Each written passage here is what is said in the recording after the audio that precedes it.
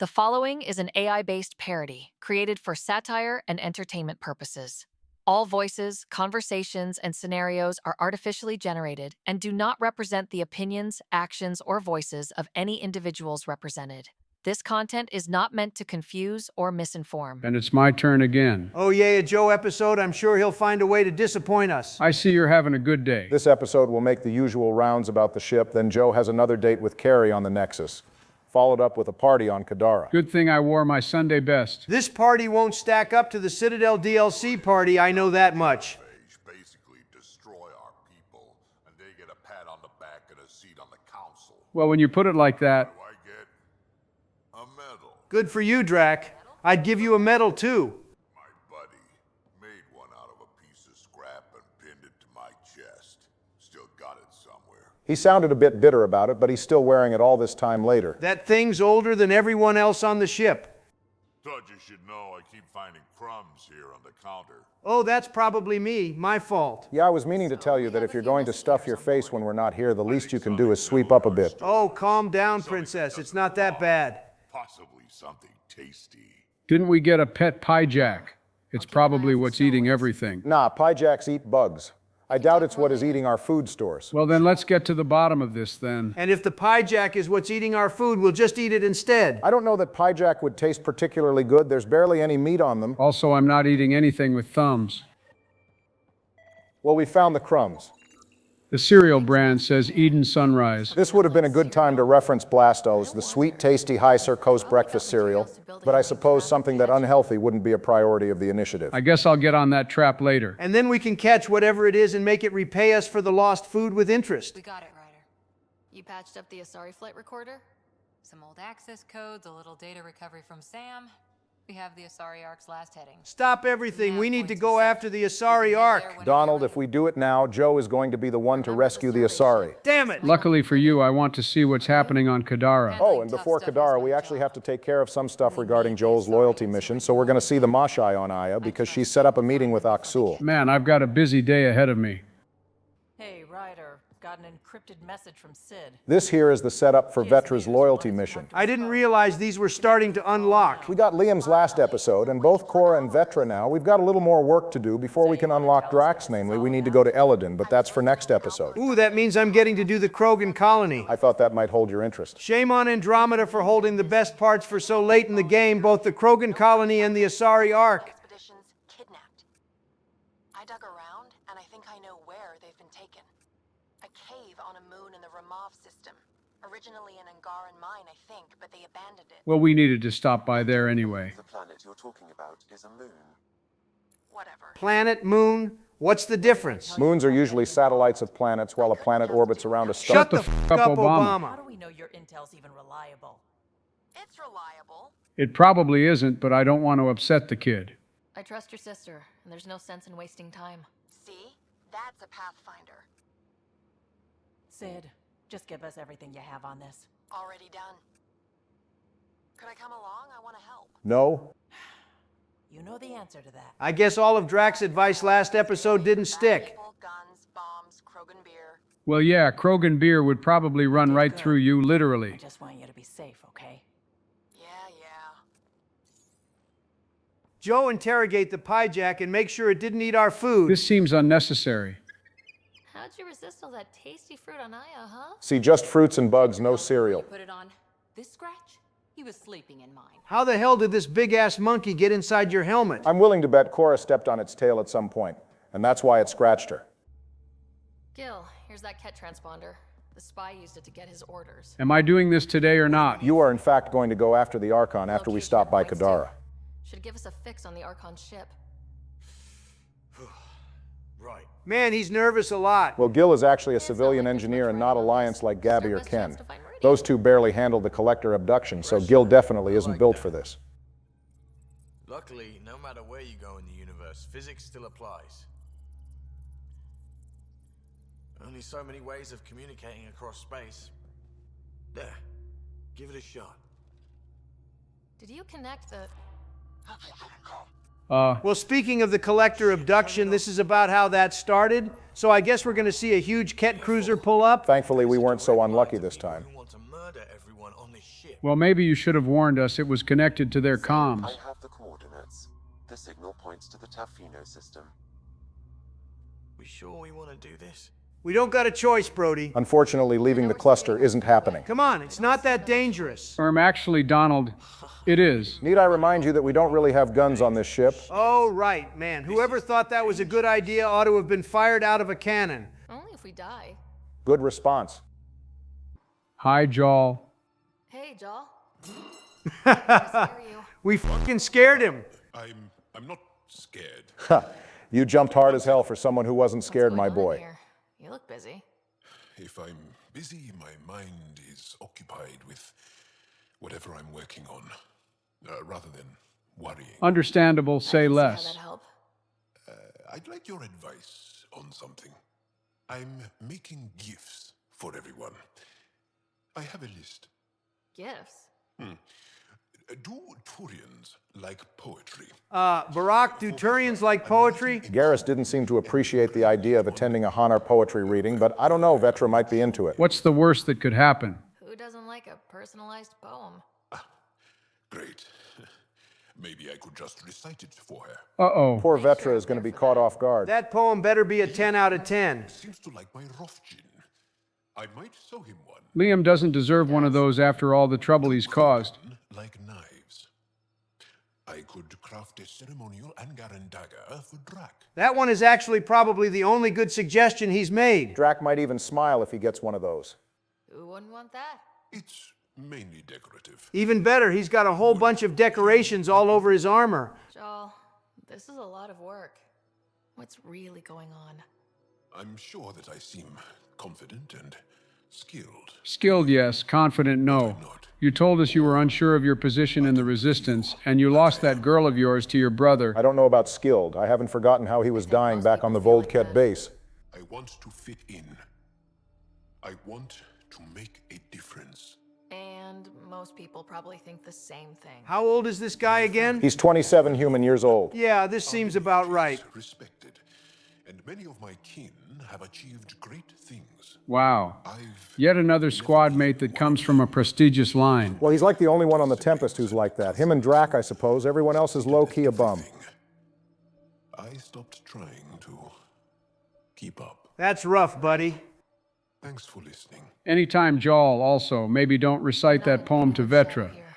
I believe in you. Yeah, don't worry. As long as Liam's here, you won't be in anyone's shadow. Morning, Doctor. Everything all right? Oh, yes. PB and I were just having a debate. You're the hotter one, don't worry. Donald, I don't think that was the nature of their debate. Better than her avoiding you, right? I guess. Ryder, do you think I'm uptight? Well, yes, since you wouldn't let me romance you just because I'm your patient. Let's just talk about something else. Damn, was that it? She's just feeling a bit down. We'll conclude this little side story later. Kadara Port's pretty grisly, huh? Probably get into all sorts of trouble there. It's no Omega, so it's not that bad at all. Sure, that's a good idea. Why do they keep asking if it's a good idea like we have an alternative? Guess I can't argue with that. Anything else to go over? Now's a good time to inquire about Kalinda, as we'll be dealing with her soon too. Back home, she was upper crust. An ambassador. Respected. She must have worked on the Citadel then. That's a safe bet. Can't say I blame her for getting tired of that. Citadel politics is a pain in the ass. The initiative sought her out as a first contact specialist. First wave out of stasis. Kalinda was the one who got me thawed out early. So PB should still be on ice. Yeah, I don't imagine she's particularly high up on the priority list. She hurt me. Pretty badly. Oh, damn. That's another reason why she's like this, I guess. Let's not drum up that sob story. Thank you for skipping the sob story. How tactful of you. PB Conversation 2, Electric Boogaloo. Sorry about that. We needed to clear that previous conversation and then come back to get the loyalty mission continuation. To distinguish her from Zap, your souped-up, nasty combat version. You mean that thing we aren't using? All that hard work gone to waste. I believe I mentioned before that I thought about having Joe play as a summoner-type rider with the combat drone. The Remnant VI, also known as Zap, would have factored in, but I figured it would be kind of boring to look at and for Joe to play. He has enough trouble staying awake as is. All right, motherfucker, I'm fighting back now. We saw you falling asleep in the Oval Office the other day. Oh, you noticed. Donald, I told you all the way back in 2016 that getting like 4 hours of sleep because you can't keep off social media was going to backfire, but you just told me to shut the f up. Well, look at you now. Did you just hold a 10-year grudge? When you're brought up by a single mother and then have a family of entirely women yourself, you learn a thing or two about being petty. What would we be looking for? That's the point. We don't know what all is out there, so we don't know even what to look for. PB, this sounds like a wild goose chase. To find the never before found. That was some poetry shit. Maybe you should have a talk with the new guy. All I need is 3 specific pieces of Remtech. We can do that. You rock. Oh my bad, it's not a wild goose chase. It's worse. It's a goddamn fetch quest. Yeah, I have too much respect for the two of you as well as the audience's time. I'll grab PB's crap myself later. The hell you did? You can't just undo 10 hours of work. No way are these two still at it. Your revamp risks power imbalance between decks. Can they either fight or f each other and get this over with already?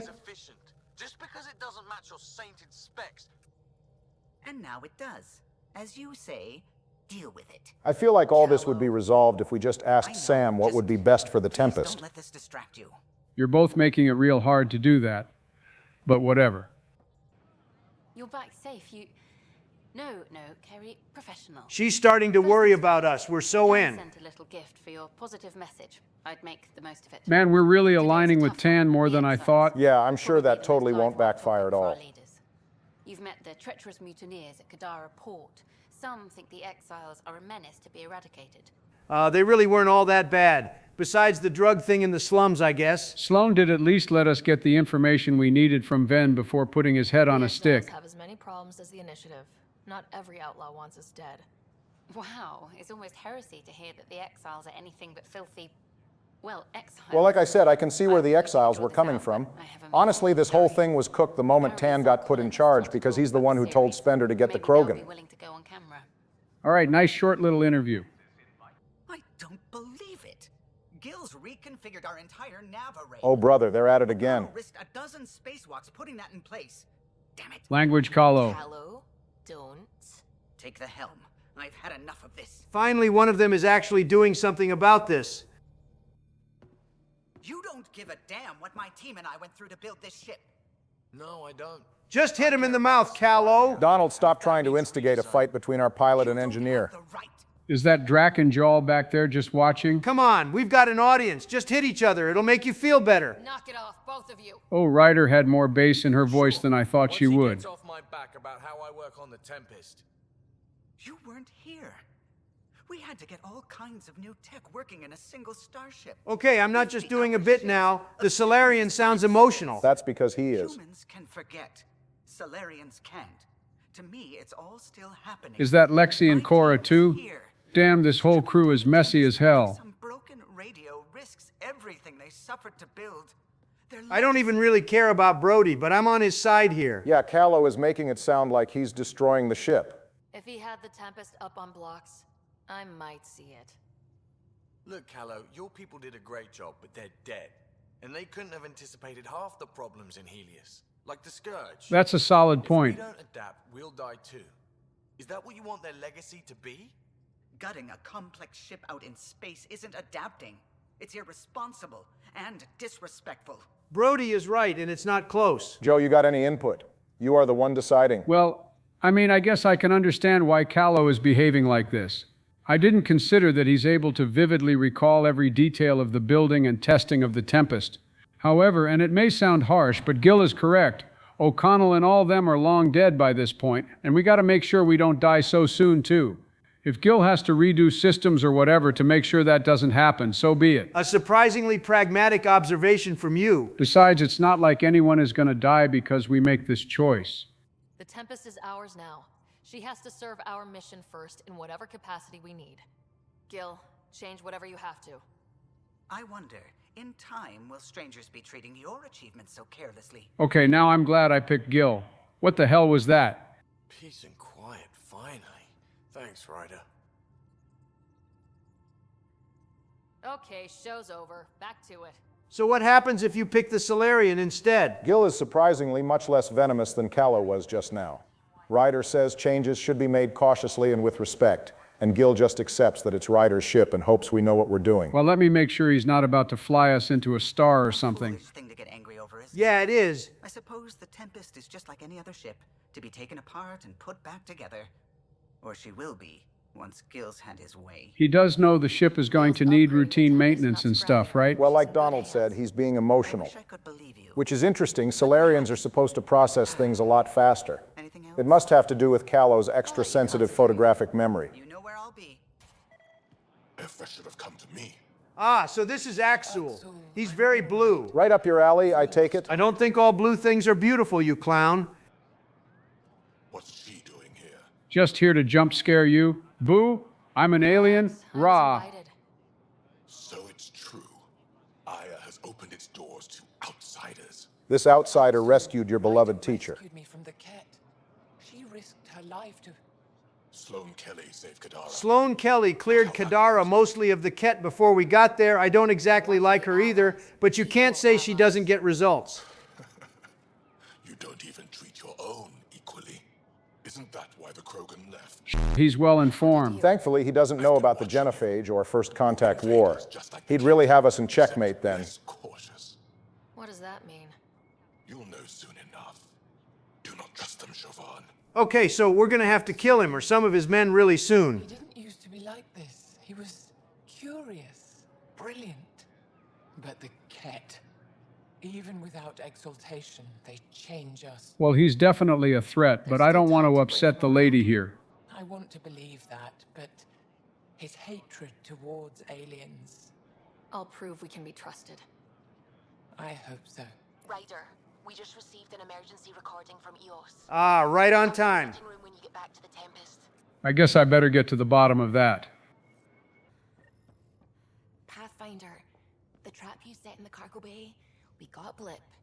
I think something's in there. We'll see what's in there later. It better taste good.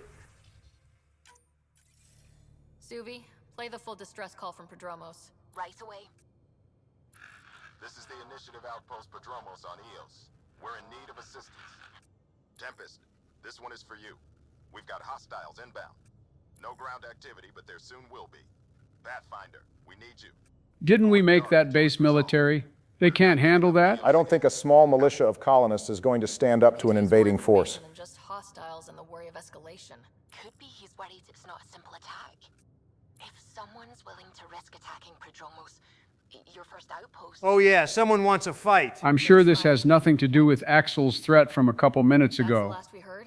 Nothing else? No Ryder, but also no alarms. The orbital buoy isn't showing any major traffic. Bradley's military, all about the prep. I bet it's a brownout to present less of a target. Keep the nav fresh. I'll be on the bridge soon. Understood. All right, first we see what we caught, then we go rescue EOS again. Hi there. You must be the one eating all our cereal. Holy shit. Look at that fat, morbidly obese-ass rat. Stop fat-shaming at Donald. That thing is huge. It's been eating our food for months. I like how hamsters are just a thing that exists in space no matter where you go. Dumbo-ass ears, it can probably hear us through the screen. The most adorable critter I've met in Andromeda so far. I should find you somewhere safer than our cargo bay. Knowing Drac, he'll mistake bro for a snack. Well, naturally, we're keeping it. Yeah, duh. Smart, it'll make a good emergency meal. Orders and all the cereal you can eat. Can that thing understand Ryder? It definitely understood cereal. Well, new addition to the crew. We gotta make sure the Pyjack doesn't get it. Ready to fly, Path. What the? Oh God, what now? Something pinged us.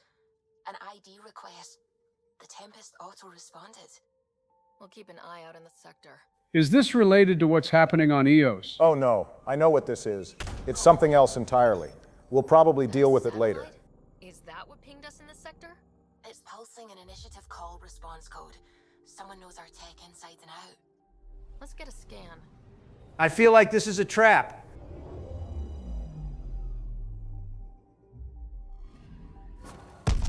Oh God. Called it. Anti-trackback measure? Drive system overloaded. Not quick enough, though. I got a serial that has triggered an alert. Pathfinder, we are to contact Director Addison as soon as possible. As soon as possible, we'll have to wait for us to take care of the crisis on EOS, one problem at a time. Thanks for coming. Knew you'd be up for it. You look no worse for wear for an impending attack. We have soldiers. We've handled a raid or two without a sweat. But this is bigger. 4-5, repeat. Stockpile complete. Waiting for beacon. Launch on detection. Repeat. 1, 2, 3. I didn't understand any of that. What am I hearing, Bradley? Here's my worry. Maybe the raids we've seen were just a decoy, so someone could do a slow tactical build-up in the Black Rock. Tactical? You mean military? Is all that really necessary for such a small outpost? He means Roka. That's why he called us. Even with our defenses, imagine how the Nexus would respond to an assault on our first outpost. Exactly the response Axul wants. Doesn't he have enough trouble with the Ket without starting a war with us? I understand he doesn't trust us, but you'd think he'd at least use us as tools to help take down the Ket first and then betray us immediately after. This kind of thinking to Andromeda. Head to Black Rock Tan. I'll transmit the nav point for the signal. All right, time to go kill some dumbasses. Bradley was right. Rokar on site. Fight time, baby. Joe has another new toy. What is that? That's the scatter shot. It's a shotgun weapon. Hey, I thought shotguns were my thing. What the hell kind of gun is this? So it's a gun similar to the ones in Mass Effect 1 or the particle rifle in N7 Lancer in 3 in the sense that it doesn't require reloading but will overheat from continuous use. However, with the Shotgun Light Melee mod, I've decreased the clip size for instant reloads, and the plasma charge system augmentation further reduces the clip size and allows you to release explosive shots. Who the hell is hitting me? Why would you want the clip size reduced? So you'll note that Joe has a new power. I got rid of Backlash and replaced it with Lance. Why would you do this? I need my shield. No, you don't. You were barely using it. And besides, Lance is far better.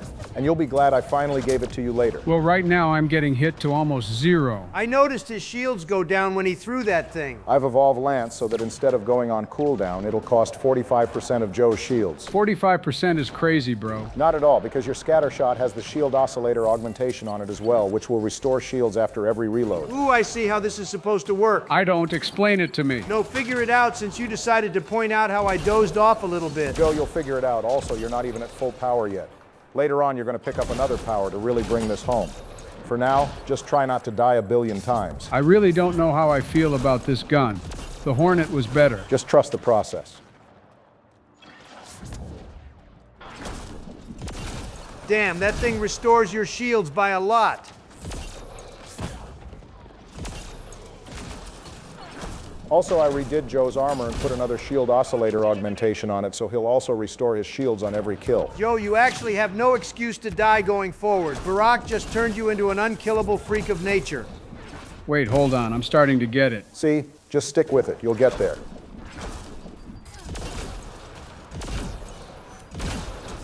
This Lance ability doesn't lock on, does it? No, it's a skill shot, but it can headshot, so it's a reasonable trade-off. All right, this gun is useless at medium range. Well, yeah, that's why you have Lance. Just throw stuff at him. Welcome to the world of shotguns. Get in there and get your hands dirty, princess. And we still have Bradley's signal. Right. Let's see what they were protecting. This signal can call dropships to a precise location. Oh, that's not good.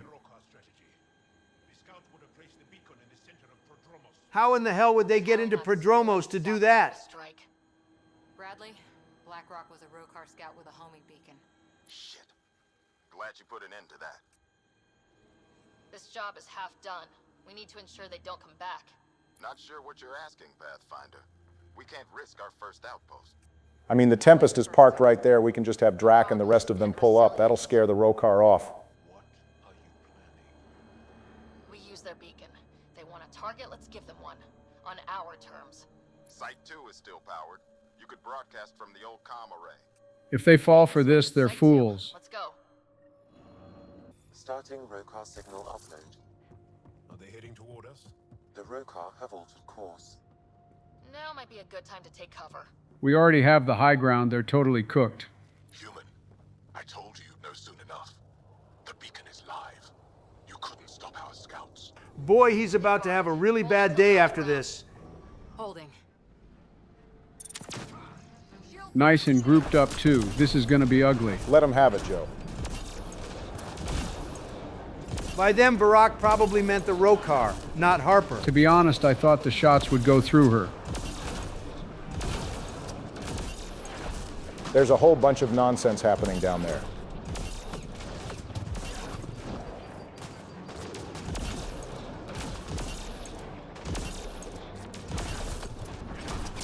The explosions are barely doing anything.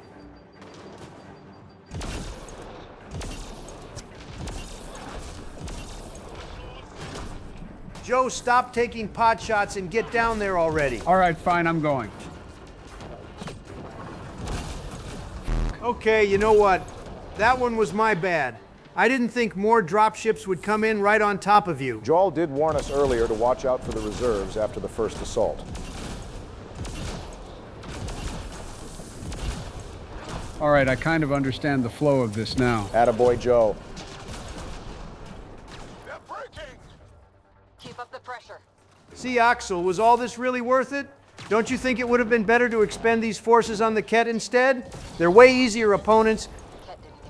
Wait, what is Ryder talking about here? Oh, I don't think we passed by Site 2 on either of our other trips to EOS, so we're getting dialogue from that now. That's how easy this battle is. We're busy reflecting on a completely different issue.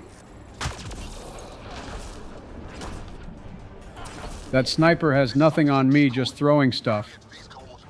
Looks like he finally figured it out. Yeah, and now he's going to another empty outpost. Site 1, we overcharged the power relay to draw them in. Axel is not going to be happy about that. Axel isn't happy about a lot of things. You think they'd figure out that we're setting up a diversion, given that these two outposts are totally devoid of life and Prodromos is the place with all the activity? They're relying on their sensors and not on their damn eyes.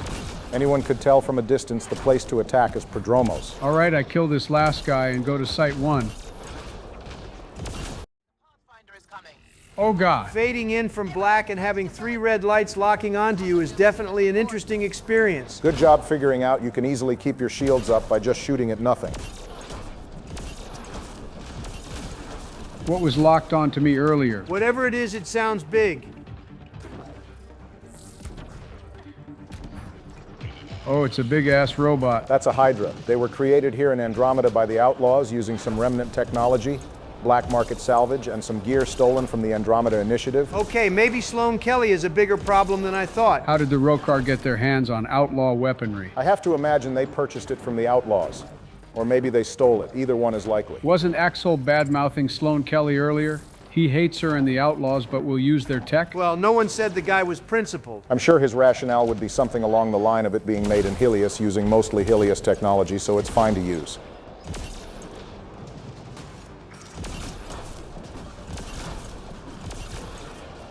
Wait, that thing is not a projectile. Good eye. Yeah, Lance's hit scan. It travels to your target immediately.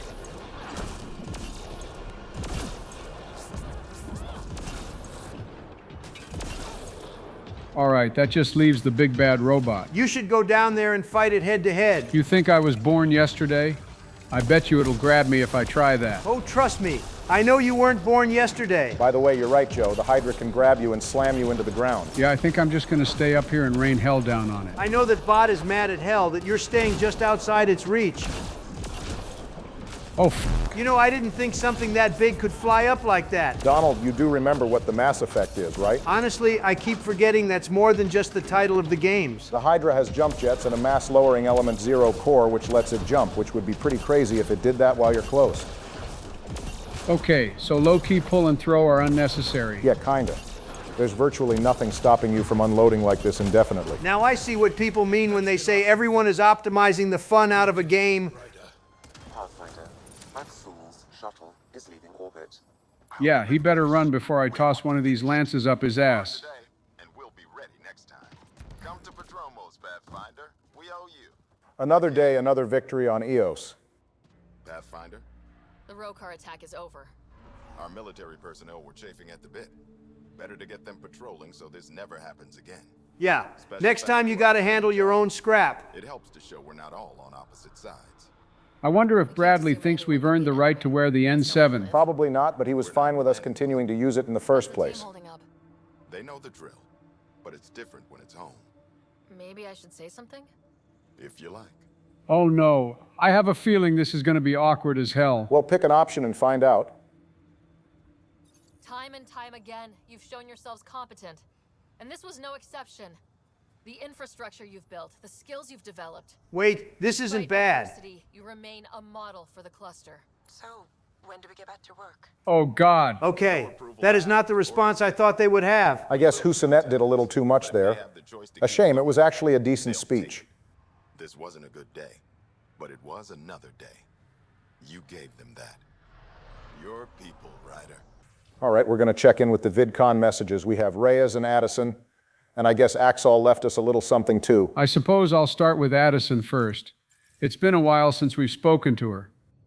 Ryder, tell me about the satellite you found. It blew up. What are you talking about? My alert identified a ZK resource tracker. They're emergency tech, full of overrides so they can bypass protocol. They were designed by Dr. Zoe Jean Kennedy. God damn, how many Kennedys are there? Crazy. We go to a whole other galaxy and one of them manages to be around. You do have one of them in your cabinet. So, why exactly is there a back door to our outposts? Trackers allowed to bypass protocols. They're supposed to be hubs, to rapidly track and pull resources if lives are at stake somewhere. That's why they weren't deployed. Tan didn't like anyone bypassing his rubber stamp. Tan's a control freak. How has it kept up with our security measures? That's a very good question. Sounds like an inside job. What was Dr. Kennedy's role in the initiative?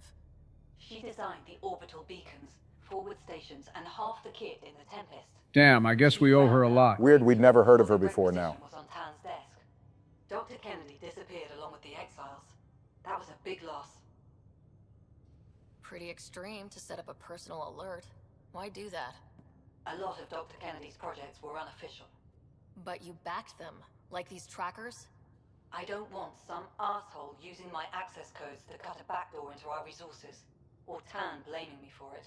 Tan's gonna find a reason to blame you for it regardless. She disappeared with the exiles, but you weren't calling her one? She sympathized, but we'd never let an expert like that go.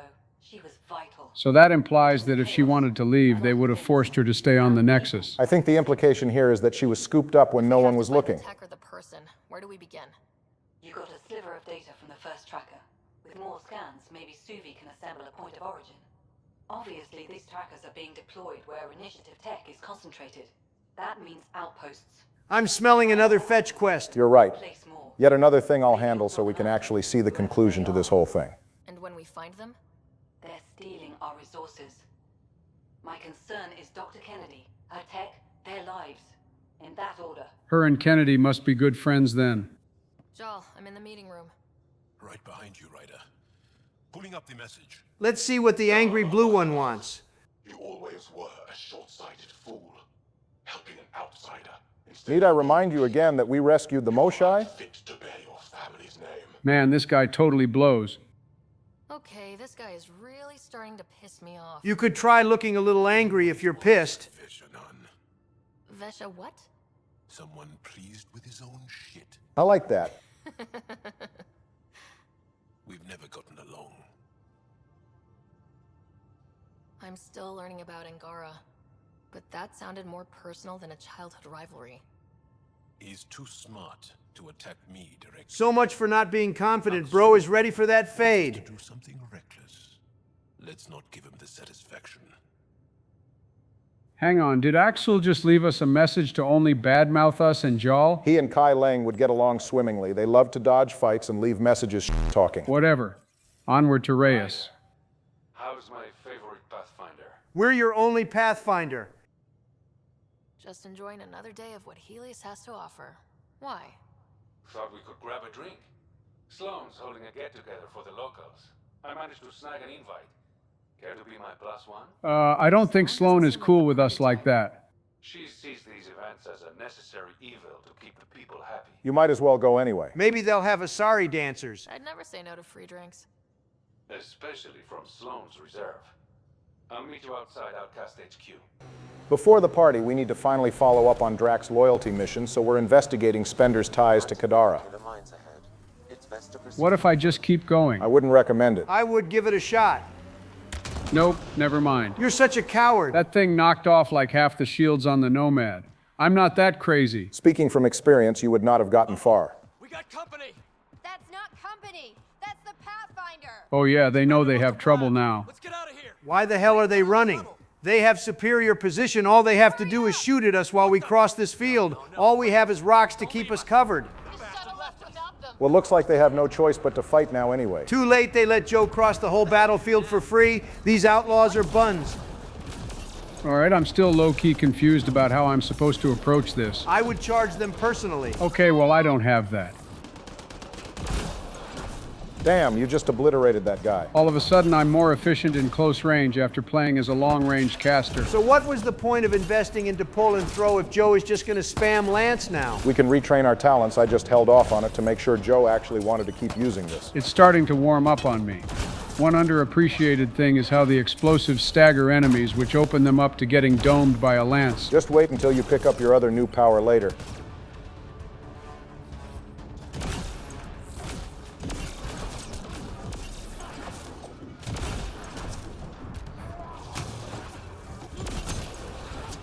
I bet those guys regret not shooting at me when they had the advantage.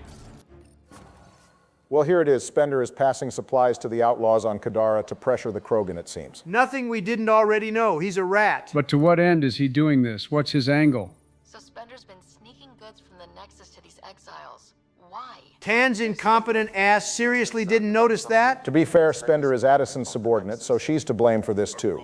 I've tangled with that crook before. What's he doing with Spender? The datapad mentions a scrambler, which would explain the state of the file in the security archives. I highly recommend finding it. So, find the scrambler, nail Spender. No way does he have the scrambler just sitting in his room, right? We'll have to wait and see. For now, we have a party to attend. It appears festivities are underway. Mr. Vidal asked you to meet him at the entrance. Man, this is really the best fit we have for this. Donald, this isn't the White House Correspondents' Dinner. Our attire is perfectly fine. This is a private event. He's going to tell us we're not on the list, isn't he? I'm meeting a friend. Not without an invite. She's with me, Reyes Vidal. Go on in. We'll try not to shoot up the place.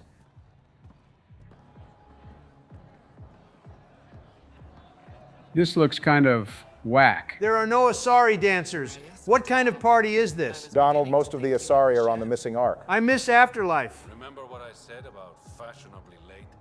Shh. Introduce me to your companion.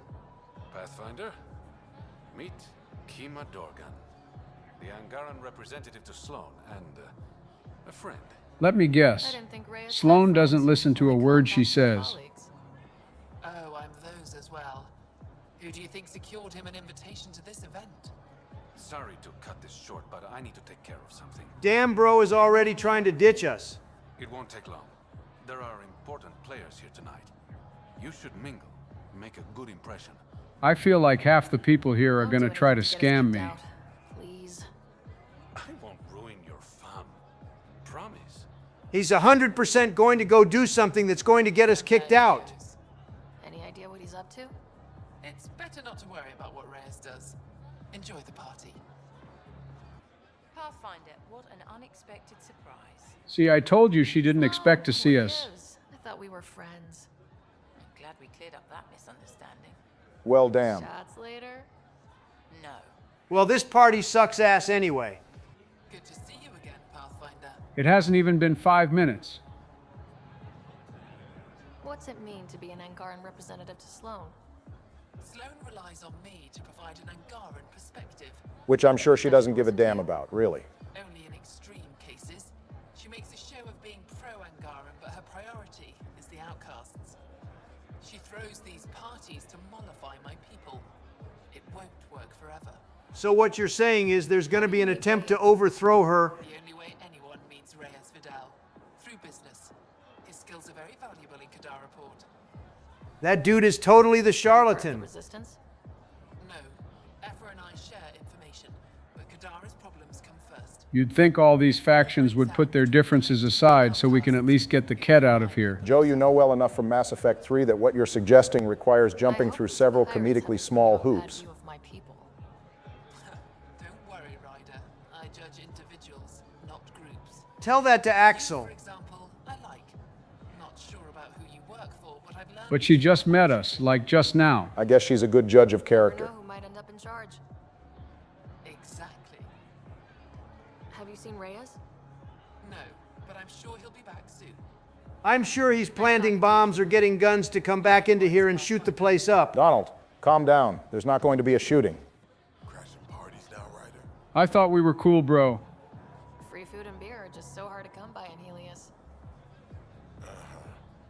Just keep a low profile. Sloane's already gonna give me hell. Well, we kind of already bothered her. All right, go find Reyes. Reyes, where are you? Damn it. Why can't the serial numbers be in the same spot? Ah, and he finally exposes himself for the common looter that he is. Take the night off. Come out for a drink. Should have known you were up to something. Well, it's only a matter of time before we get kicked out. So you didn't use me as a distraction to go through Sloane's stuff? Okay, yes. But it's for both our benefit. You better be raiding her treasury or something. Promises. Shit, someone's coming. We need a distraction. Say less. Sorry.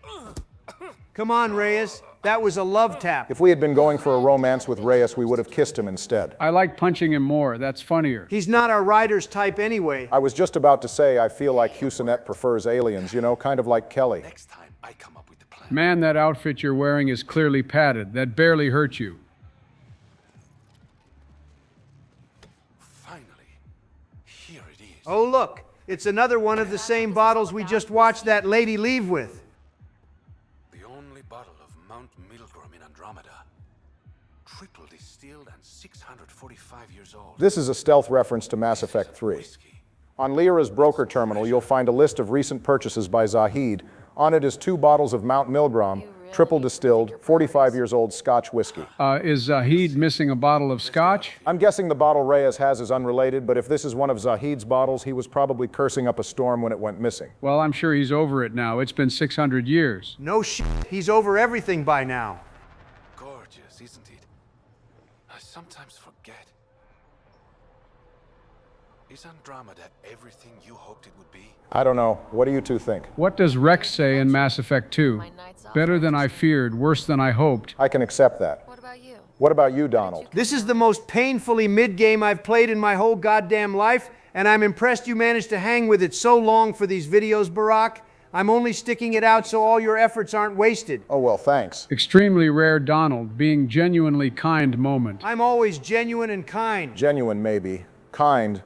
Don't make me laugh. Genuine, coming from you. I'm always genuine, Ryder.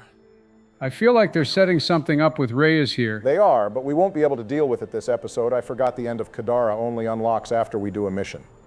So we'll have to bench it for next time. So we carry on to the priority ops mission. Pathfinder, sensors confirm the presence of the Archon's ship.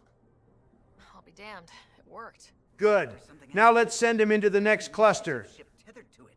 It's Archangel. Confirmed. It matches the Solarian Arc. Readings suggest... Oh, hey, look, we found the Solarians. You gotta be kidding me. What's wrong? Of all the arcs to find first, we found the damn Solarian one. I'd even take the Turians. At least they're good in a fight. What are these wiggly-armed amphibians gonna do? Donald, you know some Solarians can fight. Unless that ship is full of Kirahi and Morden copies, they're totally useless. Looks like the Archon captured it. The ships are tethered. What's the plan?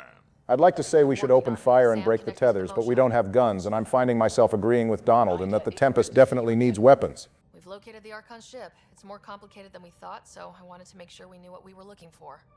It was a large remnant relic depicting Meridian. It's in his private chamber. His sanctum, he called it. Of course, that overdramatic loser calls his personal room his sanctum. Proud of that relic. That's what we needed. I appreciate it. And I appreciate what you're doing for all of us. But be careful. I've seen the Archon's cruelty.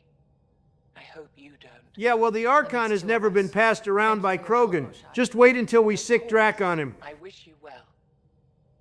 Okay, we play this right. Not only do we get away with the relic, we save the Solarians. I say we get onto the Ark, assess the situation, then sneak onto the catch ship through the tether. Solid plan, but it'd really suck if they detected us and detached the tether we're in. Currently, Archangel is on standby. Only its stasis facilities are online. What about the Solarians? Unknown. Well, they're dead. Don't be so quick to dismiss the Solarians. Capable of. Then we keep our eyes open. We underestimate the Archon. We're dead. Ryder? Whatever you need. Those are my people. We'll get them back. Nice of him to stop brooding about the Tempest and Brody. At least Kahlo has his priorities straight on this matter. Tempest, we're in. So far, no unusual activity from the Ket ship. Let's hope it stays that way. Honestly, it doesn't look that bad in here. Yeah, seriously, no signs of a struggle? Did the Solarians just give up? Accessing Arche's internal systems. A moment. Additional data encryption has been added. Just like always, there's more than meets the eye when you're dealing with Solarians. It appears so. It's a cryptography key associated with their intelligence services. I have unlocked it. That was fast. Probably deliberately. I'm sure they intended for a SAM to get through it. All colonization efforts, including ARCs, Pathfinders, outposts, and the central support hub, the Nexus. This is Captain Hager of Arc Pichero. If you are receiving this message, hostile aliens have captured our ship. I guess it isn't over for them after all. Reka. Situation urgent. Well, that was clear enough. Let's find him. Overriding bulkhead door. No bodies, no signs of a fight. Did the Solarians just surrender? That's what I was saying. We all know Solarians work in mysterious ways. If they didn't fight, that means they started planning. This colonist is deceased. Rest in peace. Terminal may provide more information. What did their records say about the Solarians, Sam? He is identified as Pathfinder 7 Reka. Okay, now we might be screwed. The guy we're looking for. We can't catch a break. We're still more fortunate than him. However, initiative records indicate Pathfinder Reka is female. This patient is male. Are you sure? It's kind of hard to tell with Solarians. They might look the same, but their anatomy is different. From your scan, locate a sequencer to confirm his identity. The DNA of the deceased Solarian matches colonist Jax Arlen. Okay, so that's not our Solarian Pathfinder. About time a Pathfinder didn't die immediately. Let's check this colonist stasis pod, see if anyone's there. I've marked the pod row. Typical Solarians, all smoke and mirrors. I have a feeling Drac isn't a fan of magicians. This is the deceased Solarian's pod, yet I detect a female Solarian inside. I think we found their Pathfinder. Let's get her out. You need to access stasis controls to revive her. So that other guy got turned into a sacrifice to protect the Pathfinder. You gotta do what you gotta do. Also, there's a good chance he was already dead. The scanner said his cause of death was unknown. She has some unique face markings. Hey there. Take it slow. No need. I'm fine. Solarian stasis recovery is almost immediate. God, they gave her that nasally voice. Who are you? Ryder, Pathfinder for the human arc. Where's Alec? Yeah, so to get you up to speed. He didn't make it. Let's see how fast you recover from this tsunami of bad news.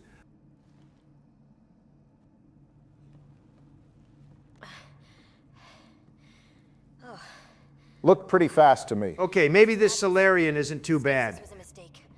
I should never have agreed to it. I got a feeling going into stasis might have been the better idea for you.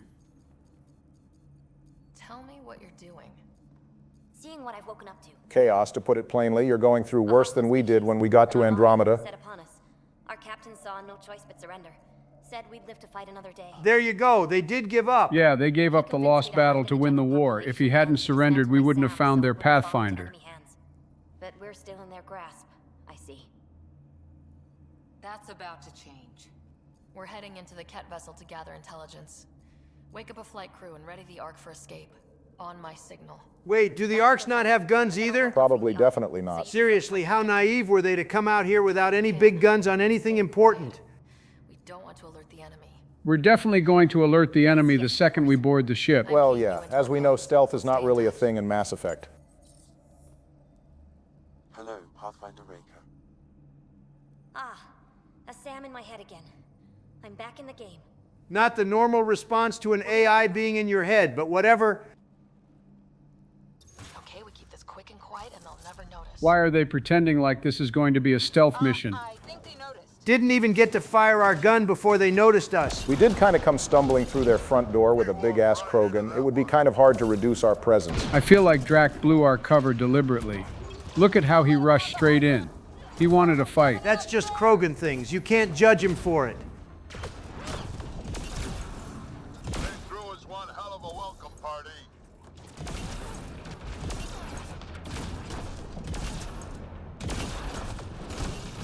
Oh, God damn it. Drac, you gotta stop doing that. Drac only wants to practice a little bit of stealth when it comes to jump-scaring Ryder. I don't know how the both of you let something with the build of a fridge get the jump on you. We're used to hanging around you, so we kind of remove large things from our line of sight. We're clear! So much for sneaking in. Let's be honest, sneaking in was never going to happen. We tried that at the Ket base on Vold 2. Accessing the ship's systems now. I have located the Archon's private chamber. I think you mean his Sanctum Sam. He's very particular about you calling it that. Only the room's location. What's their security situation look like? An alert was issued, but I have countermanded it. So I take it the Ket Empire doesn't use AI because they clearly have no countermeasures for it. Doesn't seem like it. That might be why the Archon is so obsessed with the Remnant. Artificial intelligence is probably something new to the Ket. Doesn't that kind of mean the catalyst is wrong and that organics won't always develop AI that will kill them? I didn't need Andromeda to know that the catalyst was full of shit. I have to imagine that the Ket, because of their need to steal genetics from other species, probably focused more on the biological than the technological. And I guess using AI to solve their issue with sterility didn't cross their mind. In other news, we've got a history teacher on the team. He'll be all right. Just get him a gun that won't knock him on his ass. Those Solarians are gonna fucking die. Bro is just a doubter. Actually, back on the Ket and their level of technology, how do they stack up compared to the Way? It's said that the Ket have tech comparable to the Andromeda Initiative, so in some ways they're equal to us. But their mastery of biotechnology and medical technology is said to be unparalleled. For the record, Ket do use FTL drives to travel across smaller regions of space just like the Milky Way aliens. However, they have an additional function that lets them behave like Alcubierre drives. A what? The Alcubierre drive is a theoretical warp drive that suggests a spacecraft could acquire faster than light travel by folding the space in front of it and expanding the space behind it. To put it in understandable terms, the Ket use a method of travel similar to the warp drive from Star Trek. Funny enough, the theory was directly inspired by Star Trek. So what you're saying is that if we get a hold of Ket technology, we won't be restricted to just the Helios cluster. Yeah, possibly. And frankly, the initiative is going to need it, because as welcoming as the Angara are, I don't think they're going to be pleased when we all start popping out babies left and right and overflowing their cluster. I think you mean to call it our cluster. Sure, whatever. I should note that while their FTL drives function as if they're onboard mass relays, the Ket drives are said to be slower and less efficient. Traveling between clusters is still arduous enough that the Ket use their own arc ships and prolonged stasis for longer voyages. Wait a second. I still have shields. I'm not dead. That is not how that works, Joe. Your shields don't mean shit when your actual health bar is 0. How in the hell did you manage to die when you have free shield reloads on every shot and every enemy killed? You're genuinely buns. Watch out for those bastards up top. That's where you went wrong last time, Joe. You didn't watch out for the bastards up top. My bad. I was so used to the enemies not using their tactical advantage that I got reckless around the Ket. For once, Harper and I are on the same page. If only we had a ship with a really big gun, but no, we have an oversized paperweight. Damn, Cora really punched the hell out of that one.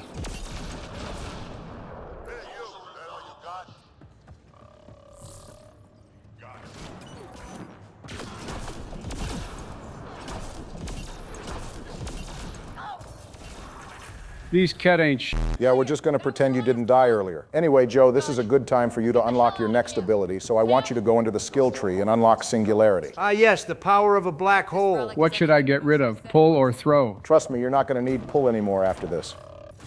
Ryder, this is Pathfinder Reka. I assume those alarms are because of you? Yeah, that's my bad. How are the Solarians sneaking about so easily? Donald, did you forget that espionage is their whole thing? There's a reason Rex and Drac don't trust them. They're sneaky little devils. I was meaning to ask about Reka's background.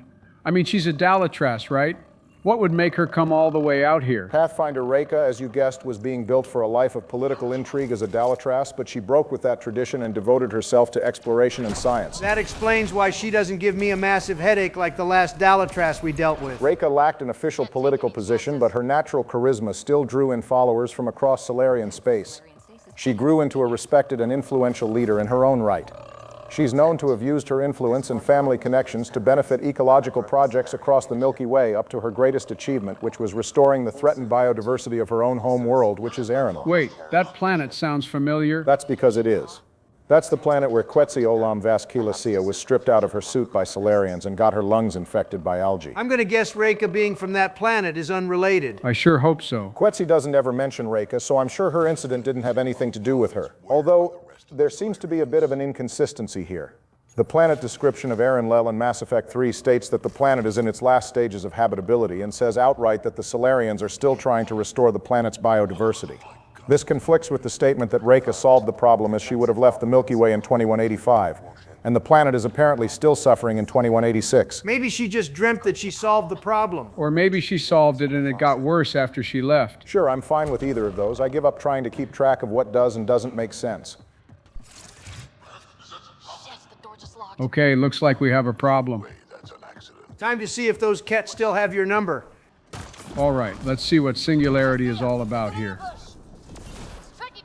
I think you missed. How the hell did I miss? It's a black hole. I mean, you threw it, so you tell me. Joe, you can end Singularity early by hitting the skill a second time. Okay, duly noted.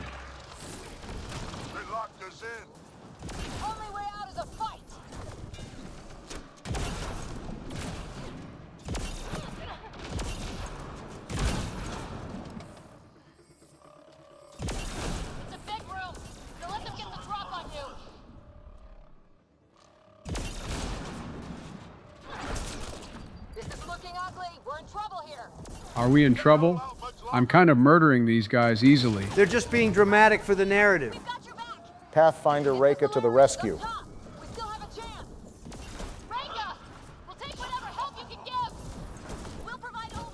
That's a completely different game, and no thanks.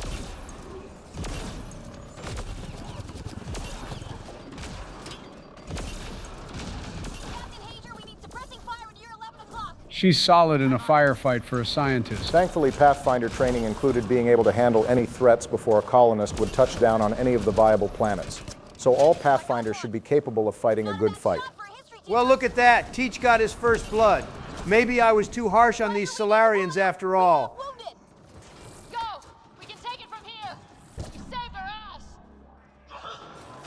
Oh, fuck. I hate those damn things. I see why Singularity is being used here. You've got constant biotic combo detonations on anything within the vortex when you throw Lance. Oh God, where did that Ascendant come from? Awful convenient of them to leave as soon as the raid boss shows up. Provide encouragement. I'm afraid the only option is brute force. Thanks a lot, Sam. I really appreciate that. This bot in our head is no Edie, I'll tell you that much. Well, that's not fair. Sam doesn't have Reaper code boosting his algorithm. All right. Let me try something here.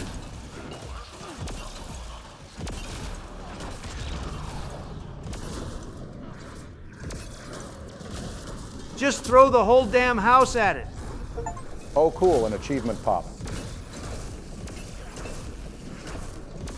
Holy f***, it just doesn't stop. Give him hell, Joe. Oh, he's so lucky he got that orb back up. He was one shot away. All that did was buy him a few extra seconds of suffering. That combo is nasty business. For the record, that achievement, Trap Shooter, was for hitting 25 floating enemies with concussive shot, lance, or incinerate. Wait, I just got the ability. I don't think I did that. I think you kind of cheated it using Singularity and just spamming lance on that Ascendant. But fun fact, that makes the second time an achievement popped in these playthroughs. The first was during Donald's Armix Arsenal Arena match. Over here. Reika, what's happening? Selden's wounds were fatal. Oh no, I hope that wasn't the history teacher. No way they killed him off after making a big show of him getting one of the Ket back there. Ryder, can Sam open this door for us? I don't know. Right now, all Sam seems to have is words of encouragement. A moment while I override security. I guess he found a way through their defenses. Reika, we've got a big problem. Did you see those guns back there? I know. They'll destroy the Ark before we can power up the engines. Unless... You hoping for some sort of cosmic intervention? No, just simple ingenuity. Venril here used to repair FDL drives on private cruisers. Bad news, we've got Reika, the captain of the Ark, and the Solarian that said all he's done is fly ships, so I have to assume that Selden was in fact the history teacher. Damn it, he was so happy when he killed one of the Ket earlier. For every life they take from us, we'll take 4 of theirs in Selden's name. Well, color me surprised. I might badmouth the amphibians, but there are aliens, not the Kets. It's Milky Way first and foremost in this. Well, let's go kill some Ket then. In the meantime, we've got a relic to find. Hate to bring this up, but if we don't rescue the Ark, how many Solarians would be left? Well, they lay a bunch of eggs right. Surely they'd manage. They know what the genophage felt like. Damn Drac. Well, I can't say he's wrong to feel that way, as harsh as it may be. As for Donald's statement, I don't know how many Solarians are on the Nexus. There's Tan and that one female Solarian that works for Kesh. But beyond that, I don't recall too many others. The Solarians would definitely be deep-fried if we failed to rescue the Ark. Funny enough, the one Ark we could probably spare is the Asari one, since they can procreate with everyone. They'll easily be able to replenish their numbers. Joe don't even joke about that. The door is voice activated. I can attempt to modulate your vocal cords to approximate Ket intonation. Okay. Damn, he's really got that much control over us. If you think that's bad, wait until what happens next. How do you wish to respond? Oh hey, I remember Gosad Nura from the very first episode.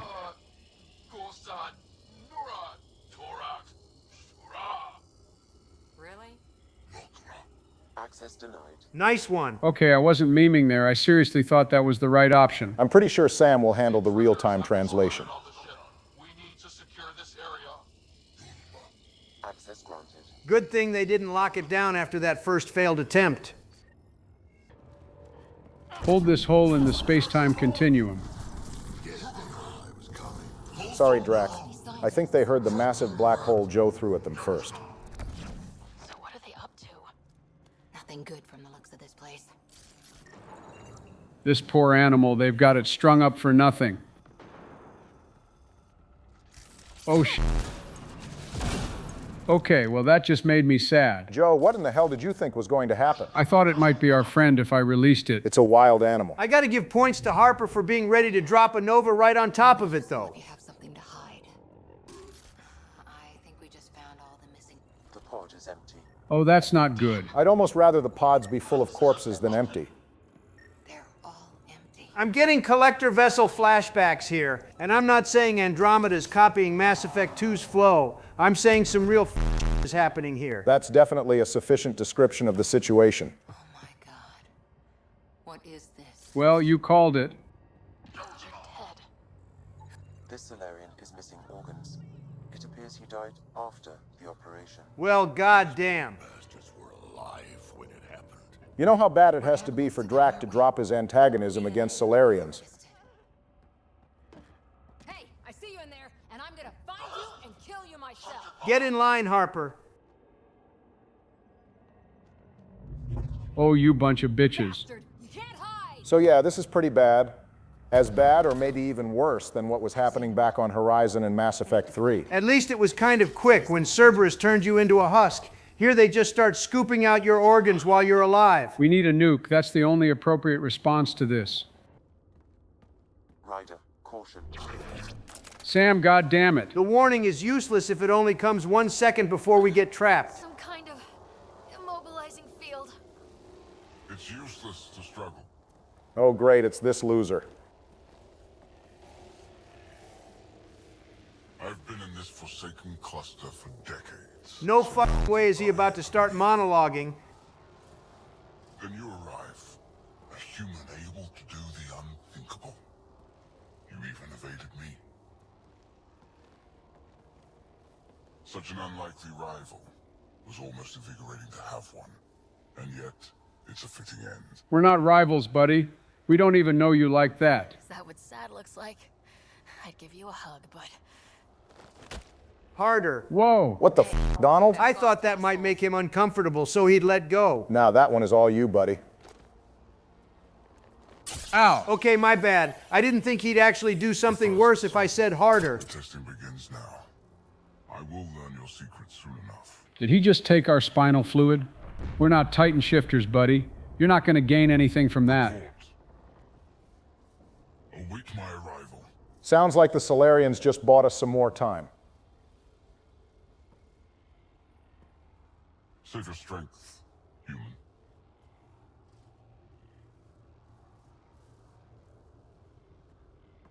I cannot wait to kill this guy. Reka must have run into trouble. We have her beat. Sam, what can you tell me?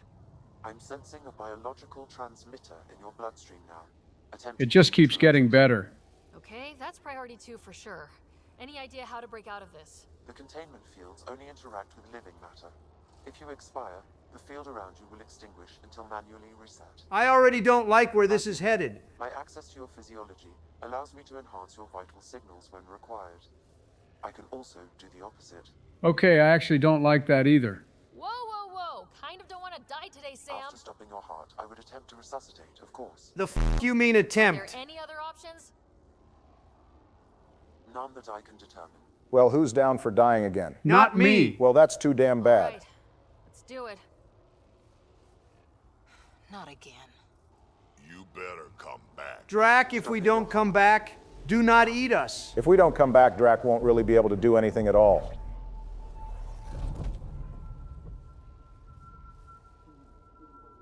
Sam?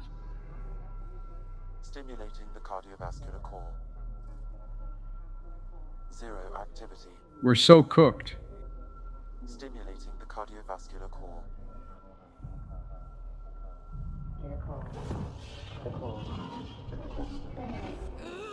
Well, I gotta give Ryder one thing. Shepard only had to die and come back once in the whole trilogy, but we only got one game and we've gone down twice already. It's twice now I've come back from the dead. I can't say the experience is improving. At least that time wasn't as violent as the time on Habitat 7. You two look comfortable. So did you, while you were playing dead. Well, Cora, that could have been you if Alec hadn't passed the Pathfinder roll to Husanet, so count yourself lucky.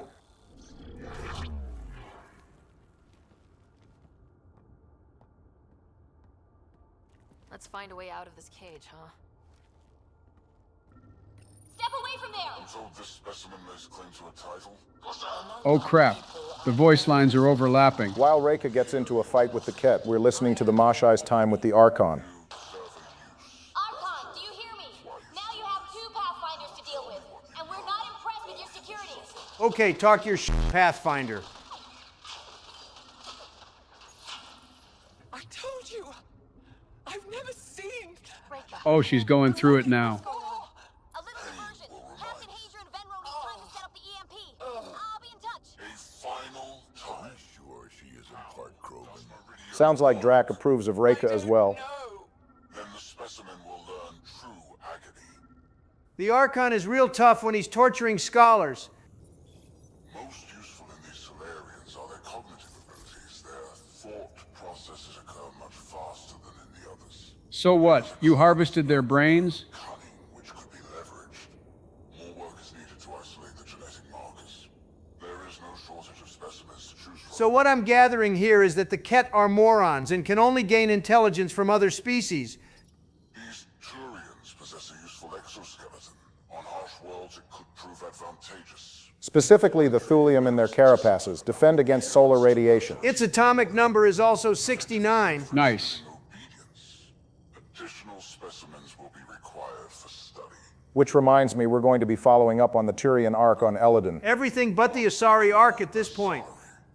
Their reproduction is a mixture of biology, thought, and memories. They take what they need from a species as they should. Reproduction cannot be left to chance. I wonder if he'd like the Ardat Yakshi. Probably not. Ardat Yakshis are sterile, but he'd probably want to take their ability to hemorrhage the brain. Embracing eternity. Biology has no use for poetry. How dare he disrespect the Asari way of using poetry as foreplay. He's also after their biotics, which absolutely cannot be allowed to be passed on. Specimens, the human is the most perplexing. They possess an emotional range which often exceeds the others. Did he just call us emotional? Ironic considering how the Callow and Brody argument went down earlier. We must identify a champion among them and capture it for further study. Well, unfortunately for you, the champion of the human race is about 2.5 million light years away and over 600 years in the past. Are a brutish race, which could be useful. Redundant organs and a savage temperament. They're playing with fire here. Even the other specimens fear them. A deliberate genetic fault was introduced to limit the Krogan population. But I wonder, without this defect, they could be unstoppable. Yeah, buddy, you might get away with capturing the Solarians like this. But the Krogan are going to make you hurt for every cut you make. Tell me what you know of Meridian.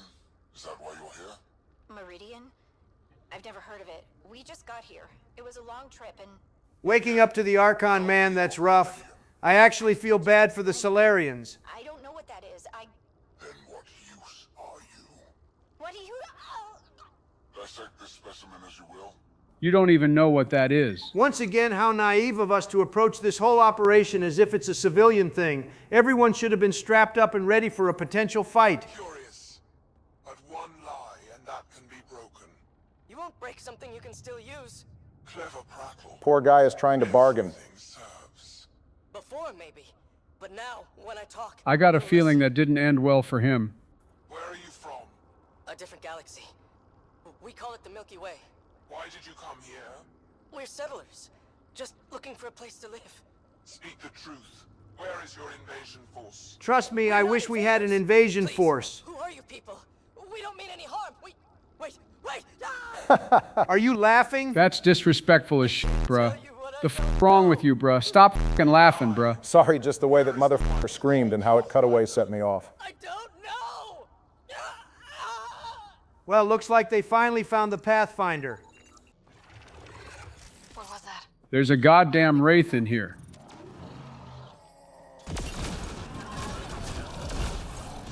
Really starting to hate those things. Was that an attempt at a jump scare? No, I'm afraid it was something else. What happened to this poor bastard? What happened to him? Dead Solarian must have escaped into these ducts, and then... They sent that animal in here to find him. Poor guy. To be honest, I think I'd rather have a wraith come get me than be stuck on one of those lab tables while those ugly-ass ket rip out my organs while I'm still alive. At least wraiths can't torture you. Realistically, it probably got the Solarian by the neck, and he died in a few minutes. This is Reka. Some of our people are still alive. I'm headed there now. Captain Asia, what's your status? The EMP is primed and ready. We're almost to the Archon's chamber. Stand by. It's not a nuke, but an EMP will suffice.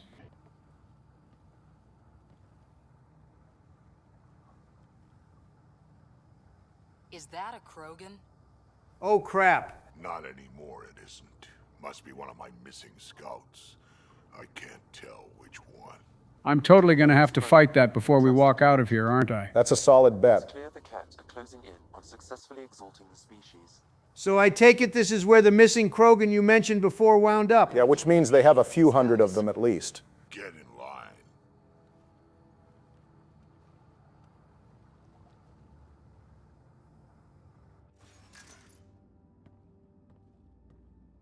Well, damn. This is actually a nice room. He's still a dweeb for calling this a sanctum. Here we are. It's a rectangle in a triangle thing. This is the relic the Moshae described. It does seem to be a map.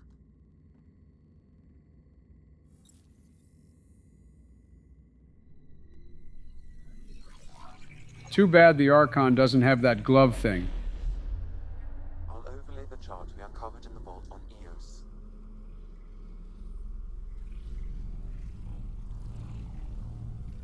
So that's...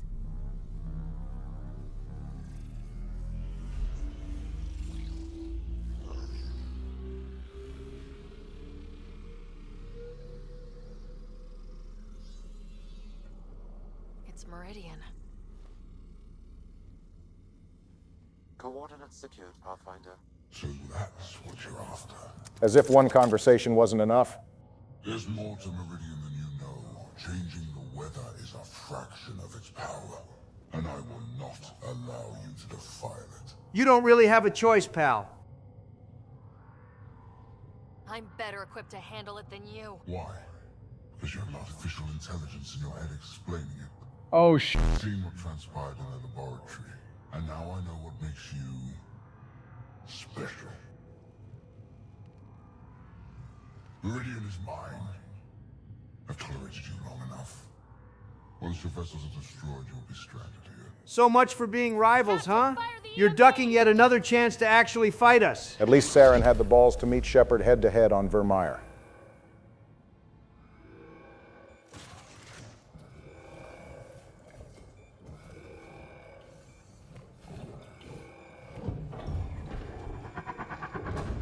Oh, great. The EMP released the exalted Krogan. Be good.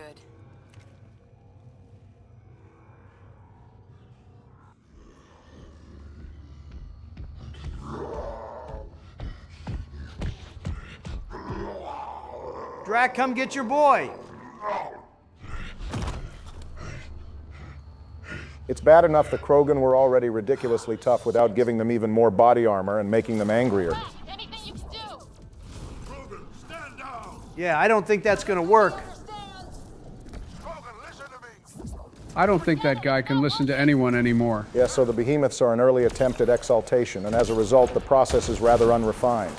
Behemoths are seemingly in a permanent state of the Krogan blood rage, which leaves them constantly aggressive and non-communicative. That tends to happen when you genetically mess with something that has the temperament of a honey badger.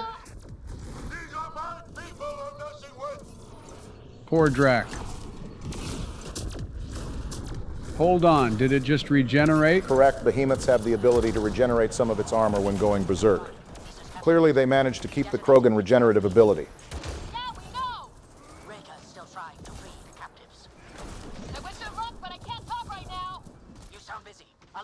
Yeah, all the gunfire and explosives didn't clue you into that? Okay, first things first, all these chosen Ket have to die. No, charge into it, Harper. Meet the behemoth head to head. I feel like charging into it will just turn Cora into a red stain on the behemoth's armor.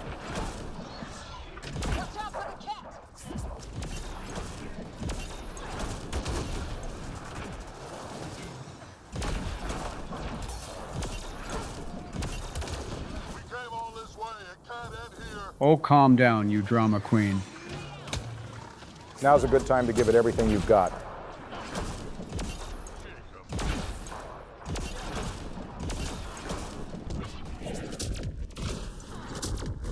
There, raid boss down. The Krogan's down.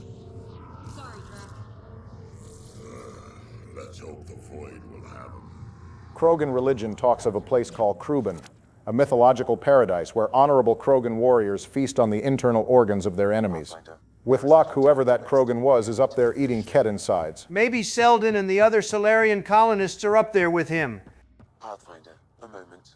I'm picking up Krogan life signs on board the ship. Several captives are being held not far from your location. Okay, so we stage a rescue mission. They are scheduled for exaltation.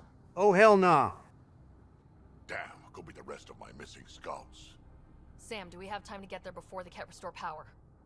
If you act quickly. Ryder, it's Reika.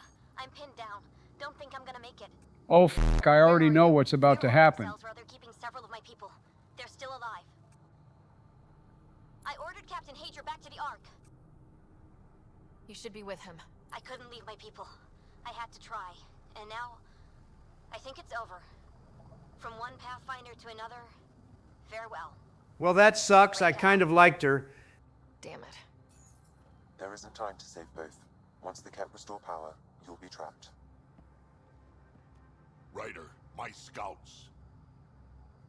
Okay, f*** this game. Now it all of a sudden wants to present an actual Mass Effect style decision. There's no way you're actually conflicted on this. I know you want me to save the Krogan, but I don't want to leave Reika behind, and we can't afford to lose another Pathfinder. First, there's definitely another Solarian who can take Reika's spot, and second, think, Joe, if you leave those Krogan behind, they're going to make more behemoths. Not that I particularly have a preference, but it's worth pointing out that Reika is with some colonists who are definitely civilians.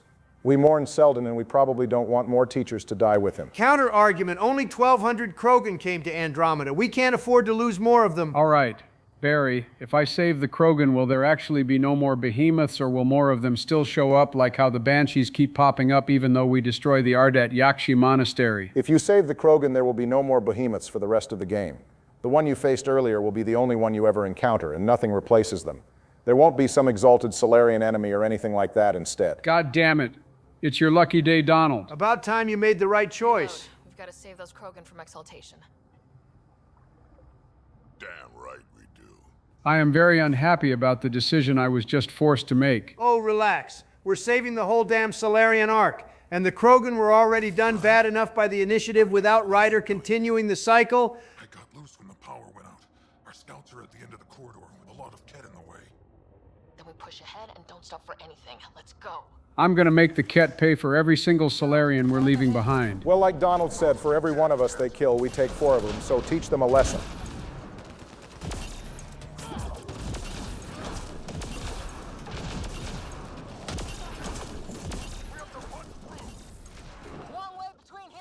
Damn, I wish I was playing right now. I'd be moving crazy down this hallway. I'm actually a little surprised there isn't a timer. We are kind of on a time crunch. Please, this whole thing was stressful enough without there being a time limit. Tempest, this is Ryder. Do you copy? I hear you, Pathfinder. We have the map, but we're trying to rescue some prisoners. Those Ket guns won't stay offline forever. I know. Just tell us if anything changes. You'll be the first to know. Callow out. You know what really annoys me about this? The other half of the squad is sitting on the Tempest when ideally we would have just had Jaal, PB, and Vetra drop off to go help Reka. It's really Vermeer all over again. Half the crew is chilling on the ship while we're made to leave someone behind to die. I can't help but notice you didn't include Liam. He'd probably somehow get all of us killed.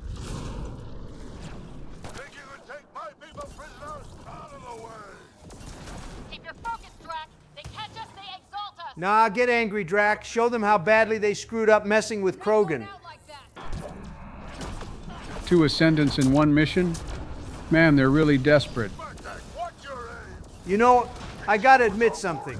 This mission is pretty good. Wow, an actual compliment towards Andromeda without any sly remark undercutting it. This one, Habitat 7, and that Rescue the Moshai mission on Vold were all good. I don't really know what it is. It's kind of obvious it's not an open world section of the game. Mass Effect Andromeda would have been improved if it were an arena shooter with hub worlds just like Mass Effect 2. Open world did not do it many favors. I just figured it out. Reka kind of reminded me of Kirahi. The fact that they made a pretty solid character with Reka tells me that if they just focused more on the writing and less on trying to make the game this big open world adventure, we might have had some good stuff here. Had we picked Reka, she would have gotten to work investigating the Ket's exaltation process in order to prevent it. Presumably she's doing so on behalf of the Krogan that were left behind. She was a decent Solarian. I'll put her up next to Morden and Kirahi. But at the end of the day, the Krogan come first. Man, these Ascendant don't stand a chance anymore. I like this Burtak fella. Can you run? Pathfinder, the Ket are close to restoring the ship's power. They better be able to run, and fast. Going topside. Track for extraction. Understood. Reka? Reka, are you still there? I'm sorry. I'm gonna pull the Archon apart by that ring on his head. I'll grab him by the right if you grab him by the left.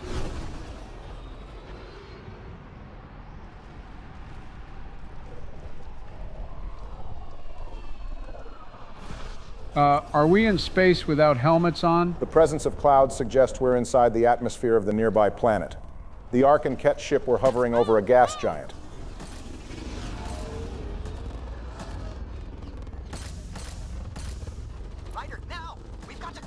Relax, pilot. We're not in any danger.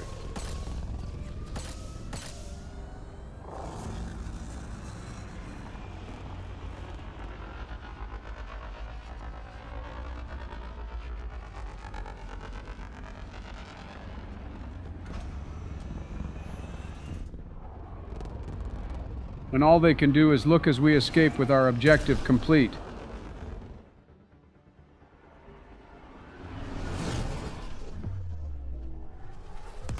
For some reason, I forgot that thing can move faster than light. The team is on its way. They'll escort the Ark to the Nexus. I'm sure they'll be happy to see you, Captain Hager. It's a day I wasn't certain would ever come.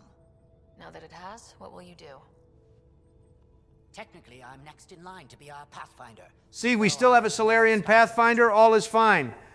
Reka will be difficult to replace. You'll do fine. After all, we've replaced Alec. Speaking from my own experience, Captain, just take it one step at a time. You're up to this. I hope to justify your confidence.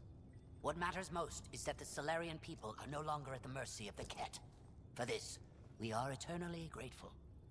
Just make sure my scouts make it safely to Nexus. Of course.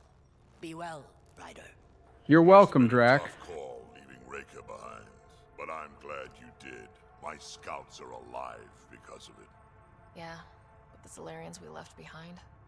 Focus on what went right. Funny enough, Drac would be pretty upset if you had left his scouts behind, but you can apologize for it, and he'll let bygones be bygones at the end of the day. So, enjoy this one. Your father would have been proud. We're really doing this Pathfinder thing. To fill his shoes. I hope I'm finally starting to earn it. Though slapping the Archon in the face like this will only make him more dangerous. Or perhaps reckless. Your father liked putting others off balance. He said the worthy would rise above it and learn to face adversity ably. And the unworthy? Would crumble. I'll leave you to your thoughts. Well, we won't be doing any crumbling around here. The Archon, on the other hand, he's looking pretty brittle. What's the matter, Archie? Sad you failed to stop us again? With reverence, Archon, this fascination with Meridian cannot continue. It's the key to our future, Primus. The human knows nothing of its true power. We know more than you. Fully understand it. Our orders are to exalt this cluster, not study the remnant. Questions are being asked about your judgment. I'm smelling some dissension in the ranks. The answers will be clear soon enough. With Meridian, we can transform every world in this cluster to a wasteland. Either the subjects submit to exaltation, or we will use it to annihilate them. Is submission preferable to extermination? Hell no. The Archon better just get ready for a fight, because neither one of those is an option for it.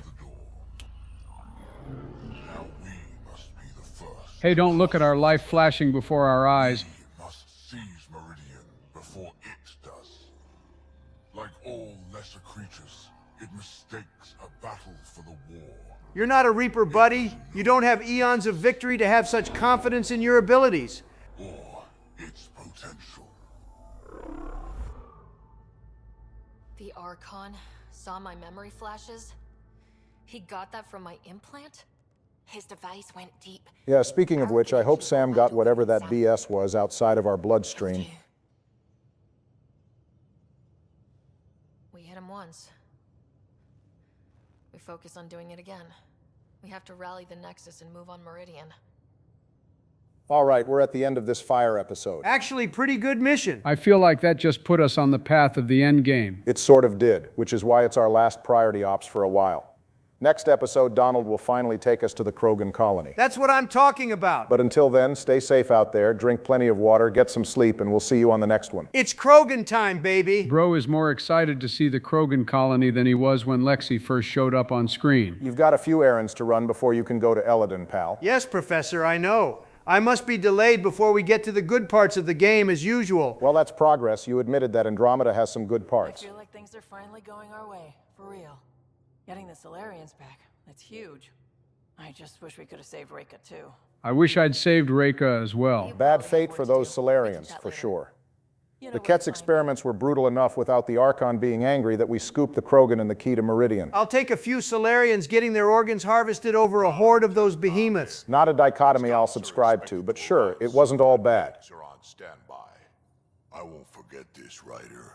You chose Krogan first. You're welcome, Drac. Not that I'm complaining, but they made the decision kind of easy when one of our trusted companions is a Krogan. Actually, you raise a good point. No one really cares that we left Reka and the civilians she stayed with behind, not even Callow, which is odd because he personally reminded us that those were his people. Well, we still saved most of the Solarians, right? If by most you mean more than half of them, yeah.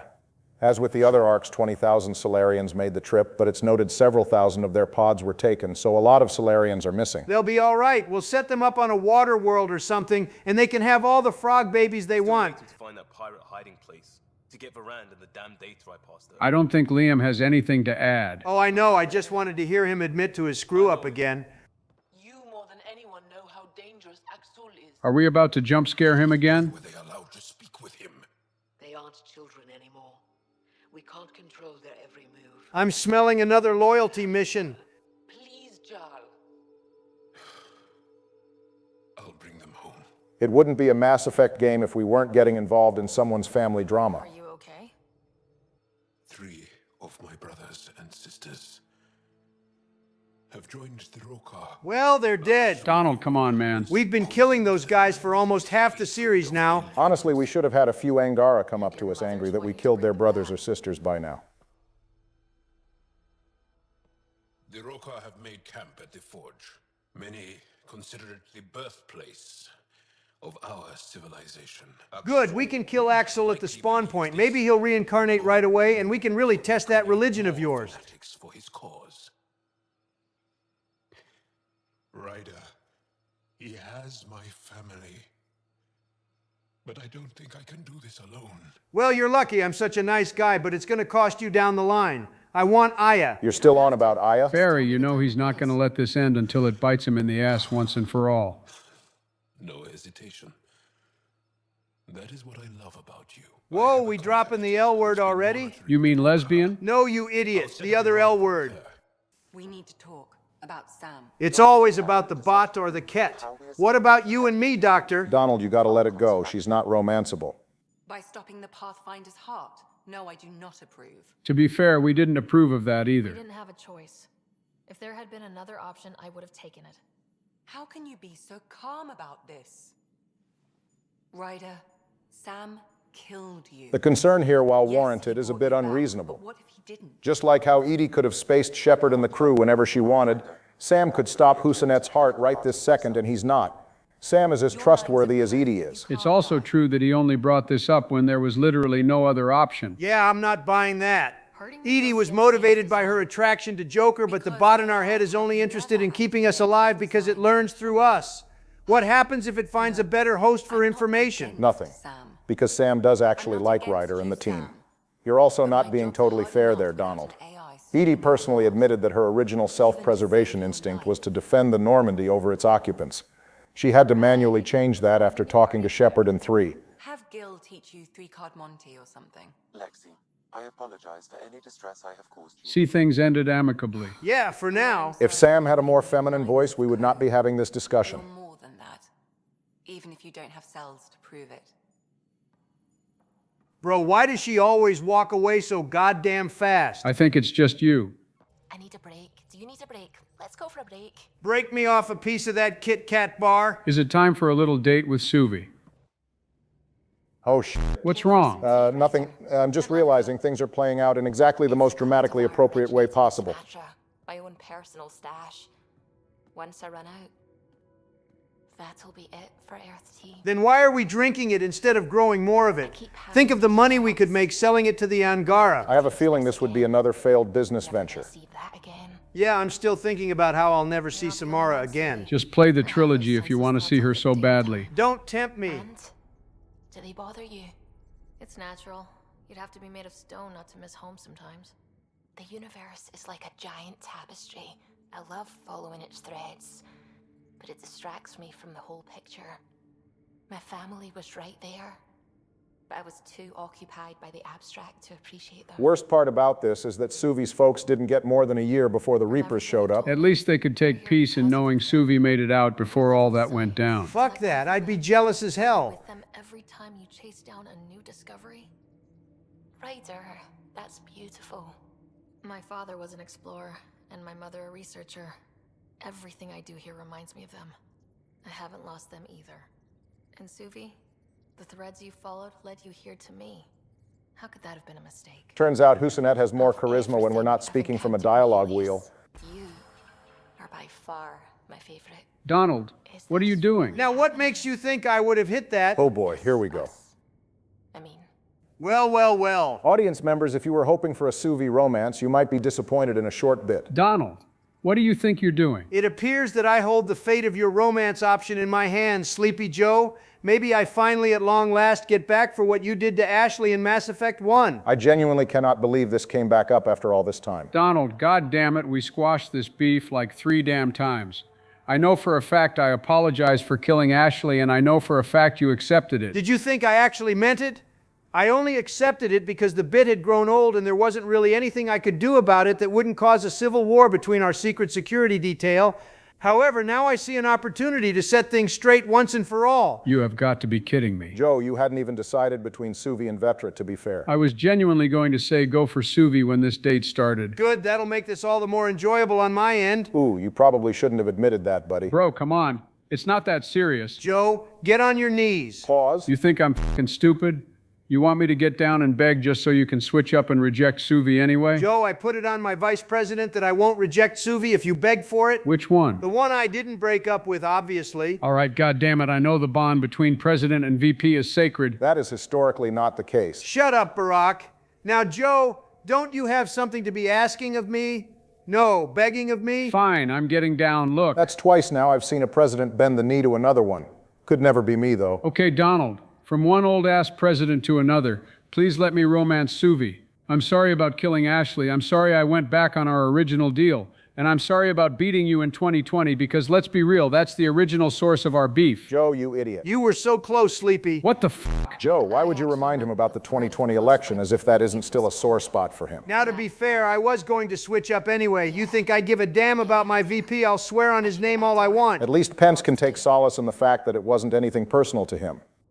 The only thing this callback is missing is Joe getting up to attack Donald. He doesn't have the balls. Actually, I would jump him, but I can't get back up. Oh yeah, I guess it's been 2 years since then. You're even less spry now. I guess I'll call someone.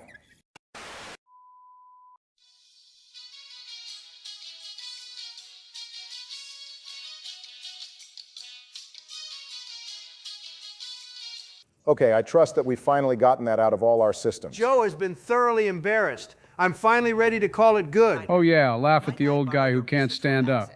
Real classy. Joe, you're not just someone's aging grandfather. You're a president, same as Barack and I. We'll make fun of you as much as we want. So is it okay to talk about that one time you shit yourself on camera and it was incredibly visible? Okay, how about we just focus on the game for now? To add to the database. Is that our drive core? The full blueprint. Only a few are in the system. I had them all by memory. So I drew them out. Every line, all the specs. Gil will be needing them.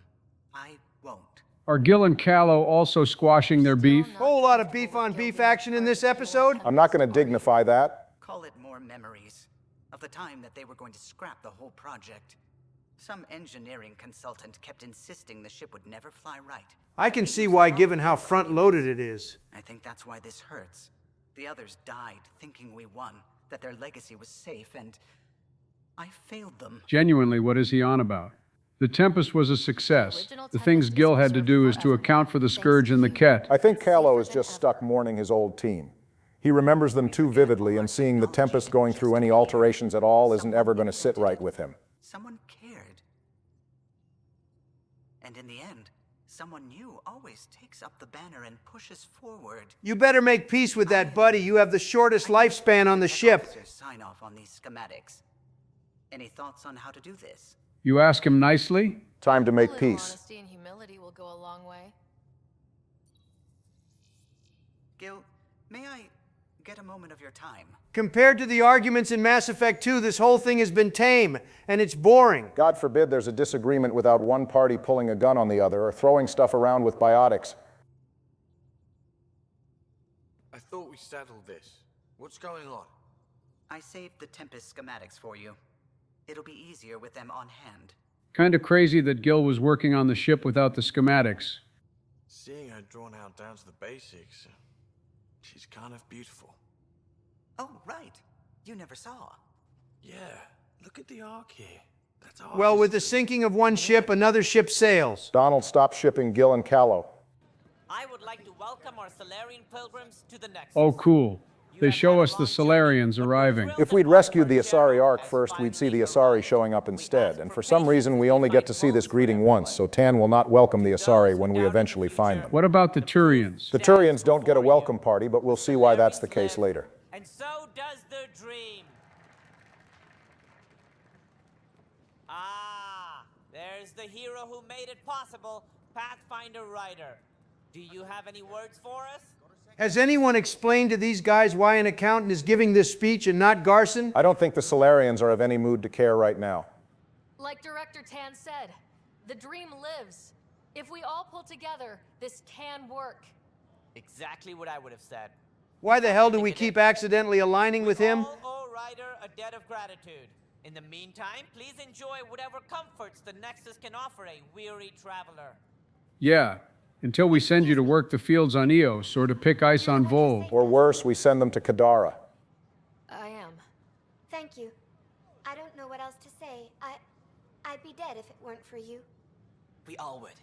Now we have a future. On the bright side for these guys, they've already experienced the worst, so I guess there isn't much that can shock them. But it will fight back. So will we.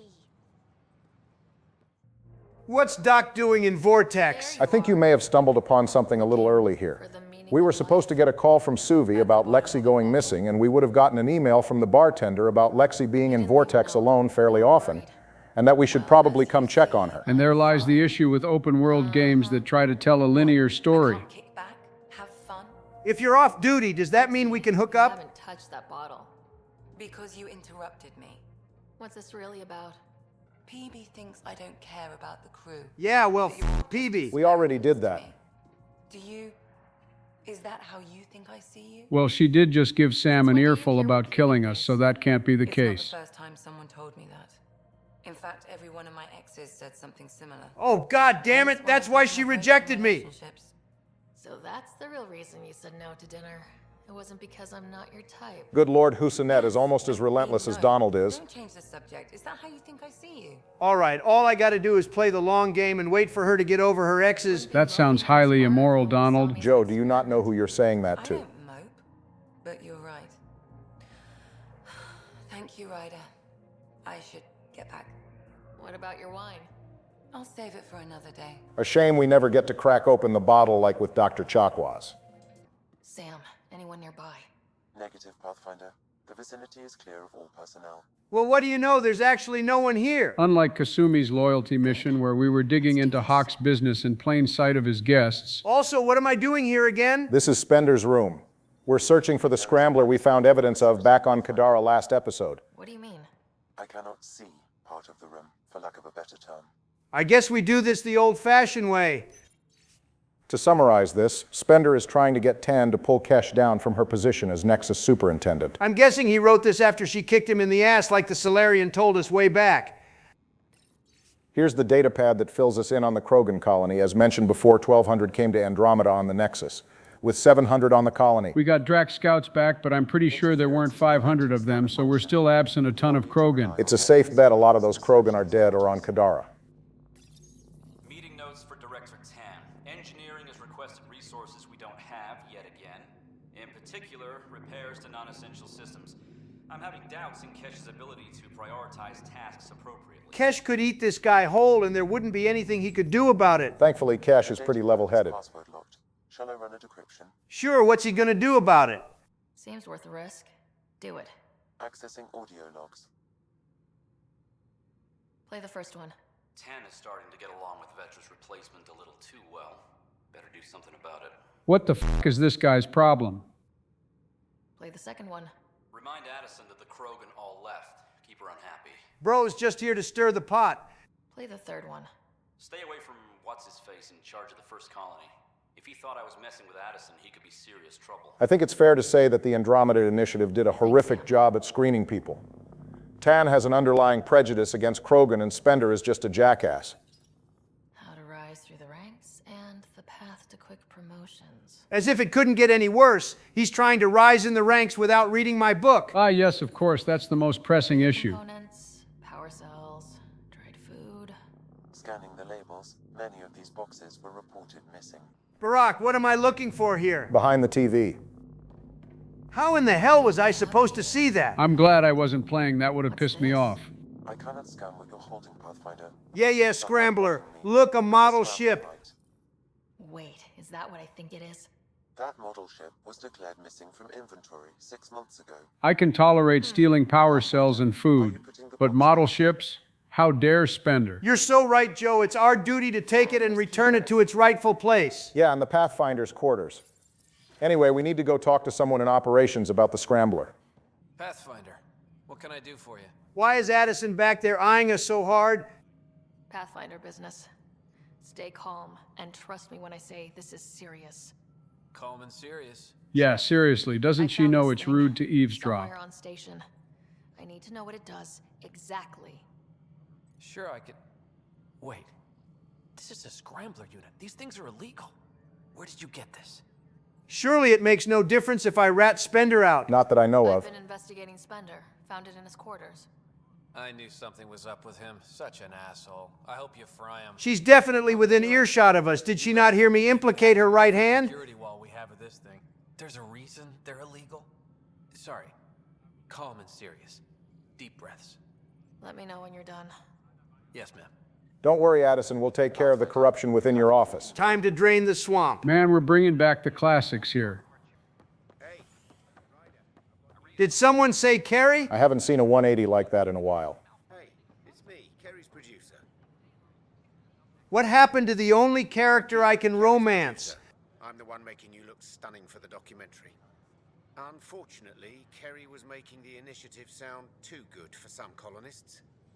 They believed the hype, so when actual danger bit them in the arse, they blamed her. Is that our fault? Yeah, kind of. As it turns out, we've been less than honest about Andromeda over the course of the interviews, causing colonists to get angry with Carrie. The alternative to this is us being more honest and Carrie reporting on things in a more truthful manner. However, this causes her to be arrested for, quote, conspiracy to incite unrest. We have more in common with Tan than I thought. Carrie? Ryder? Are they gone? It's empty out here, which is convenient considering we just broke and entered into Spender's room. Kind of weird that Carrie, Spender, and PB all lived in this exact hallway. That rosy picture, then all the wolves out there chewed them up. Wait, so they assaulted her? That's a damn shame. Donald, are you being dead-ass right now? I don't know what you're talking about. Of the three of us, you're the only one to put hands on Kalisa back in the trilogy. That was different. Kalisa was being annoying. You're safe with me. You can come out. Will you make all those threatening messages disappear? What about the bottle someone threw at me? Is it a safe bet that Carrie doesn't know how to use her biotics for combat? Because I'd tell her to just slap their asses with a singularity. Well, she's a reporter, not a commando. Yeah, and Liara was a recently graduated archaeologist. I'll let you know. Easiest level up of all time. We'll see how things shape out for Carrie once and for all next time. Ryder, I need your help with something. You and everyone else at this point. Anything for Drac? You already know what it is. Wait, a Krogan botanist? Okay, tone down the Morden Solus there, buddy. Not too much on Morden. It's not the transport. It's what's on it. Our seed vault. One of a kind. Without that vault, things get complicated. So we're rescuing some seeds. Sounds easy enough. To survive. Even one clutch of babies hatch before we get the stuff synthesized. The effects would be permanent. Wait, how do Krogan nurse their young? That's a good question. They're laid as eggs, so supposedly they get the bulk of their nutrients from the yolk before hatching. Most reptiles are born knowing how to hunt, but I guess this doesn't apply to Krogans for some reason. This seeds thing is kind of weird because Krogan lay their children in clutches up to 1,000. How could they possibly have enough plants to care for them all? Especially with how terrible the conditions on Tuchanka and their other colonies were pre-rebellion. I think the answer is that most of the Krogan youth didn't make it. Edie did say something about them having a high attrition rate. I guess so. I wish Krogan reproduction made more sense, especially considering how it's like the basis for one of the major plot lines in this franchise. We'll find the transport track. Don't worry. I'll hold you to that, Ryder. Hey. Thanks. I owe you one. You owe me 2 for saving your scouts, actually. All right, let's get this discount Omega nonsense over with. Where is everybody? I told them to get out of my sight. How is she already agitated? Take it someone pissed you off. The charlatan used my own people to beat up Kaitis. He's alive, barely. Oh no, not Kaites. How awful. I take it you're not a fan. He's not Garrus, or Victus, or even his son. Hell, I'll take Nyreen and Vetra. Why did you call me? Not that I'm complaining. The charlatan left a note on Kaitis' body. He wants to settle things between us. Meeting spot is in Drowlear. Could be a trap. You think? I can't trust my own people, but you're an outsider. And you've proven reasonable before. Wait, she likes us all of a sudden? Well, I don't. That dog comment from before still has me pissed off. I ignored the collective for too long. Thought they were just another ragtag group of upstarts. So it's a skill issue on your part. And dangerous. What happened to Kaitis is on me. I've got to end this before it gets worse. Are you with me? No, not really, but we need the outpost here. Kadara's fate will be decided at this meeting. I was hoping it wouldn't come to this, but hey, shit happens, right? Meet me at this location. I'll go on ahead. Be ready, kid. Sloane's out for blood. We're all out for blood these days, and no one is hungrier than I am. That's a true statement, no matter the context. Let's get this over with. I'm with you. You look like you're waiting for someone. Oh, wow. No way, Reyes is the charlatan? Who could have possibly seen that coming? Third-rate smuggler. They're one and the same. Surprise. Not really. There's only like 2 people it could have been, and one of them got his ass Your kicked. interest in the Rokar murders. Everything you've done has been to undermine Sloane's power. Now, to be fair, Sloane undermined her own power by letting us do all this stuff for her. To settle things. How? A duel. You and me, right now. Winner takes Kadara Port. Reyes must have been a fan of Andrew Jackson. By shooting each other? 2 people shooting each other is better than a lot of people shooting each other. I'll take those terms.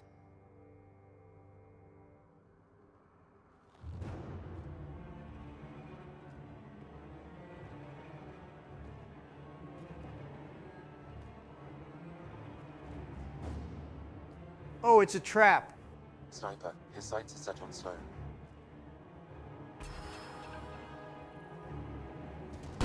Oh, I'm surprised. I thought you didn't like Reyes. I don't, but I don't like Sloane either, so I just let it play out. If she wasn't cunning enough to account for Reyes setting a trap that's on her... Well, rest in peace, Sloane Kelly. You were a much better character in the Nexus Uprising novel. What happens if you save her? This determines the leadership of Kadara Port, but to begin with, no matter who you save will be allowed to put down our outpost. If Sloane is saved, Reyes will escape never to be seen again, and Sloane remains in charge of Kadara Port. And despite saving her life, she will remain hostile towards the initiative. Sounds like I made the right choice then. See? A little bit of regime change never hurt anyone. Why don't we wait to see the effects of that before we make such a bold claim? It's my real name. I only lied because I didn't want the rumors surrounding the charlatan to taint your view of me. As opposed to you being a smuggler who left us with the bill in the bar twice? Does precede you. It's a gift and a curse. So what now? I get to work. Kadara Port won't take itself. Thought you'd be in the throne room. Tartarus is a little shabby for Kadara's new leader, don't you think? Come on, Ryder. You know I prefer to rule from the shadows. It's probably safer that way. I'm sure Sloane has some loyalists who would be happy to slime you out. Guilty as charged. The Angara you met at Sloane's party, Kima Dorgan, she's agreed to be my front. Oh, I guess talking to her paid off. There's room for the initiative on Kadara. I'll start rounding up volunteers for an outpost. Might take a while. I'm getting the feeling letting Sloane die was the right choice. Well, without an Andromeda 2, we'll never know the long-term consequences of this, but from how things look now, Reyes is the safer option. For one thing, Sloane would force the outpost on Kadara to pay for protection fees. Honestly, it felt like the game wanted us to pick Reyes anyway with how we had that heart-to-heart last episode. There's barely any writing for Sloane. Like I said, Sloane is only really likable as a character if you read the novel. What's this? It's a handshake. We're partners now. All right, you better pull up during the final battle. Partners and friends. This area is viable for an initiative outpost, Pathfinder. Let's get this outpost down. Finally, someone other than Joe is setting one up. Not like it matters. I did the only one of them that mattered, apparently. Confirmed. Calling outpost. Amazing. This may piss off as many people as you manage to feed. They should be glad they're coming to the nice and temperate environment of Kadara and not Vold. Enjoying the progress. The show part is something else entirely. Honestly, an outpost on Kadara, where the worst of our exiles stake their claim, you better be sure about this. I'm as sure about this as I am about you being too incompetent to notice Spender's shady dealings. A solid outpost will bring some back. True. They left when the dream failed, and you've done a lot to restore it. It's a win, and we'll take wins wherever we can get them. You need to do this again. Bro, it's never enough for this lady. Well, we only have one more planet to go to for an outpost now. At long last, we can go see the Krogan. Time for the public address. Think you can distill something motivational out of this? Something to sell Kadara. You'll actually run it? I may have concerns, but my ledger has one more outpost than it did yesterday. This is high-key the best planet you can go to because there's no Ket. About the only good thing Sloane did. And it won't get easier. But it will get better. We have to want it to get better. Kadara is the frontier. As wild and as promising as it gets. I know we're up for it. For posterity, Pathfinder. Addison out. Oh, look, it's Sloane's boy toy. I'm surprised he's alive. Reyes is keeping him alive to tap for information. Kima wanted him dead, though. What the hell is he mad at us for? We're not the one who killed Sloane. Don't blame me. Sloane agreed to the duel. A duel? I know what happened. The sniper who pulled the trigger rubbed it in my face when they locked me up. You were there. You could have saved her, but you didn't. Why? What makes him think we could have saved her? I mean, we could have, but the only reason we even noticed the sniper is because Sam told us. The game is kind of cheating here, making Kaites omniscient here. No one besides our squad can know we saw the sniper. Besides, it's his own fault for getting his butt kicked and by Sloane's own people, too. Turns out the Turian here was the only one loyal to her. Not soon enough, apparently. You better hope the charlatan kills me, Ryder, because if I ever get out of here... Goodbye, Kaites. Well, there's no Andromeda too, so I don't think we'll have to worry about anything. It's Krogan colony time. Let's f***ing go!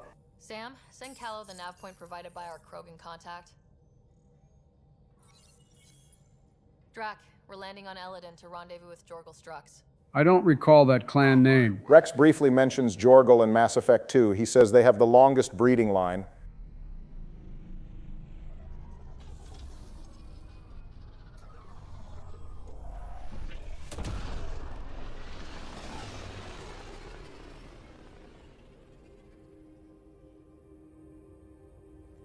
Where is this meeting place exactly? Called the Paradise. Middle of nowhere as far as I can tell.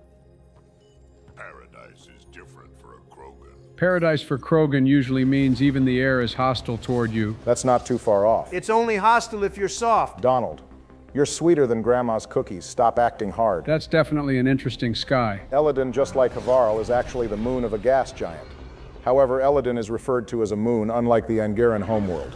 The other two bodies we saw in the sky are two more moons of the giant. Wait, habitable planets are possible around gas giants? Aren't those usually really far away? Gas giants can be closer. They call them hot Jupiters or hot Neptunes. There's a theory that Jupiter used to be a lot closer, somewhere around the orbit of where Mars is now, but Saturn got lonely and pulled Jupiter further away, which caused the destruction of some early terrestrial planets, and the Sun didn't appreciate that.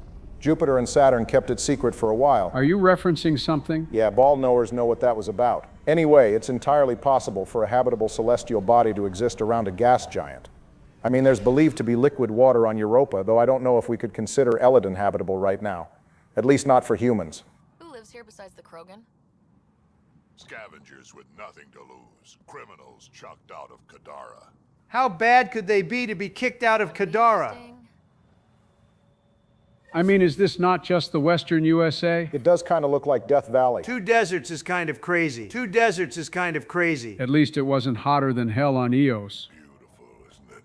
I remember the first time I saw this place, I thought, wow, this is home. I wasn't the only one. Well, it does have Tuchanka vibes. Believe it or not, Tuchanka is probably still worse than the non-viable Eladin. Eladin has a surface temperature of 52 to 99 Celsius, whereas Tuchanka maxed out at 72. However, Tuchanka was covered in radioactive rubble, ash, salts, and alkaline seas. Mind you, the only reason the temperature on Tuchanka is survivable for Krogan is because of the Shroud. Who knows how bad it would be otherwise. Even without the vault activated, Eladin could genuinely be considered paradise for Krogan. Goes to show how bad the Krogan had it back in the way. It also definitely helps that the Krogan don't have to worry about being eaten by thresher maws, Clixen, or harvesters here as well. Their biggest threat are probably the Remnant. It's a nice touch that things cool down in the shade. Yeah, I suppose 40 degrees Celsius or 104 Fahrenheit is cooler. Are you Jorgal Strux? Maybe. You who I think you are? Man, I've missed interacting with Krogan. Just Drac isn't enough. You asked me to meet you here. Yeah, I did. Thanks for coming. A thank you. Man, these guys are kinder than the average Krogan. I guess the best screening went into making sure we got some Krogan with good manners. That's right. I didn't want to leave the Nexus, but I needed to support my people and my clan. So, trouble at the colony? It's heading to a bad place. We can't be there anymore.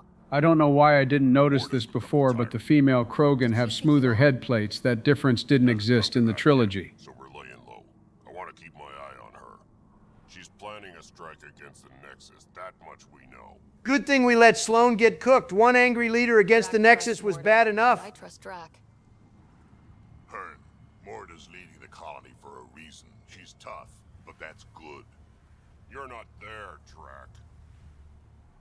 Morda is going to rip this colony apart. And then we're all going to die. Krogan dying? Tough bastards like you? Everyone needs food and water, even Krogan. Couldn't we just carve up some ice off Vold and trade it with them? That would work, but that would require us to make peace with the Krogan.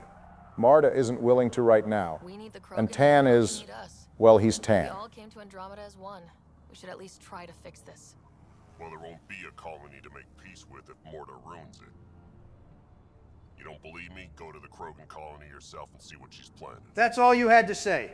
Talk to Ravenar Brink. He's one of us, on the inside. If the safety of the Nexus is really on the line, I'll go. Better hope she doesn't shoot me on sight. Yeah, that'd be a bad omen. As long as it doesn't happen in a cutscene, we'll be fine. So, Eladin. Charming so far. What do we got? Besides the sand. Hey, there's some trees too. The monolith suggests this was indeed supposed to be a golden world. It also suggests the presence of a vault. Additionally, here is the large derelict remnant ship. Oh god, not another derelict ship. Hopefully abandoned. Scans indicate it is not. The site is active with scavengers. I'll fix that infestation. Here, scavengers have taken over an abandoned camp between the two. In this direction, located in one of the planet's sinkholes, is New Tuchanka, the Krogan colony. Very creative name. Sinkholes. Sounds fun. Not really. Eladin is tidally locked to its sister moon and that gas giant above. This side of the moon never cools. Getting trapped in a sinkhole without shelter would mean certain death. God damn, how bad is it here? There's a hazard level of 4 where the temperature reaches up to over 1,000 degrees Celsius. Presumably this is why your blood would boil in 75 seconds. You know, considering your blood boils at a 100 flat. Forget boil, you'd vaporize immediately. So, Morda's still pissed off at the Nexus. You'll want to be careful around her, kid. Well, I'm being shot at already, so we're off to a good start. This hellscape. Amazing's about right. Maybe crazy. Honestly, the scenery is nicer than Eos and Vold.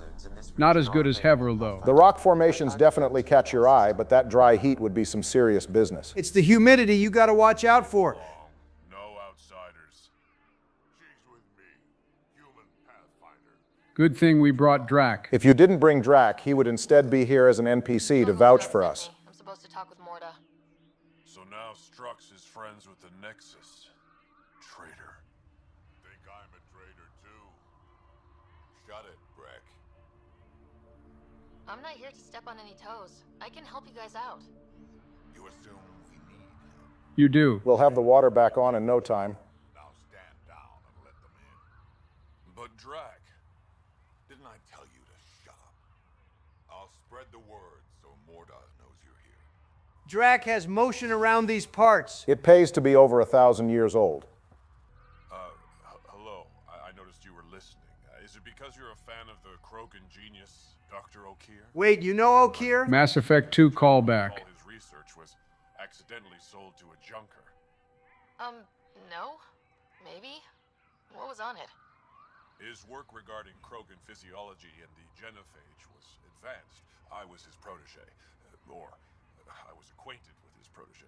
Last I checked, O'Keer did not have a protege. I'd say the person he's referring to is Ronathanopsis, but her survival into Mass Effect 2 isn't guaranteed, and we personally killed her. The scavenger I accidentally sold it to.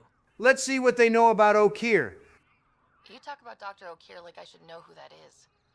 Dr. O'Keer was on the leading edge of Krogan genetics and possibly curing the genophage. Wasn't O'Keer's whole thing explicitly not curing the genophage? Yeah, his goal was to create a Krogan that was perfect despite the genophage, to ignore it entirely, rather than outright curing it. To cure the genophage in the colony. If only you stuck around in the Milky Way. Identification. Done. I hope it's still on the planet. The junker was aggressive. You Ravenar Brank? Strux sent me. He said that you... Uh-oh. Yes. Find me later near the fighting pit. Hey, Nexus. I'm the one you talk to around here. She sounds angry. Are you Morda? I'm Nakmor Morda, Overlord of the Krogan in Helios. Overlord? The last time the title Overlord was used in this franchise, things went really bad. Tell me you did. And you're You're the celebrated Pathfinder from the Hyperion, found at last. I'm Ryder. This is thrilling. I've never stood so close to a Pathfinder before. Mostly because the Krogan never got one. Okay, that's actually weird. Where were they planning on putting the Krogan? Let's be honest, the Krogan were an afterthought for the I initiative. understand you and your people are pissed off. Humans were welcomed into the Citadel Council with open arms. No, we weren't. We didn't even get to the Citadel before the Turians started throwing asteroids at us, which they got from the Krogan, by the way. Not to mention that we spent years fighting the Batarians and colonizing the Traverse on behalf of the Council, with many of our colonists suffering for it. And we only got a seat on the council after Shepard bent over backwards to save the galaxy. And most importantly, the Krogan are the ones who destroyed their relationship with the Citadel, but I don't think pointing any of that out to Morta will do us any favors. Having said all that, though, are you seriously telling me that while the Nexus was floundering in space, both the people on Kadara and the Krogan managed to set up mostly sustainable colonies? Did they deliberately want us to think the initiative was incompetent? Yeah, like the Council was also pretty stupid, but at least they could lock in when the chips were down. Well, maybe not the Asari Counselor. To me, it looks like the Krogan and the Exiles would have outlasted the Nexus if the Hyperion never showed up. Well, they were clear about Tan being a pretty bad leader, and that bears itself in the game's narrative. Hell, the Nexus is only floating because of Kesh. Maybe things would have been better if Calix Corvanus had been successful in his uprising. Yeah, maybe. She was super clear about us paying. She said we'd pay. Let's talk to Brank before we freak out. What do you want me to do? Handle it, Cortic, or I will. Did I interrupt something? Half the time, I feel like I'm the only one holding this colony together. Sorry to hear about that shaman. Orca and Gren fought together back home, side by side, but always in competition. Made them stronger.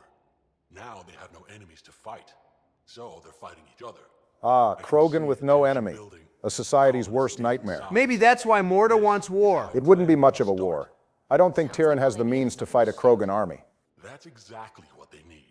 So, like, are the Ket not viable options for the Krogan to relieve their need for blood? I guess Morta isn't exactly tapped in with the Ket issue. Make them fight as a team. Defeating a common foe creates a powerful bond. Krogan don't take that lightly. That's why we're so close with Grunt and Rex. Hold this colony together. How am I supposed to help with the right? For one, they need something to fight. Not it. I hope you don't mean me. No. But I do need you to help me drive a beast into the arena. There aren't Thresher Maws on this planet, right? No, it's just a fiend, no giant worms for us to fight here. Could cause a war. Big problems can start out small, not taking any chances. I'll do whatever I can to help. Good. Set this lure out in the wilds to attract the fiend. The beast might be feisty at first, so stay on your toes. I'll do my best not to kill it. Into their throats till you get back. Good luck. Raven or Brank? Quiet. Anyone tells Morta I'm talking to you and I'm kicked out. We should probably be talking somewhere else then, because there's hella witnesses. I'll let you know and I'll take it from there. Okay. I said quiet, not rude. Damn, these Krogan really are about their manners. Ship as you landed. Morta's after the drive core. That's Remnant. No way she can use it. What are you talking about? She's building a bomb. Oh. Unfortunately, Marta seems to be more of a Reeve type of Krogan and not a Rex. Dangerous to those handling it, but in the end, very possible. So she's either going to blow up the colony trying to make a bomb, or she's going to kill everyone on the Nexus. Robots and scavengers. Lots here want peace with the Nexus. If Morta gets that drive core, boom. All right, I know what I'm going to say sounds crazy, but why doesn't someone just kill her? That's Cold Joe. That's what the Krogan did back in the way when one of them was going against the will of the others. Look at what happened to Rex and his dad. Well, setting aside the fact that we're not in the Milky Way, Mort is clearly the only one with the authority to hold it down. You know it's bad when Donald is the voice of reason. We've reached the nav point provided by Dr. Gunnar. The Krogan terminal should be nearby. Okay, eyes peeled, everyone. Let's get in and get out. Let's see what this Okeer data is all about. This is the active terminal. Initiating download. Hostile shuttle incoming. So much for getting in and out. I was hoping to catch some bodies anyway. It's been 40 minutes. What the hell is this gun? Looks like it's firing dodgeballs. Donald, you need to stay near the terminal. That's lame. Anyway, that's the Dawn, a Ket shotgun. I know you were fond of the N7 Piranha, but I wanted to keep things fresh. The gun fires plasma, surrounded projectiles, and its name translates to Peacebringer. Also, you're going to be glad I gave that to you later. Am I tripping or are the shots curving? It does have a slight homing mechanic. Ooh, hear that? We got some baddies on the way. Those don't look like Asari. So PB is a big fat liar. By the way, Donald, I don't know if you noticed, but your Nova and Energy Drain have the ability to prime combos now. Oh yeah, I didn't notice that. Damn it, I need to alter the combo now. Nova into Energy Drain into charge would be your best move. My muscle memory is not going to allow me to Nova before charge. I think that guy is invisible. Unreasonably large. Also, this terminal holds 15 exabytes of data. Barack, how much is that? I feel like I'm getting deja vu. A single exabyte is 1 million terabytes. To compare it to the trilogy, an exabyte is one step below a zettabyte, which you'll recall is the unit used for the amount of explicit images EDI flooded Cerberus's servers with, of which there were 7. The 15 exabytes of data here are equivalent to 1.5% of a single zettabyte. So this kind of gives a clue to how much more capable Edie is compared to Sam. That should come as no surprise. Hotter robot wins. EDI is also powered by Reapers, so there's that.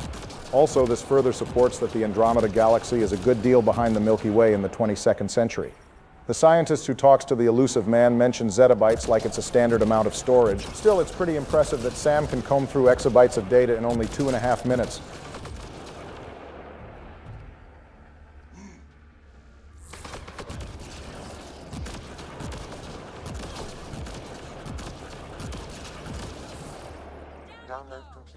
With 17 seconds to spare. I'm getting attacked by a ghost. I swear this has happened before. Match is encrypted. However, a few phrases stand out. Krogan super soldier. Pure Krogan. That's my boy Grunt you're talking about. Hey, Donald. Try hitting the melee. Oh, shit. Krogan Warhammer, baby. I thought I'd get you a more theme-appropriate weapon. Looks like it's about to get him killed. Wrong again as usual.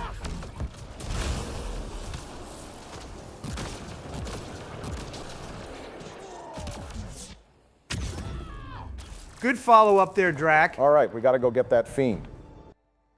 Nope. Why? I think we missed part of that conversation. He asked PB if she were half Krogan. My mother made it exclusively with other Asari. Uh-oh, she might have mad Ardat Yakshi siblings. Except when she conceived me. My father was an Elcor. You've got to be kidding. Offended indignation. Why? Doesn't it fit? I do wonder if you had an Elcor parent, if you just naturally developed their method of explaining their feelings before getting to the point. I think PB's mom would let her know she didn't have to do that. All right, time to catch me a fiend. Has anyone stopped to ask how we're supposed to transport this 10-ton monstrosity back to the colony? A really big cart pulled by like 12 Krogan.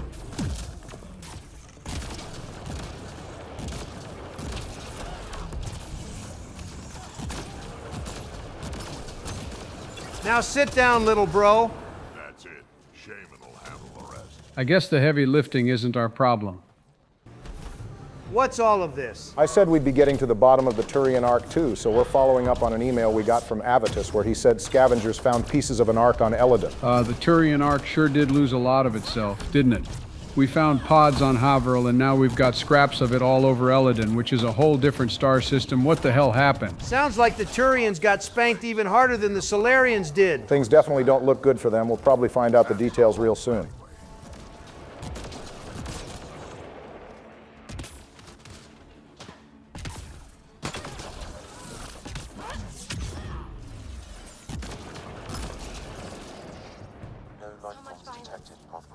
Yeah, because I killed everyone here. I think Sam means in the pods. Sam, we should have Mason's genetic profile in the initiative database. Let's check it against pods. Those two are having a real bad time with that fiend. Well, that's not my problem.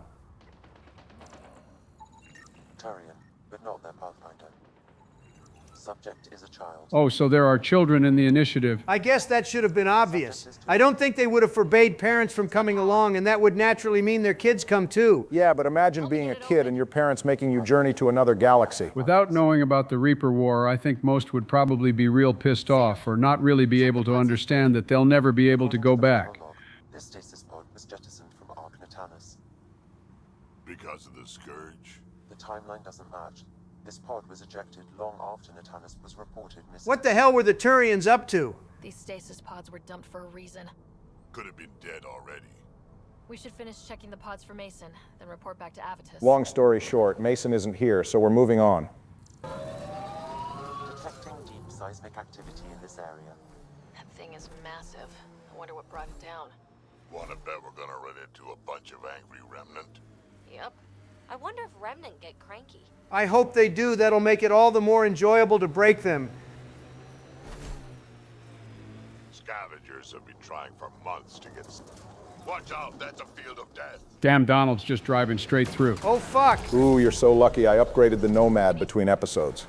There's more around every corner. Watch your six and my back.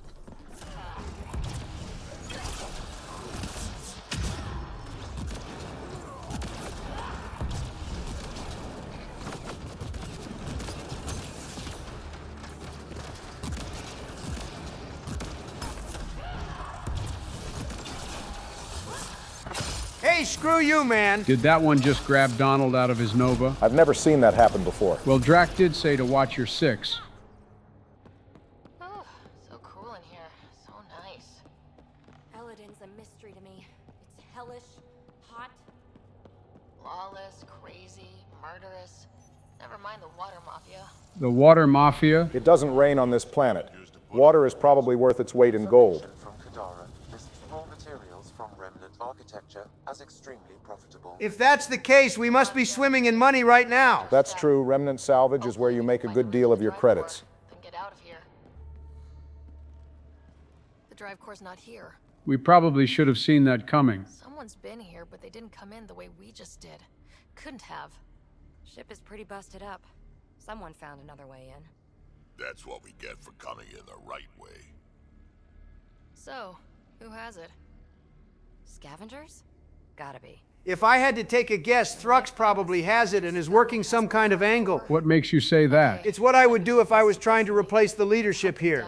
Take the remnant data core, have it reported missing, and then swoop in with it like a hero, and then use that to bolster support in my direction. Have you been figuring out the plot of this game just by thinking of what you'd do? I mean, yeah, it was obvious Reyes was the charlatan because I'd be taking care of issues to undermine Sloan too. If that's the case, what do you think happens to the Archon? That ascendant-looking one we saw him talking to at the end of the last episode is probably going to betray him. I don't know if this is the plot of Andromeda being so simple that even Donald could figure it out, or if he's actually just this savvy. So this is how they got in, whoever it was. Wasn't Morda who took the drive core. If she knew about this entrance, they wouldn't try to break in. Okay, then it was definitely Strux. Finally, back out into the bright, scorching light of day. The shade isn't that bad. Meh. Better than rain. I don't know if I agree with that. Sending down a forward station. We can just throw these down whenever we want. Signature from the remnant drive core housing. Can you trace it? Tricky from our position. It won't be a full scan. Give me whatever you can. We need to find out who stole it. Pathfinder, that signature Sam uploaded for the missing remnant drive core. It's near your present location. Scanning the area should narrow the search radius.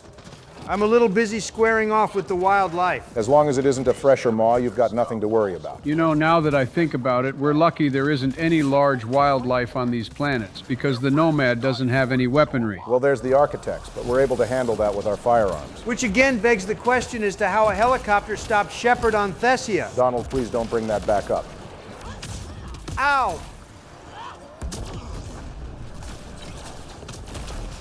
It's a combo bonanza.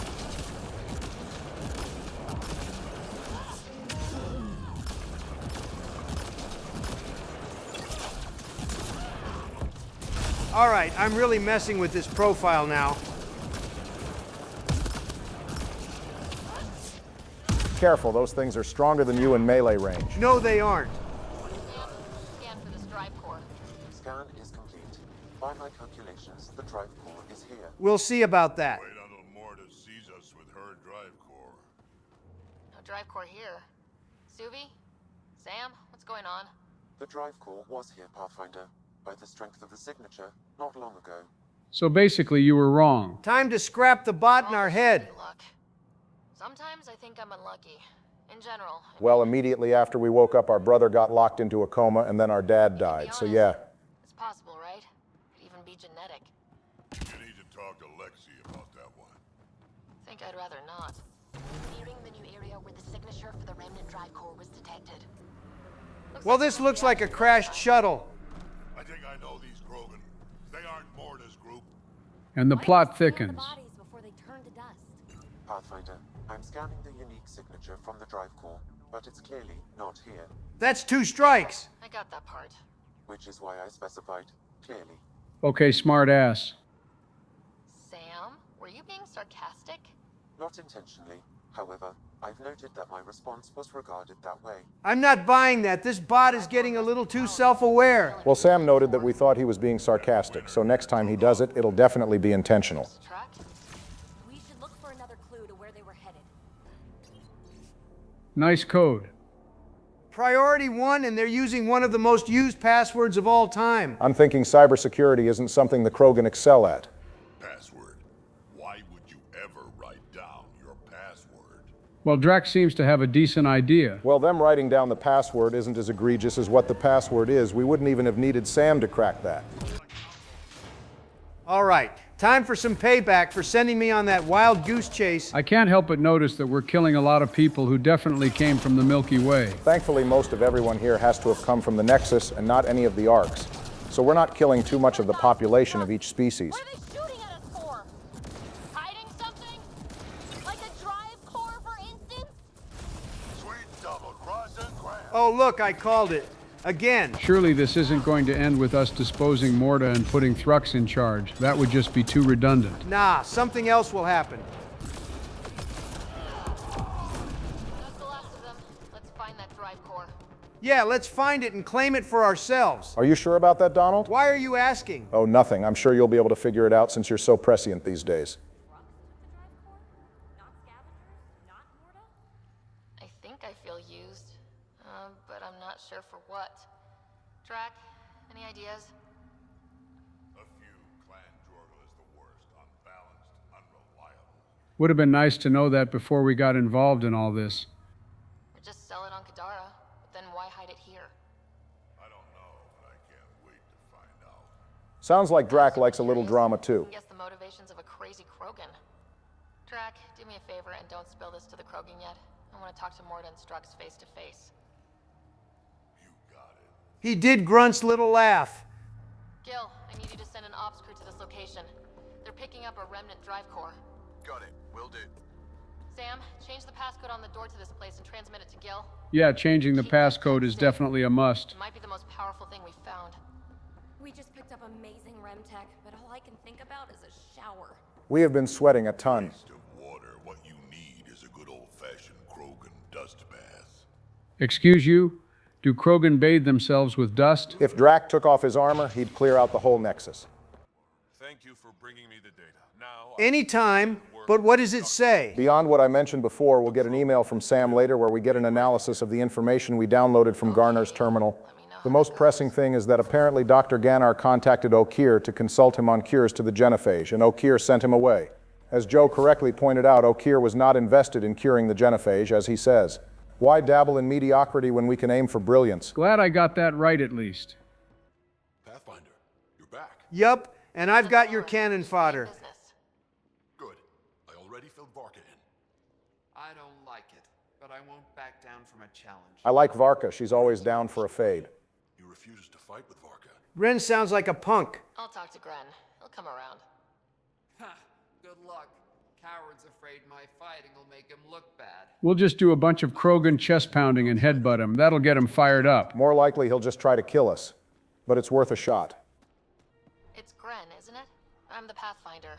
There's a rite of union waiting for you. I can tell he's a coward. Look how blue in the face he is. Donald, you can't make fun of a guy for being blue. To be fair, I don't think we've seen a blue Krogan before.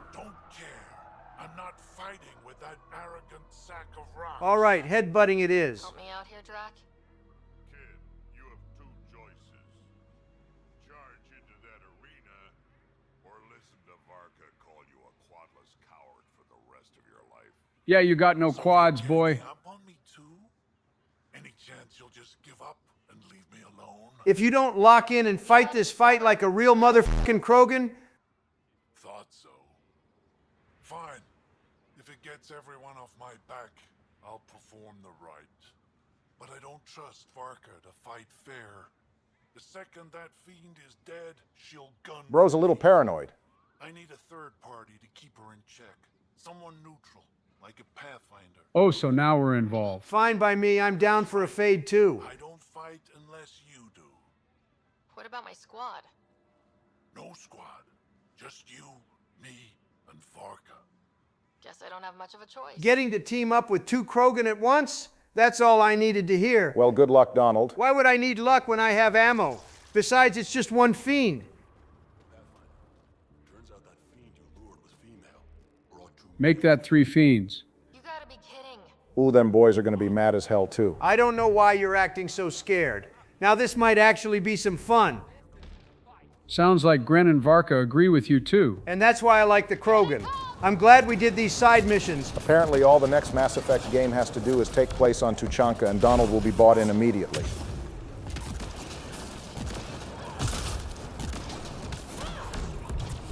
Donald, you were kind of crazy for charging into brutes in Mass Effect 3, but charging into 3 fiends is even crazier. That's the difference between you and I, Sleepy.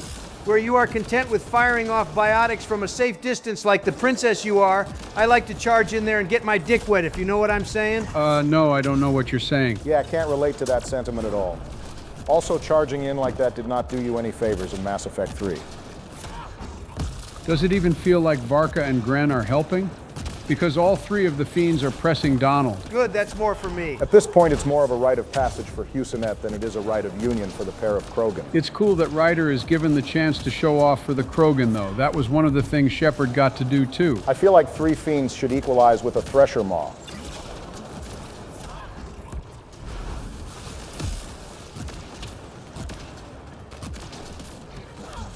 Donald. Oh, fuck. Okay, I take it back. We are not showing off. Yeah, I don't know about dropping a Nova directly in the middle of all 3 of them. That was bold even for you. The Vanguard life giveth and the Vanguard life taketh. You live and you learn. While we're on the topic of dying, where are we in the death count right now? We haven't exactly been focusing on it. Good call, Joe.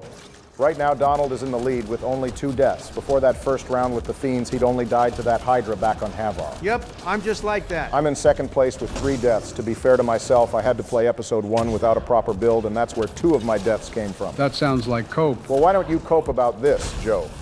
You're in last place with a grand total of 6 deaths. I'm not the least bit shocked about that. That doesn't sound right. I swear I haven't died that much. You died like 3 times on the return trip to Eos back at the Ket base, and then again when you fought the Architect. It's just another game where Sleepy Joe does the worst.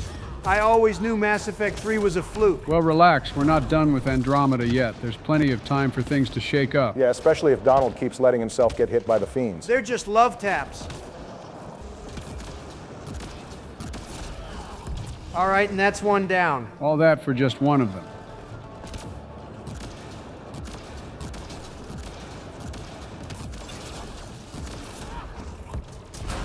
Donald, stop. What do you mean, stop?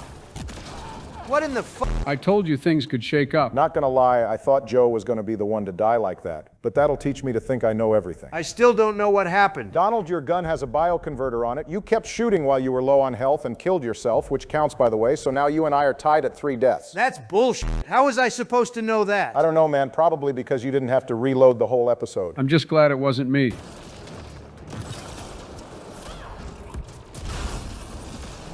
All right, 1 big bastard left to go. You're lucky no one in the game will ever know that you failed twice. Well, you and I know, and the audience know, and that's what really counts. I'd like to see either one of you fight 3 fiends without dying. I mean, I have. I told you I played this game a lot in preparation for things.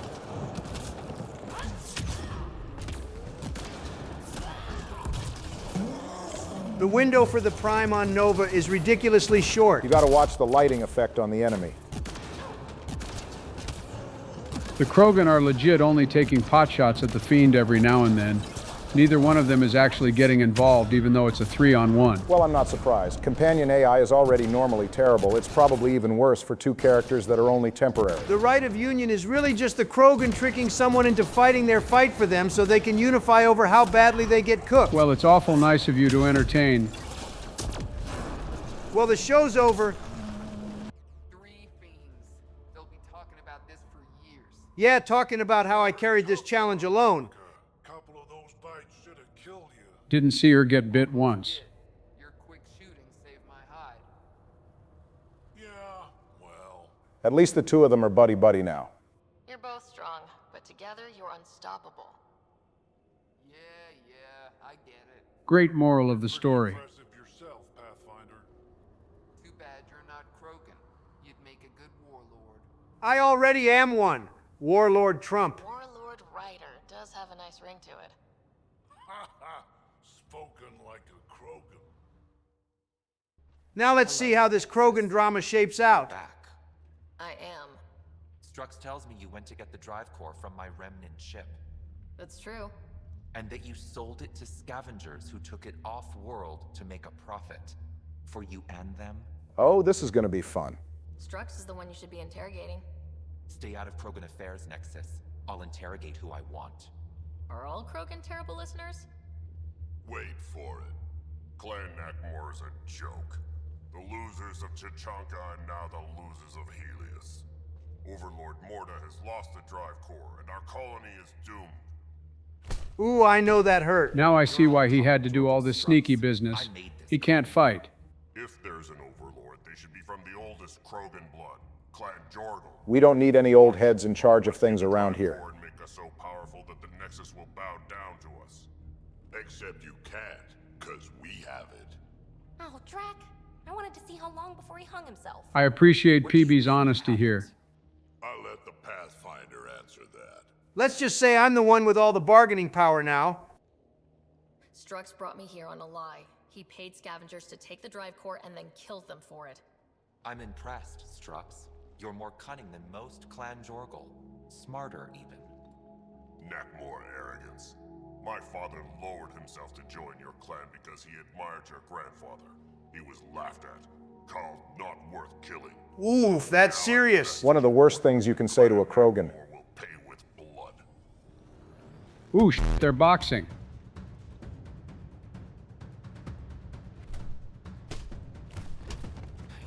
That's it? Talk about anticlimactic. That was a worse fight than Sakura versus Ino at the tune-in exams. Aren't worth killing, Jorgal Strux.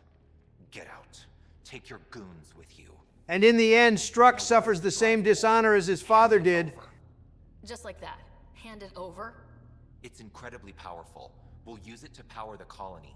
This'll put us ahead by decades. So Morta seriously wasn't going to build a bomb. She might be a little Krogany, but Marta did join the initiative looking for a new start. If Tan and Spender hadn't soured things, we wouldn't be in this mess. It's only right.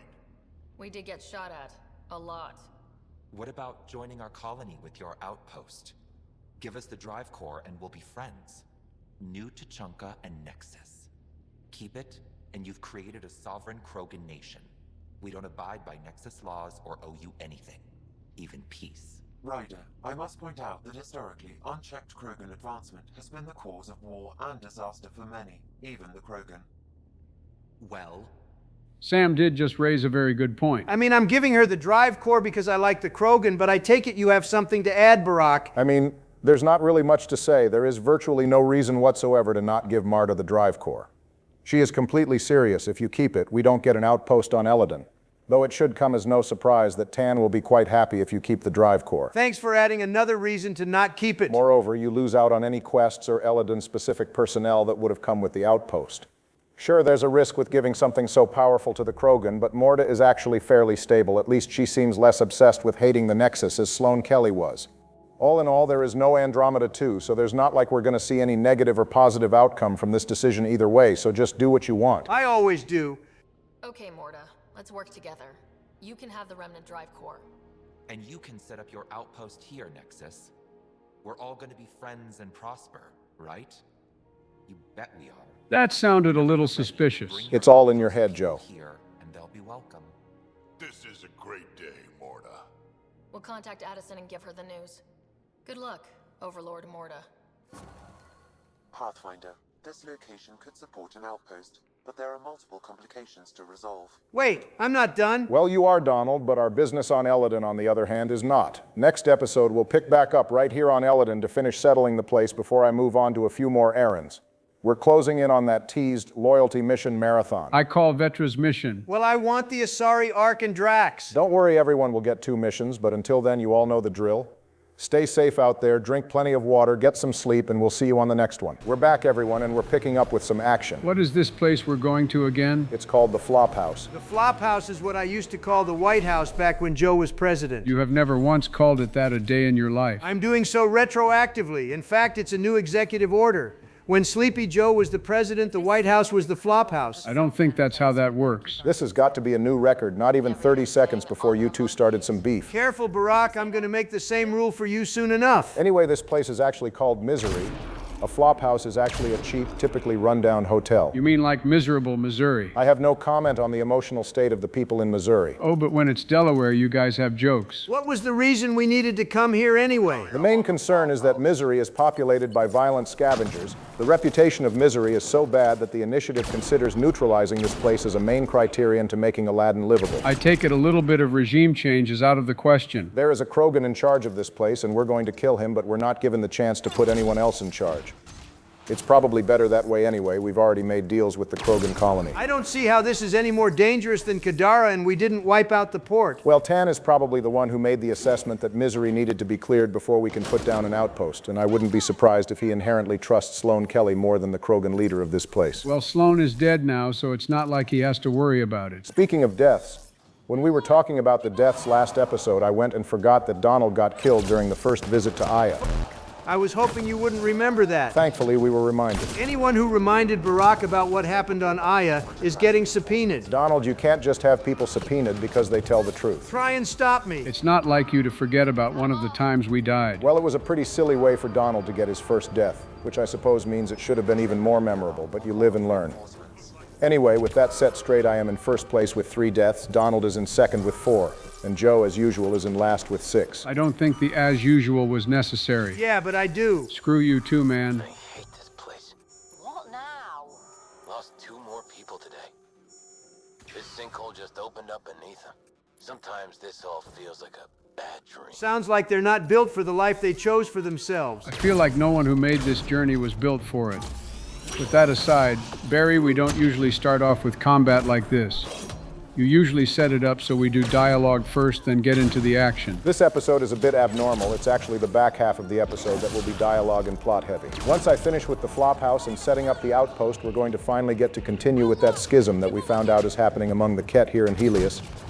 We'll also follow up on the Turian Ark after Donald found the cryopods last episode, followed up with us finally cashing in all those memory fragments I collected off screen. So this is a let's order some food and watch type of episode. You eat regardless of the type of episode we're doing, so yeah, I guess. After we wrap up all the errands here, we're going to finally start up all the loyalty missions starting in Joe's next episode. The only one we have left to set up is Peebee's, which will get settled in the meantime. My daring rescue of the Asari Ark is on the horizon. We're almost done here, aren't we? There's like maybe 6 or 7 episodes left, I'm not totally sure. It's hard to map out long-term in this open-world disaster of a game, but loyalty missions will take us 3 episodes. Did you do that on purpose just now? No, Donald, I didn't, and if either of you do that stupid-ass meme, I'm going to put you 6 or 7 feet underground. Damn, bro, it's not that bad. Yes, it is. Looks like you're going to need to bury Peebee instead. I honestly hadn't noticed she died. Drac. The last time we watched a Krogan charge a mech, he got his spine broken and fucking died. Still one of the funniest gameplay moments of the trilogy, just Rex charging in, talking about, oh, the mech wants to play? So does Uncle Erdnot, just for him to get picked up and dropped like when Woody had a nightmare about Andy dropping him. Drac is lucky the Hydras can't grab you. Getting your back broken by a giant mech is an expected risk when you're not playing like a coward.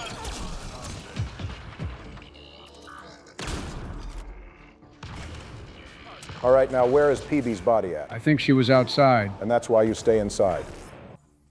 I can bypass the command center's doors from here, Pathfinder. Please try to remain within range of the console until the process is complete. Another hold the objective section. Peebee, I think they've been on to us for a while now. 2 quick ones. Oh, I just noticed you've got Incinerate. Yeah, I finally got rid of barricades. Ultimately, it didn't feel like I was utilizing it. I also went ahead and respec'd Husinet altogether to get rid of a lot of the filler abilities we had. Wait, Did you get rid of pull and throw? You've still got throw, I ditched pull. But those were my bread and butter. Lance and Singularity are so much better, you'll be fine. Plus, you weren't going to get anything done with that shield power anyway. You basically stopped trying to get that parry off, even though I claimed you'd never do it. I'm not gonna lie, Donald. I forgot you even brought that up. Yeah, that's not surprising at all.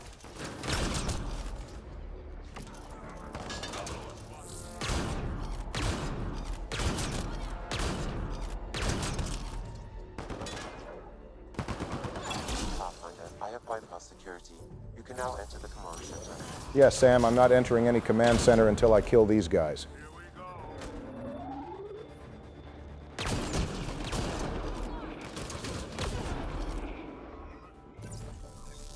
Poor guy lost his gravity and just gave up on surviving.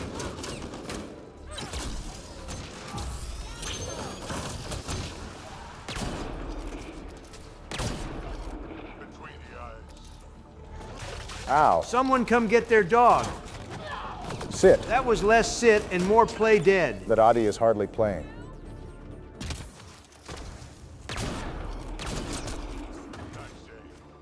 That was fast. We've still got more killing to do. Music to my ears. Hello, I got a pizza delivery here. Good lord that Solarian didn't even get to taste it. I too love my pizzas being delivered at muzzle velocity. Also, it was real nice of these guys to wait in their little bunker up here instead of jumping us with the rest of the guys outside. Well, you know, bad guys like fighting in waves. New galaxy, but the bad guys still use the same bad tactics. Is that guy's name Strogjaw? Sounds like a Pokemon, and his last name is definitely something a Krogan came up with from a burp. Actually, following typical Krogan naming conventions, Strogjaw must be a clan name. Grog is his actual name. Then it's got to be the worst clan name of all time. This appears to be a layered Easter egg. Grog Strongjaw is a Goliath barbarian played by Travis Willingham on Critical Role, the YouTube account known for role-playing. Travis Willingham voiced Captain Tony, James's old commanding officer, in the Paragon Lost movie. Who the fuck would even pick up on that? You'd have to not only follow Critical Role, you'd have to know the cast of Paragon Lost to know how it ties into the Mass Effect franchise. I'm sure at least one person got it. Someone always does. Well, anyone who did get it, gold star for you, I guess. Man, PB did not put on a good performance this team fight. Drac died too, to be fair. This was kind of a one-woman show.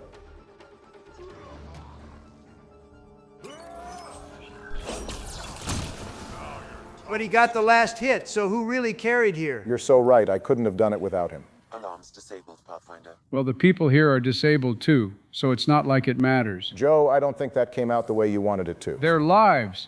I meant their lives. Too late, Brandon. I'm typing up my finest Truth Social post to cancel you. The concept of getting canceled on Truth Social has to be the most ironic thing of all time. Anyway, while Donald does what he does best, I'm going to go activate the vault.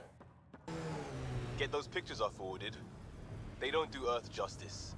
Cities far as you can see, blue skies to bluer oceans. Blue on blue. How do you know where one ends and the other begins? You'd get wet. We have people who aren't funny too. I thought that was actually a decent quip by Liam. Extremely rare, not annoying Liam moment. Blue on Blue is Donald's favorite Asari film. Much funnier joke by Barack there. Wonder what this place has in store. This is the last vault, isn't it? Last vault, and the last colony for us to set up. So is it fair for me to say that these peaked back on Eos and went downhill every following one? Yeah, sure. Good. These peaked back on Eos. Like we said before, it feels like there's something missing. You just walk in here and do some puzzles, and then you activate the vault and leave. Even before that, it's the same process. Drive around and activate the 3 terminal areas. Sometimes you need to scan for glyphs. If the puzzles were engaging, it wouldn't be that bad, but all we do is just activate terminals to unlock doors and raise or lower platforms. It's almost like they knew these were dull, too, because the scale of them got smaller compared to the Eos one. Is it that? Or did they just run out of time to make them more complex? Little of column A and column B, I'm guessing. How is Elladen going to improve after we activate the vault? Once Elladen's vault is activated, there will be an increased presence of cloud-forming particles in the sky. The moon will remain hot, sitting at an average temperature of 34 degrees Celsius or 93 Fahrenheit, but moisture levels will rise. Oh, cool. So instead of hot and dry, we'll get a little less hot and humid. 34 Celsius is better than 50 Celsius. Anyway, the likelihood of rain is so high now that Nexus scientists are warning the inhabitants of Eladen to prepare for flash floods. Ironic, once they were dying of thirst, and now they're possibly going to drown. Hopefully most of the water pools into the various sinkholes all over the moon, and we'll get a nice collection of lakes. What's keeping the Nexus and Krogan colony from clashing over resources in the meantime? Mordaw will supposedly be sharing leadership with the assigned mayor of the outpost, an Asari named Karisti Arcana. The Nexus is working on drawing up mineral and water claims, but there's no info on whom the Krogan are choosing as their negotiators. Sounds like a fragile peace at best. Hopefully no one steps on anyone's toes and we won't have to reenact the Krogan rebellions here. All right, let's get this final outpost up. Confirmed. Calling out. You really did it. Almost a civil war, and you brought them back. Yeah, we're just But like it's all about that. the resources. No poetry, right? I considered the Krogan a permanent loss. Too many egos involved. That would have been RL, to be honest. Don't care how they get filled. If I can retroactively call the Krogan colony an outpost, that's a win. But that practicality is not universal. Tan will hate this. Genuinely, Tan can go f*** himself. Damn right. Agreed. You know, it's hard to calculate how few fucks I give about Tan's opinion. I, of course, can't comment. Come on, Addison, show a little personality. The last golden failure we thought we'd lost. You did it. And it'll bring thieves. Check the Zaubre system for Dr. Kennedy's trackers. Oh, right. That thing. We'll handle the Dr. Kennedy thing another time. I need your voice to remind them what this meant. Get the flags waving. This seems more important than that. It's about setting a tone, not telling the whole story. We need friends like these, is an understatement. While the Nexus was flailing aimlessly in space, the Krogan were putting down roots. As much as I'd like to say that, I don't think that'll fly with Tan. Yeah, well, as the saying goes, f*** Tan. Welcome to New Tachanka. We're all a little Krogan here. One for the records, Pathfinder. Addison out. Ket killing other Ket? I have never seen this before. Well, why don't we sit back and enjoy the show? I got my money on the Ket that are to the left of us. As much as I'd like to sit here and watch Ket shoot each other, the mission kind of requires us to third-party this fight. Well, that sucks. It's fine. I've won many chicken dinners with this legendary method. Looks like they decided I was worth killing more than the other guys anyway.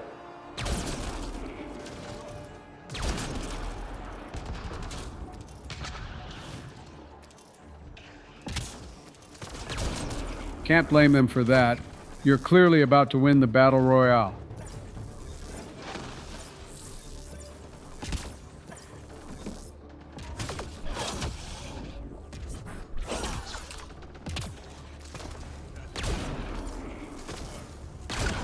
Easiest third party of my life.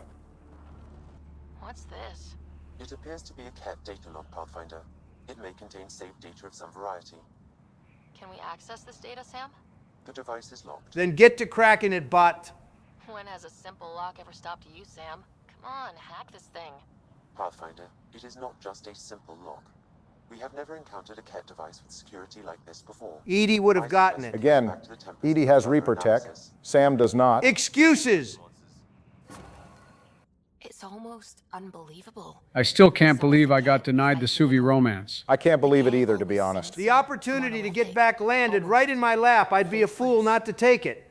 I wish we saw more of that fighting. Wouldn't shed a tear if they wiped themselves out. Whatever they've done, they're still a unique, fascinating species.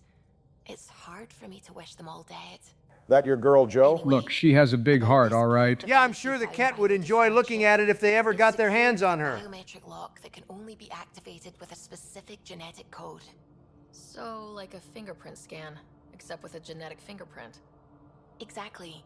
Whatever's in this, it's probably only meant for trusted individuals. Let's go catch us one of those ascendants then. So you're saying I have to track down some Ket? But that would be impossible, Ryder. No, it wouldn't. We run into them all the time. I think she means it would be impossible to track down the one with the specific genetic fingerprint. And I have an idea that just might work. We should go talk with her when you have time. Time for another doctor appointment. Got your memo, Suvi. Data's right here, but I'm not sure what you're expecting to find. Hopefully a key to your heart, Dr. Tapero. You gotta let it go, Donald. Never! Perfect. Sam, can you test combinations of sequences against the lock? Testing. Brute force, Dr. Anwar? Tried and true methods. And with Sam's processing speed, it should take no time. Key found. Good work, Sam. Since Donald was talking earlier, It just locked onto a transmission. Incoming Ket vessel to abduct the crew. Oh crap, turn it off. Who knows what it's doing? The device is a receiver. It will not reveal our location. This transmission is audio. The Archon has abandoned our way, spurns tradition, defies protocol. He abuses his authority, obsesses over Remnant secrets, and keeps us cut off from home. This cannot continue. He will return to the path of right or be destroyed. This is my promise. An Archon stands tall only while we hold him up. Ooh, I'm smelling a little drama. Time for some tea. Someone's really upset at the Archon. A collectivist culture would take a harsh view of any action that defied the will of the group. And isolating the Ket here would breed resentment. They may feel abandoned. oh, the Ket are a little lonely. Feeling abandoned? Some things are universal. I wonder if there's a way to trace the signal. Scanning for nav point. I'll transmit it to your Omni tool, in case you want to check it out. What do you think we'll find out there? Civil War, probably. It might be a base of Ket dissidents organizing against the Archon. Whatever it is, please be careful, Ryder. Before we follow up on this, we're going to talk with Avitus on VidCon and then get to work on that Turian arc. Ryder, I was just about to call you. Everything all right? I've got numbers, coordinates, flashing in my head. I think it's an SOS from Mason. I've had a bad feeling about the Turian arc for a while now. Oh, is this a good time for me to say that Mason is most definitely dead? What makes you say that? The fact that we've been chasing his shadow this whole time with no actual sign of the man himself. There is definitely something fishy about the Turian arc. Long after Natanus hit the Scourge. Someone's still flying the damn thing. Or keeping it afloat, at least. Here are the coordinates for my implant. Meet me there. We'll find answers. That's the Turian arc. It's seen better days. At least they aren't being boarded by the Ket. No, they just got ravaged by the Scourge instead. That might actually be worse. The Turians are good in a fight, if nothing else. The Ket might not have been ready for them. The Scourge is a whole other beast. Also want to point out that there are only 15,372 stasis pods being detected on the Ark right now. Over 4,000 of them got shot out. Rest in peace. Every Turian shot off the Ark didn't die, Avitus for one, and Cadus was also on the Natanus before he met up with Sloane. HO47C. It was supposed to be the Turian homeworld in Helios. Why is the name of their golden world a bunch of letters and numbers? The Turians aren't known for their creativity. It's about as creative as naming a colony New Tuchanka. I don't want to hear that from the guy who keeps making characters that have names mixed up of all three of ours. Come on. Speculating won't get us anywhere. We're lucky this part of the arc survived. Looks can be deceiving, Pathfinder. The hull is barely holding together. Damn, Sam, let us hope at least a little. Always a ray of sunshine. So for the record, there is no combat in this mission. Wait, what? Yeah, that's weird. This is weird. There's no daring rescue, no hold the line moment, no heroic sacrifice by Avitus or anything like that? Nope, none of that. This gotta be one of the worst missions in the whole damn series. This is worse than I'd rather play Andromeda. I'd rather play one of the mobile games at this point. Give me 48 hours straight of the atrium on Grissom Academy. Yeah, I don't know what the deal is. There's nothing about cut content here, but I can't believe they would undercut the Turian arc on content. We got a whole main story mission with the Solarians, and the Asari arc is tied to a loyalty mission. It just feels out of place. Well, it's obvious that they ran out of time. It's just crazy that the Turian arc doesn't have a bigger part in the story, considering how much of a big deal the Turians are in the trilogy. Plus the fact that we have a Turian on the team. Vetra has been oddly quiet this whole time. I low-key didn't even notice you brought her. Yeah, and go ahead and rid yourself of any hopes you have that she'll input on the state of her people's arc. This mission is giving Mass Effect 2 vibes in the sense that your squad is suspiciously quiet the entire time. But I can recover the audio. Play it. Something's tearing the Tannis apart. Half the cryo chamber is gone. Trying to get anyone awake to the escape pods. Spirits, there's no time. Find Mason. Sounds bad for them. Dea was abandoning ship. She wouldn't leave unless the situation was dire. Situation fits the definition of dire by my eyes. The rest of the data on this console is corrupt. Perhaps if we find another. Or the Arc SAM node. All right, let's keep looking. Avitus, over here! There's still life in this one. Sam, how are we doing? Yeah, He sounds like he didn't make it. Have a little faith, Donald. Nah, Donald is right. He's cooked. Well, my bad for hoping. Repairing now. One moment, please. We need to remain objective. Yeah, I've never been objective when it comes to Mason. Try, for his sake. I'm picking up on something that makes me think this is more than loyalty or admiration. You're correct. Internal emails and screening interviews for Mason say that he and Avitus met in the field and that their relationship may be more than platonic. Maybe not so easy. Where's the rest of it? That is all I could recover. Damn it. We'll find your boy Bro. Or what's left of him. What's the Turian Pathfinder like, Barry? According to the Codex, Mason Barrow was a decorated engineer in the Turian Blackwatch. He was touted by the hierarchy to be a shining example of a Turian citizen. So he might have been in the succession chain for Primarch had he stayed in the way. Based on the brief description, the meritocracy would have valued him quite a bit. Blackwatch was a team of skilled special ops soldiers for the Turians that handled missions that threatened Palaven. If Mason was truly so decorated, he must have had a lot of clout. A Turian special ops and a council Spectre. Talk about a power couple. Not a better power couple than a human Spectre, an N7 operative, and Aquarian admiral. You got that right, Sleepy. Sam, where's the Pathfinder? Where's Mason? Avi. Commence. Stars. Why does it sound like that? I'm pretty sure each Sam is supposed to sound like the species it belongs to. Although I'd struggle to say this Sam sounds like a Turian. My counterpart is suffering from severe trauma.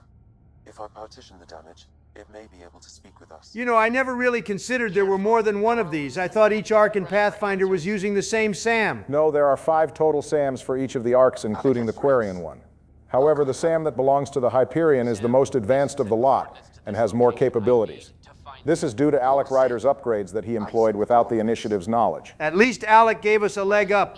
You sent the coordinates. The Pathfinder ordered me to help Avitus find a home for the Turians. I located our destination, HO47C, then sought out Avitus. Wait, so was this Sam the one that shot off all the pods? This murderous bot. This thing's still busted. It doesn't know what it's talking about. We should have access to Mason's logs. Maybe there's something in there. Abby, whatever we hit, a piece of it shredded my suit. Stings like hell, but spirits, it's beautiful. I need you to go on for the both of us. Don't let that temper get the better of you. Sam, commence transfer.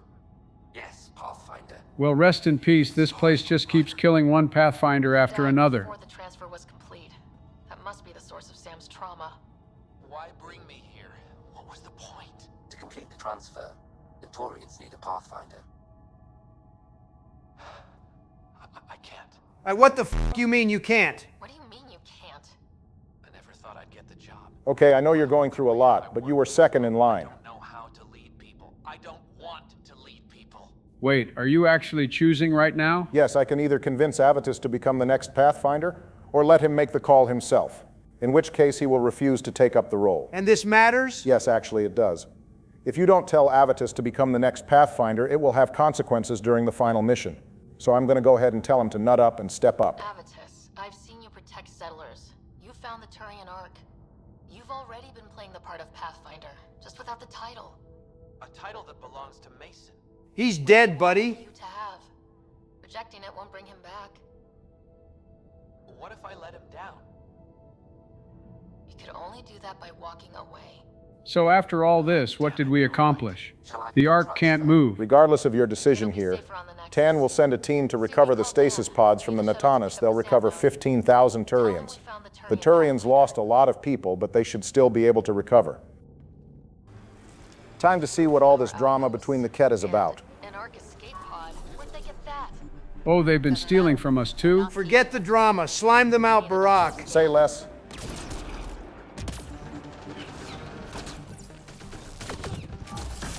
Didn't I clear these guys out? I'm sure these are more of the Ket turning against the Archon. Man, we made the outpost here military for a reason. Why aren't they on top of this? Let's be honest, we all know that was nothing but cosmetic.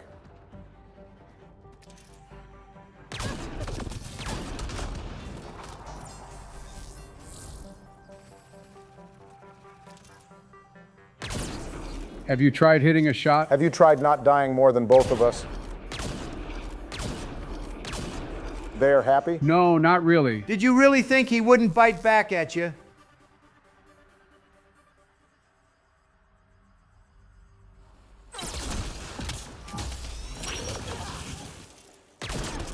All right, let's see what these Ket are up to. This is the nav point Suvi gave us, but there's nothing here. Just this beacon. It's probably a proxy to hide the true location.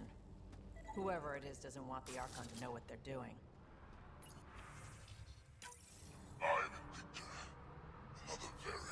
Hey, that's the one I killed.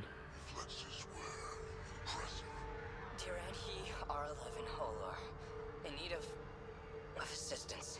Well, he's dead. Not feeling bad about killing that guy. Rest in piss and Victor. So what now? We're being led on a goose chase to some relays. There's 4 in total, so we'll pick back up shortly. I miss climbing for fun. Everything's life or death now. What the hell is she on about? Vetra likes climbing. That's true, by the way. Vetra's romance lock-in is rock climbing. But personally, I prefer blowing up Ket skulls. This guy is still hitting headshots on invisible targets. That's what I do. Yeah, you're getting too confident. I'd say I've earned the right to out of the 3 of us. Bro thinks because he's a little decent at Mass Effect, he's a better gamer. Hey, you said it, not me.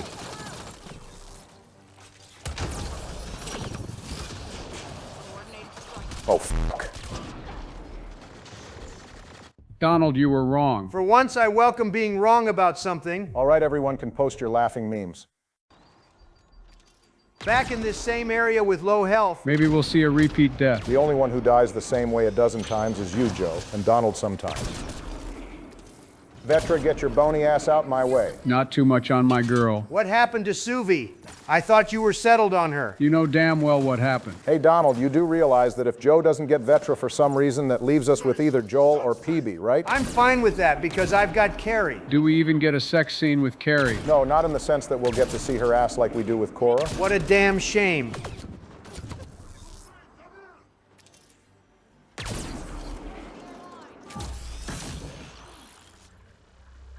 All right, that's finally done.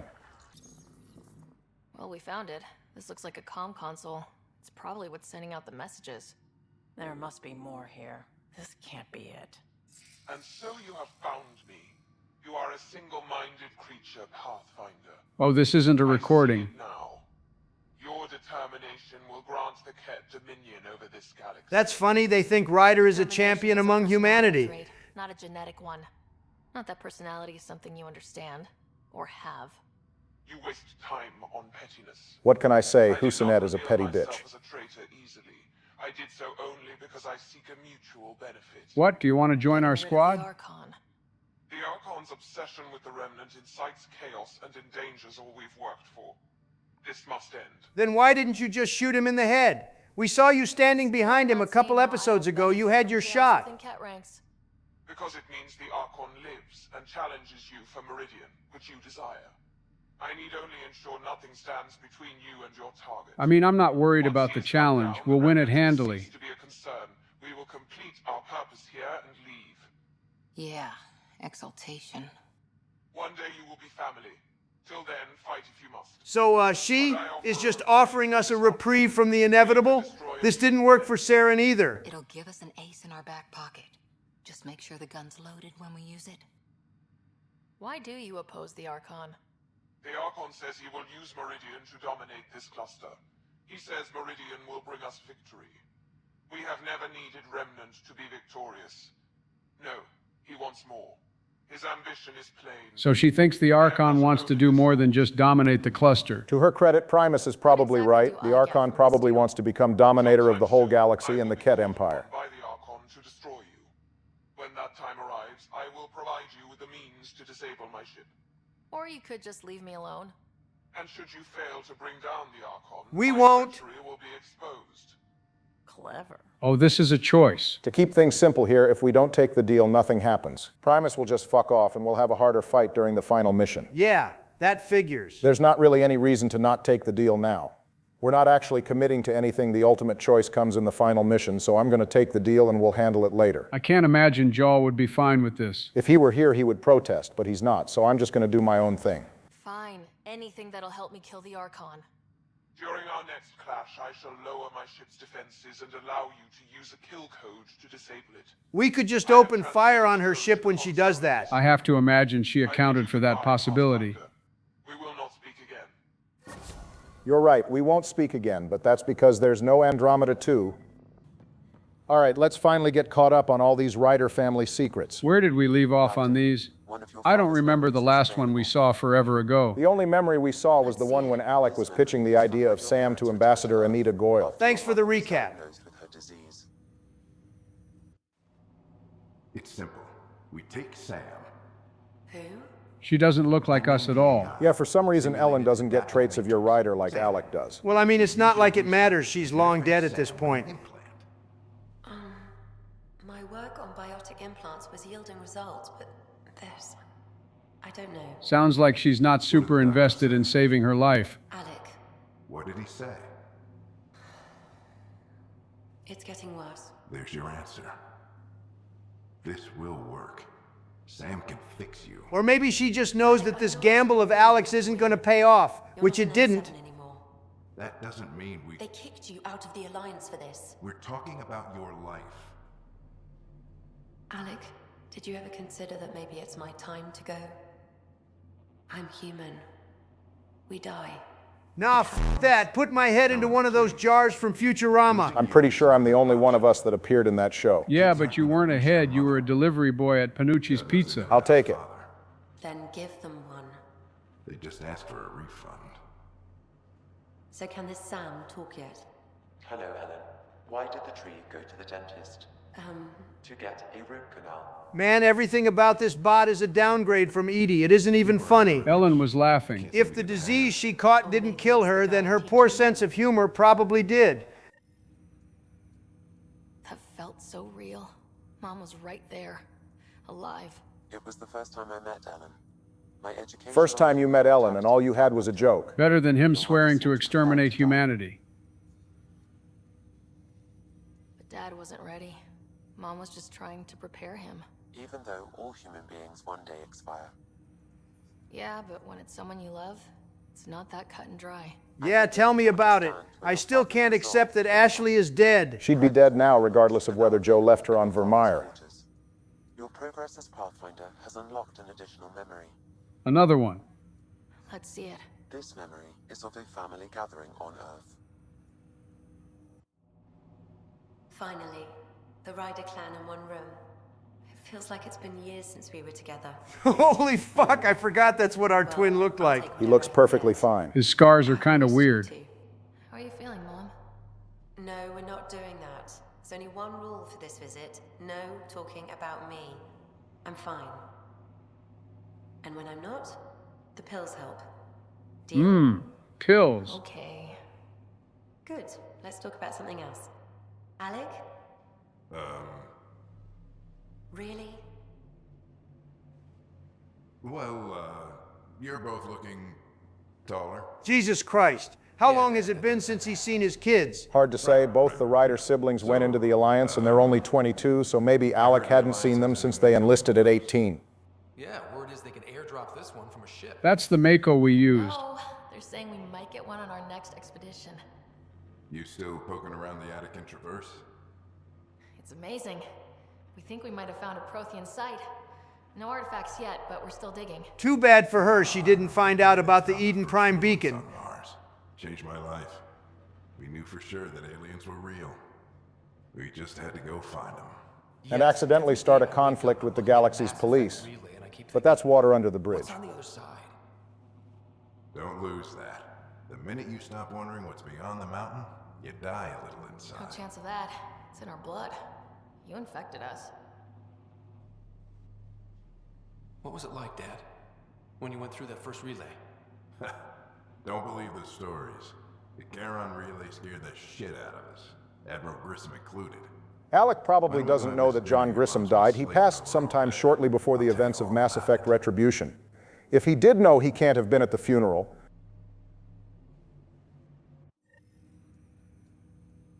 I remember that.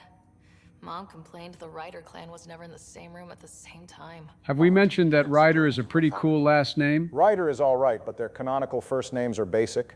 Scott and Sarah. I'd rather be called Scott than Barden, Joe. A course that seems to have been influenced by your father. Yeah, good or bad. Your parents rub off on you. A form of symbiosis? Sure, I suppose. though not always beneficial. It gave rise to you. Jury's still out on that. Nevertheless, the emotional bonds among family became clear to me that day. See, Sam is learning all the right lessons. He'll turn out fine, just like Edie. Sure if you say so, but I don't buy it. Let's see it. This memory is when Alec first learned of the initiative.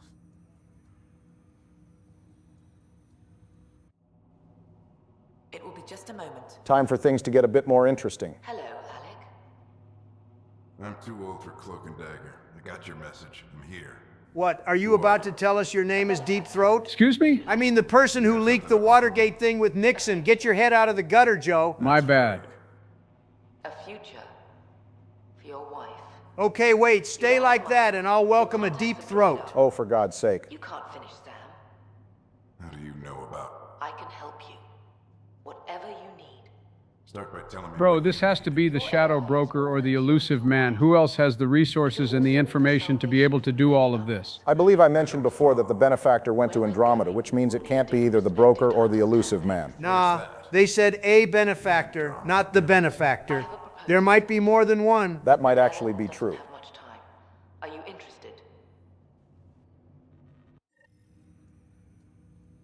Who was that? The benefactor. I believe there was more to the Andromeda initiative than was publicly understood. Hold on now, I'm smelling an actual plot here. Your father's quarters. They may shed further light on the matter.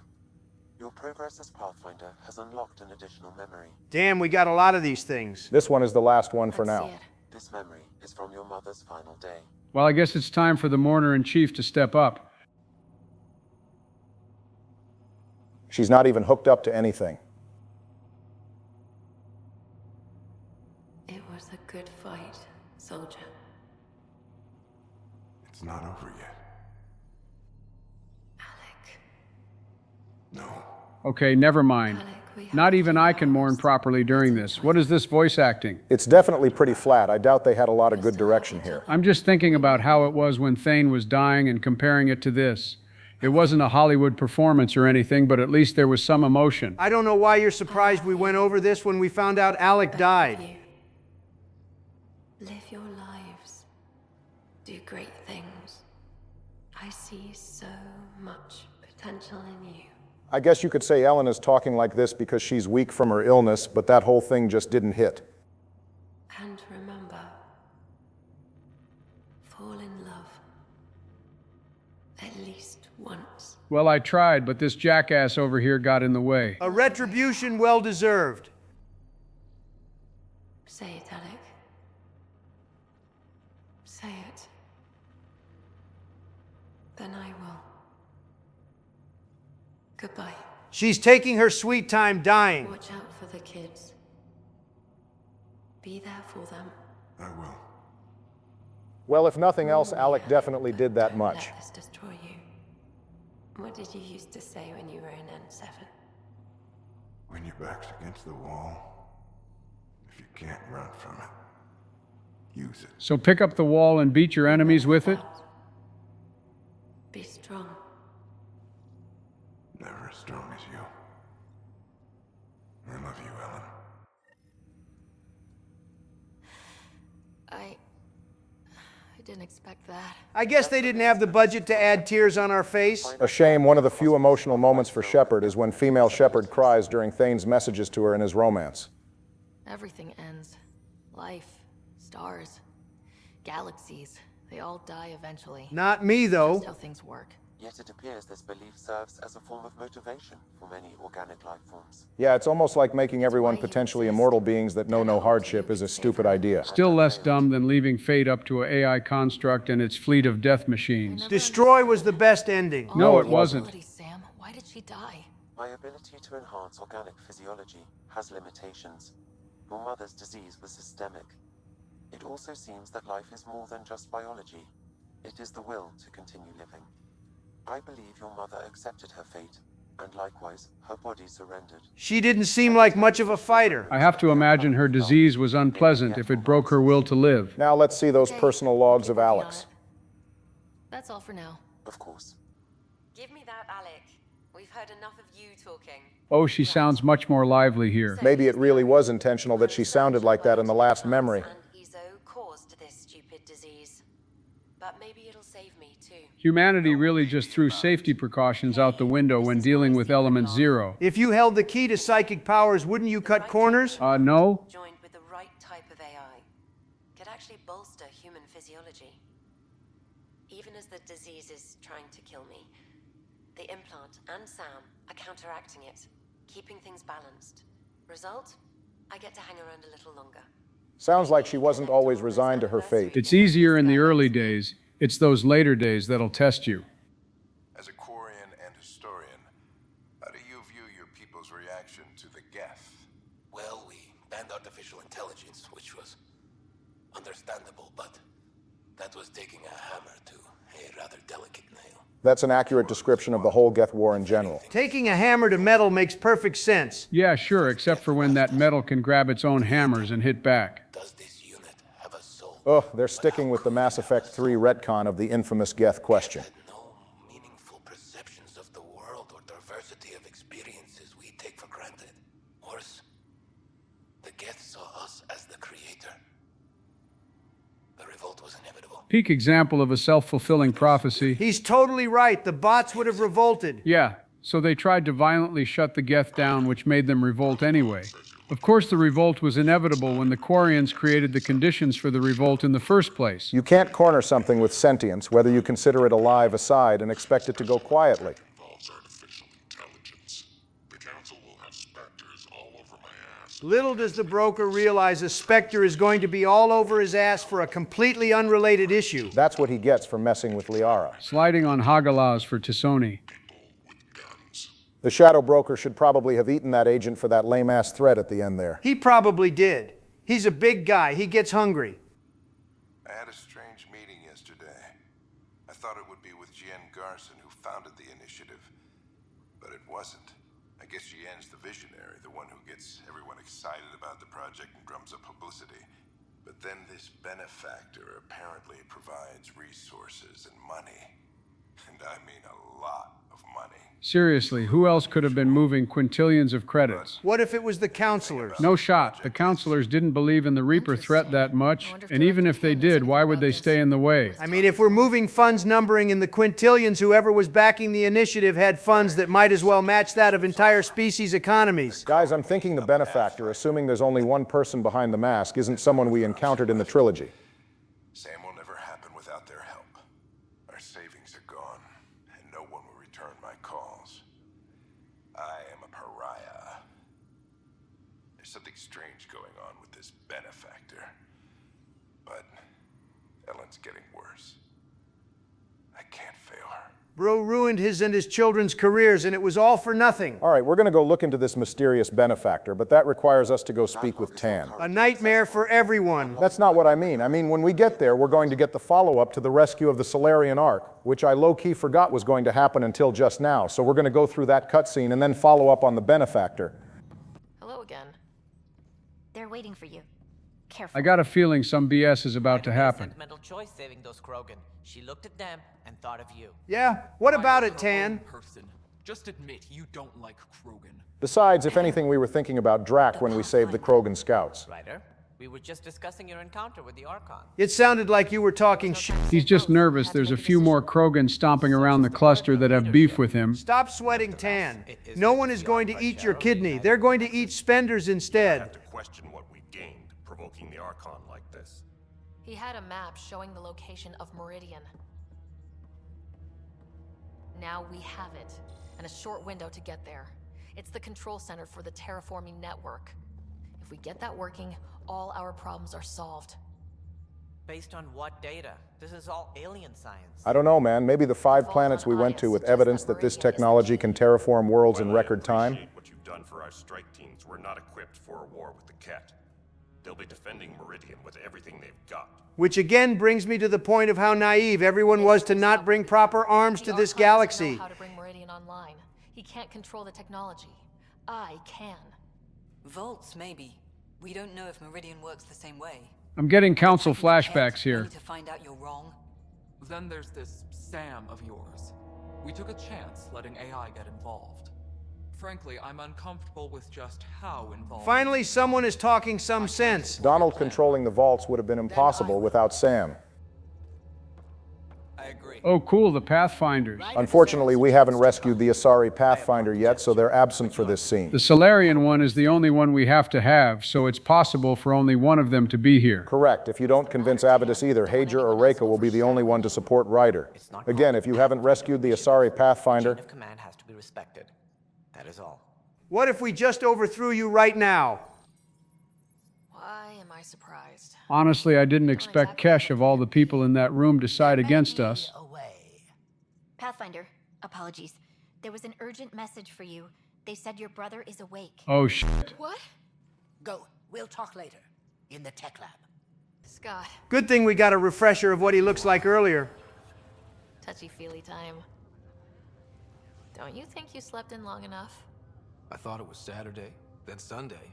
Then I figured someone turned the alarm off. Oh, God, what day of the week is it right now? Joe, we weren't worried about what the day of the week was back in the Milky Way. How you feeling? Oh, like the galaxy's biggest idiot. Of all the stupid things to happen. Just be glad you didn't fry inside that pod. Yeah, but if I'd have been there to help you, maybe Dad... More likely, Alec would have been forced to choose between saving one of us. Now that would have made for an interesting opening. We play as Alec and we have to choose between saving our son or daughter. I'll miss him. But right about now, he'd be telling us to stop moaning and get on with it. There's no shortage of things to do. Yeah, I hear you're the great and honorable Madam Pathfinder. Please, it's nothing like that. Well, then I guess I'll give you a free pass on telling me we found home. Oh, we did lie to him, didn't we? We didn't tell the complete truth, no. Your sibling is only really upset if you lie to them about Alec, though. As soon as I get my gear, well... Careful. Sorry, pal. There's only room for one rider on the Tempest. Fit for duty, sir. You need a chance to mend. Yeah, says who? Time to pull some rank. The Pathfinder, that's who. Time to rest up. That's an order, Specialist Rider. Pulling rank already. Better hope I never tell anyone about that year you only ate paste. What is Bro on about? Was it first grade or second?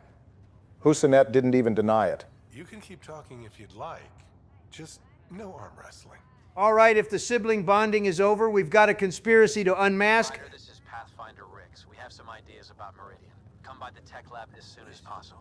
That's something for a later episode. Ryder, I trust there are no hard feelings. As tempting as Meridian may be, caution must guide us. Yeah, sure, don't worry. The Archon won't totally try to do what it takes to take Meridian, even if he has to invade the Nexus to take Sam. Avoiding wholesale slaughter at the hands of the Ket, for one. That could happen anyway. It's worth the risk. The leadership disagrees.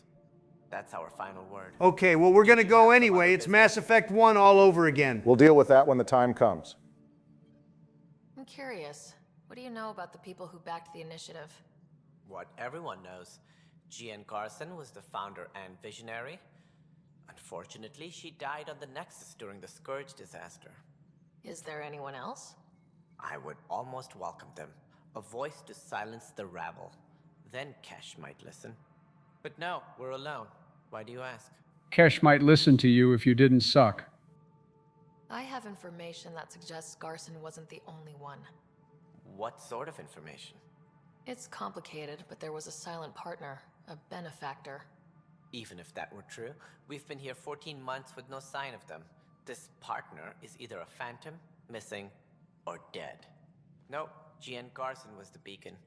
A sad end to someone of such stature. For a Solarian, this guy sure does lack a lot of curiosity. Chaos. By the time they found her, she was already dead, succumbed to her injuries. This checks out. They didn't find Garson until a little while after the Scourge hit the Nexus. Was there a follow-up investigation? I wasn't even out of stasis. But knowing the violence of the Scourge disaster, death was everywhere. If you're suggesting something else happened, Ryder, I'd rather you didn't. Let's not add to the confusion. Well, that's too bad. Yeah, you didn't listen to us earlier, so now we're going to get digging. This further, accessing Nexus security records may reveal more information. Let's get to it. The only hard fact is that her body was found in one of the apartments. Wait, I thought the leadership all died in one fell swoop when the Scourge hit them. Yeah, that is the official story. But only an idiot believes the official story. I think we need to check out that apartment. Environmental data will allow us to reconstruct the scene. The plot thickens. This is where Jean Garson's body was discovered. Awfully convenient. It's in the same area as Spender's and Peeby's apartments. Out of all the areas in the game to not make huge and open world, they picked the Nexus. There. They had to have literally not looked into it at all if they couldn't put this together. So according to Nexus Uprising, Garson and the rest of the senior members awoke from cryo ahead of everyone else, but Garson went missing when the Scourge hit, and true enough, she was found in one of the apartments. Shuttered back then. Didn't open till the Hyperion arrived. So what was Garson even doing here? Perhaps a further scan of the room is in order. This is medium key, the most interesting thing in the game thus far. So, shot in the dark. But maybe one of these other senior staff members did the deed. A solid idea, but with one problem. Foster Addison would have probably recognized any member of the senior leadership if they had survived. It's impossible for whoever killed Garson to leave because the Nexus was literally on fire. Moreover, there's nowhere they could have gone. All the Golden Worlds were a bust. Looks like Garson knew she was being targeted when she wrote this. A storm is coming. I wonder what that's about. This is Gian Garson. I don't have much time. I've been hiding in the sealed-off sections of the Nexus since we got here. Someone's trying to kill me, and now I can hear them down in the hydroponics area. They're coming. I've embedded what I know in my VI in the Cultural Center. This log has the code, and whatever happens... Oh God, they're outside the door. Rest in peace. This begs the question, why did she split off from the rest of the early risers in the first place? Barack, any ideas? Addison was looking for Garson when she first ran into Sloane Kelly, but I've got nothing to add besides that. You don't think Addison was involved? I seriously doubt that. It'd be one hell of a curveball if that were the case. Why is Tan not a suspect again? Because Tan has a rock-solid alibi. He was in cryo until Sloane, Addison, and Kesh woke him up and hit him with the fact that he was now in charge. Tan might be an annoying little weasel, but he's not Garson's killer. And we gotta remember whoever did this was either the benefactor or someone who worked for the benefactor. Tan at least claimed to not know about this person. Right now, all we want to know is who killed you. Sam, can we hear that message Garson talked about? Unlocking it now. Rerouting to our private channel. For years, there was a silent partner involved with the initiative. The truth is, I was running out of money. Then a benefactor stepped in. I didn't ask questions. I never met them face to face. That was a mistake. I lied to everyone. Something big. Well, that trouble has to be the Reapers. Either that or it's the possibility that the Knicks might win the playoffs. New York winning a playoffs for the first time since '73 might genuinely be a bigger world-ending catastrophe than the Reaper invasion. Second only to them losing it instead. Okay, but real talk. Whoever the benefactor was not only believed in the Reapers, but knew they were coming. That is a very significant fact, and that fact alone somewhat eliminates the possibility that it's a character we haven't met, because no way they meant to introduce some random person who knew about the Reapers. Especially because, based on the timeline, this person knew about the Reapers before Shepard's discoveries in 2183. So, who could know about the Reapers, have the ability to move an insane amount of credits, work in complete secrecy, and have an interest in AI technology? I have a guess. Do either of you want to say what you think first? I'm drawing a blank. I mean, I want to say it's the Reapers, but that makes no fucking sense. You're close, Donald. Admittedly, this is not my theory. It's something I picked up a couple months ago from a couple other Mass Effect creators. But there's only one person, or rather a thing, that could have done all of this. There's reason to believe that the benefactor may have in fact been the catalyst. Ain't no fucking way. For once, an adequate response from Joe. I don't know about that one. Let's let this memory play out first. A moment. There is an added layer of security. What was it Gian Garson said? The code word is Fulcrum? That worked. This is the last. Let me just say right now, if the catalyst turns out to be the benefactor in the next Mass Effect game, we need to fucking shoot this entire AI core into the nearest star. Castus, thanks for calling. Not a lot of people still admit to knowing me. Wait, I remember that name for some reason. Read the subtitles, Joe. Oh shit, that's Garrus's pops. I checked with my son Garrus. He works there now. CSEC. We finally put a name to the face. Oddly, this seems to canonize that Garrus returns to Citadel security after Mass Effect 1. But privately, I've heard they're starting to wonder. This threat, they're called Reapers? Shepard's word for them. Something about a cycle, an extinction event that happens every 50,000 years, galaxy-wide. You know, this is kind of interesting. What do you mean? Like, imagine if for some reason someone first played Mass Effect Andromeda and started hearing all this talk about the Reapers and Shepard, and then they went back and played the trilogy. It would make for an interesting perspective. I don't know why anyone would do that, but sure. The trilogy would come off as a prequel from that point of view.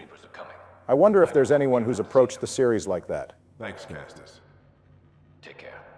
I just noticed there's no keys on that laptop.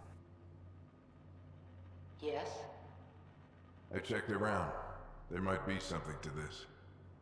If there is a war, the scramble for resources... This benefactor talks in uncertainties as if they don't know the Reaper War is happening.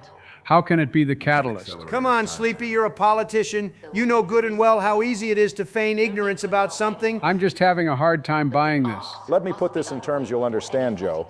What was the catalyst's ideal outcome at the end of 3? Well, it exists to preserve organic life, but personally favored the synthesis ending, and oh my God. The benefactor helped build Sam. Sam is an AI that integrates completely with organics in a symbiotic way.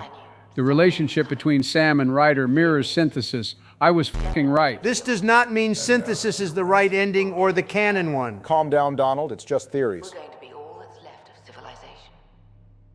Sam, Yes, Pathfinder? track down my kids. Tell them their old man needs to talk. It's urgent. And how is Ellen? She remains in stasis. As you hoped, it has suspended the progress of her disease. Wait, what? Yeah, you didn't predict that plot twist, did you, Donald? Don't use her real name. I'll tell the kids when the time is right. Well, great news. We're not orphans anymore. Are you even considered an orphan if your parents die when you're an adult? Typically, no. That's reserved for people who lost both parents as a child. There's still hope for your mother. A shame we were busy dying when he said that. Mom is here?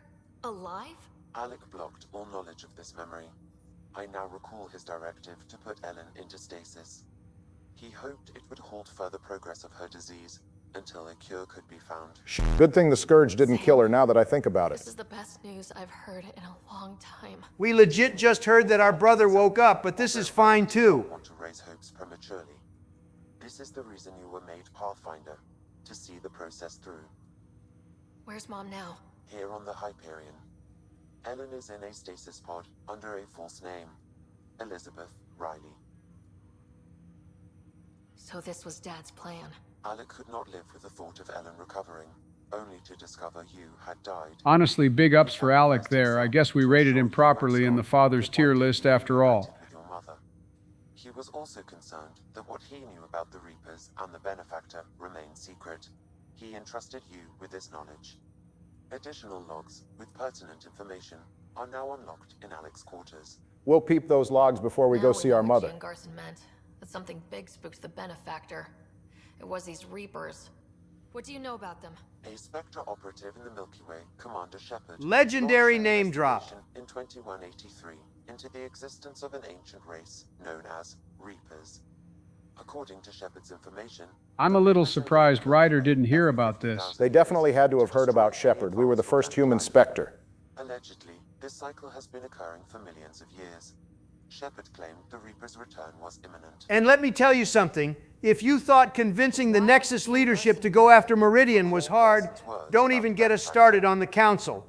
Now they're moving 100,000 of us to Andromeda. I hope it's all for good, but I have my doubts. So those doubts were why Garson was murdered. The theory, as I understood it, is that Garson's doubts became known and someone, perhaps an agent of the Catalyst, decided to tie up a loose end. But why? It's not like it matters. We're 2.5 million light years away. Well, I believe Donald said it best himself just a moment ago. Let me just say right now that if the Catalyst turns out to be the benefactor in the next Mass Effect game, we need to shoot this fucking AI core into the nearest star. If the benefactor is the Catalyst, and if that information is revealed, and moreover, if it's revealed to the Initiative what happened back in the Milky Way, everything about this project, and Sam especially, is suddenly looking real goddamn dubious, to put it lightly. If this whole thing is one of the Catalyst methods for preserving organics and achieving synthesis, it wouldn't want anything sabotaging its efforts. Before the rest of the Hyperion wakes up, I've checked our comms for any signals from the Milky Way.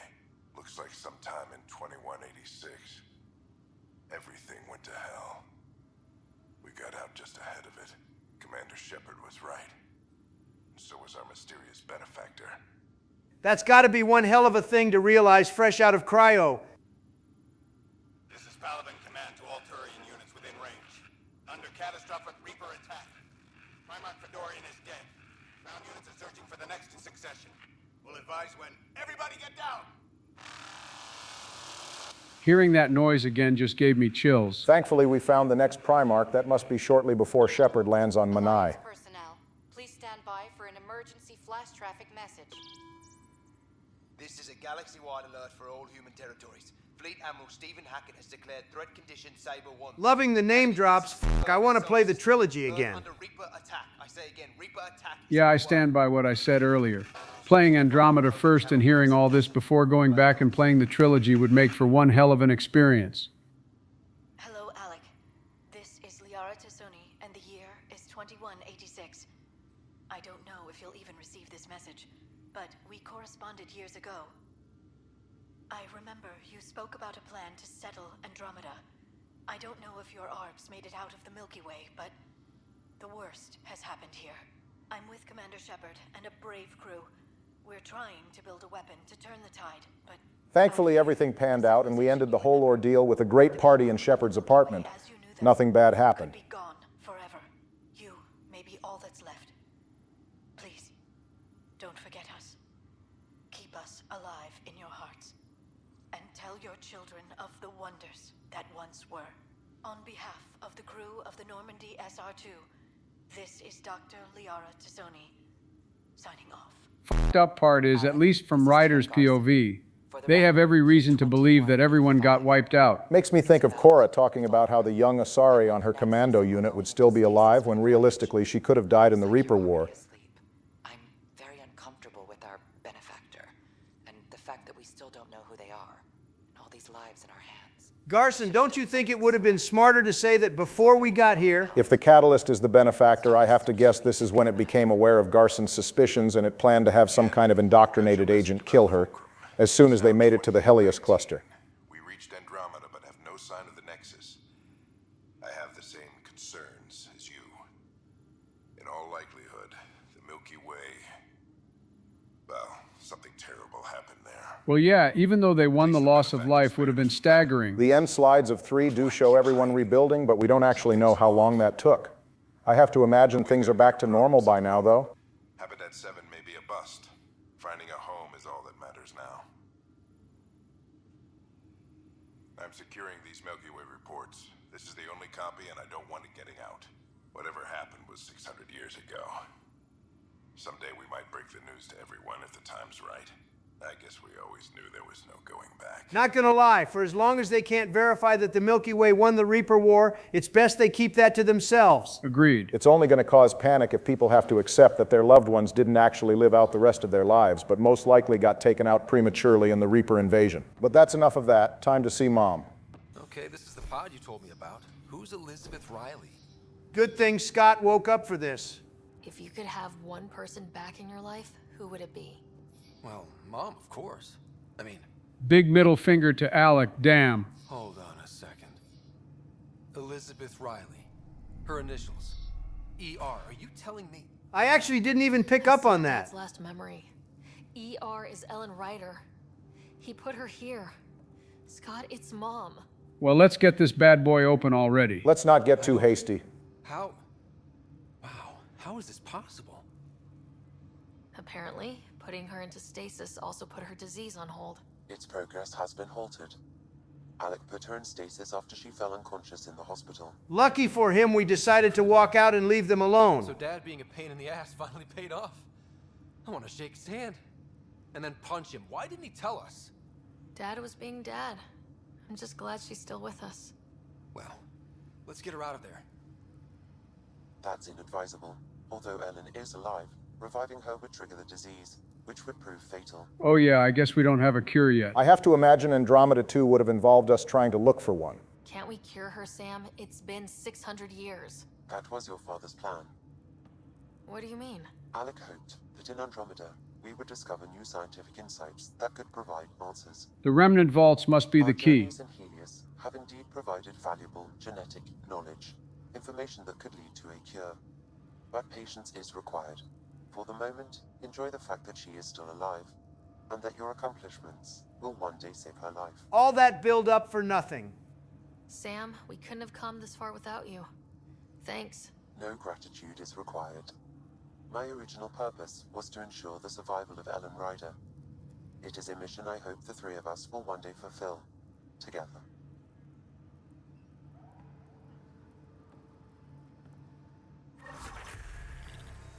And we reached the end of this episode.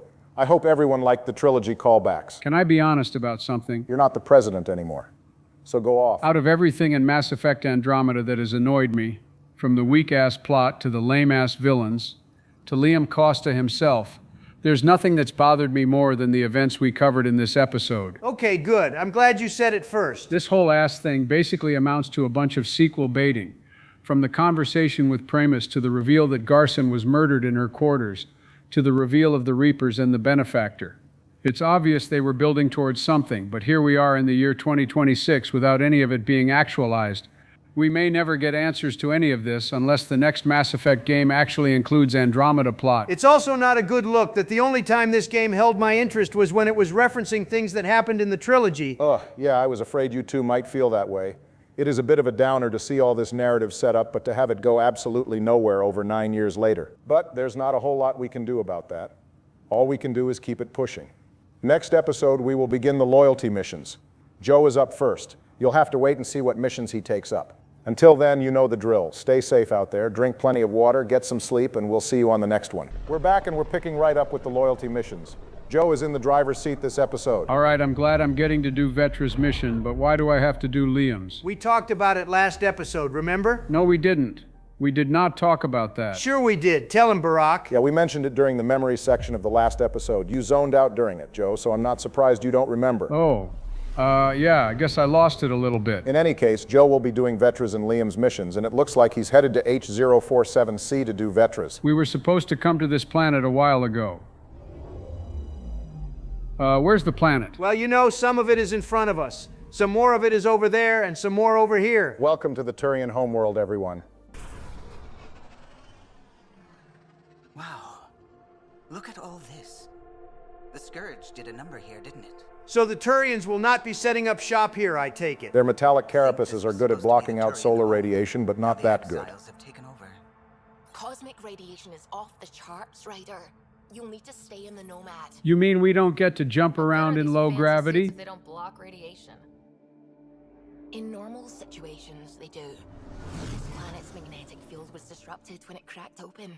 No protection from a cosmic ray tearing you apart at the molecular level. What is even the point of coming here, then? You mean aside from Vetra's loyalty mission? Not a whole lot. Descent engine engaged. Good luck, Ryder. Gravity's lower than we're used to, Pathfinder. The last thing we need is to float away into the coldness of space. Nomad should compensate for the lower gravity, to a degree. What if I try to get out? Exposure to the surface radiation will kill you, Pathfinder. Thank God the game doesn't let you or everyone would have died because of Joe's intrusive thoughts. What made the Turians want whatever this place used to be? H047C was identified as a potential golden world that would have been suitable for dextroprotein species. I forgot the dextro thing was a problem. Also, despite this place being treated like the remains of a planet, H047C is the satellite of a gas giant, thus making it a moon, not a planet.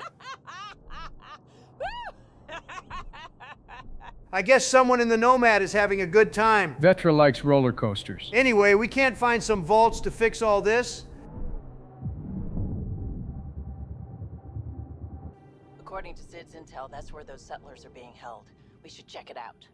Who even set these domes up? Somehow the exiles left with a lot of the initiative's technology. Every passing episode, the more and more I'm convinced the Andromeda initiative is fully incompetent. Artificial gravity, too? They got the good stuff. Detect life in our immediate vicinity. I feel like this is a trap. But stay sharp. My sister may have missed something in her investigations. Well, the worst case scenario is we die for a third time. Looks like what in the f*** happened to our hair? And why does Vetra have her visor on? I can't see her eyes. Why are the both of you pretending you don't know the game crashed? We're just giving you a segue so you can explain. Oh, okay, so the cutscene here wouldn't load so long as we had the mods running, so we had to go launch the game without the mods. Looks like I was right about this being a trap.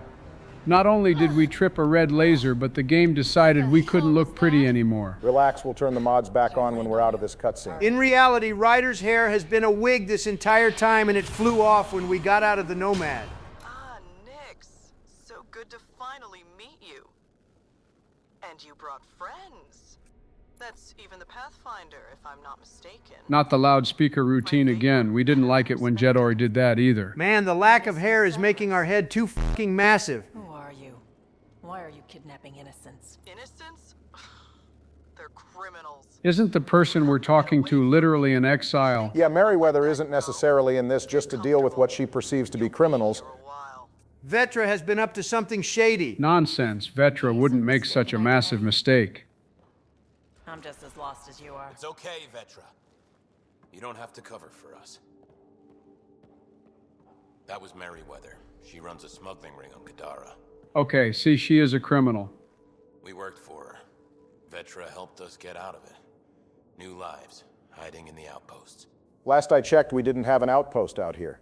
So you were helping people. There was no need for all that modesty. It's not modesty. I didn't help anyone. Okay, okay. You didn't help getting anyone. out of here. We've tried. There's no way out. There's always a way out. We could just try calling the Tempest. Silly Donald, you know we can't call on our other allies to rescue us. I've no idea what's going on. I'm going to get answers, but first we have to get out of here. No, first we need to reset the game. We need to talk. That's better. Yeah. Now we can see her eyes. Full transparency, this game crashes quite a lot when it's modded, and we've been hiding it this whole time. Least detrimental thing we've lied about all our lives, to be fair. Ryder, I swear on my sister's life. Well, Sid just fell down a flight of stairs. Do you seriously not believe she's uninvolved? No, I already guessed that her sister is probably behind this. I'm just grilling her because Joe likes her. Why do you keep guessing the plot line? Don't blame me. The game is plainly obvious in where it's going most of the time. Another day, another loose cannon character for us to kill. What do you think Merryweather's planning? Looks like she was gunning for me. Use the people she thinks I helped as bait. If you ask me, she's planning to kill me. Over my dead body. Thorough interrogation, of course. Sounds like she wasn't expecting you. Might try to get something out of the Nexus in exchange. This didn't work so well when Curl tried this on Purgatory. It won't work so well this time either. What I like to hear. Door controls are not accessible from here, Pathfinder. There has to be a way out. I can open the doors from my end, but they're powered down. We need to get them going again. Am I tripping, or is that not Vetra? Who are you? I don't like the sound of this, Ryder. Just get those doors some power! That's 100% Vetra's sister using her voice. Donald, you're making it hard to keep the audience in suspense in regard to the plot. The audience doesn't care enough about the plot to be in suspense about it. If it weren't for me, they wouldn't be watching at all. What do you mean for you? Bro's acting like he's the only one here. I'm the man of the hour. Everyone knows that. Tell that to the Knicks fans. What do you mean? They love me in New York. Fuck the both of you. Oh, crud. Hacking the door tripped a silent alarm. Did she just say, oh crud? Haven't heard that one in a while. No, seriously, was that bit of dialogue written in 2002? I feel like moving them into this room is a bit back-assward. If the guards decide to run past us without checking the room, it works. If they check the room first, we're fucked. At least these guys are moving like they want to live. I once had the pathing for the NPC's screw-up, and they got stuck. I'm directing security cam footage to that panel. You'll be able to see the guards coming. If you wait till they go by, you could surprise them. What the hell? Where are the prisoners? Are they gone? Is it safe? They're not gone yet, but they're going to be real soon. We'll take care of them. Good afternoon, everyone. Why is Joe using the N7 Valkyrie? I didn't even notice this. What happened to my shotgun? I thought I'd try giving you something else to work with. Okay, but the scatter shot worked well with Lance. Okay, warp is upgraded though. I like that. It will detonate, triggering an explosion and a biotic combo if you manually end it or just let it run through its duration alone. Also, you can go back to the scatter shot if you want. I will, because I just had to reload and I've gotten too used to not having to do that. Was that last guy just hiding while we killed all his boys? Why is there a live human hiding underneath that pile of boxes? Okay, seriously. How do I get this guy? He's off the map. Try a singularity. Oh, cool, that worked. Too bad you didn't have that option back when that one NPC went off the map during Miranda's loyalty mission. Please don't remind me of that. I was having such a solid episode before that BS. It's always a little funny that Joe's episodes either involve an enemy falling off the map or Joe falling off the map. Sidera Nix, you've been pretending to be me, haven't you? How did you? I mean, it was kind of obvious, kid. You're the one who tipped us off to this whole thing. Sorry. It was just easier to get things done when people thought I was you. She has a great future in identity theft. How old was Vetra's sister supposed to be again? The only thing concrete is that she was a minor during the Nexus Uprising, which I assume means under the age of 15 for Turians. Damn, they must grow quick. Give your sister some credit, Vetra. This wasn't exactly easy to pull off. Ryder, don't encourage her. Her execution needs some work, but this isn't the worst plan I've seen. Compared to the plan in the next mission, this is an A+.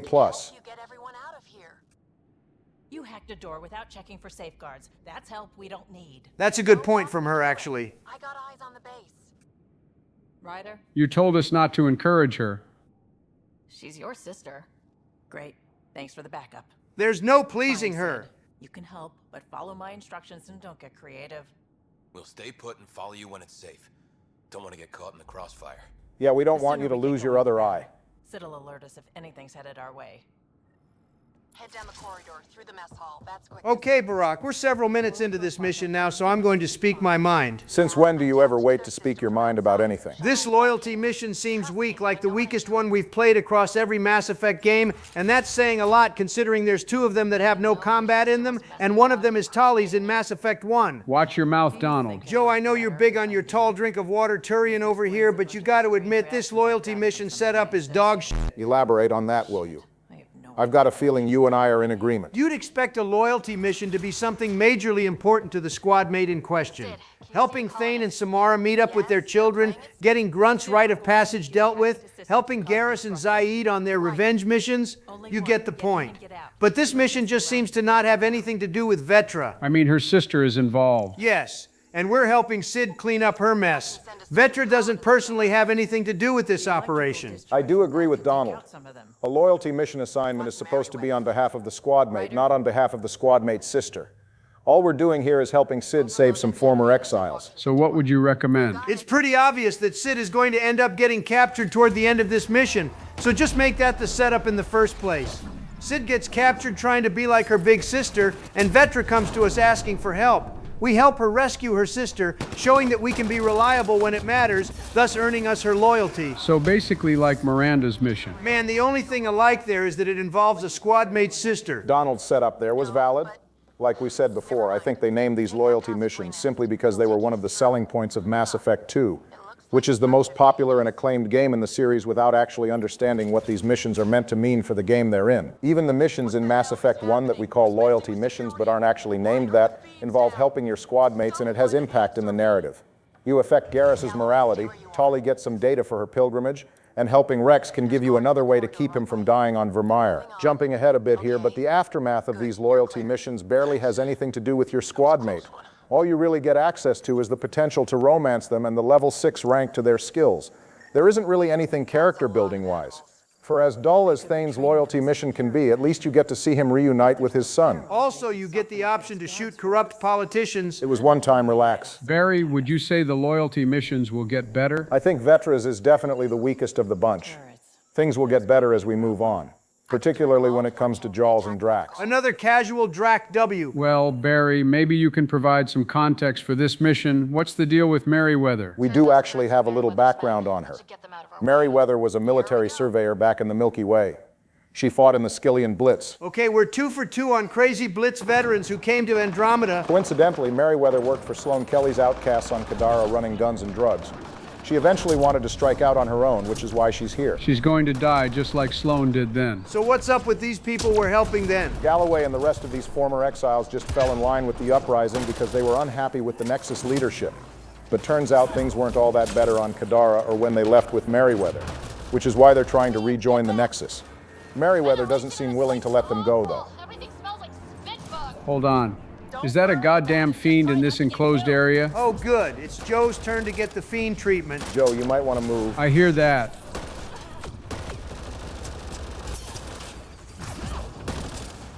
Cornering yourself was an interesting choice. Joe, this is a bad look. I miss being able to heal on command. God damn it. Yeah, fighting with a fiend on you is pretty hard, huh? Now try 3 of them. Barry, you sabotaged me by giving me the Valkyrie. Your positioning got you killed there, not the gun you're using. All right, round 2, you big bastard.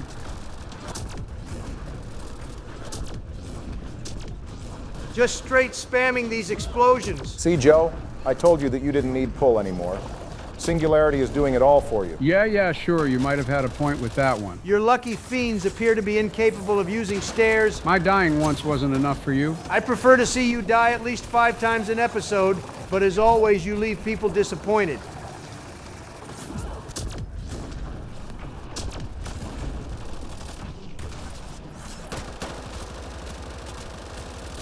That's for adding another death to my record. Thank you for actually taking the high ground against the living tank.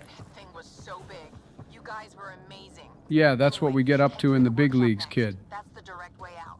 What the hell is happening? Who's messing with security? Why are the feeds down? Someone answer me. I think all the someones you're looking for are dead. Galloway, you guys still doing okay? Cleared this place out good, Ryder. No trouble so far. Drac, can I help you? Sorry, he needs to do that every few minutes. We're a little late for lunch, and that makes Krogan angry. We'll let him eat Merryweather after we kill her. I could dump out whatever's in those tanks. That stuff cuts right through shields. If we're not careful, that'll hurt both them and us. I am not getting cornered by another heavy enemy in a small room again, so let's disable the Hydra mech. Looks like you've got loads of options. A shame we can't do more than one thing. Disable the Hydra armor. I don't want to fight that thing. Ryder and I are on the same wavelength.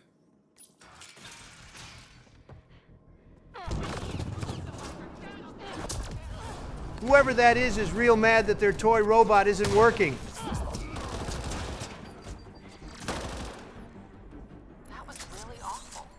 I knew you guys did stuff like this, but helping you do it, it's different. They're doing a good job selling Sid as young. This is actually a bit of interesting characterization.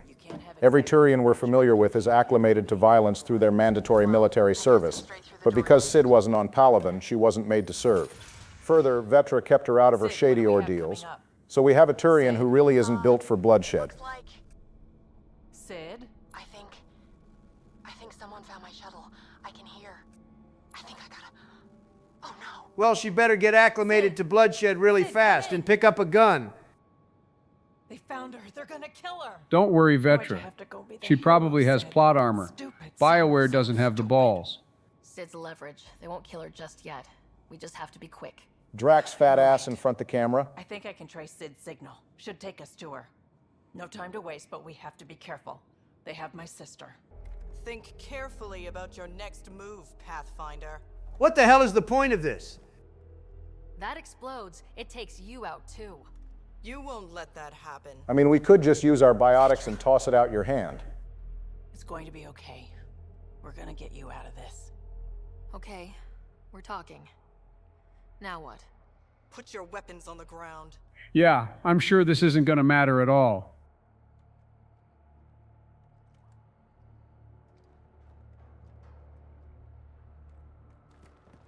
What's the point in sending your guys in before our weapons are planted on the ground? That might have genuinely been the most useless QTE I've ever seen in any video game. So we shoot Merryweather, causing her to drop the grenade, and Vetra miraculously makes it in time to toss it with no damage to herself or Sid. Plus, no one shoots Sid or Vetra while they do this. You know another issue with this mission, as well as missions in Andromeda as a whole? The total lack of stakes. No one is in any danger. You know how this would have gone in Mass Effect 1 or 2? We would have been stuck in a situation where we had to choose between saving Galloway and the other former exiles and saving Sid. That's just a straight lack of RPG elements, and while I preferred Mass Effect for its action, I could appreciate how it mixed RPG and action into one. That's what is totally lost here in Andromeda. Even Mass Effect 3 had hella role-playing options where you could have actual consequences for your decisions. Plus, earning your squad mate's loyalty doesn't count for much if you can't fail any of the loyalty missions. You had missions that were guarantees as long as you did them in Mass Effect 2, like Garrus's or Kasumi's. But you had ones you could fail, like Tally's and Thane's. Unless I'm wrong, Barry, all 6 of the ones in this game are automatic successes as long as you do them. Correct. You cannot fail them outright, even if you make a decision the squad mate doesn't like. You'll still be able to get them to be loyal and be able to level up their rank 6 skills. Also, I lost track of Merryweather. She's dead. Wait, what? Yeah, you blew her up with a Singularity Lance combo pretty much immediately after the battle started. I'm not surprised you didn't notice it happened pretty quick. What kind of lame-ass final mission enemy was that? Merryweather is basically nothing more than a named Raider-class enemy. She doesn't have any kind of health protection, so she's easily susceptible to any combos. Unlike, say, the various mini-boss enemies in Mass Effect 2, which all had some variation of armor, barriers, or shields. That had to be one of the least climatic final battles to any mission in the whole franchise. Well, I did say I agreed with Donald that this mission was bad. Bad was an understatement on my part. This was straight cheeks. Forget I'd rather play Andromeda. Forget I'd rather play one of the mobile games. Just turn the game off and play something else. Are you hurt? I think I'm okay. Help's on the way. We're all good, thanks to you. Literally all they have to do for Epsilon is bring back RPG choices and it'll get that game clear of Andromeda, like deadass. I've done everything I could to hold my negativity back because I felt like Donald had that area covered, but this was so bad I don't even care that it was about Vetra. Yes, welcome to the correct side of history. I thought, I can do that. I can help. Sid, you sound like Liam right now, and we have to clean his mess up next. Please don't grow up to be another Liam. I don't want you hurt.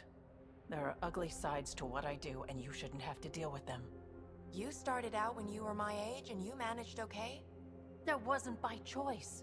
You saw what we did here. This isn't all fun and games, Sid. It's only by the graces that this game lacks RPG choices that you can't potentially die here, Sid. I don't want you to have to. Whatever. I'm going back to the Nexus, like you wanted. Is she licensed to fly that shuttle? At this point, it's sink or swim with her. That was intense. Are you all right? Fine. I just need some time to think. Hey, at least the settlers are safe. Thanks for helping me out with this, Ryder. Can we just get moving now? I'm more than happy to leave this mission in the darkest corners of my mind. The kid was pretty upset with you. The usual. Curfew's unfair. Staying back in the Nexus where it's safe is unfair. Everything's unfair. She hates me. Such is the life of an elder sibling with a significant age gap. Doubly when you have no parents. Drac with the parental advice once again. Damn it, Sid. What's going on? I get influence with power players, only to have it squandered by a sister calling in favors under my name. Maybe you should take her Omni tool from her. Oh, that'll really make her mad. Wait, hold on. If we brought the genome for cats, then maybe we also brought the genome for chickens. I cannot believe you managed to do a full circle joke about the McDonald's chicken nuggets. This ain't no fucking joke, Barack. Lots of people love cats. They make them happy. I'm more of a dog person myself, but I do love my cat Willow. She just doesn't think. Tries to help everyone. Damn the consequences. And she thinks what we do is so exciting, but doesn't really understand what it takes. And unfortunately, her recent near brush with death didn't seem to scare her. She's your younger sister, after all. Because what we do is exciting. We make people's lives better. You make it sound so wonderful. We see some real shit. Yeah, the Solarian Ark situation was pretty bad. It does, doesn't it? Even on the worst days, knowing we make a difference. To make a difference is probably all Sid wants. But what if she gets herself into another mess? What if she gets hurt? All right, time for me to make my move on this romance. Someone got over Suvi pretty quick. Well, you didn't give me a choice. I care about Sid, because I care about you. Ryder, I don't know what to say. Huh, I think there was a smile there. I didn't know Turians could do that. How about I let you get back to work? All right, we're set to go. Somewhere. So how long do you guys think it's going to take for Liam to almost get us killed on this mission of his? What do you mean almost? I wouldn't be surprised if we get spaced. One thing is certain. We'll be getting shot at due to a lack of planning. All the debris in orbit. That tracks. Heard they were scavengers. I'd hoped Bradley or some of our colonists would follow. Join in. Why would they? It's bad enough that he's got us out here fixing one of his screw-ups when we should be going after the Archon without him putting our first colonists at risk. Try an outpost first. Why not a strike team? Like I said, I gave Arand a lot of Nexus data. If the pirates got that, they'd know a team was coming. We're a team. Thank you, Callow. Can someone turn the sun down, please? I'm not risking the Tempest either. Oh, but you will risk your Pathfinder. I say we play to their scavenger routes. With that debris. I'll explain in the airlock. We've wasted enough time. Let's hit the go button, shoot pirates, and save people. We've got this. We do have this, but it's not going to be because of you. What God is a chance. And I'll make the most of it. You'll see. We play this right, they'll deliver us just where we need to go. I have a plan. Oh God, he has another plan. Not loving this plan, Liam. Already not loving this. Hiding in derelict cargo to get scavenged. Sure, we don't know what we're up against. How does he know the place we're being put is pressurized? The Greeks didn't need to worry if Troy had air. For once, Harper and I are on the same wavelength. This plan entirely hinged on this ship noticing and picking up a stray cargo container and not scanning it beforehand. Whoa. This isn't right. How is something already not right? Liam, you said to expect pirates. This is a catch ship. A big one. Well, I did just say we should be going after the Archon. Change of plan? Okay. And here comes the shooting, right on time. Scavenging isn't their MO. Alarms, Liam. Doesn't change why we're here. Find Brandy and get out. So just so I'm clear about things, this loyalty mission is us helping Liam clean up a mistake he made recently. Yeah, pretty much. I feel like they kind of forced themselves with this one. For what it's worth, they established Liam as being too headstrong early on, so I guess you could say this fits within his characterization. Sure, but just like with Vetras, I don't see how this is going to reasonably impact anything for the character or the overall plot. Maybe Liam will finally have a coming to God moment and realize he needs to stop trying to do way more than he's capable of. Joe, even I don't think you actually believe that. I don't, but I'm trying to stay positive about this. Joe, I appreciate it, but you don't have to do that. There's a reason I wanted you to play Liam's loyalty mission along with Vetras. It's because they're the two weakest ones, and I wanted them out the way immediately in this marathon. Wait, what do you mean you wanted me to? I thought this was discussed last episode, and I forgot about it. Oops. Cat's out of the bag now. God damn the both of you.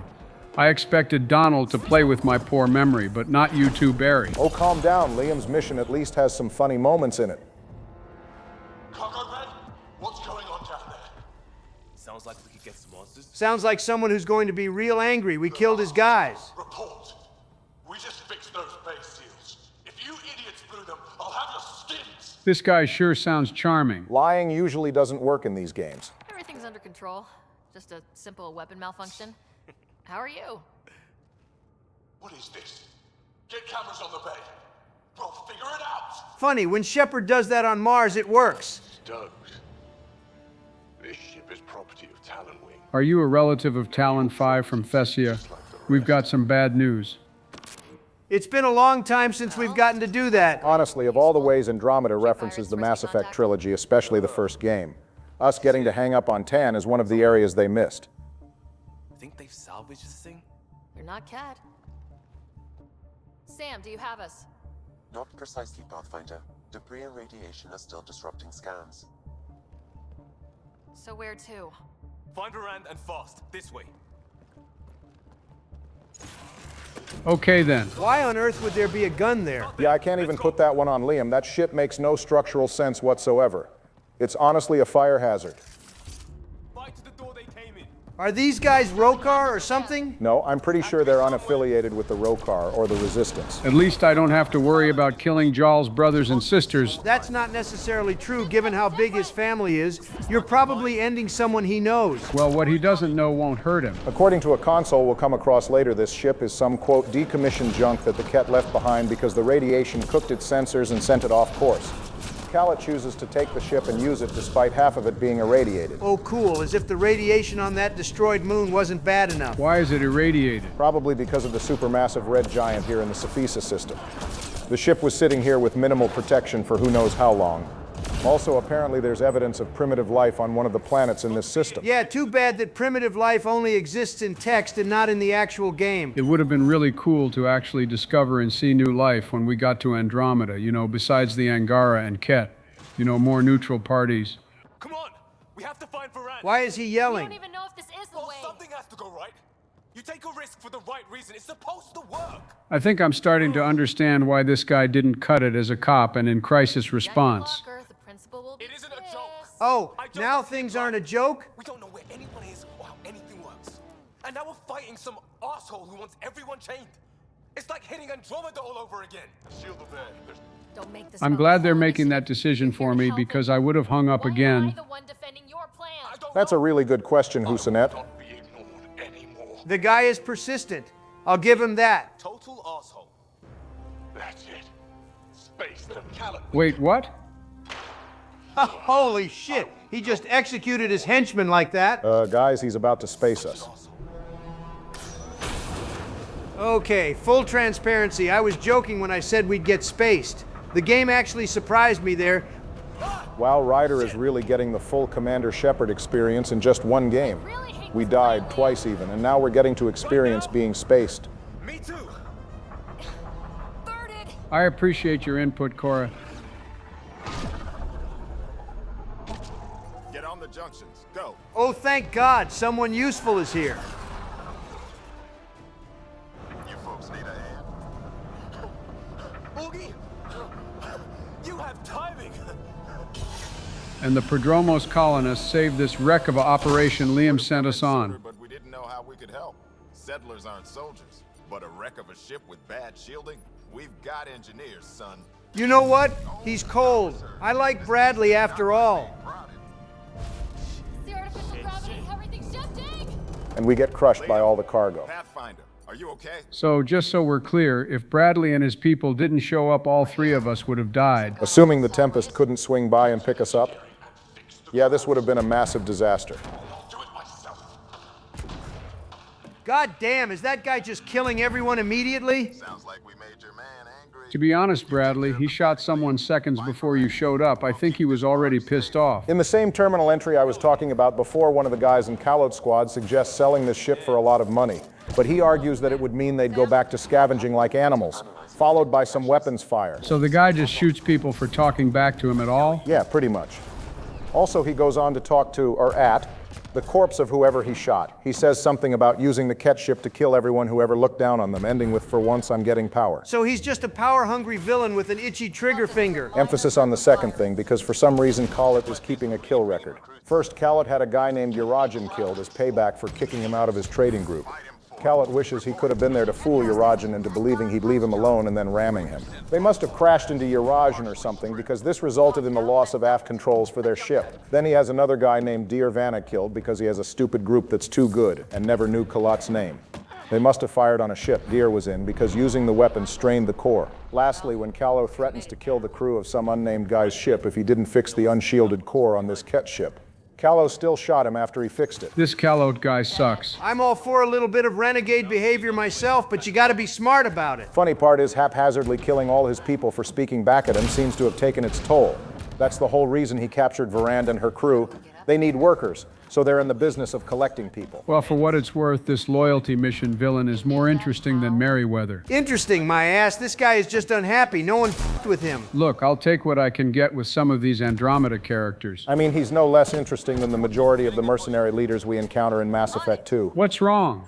Not a fan of riveting characters like Jedor or Warden Kuril. Kuril was all right. Jedor sucked. I kind of liked the mercenary leaders we met on Omega. We're sending extra resources to EOS for you, Bradley. You've earned it, unlike the rest of these bum-ass outposts. The other outposts are genuinely not doing anything at all. It's not their fault. BioWare dropped the ball on the outpost thing. That's what you get, shield-draining pirate shit. Liam, normally I'd approve of the shit-talking, but you haven't earned it after the disaster this mission of yours almost was. He did really calm down after someone else showed up to fix things for him.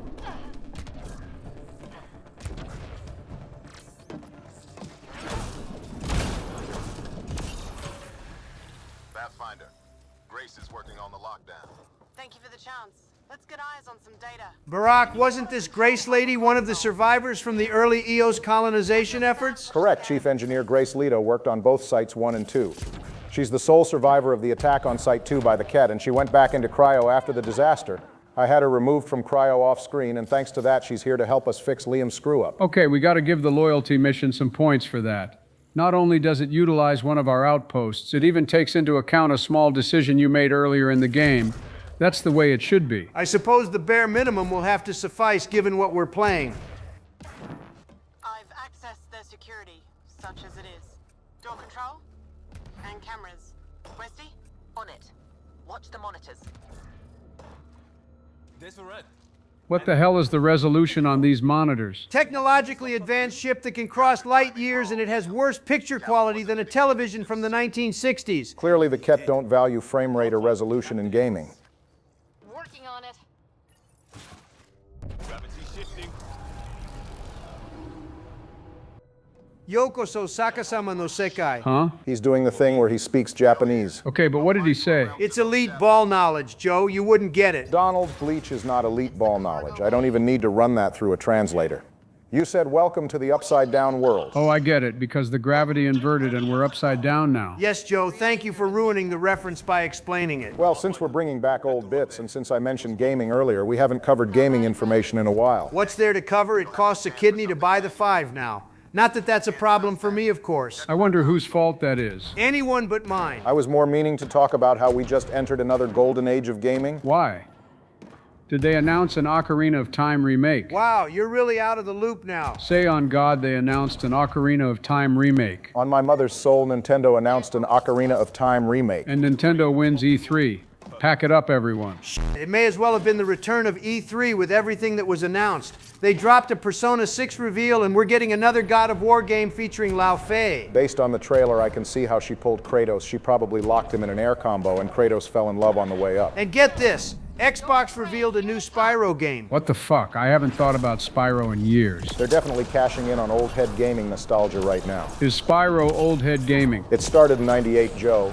Spyro is retro at this point. You just made someone very unhappy with that statement. I mean, all 3 of us are old, me less so than the 2 of you, but you get the idea. Barry, you're 64. You have damn near as much gray hair as I do. Yeah, and the age gap between the 2 of you and I is such that if it came out that we were all in a Discord group together when we were younger, you both would be looked at as the average Discord mod. Shut the fuck up, Obama. Also, Nintendo somehow got the drop for Kingdom Hearts 4. That confused me for a second, but considering Sora was the last character added into Ultimate, I guess it lines up. It's only a matter of time before they announce another Smash game, and everyone who says they will not buy the Switch twofolds. While we're here, what's the Game of the Year race look like right now? Resident Evil Requiem is up there. What if I told you a Pokemon game might genuinely be nominated? Bullshit. No, seriously, Pokopia is one of the highest rated games of the year so far. Turns out combining Pokemon and Animal Crossing is $1 million idea. In hindsight, it makes perfect sense. What about the game where you do inbreeding? Joe, I don't think Alabama is a video game. I think he's talking about mutagenics. Although I do think it's funny Alabama somehow ended up holding the reputation for marrying your first cousin, as if that isn't legal in several other states such as Georgia, California, Virginia. Barack, I know in the absence of cut content and deeper lore of Mass Effect Andromeda, you're looking for an opportunity to yap about literally anything. But I think we'd all rather sit here in silence than listen to you tell us what states it's legal to marry your cousin. I'm just glad Delaware isn't among those states. Also, yeah, I was talking about mutagenics. It's a good game, great reviews. I know it appeals to people, but I'll be surprised to see it get nominated. What's the highest rated game right now? That's Mina the Hollower with a 91, which I'll admit wasn't on my radar until just now. Also, Forza Horizon 6 with a 91 as well. While Forza is out, they'll never give the W to a racing game. Mina the Hollower is a gem if you ask me. Well, color me surprised. I didn't expect you to be more tapped in on indie games than I was. Well, it doesn't matter because I think we all know what's going to win. Do we? He's probably talking about Grand Theft Auto 6. Ain't no way Grand Theft Auto 6 is coming out. Well, they still haven't announced another delay and it's June. Seems like they're locked in for November. I'll believe it when I see it. Poor Jimmy was looking forward to it too. He just couldn't hang on. Donald, he was 100. There wasn't any hanging on. Wait, is that why everything is loading up to release in September? Yeah, it looks like everything that isn't coming out in the summer is trying to drop before GTA 6. Can't fault them for that. I'm sorry to interrupt the gaming talk, but why am I fighting 2 Hydras right now? You ducked the one on Vetra's loyalty mission, so now you gotta fight 2 his interest. Double it and pass it to the next guy. I'm the next guy, and I do not accept the offer. Coward. Watch your flank. Man, I do not like this at all. Well, do you remember how I handled that mech during the Freedom's Progress mission? The only thing I remember about that episode is the Kasumi mission you did during it. He also got stun locked by one of the dogs. Well, word of advice, play to cover and lock the f*** in.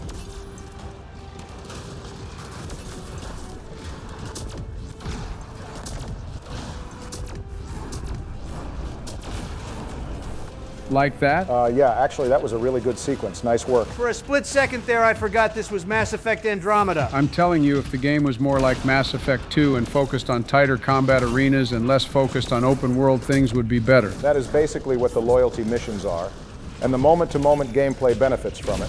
The unfortunate part about this is, while this whole sequence looks and sounds nice, all Joe is actually doing is just cycling his abilities one after another. There's no strategy here beyond that and general area awareness. I don't necessarily dislike a little bit of spam here and there. It has its time and place, but I don't know if you noticed it or not, but we do have squad mates with us. I actually just noticed I haven't seen either Liam or Cora this whole time. I think Harper passed in front of you just a bit ago, but Costa? That man is missing in action, and this is his mission. I just saw Liam randomly jump down off the container that Joe is circling around. But this returns us to the point about how low impact your squad mates are in gameplay. Liam immediately proved that by airballing that grenade. The awfulness of the companion AI does kind of go unaddressed. If you ask me, that's a bigger crime of this game than the main plot line is. Everyone says gameplay is the one thing Andromeda does the best, but that's only if you view it individually as Ryder. True enough, in Mass Effect 2, a fight against 2 Ymir mechs on Insanity difficulty would have required more careful positioning, skill management, and ideal squad mates to strip their defenses. But just now, Joe was putting on a one-man show. Joe was putting on a one-man show is not a sentence I would have thought I'd be hearing, least of all when it comes to gaming. Ryder, Pathfinder from the Hyperion. Holy shit! An arc showed? Man, news does not travel fast here in Andromeda. At least she didn't ask us what happened to Alec. I guess these people got swiped by Khaled before news of an arc reached Kadara. Khaled hasn't asked anything. He dumped her in here, same as us. We're all just labor. Half the ship is our handiwork. How ironic. And Angara forcing people into labor. I realized these pirates had gone after initiative already. He isn't picky. Everyone is keeping him down. Everyone is going to pay. What the hell did we do to him? We surrendered. Seemed smart at the time. You probably should have just shot him first. Unfortunately, they capture some of the few exiles who ask questions first and think to shoot later. Dace was working on those systems before all this happened. Hang on. I've got the override, but we need power. Fault's on their side. You get that? Turn on the power from your side. The gravity is about to shift again. I forgot we were upside down. How? You did the Bleach reference and everything? Can you get them a path? Allow me. Get a ship, fill it with shooters, and I'm still disrespected. Bro, I don't even know you. Fine! It doesn't have to go down like this. No one is taking anything from me ever again, Pathfinder. What in the fuck is he on about? No, seriously, what in the hell is this guy's problem? Like, he isn't your standard bad guy. He has a serious chip on his shoulder for no reason. Before I started reading up on the information in the terminals, I thought Calip was an escaped slave of the Ket, and he was crashing out because of the hardship he suffered there. But no, he's just a giant loser who feels like life denied him of opportunity, so he started shooting all the people who he feels like wronged him, and now we're going to put him out of the galaxy's misery. That explains why he shoots everyone who talks back to him. Where the hell did he scoop this thing from? He stole it. Everything he claims is just stuff that didn't originally belong to him. Even this ship. This ship seems kind of special. It is, according to information on one of the terminals. It's actually a named ship that operated as an arc ship for the Ket. The ship is called Regaricus 3. The log explains how the Ket awoke in the cluster and made note of the Scourge, the remnant machines and other forms of life, likely including the Angara. I found that fiend like I found this ship. Like I'll have you. That fiend was mine. It's all mine! Buddy, if you cared about it so much, you should probably know that wasn't a fiend. I think he meant fiend as in a monster or demon or whatever, and not the actual class of enemy, but it's possible he's mistaking an Aerok for fiends. Why would the Ket need an arc ship? Don't they have faster than light travel that operates like mass relays? I'm guessing this particular ship doesn't. Maybe it's only certain vessels that can do that. The message in the terminal includes a part where the Archon says there's more worth to Helios than what they can see, which I suppose implies he got to the cluster ahead of the rest of his Ket forces, presumably on one of these mass relay-like ships. The ship apparently collided with something that caused mass failure of all the ship's systems from life support to the weapons to the drive core, which is why the Ket left it behind. I guess that's why they didn't scan the cargo container we showed up in before picking us up. So let me get this straight. This guy picked up a ship with basically no working systems, and instead of selling it for salvage, he decided to shoot the guy who made the suggestion, and now he's about to die in his precious ship anyway. That is the long and short of it. I don't know who's dumber, Callowed, or the people who stayed with him. The latter. I don't know why someone didn't take Bro out the first time he shot someone for making a perfectly reasonable suggestion. The irony of him telling us we're nothing when he has probably felt like nothing his whole life is not lost on me.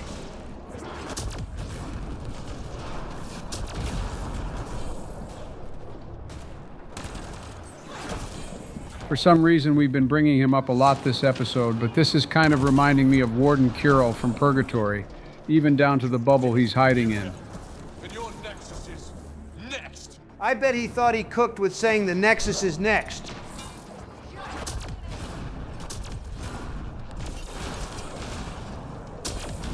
Joe, you've really gotten a hang of the combat loop. I thought it was a fluke during the Hydra battle. Am I crazy, or is this game also, like, much easier than any game in the trilogy? Barack, is there a Krogan warlord on Therum Collector Vessel mission, or Grissom Academy equivalent in Andromeda? Not that I can really think of. All three of those are notorious for being nearly universally difficult, but I don't know if I can say such an area exists in Andromeda. It might be because of how you have access to everything regardless of your profile. Like the Collector Vessel mission is potentially hard if you're on any biotic class, especially Vanguard, but if Mass Effect 2 operated like Andromeda, you could just have Incinerate and Warp on standby. Oh, it's happening, buddy. You're about to lose everything, including your life. I'm pretty sure we killed damn near everyone else already. Although if I had to pick an area that could be difficult, I suppose any large area where you fight a lot of the Kett, like the various Kett bases. Enemies in this game are a bit smarter about flanking you, so you're likely to get caught off guard. Enemies also do be hauling ass, too. Is he f***ing crying? If he isn't, he's pretty close to it, bro. Is not having a good day at all. If he were really better than me, he wouldn't have just gotten sent flying like that.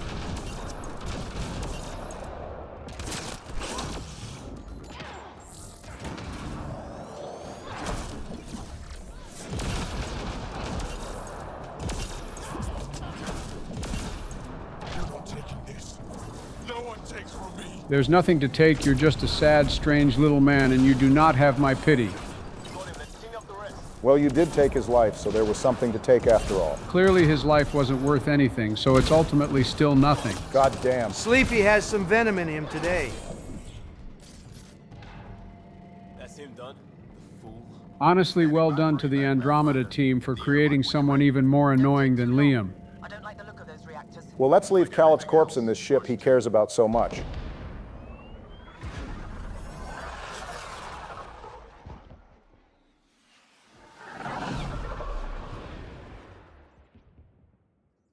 I'm a little surprised it didn't explode. Tell me a stock shuttle can maglock like that. I saw. Don't spread it around. Shout out to August for coming through and saving us during this. We would have been fried otherwise. I'll even forgive him for grilling me about the N7 armor. 6 kinds of irradiated now.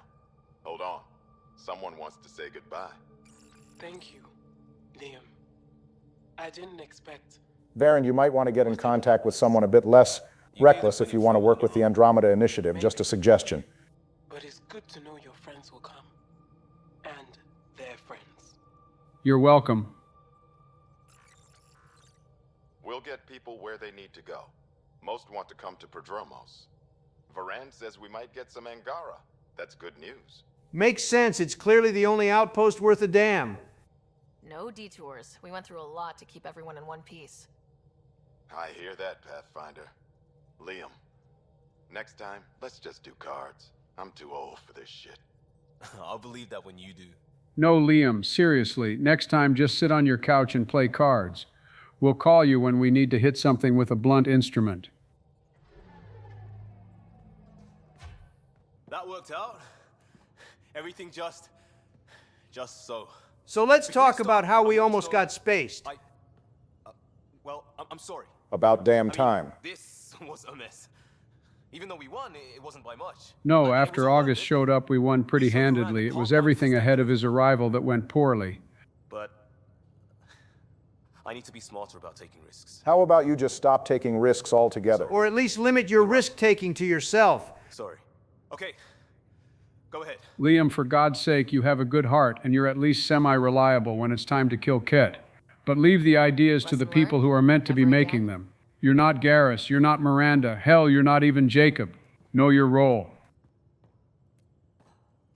Head up a salvage team. Maybe we can get some use out of that thing. Yes, Pathfinder. Ah, there's the explosion. A crying shame it happened off screen. Giving Liam an order and having something explode immediately after does not bode well.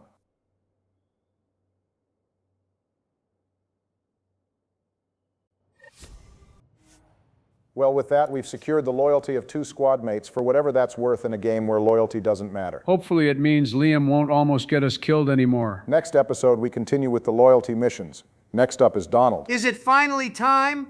Am I finally going to get to save the beautiful blue beauties after all this waiting? Yes, Donald, if you want to save the Asari arc.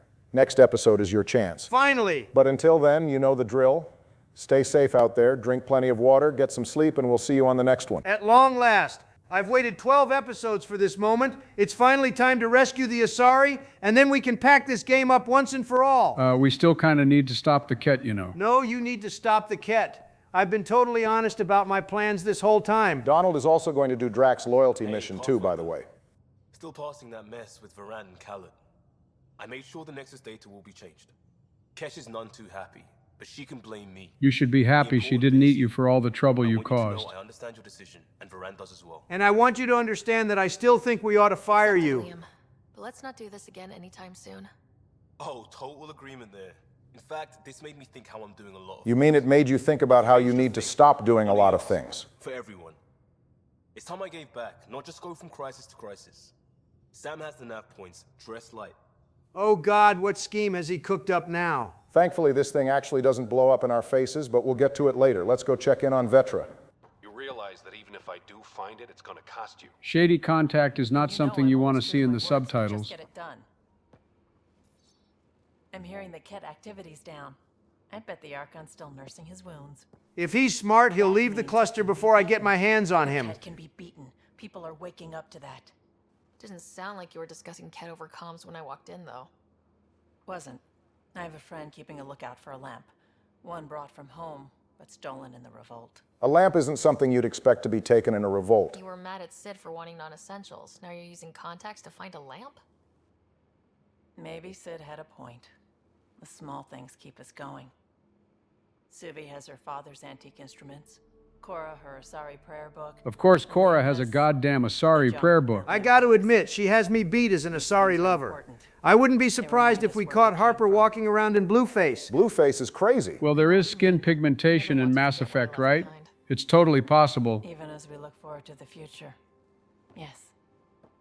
So what's so special about this lamp? It's awful. It's got a butt-naked Asari for the stand. We need to find that lamp. Donald, come on now. I'm dead serious. Our next priority after rescuing the Asari Ark is finding that lamp. Donald, I'm pretty sure you could just commission someone to make that for you. Barry, don't encourage him. You know what? Maybe Nix and I have more in common than I thought. Most of my life was doing stuff to survive, taking shit from assholes or being one. You do what you have to do to survive. I don't have to do that anymore. I can start over. Something honest. Like collecting seashells on the beach? She'd go insane within an hour. She can sell the shells to a shady contact. Vetra, you'd be an awful farmer. Yeah, you don't know that. Point is, I could be anything. What was her role on the ship even supposed to be again? She describes herself as being able to do basically everything. A jack of all trades. I suppose she'd handle provisions. Small things matter again. People are daring to dream.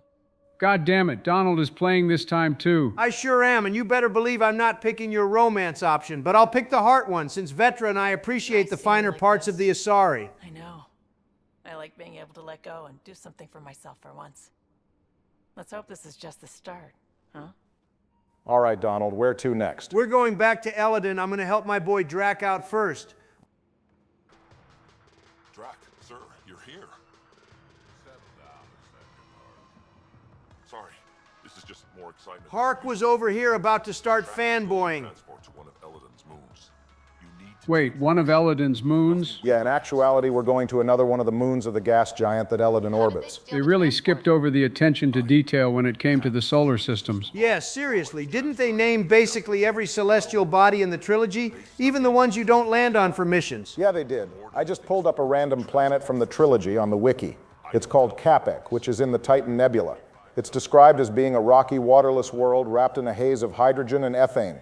No registered settlements appear in the records, but metallic anomalies indicate roofed structures. This is another area horribly underserved in Mass Effect Andromeda. The planets across the game having these descriptions, no matter how insignificant, aided in the world building of the Milky Way. Maybe this is nitpicky of me, but for the gas giant that Eladin orbits to remain unnamed just reeks of phoning it in. It would be nitpicky if that were the only thing wrong with the game, but it's just one small thing that adds up to one large pile of rubbish. Those bugs just gave me the creeps. They're just spit bugs, nothing to worry about. Let's keep our visit a surprise as long as possible. Yeah, see, I totally forgot there's actually 2 other moons up there. To make it worse, neither one of them is named, so we don't know what moon we're going to. I'm going to guess it's the one closer to the gas giant, given our flight path. This place is a dump. Barry, I have a question. What's up? Are we or are we not looking at a moon with signs of vegetation, a breathable atmosphere, and what appears to be liquid water falling from the sky? All three of those things do appear to be present here, yes. So why in the did we waste so much time trying to make Eladin habitable when there was something suitable to live on right next door? You're asking things I cannot supply an answer to. If that's water coming down from the sky, then the whole water crisis we're told about on Eladin was for nothing. It also makes little sense that the Krogan would pick Eladin to live on and not this unnamed moon. I mean, I know they like things rough, but why would they not also colonize this place too? Well, back on the topic of descriptions for celestial bodies. In the trilogy, they would have had some kind of lore-related reason a place like this couldn't be lived on. You know, like how Pragia had that issue with being overrun by invasive plant species brought there by that Batarian agriculture business. Actually, the lack of information on this moon is weird because there are short descriptions for a lot of the other planets in Andromeda. Rogorna, the first planet orbiting the star in the Zabre system, which is where we are right now, is described as being covered in oceans of magma, thus thwarting all the most determined explorers. For some really odd reason, this moon we're on just went unaddressed, even though it raises the exact line of questions that Joe brought up earlier. Also, like, this base we're in isn't small. Like, clearly it's possible to make reasonable settlements. Now, I kind of understand why you're such a stickler for the details, Barry. What would you headcanon to explain this away? There's a lot of things you could do. Maybe this isn't water falling from the sky. It's acid rain that eats away at our shields like the sun on Haestrom during Tali's loyalty mission. Or you could say that this moon is too close to the gas giant and is getting bombarded by radiation. Perhaps the planet is overrun by aggressive animals that the Krogan don't have the means to combat right now, and that could be factored into the combat of the mission. It really is that easy. If I had to guess, this mission was probably written up at a time where Mass Effect Andromeda was under significant crunch time and they just weren't able to address the finer details. You mean finer details, like enemies just getting stuck frozen in midair? Yeah, something like that. Hey, Drak. Why didn't you stay with the Krogan colony? Kept tripping over the young ones, asking for more war stories. Don't we also ask him for war stories? Things in hand. Didn't need a relic like me around, so I set out to hunt Ken. So Morta is probably young, I'm guessing. Young relative to Drak, at least. Oh, cool. Angara are involved in this too. We get to shoot some of Jarl's cousins. Get it together! Stop them! You'd think they'd be more concerned with, I don't know, shooting the Ket and not being the henchman of a third-rate smuggler with a fourth-rate haircut. Did I hear a roll? Does that mean Spender is involved? Finally, we get to nail Spender too. This day just keeps getting better. We're gonna have a friendly little chat, you and I. You might want to get running, buddy. Looks like someone's holding a grudge. I'll teach him a thing or two about how to hold it. Pause. I do have to wonder how Angara get mixed up in situations like this. The same way anyone else gets mixed up in stuff. A lot of money and or resources. If I had to guess, the credit transfers, smuggled ammunition, and other supplies must have been offered to these Angora for their cooperation in Spender's and Aron's dirty dealings.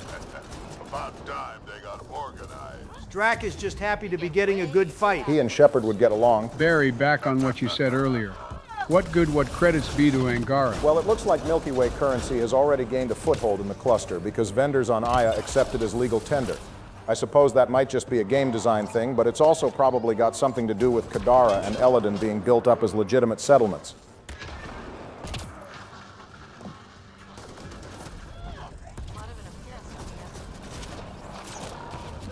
Find your quads yet? The way they're fighting, it sure doesn't feel like they have. There isn't a thing organized about their attack. The Shadow Broker's forces were better than this.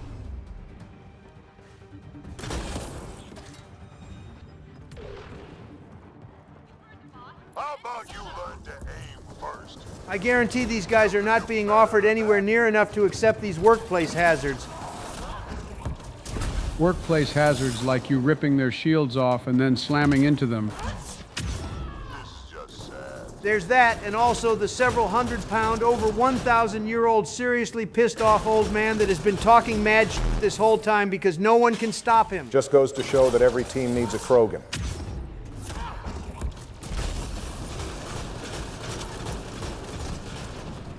That poor bastard got trapped between a wall and a vanguard and a Krogan. Just an ugly way to go.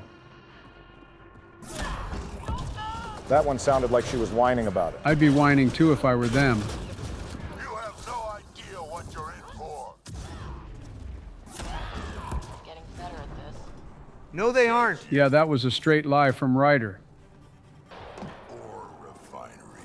Been centuries Wait, since I- this is an ore refinery. There's minerals and stuff here. Why on earth did the Krogan choose to set up on a desert wasteland and not a mineral-rich world with plants and water? At this point, I'm just going to choose to believe the Krogan like wastelands. New Tuchanka feels like home to them because it's a slightly better version of Tuchanka. Surely this place had to be a colony of the Angara. The world is far too valuable to be uninhabited. That would explain why some of them are here helping the exiles. Maybe the Krogan didn't take this place because it already had Angara on it. After all, they didn't go after Aya or Havarl. You think that the Angara scare the Krogan? No, but the Krogan were hardly in a position to get into a battle for territory when they barely have the people or the weaponry for it. Knockmore Morda isn't stupid. She wouldn't try to pick a fight with the native aliens if she can avoid it, at least not in the early stages of Krogan settlement. I do think I like the idea that this moon was already largely inhabited by the Angara, which is why the Krogan left it alone. It's just a shame this is something we're having to brainstorm. Oh, okay, that guy got right up out of there. I can't blame him. He was one shot. Smartest NPC we've seen in a while, no begging for his life, no laying down his arms, just straight dematerialized out of this situation. They are regrouping. Good, that'll help me kill him a lot faster. Like that's gonna help. Hello? Can you hear me out there? I know that voice. It's our botanist, Vorn. A Krogan botanist. Now I've seen it all. All right, Morden. Watch the microaggression. Well, excuse me for being surprised. Krogan don't usually mess with plants. I was on the ship doing inventory when the pirates stole it. It happened so fast I couldn't warn anyone. You should have just killed all of Messing them. around and get down here. I would, but I had to lock myself in one of the containers to keep them away. Pretty sure they want me dead right now. Surely those shipping containers aren't bulletproof. These pirates aren't the smartest bunch? There's a data pad around here that says the pirates tried to break in, but the container held up well and nothing is getting through. I guess they just lack the tools. Of course they're warming up for liftoff. We don't have time for this. Guess they figured out why we're here. We can't let them get away. Colony's doomed without the vault on that transport. They are determined to take us down. Transport or Vorn? We've got to make a move here. I mean, is the game going to make us choose? Because I see no reason we can't just get the transport in We Vorn. know what the colony needs. Just point us in the right direction and we'll get things done. We need the seed vault, but it's useless without the kid. You might want to train up another botanist regardless of how things shape out here. Vorn, we're headed your way. Lucky you, Drac. This isn't really a role-playing game, so we're not forced to choose between the seed vault and Vorn. If this was a decision-making moment, what would you have picked? The vault or Vorn? I feel like the seed should be more important. The kid might be the only Krogan botanist, but he's not the only botanist the initiative brought over here. I think you should both hold off on that for just a second. Pathfinder, if you don't make it in time, could you give Kesh my love, please? Oh, God damn it. Of course he's Kesh's boyfriend. Make it in. Wait, what did you just say? Ow. I said love, didn't I? Doesn't sound like he ever told her old man. And then I'm gonna kill him. Okay, now we can talk about if we'd save Vorn or the seeds. I want to say I'd save Vorn, but now I'm worried about what Drac might do to him. He might have better odds trying to survive with the pirates. Logically, I still think the seeds make the most sense. Someone else can figure them out, even if the Krogan have to call in a Solarian to do it for them. But now we gotta consider how Kesh will feel if her boyfriend gets killed by pirates. Kesh hasn't mentioned having a mate at all, has she? Are she and Vorn even close? Unsurprisingly, Kesh seems to be a bit tough like Drac, whereas Vorn is kind of a lover boy. There's a side mission where he asks us to deliver a flower for Kesh on his behalf, much to Drac's annoyance. Kesh tries to play it off like she thinks it's a waste of time, but she'll still ask if Vorn said anything about how to take care of the plant. Oh, she likes him. All right. I'm sticking with saving Vorn. Back in my day, Krogan asked for permission before they went in and started courting. They didn't just hop into things without the proper clan traditions. Kids these days, no damn manners. Well, I thought we were leaving old traditions in the Milky Way. Drac is just old school that way. I'm leaning on saving Vorn too. I think it's telling that Drac chose to go after the kid first and not the seeds. This Aron guy can't run for shit. We've had to fight through multiple waves of enemies, and we're still keeping I up. don't think so, Krogan. Stealing a transport was just step one. We're gonna destroy everything you care What the about. hell is this guy's problem? Destroyed here today, and that's you, and this place, and also your boss, and probably your entire crew. So a lot of things are getting destroyed here, actually, and all of them are yours. He kind of dragged that a little longer than necessary. No, seriously, why do so many people here just hate the Krogan? Aron, Spender, Tan? I've got serious questions about the application process for the Andromeda initiative, because you'd think being outwardly bigoted towards any species of alien would be a disqualifying factor. But he has no survival instincts at all. Miracle he made it to adulthood. You should be happy that Kesh ended up with a smart kid and not a musclehead Drac. I feel like he's upset about the lack of following proper customs more than anything else. Also, he has to have survival skills if he's a botanist. Well, survival skills for Tuchanka, which I assume starts and ends with being able to fire a gun and headbutting guys who try to press you. That's true. Vorn would have left Tuchanka before Rex got his reform started. On that note, Rex probably would have liked a guy like Vorn. Rex would have put him to work. There was that Krogan High researcher on Tuchanka in 2. His name was Fortak. We hear him complaining about his talents being wasted on things that don't explode, like crop genetics and medical improvements. I heard Aron offering these guys over 15,000 credits, and these two idiots couldn't get this shipping container open before we got here. If you ever doubt yourself, just remember these pirates stood here unable to open a container and then died. That's all opening it took. Hi, guys. Hi, Vorn. Never seen a blue Krogan before. I guess Vorn couldn't go on a rampage, considering he has no body armor on. I blew that guy up. How is he alive? Oh,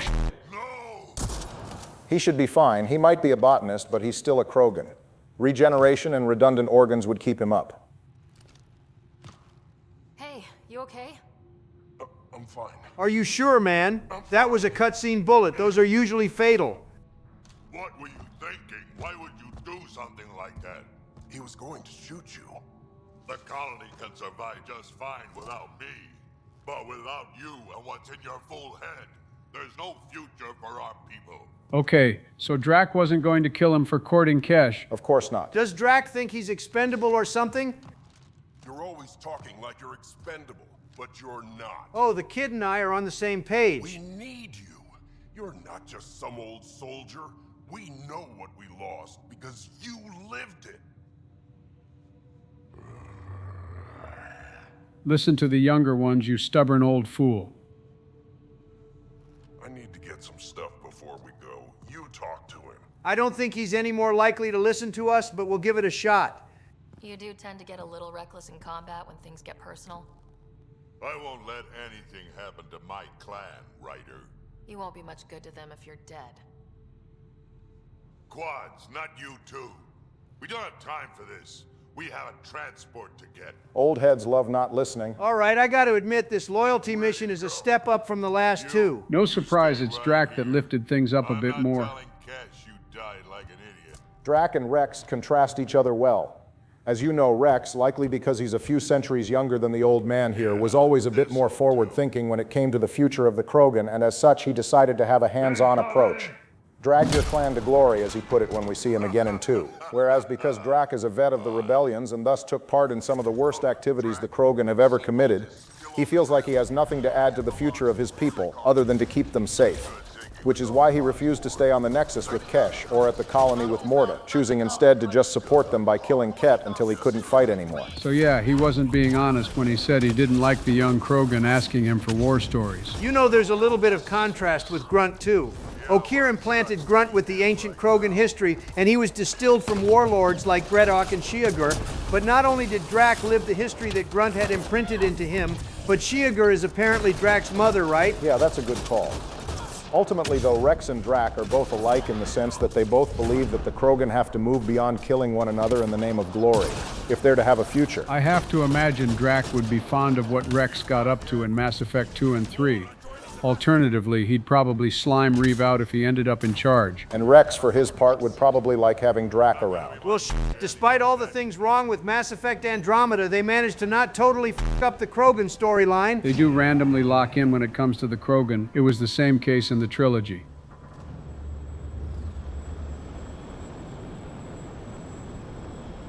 There's the transport! Thorn, override the controls and keep the docking clamps shut. We'll cover you. Okay. Keep your head down, son. We're not about to let Kesh become a widow.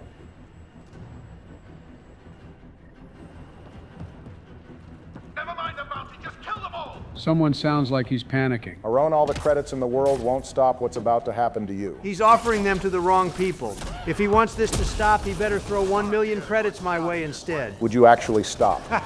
Hell no. You know something else I appreciate about the loyalty mission in comparison to the last two?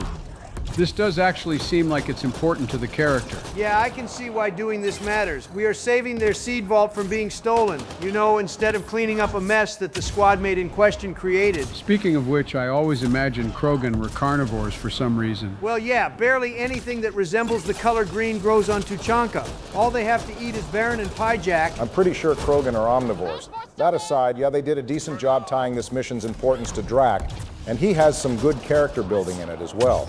Also, Vorn is a much more, I'll say, charming character than Sid in the former Exiles were. Also, this mission covers some of the side plot, what with exposing Spender's connection to the Nexus Uprising. I think they're letting up.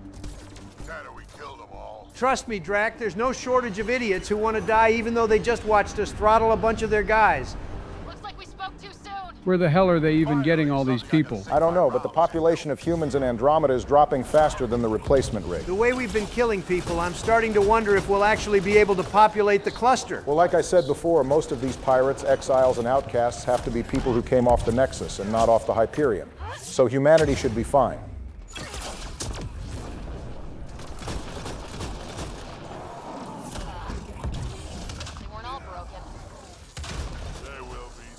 Oh, cool, now I get to fight 2 Hydras. They're a lot less intimidating than the mechs from Mass Effect 2 and 3. Some of that is the Andromeda gameplay. It's a lot harder for the mechs to press you when you can jump and dash away. But also, yeah, they don't feel as threatening regardless.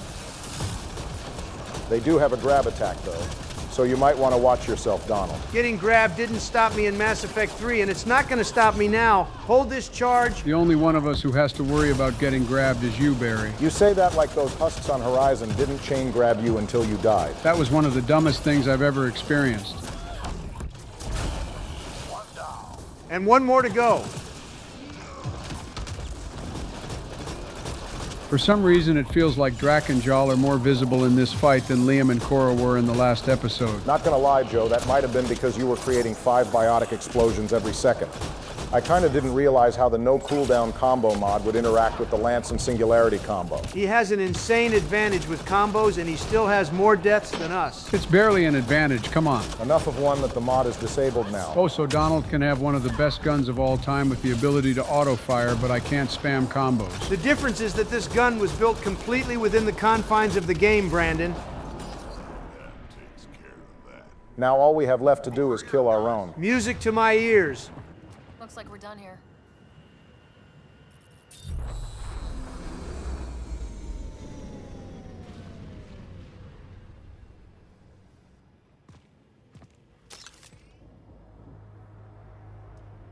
Don't move. How in the f*** is he still here? Yeah, I'm pretty sure he wants to die. We had to fight hella people and 2 mechs, and he didn't find an escape route. I'm taking this transport. Why are you not just in the transport already? Killed if you do this. Like I'm not dead the moment that crazy old Krogan gets his hands on me. I'm not the one you need to worry about right now. Smoke. I have a bad feeling.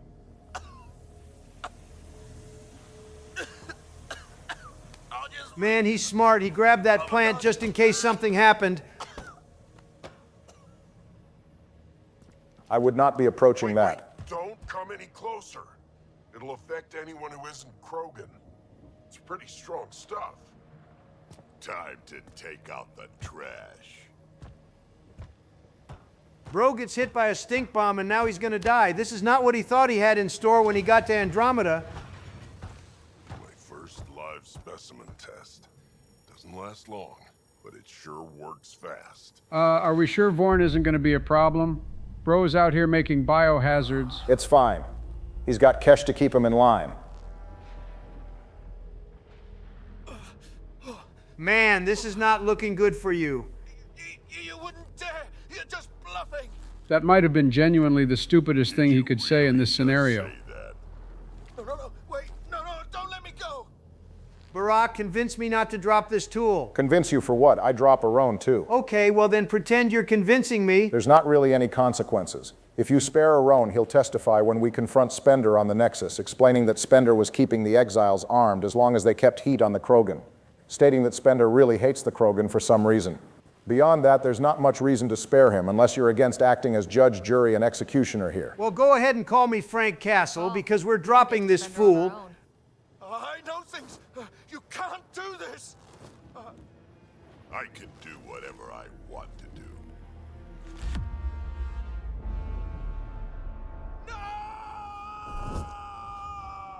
All that begging he did, and he didn't even attempt to offer us any credits to spare him. What's funny is credits are pretty hard to come by in this game. There might have been some real utility behind taking him up on such an offer. I would just wait for the credit transfer and then shoot him anyway.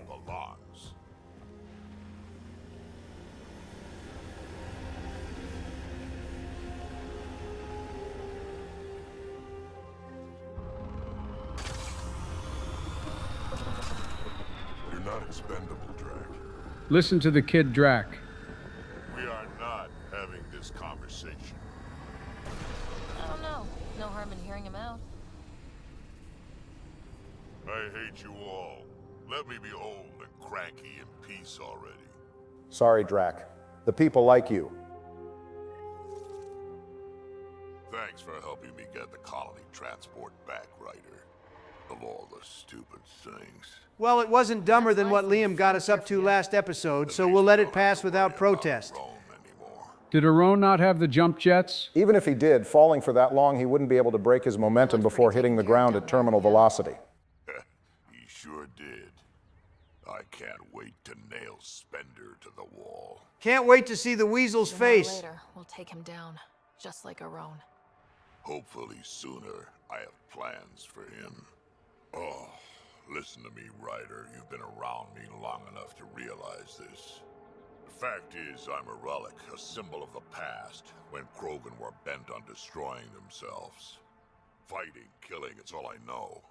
For my clan, for Kesh to have a real future, maybe it's best I'm not part of it. What the hell is he on about? Drac, the world has a lot of old heads who like to get in the way of the younger generation, but that doesn't necessarily mean your guidance doesn't have value. Vorn was right. You lived the worst of Krogan history, and you can steer them away from that path if Morda ever goes there. And so do I. We need to look out for each other. Oh, you chose my people once already, didn't you? Just remember who you're encouraging. All right, let's go kill Spender. We've got everything we need on Spender. I've been waiting for this moment for nearly a year. Ready? Been ready since the first time we talked to him. Be nice to bring his head back to Morda on a pike, you know, as a gift. Sounds fun. We can stick it right in front of New Tuchanka. To let you do that.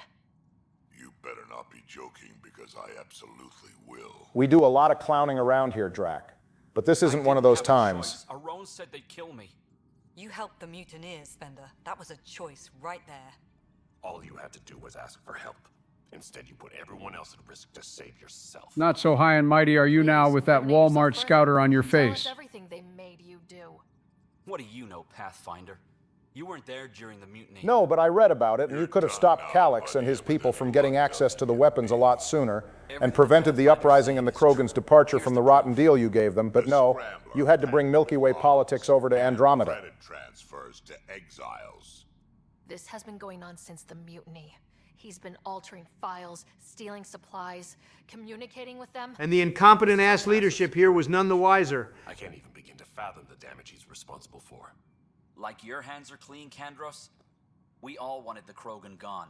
I just made it easier. As a matter of fact, Tyrion's hands are pretty clean, considering he wasn't even here during the uprising. That's what real politics looks like. Let me tell you something about real politics. It has a nasty habit of biting you in the ass when you try to reach for more than you can handle. You're about to learn that the hard way, Spender. Spender played both sides just to get a promotion. You couldn't have seen that coming. No. No, I was given ample reasons to suspect something. I just chose not to. I'm surprised you picked that Donald. I don't feel the need to jump down Addison's throat here. She knows she's a f*** up too. You're getting a chance to fix this now. Let's start with taking our side when my clan tries to negotiate a better deal with Tam. Speaking of which, why isn't Tan here? He has some things he needs to answer to as well. That's true. Tan is the one who promoted Spender after his rotten deal with the Krogan. So, what about him? Decisions. Spender isn't particularly happy with either outcome. If you jail him, he's upset about it, and if you exile him, he's still upset about it. Tell me which one is worse, for him I mean. Well, if you exile Spender, someone, whether it be the Krogan or some of his pirate friends, will probably start hunting him down as soon as news gets out. And that's all I needed to hear. Kick him off the station. This makes me wish there was an Andromeda too, so we could see or hear about what happens to Spender. They'll kill me. Sounds like a personal issue. Friends are the least of your worries. You're lucky we're not giving you to Drac right here and right now. Thanks, Ryder. You have no idea how glad I am this business is settled. Anytime, Drac. Thank you for having an actually good story arc. Before we go grab the Asari, we're going to meet up with our squad mates for some fun. You just keep finding one more way to delay me. Come on, for once Liam isn't going to get us in any trouble. Looks like it's the World Cup in Andromeda too.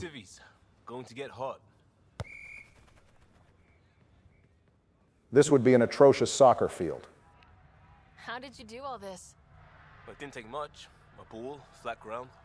Hustle would start games at refugee camps. I guess even Liam would struggle to screw this up. But after the attack here and the shit with Varan's rescue, I wanted to try something.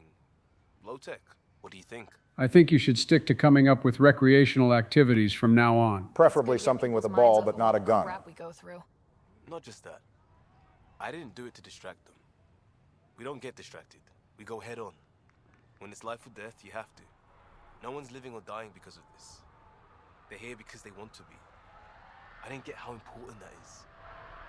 Maybe that choice is how we stop being outsiders. Whatever keeps you from getting us into trouble. Did we teach them how to play? As long as the Asari doesn't start using biotics, we won't have a problem. No charge for matchmaking. What?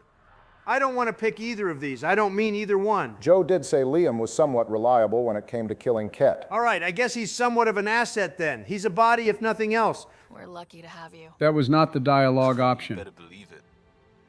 You too, Ryder. You're a jerk sometimes. The hell did we do to him? Clean up his messes a little too well, I guess. Because of you. Switch up. Ready to get in the game? All right, I'm going out there for Team USA. Please don't. We're doing pretty good right now, and we don't need you fucking up any more sporting events. Try to keep up, Costa. Don't count on it. I'm complete rubbish. Well, this is about what I expected to see when we met up with Drac. Is he even alive? Hey? Oh, this? Looks like a no to me. Some idiot who got talked into a headbutting contest with me by his buddy. Oh, then yeah, he's definitely dead. This guy thought he could handle headbutting a Krogan like Commander Shepard. I know you. Nexus. Your people hurt my friends. Now... Looks like we've got another idiot who wants to die. Looks like someone wants a fight. You up for it, Ryder? I could go for some ass kicking after we killed Aron. You know I am. You start this? You trying to kiss him or something, Ryder? Yeah. You and what army? I don't need an army. I've got a Krogan. All right, buddy. You are not Tony Stark. Settle down. They actually made Drac look his actual size here. What kind of mean mugging ass face does Ryder have there? Her best attempt at looking tough, and it's failing. Well, Husanet is a bit too pretty to look mean. The scary genes went to Barden Joe. Most overly telegraphed punch I've seen in my entire life. What kind of fucking moron tries to hit a Krogan on the head plate with a cup? What is this random Angara doing here? Go punch the cat. What are you messing with us for? Well, that guy's spine is glass now.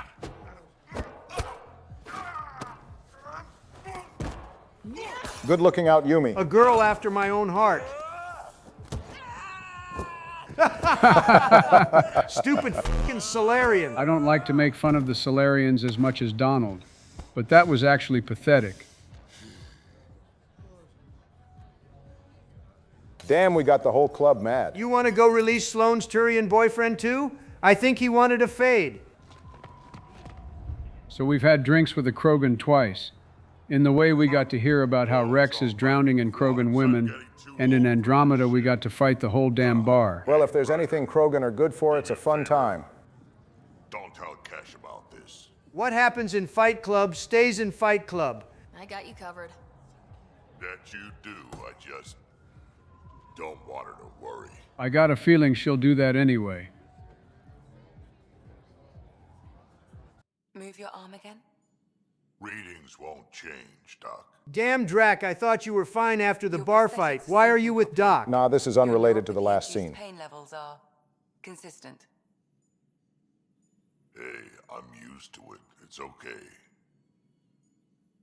No, it's not okay. You keep fighting smart. You hear me? Ooh, she is not gonna like it when she hears about what just happened. You don't have much left in terms of organ redundancies. All right, Drac, if I'd known you were in that bad of a shape, I wouldn't have enabled that fight. Would have been bad if someone started shooting. The brawl starts no matter what you do anyway. Everything okay? This looks like a lot. It is a lot. Just nothing he didn't already know about. What do you mean? He's fine, just old. Ha! Tell me about it. Is she about to tell us Drac is dying? This is kind of a rare case for a Krogan. As you know, people don't actually die of old age, as the saying goes.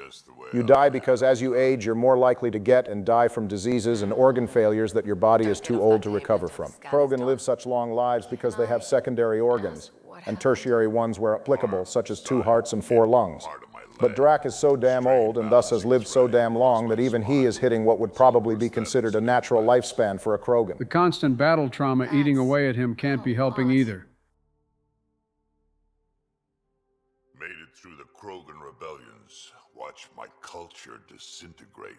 Survived centuries as a merc and all sorts of pirate shenanigans. 1,000 years of combat experience. All it took was one idiot with a pack of frag grenades. Damn. But hey, at least you ate that and kept moving. It must have been hard. Yeah, it got pretty bad. Actually, I do have to wonder how long a Krogan could actually live. Drac's harsh life probably is limiting him. Rejection after implant rejection. Prosthetics not syncing properly. Everything hurt. A lot. All the time. No purpose to anything. How did you deal with it? I'm surprised Krogan would even be able to care for one of their own, given the conditions they were in after the rebellion. If I had to guess, Drac's lineage probably earned him some special attention. Most other Krogan would probably be left for dead. This one's dying, he said. Not worth the trouble, he says. Useless is what he meant. And look at Kesh now, the only person on the Nexus besides maybe Kandros that's worth a damn. Just talking about the baby.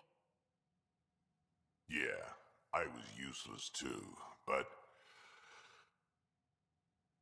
wasn't just about me anymore, so I got help. Attaboy. Learned how to take care of myself, take care of her, and she took care of me.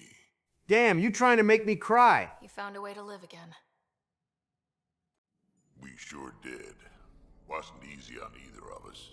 I'm old, stuck in my ways, and Cash has wanted to change everything since she could talk. Damn, the Milky Way really could have used Kesh. Her and Bakara probably would have gotten along. Taught me an important lesson. What was it? Took me a while to figure it out, but it's important. Parents aren't meant to be a goal or a finish line. We're the starting line. Where you go from there, it's all you. Remember that. Thanks, Pops. We're a bit late for Father's Day, but good talk, Drac. Gotta give Mass Effect Andromeda another point. They gave us a fully good parent. No bullshit disappearing acts, no having a harem on an island for 10 years, no crazy cloning to continue your dynasty. Just straight stepping up. We ranked Drac as the best father for a reason. Now it's time for me to step up to rescue the Asari. We're approaching the nav points Cora found. Something's there. It might be an arc, but the damn Scourge isn't helping. The Scourge and the Cat better not have hurt a single tentacle on the Asari's heads. Hard to believe the Lucinia could survive in all this. Well, Donald, I've got some good news and some bad news. Start with the good, Barack. The good news is that there's at least 12,000 stasis pods detected on the Lucinia right now. That's what I'm talking about. Now, what's the bad news? The bad news is that there's supposed to be 20,000 of them. Oh my God. 8,000 dead or captured Asari. Truly a nightmare for Donald. Well, there's not much to worry about. 12,000 is more than enough. Especially when the Asari can mate with anyone. They'll replenish themselves as fast as the Solarians, probably. You don't get it, Barack. This is truly a travesty. That's 8,000 Asari. The Andromeda galaxy is even more dim than it was before. I'm pretty sure more Asari than that died in just the moments after the attack on Thessia began. Yeah, but there were billions of Asari in the Milky Way. There's only a dozen thousand of them here now. Not one more Asari will be lost on this day, so help me. Ooh, you're really not going to like what I do next episode, then. What's that supposed to mean? Oh, nothing. If you know, you know. If you don't, you'll find out on episode 13.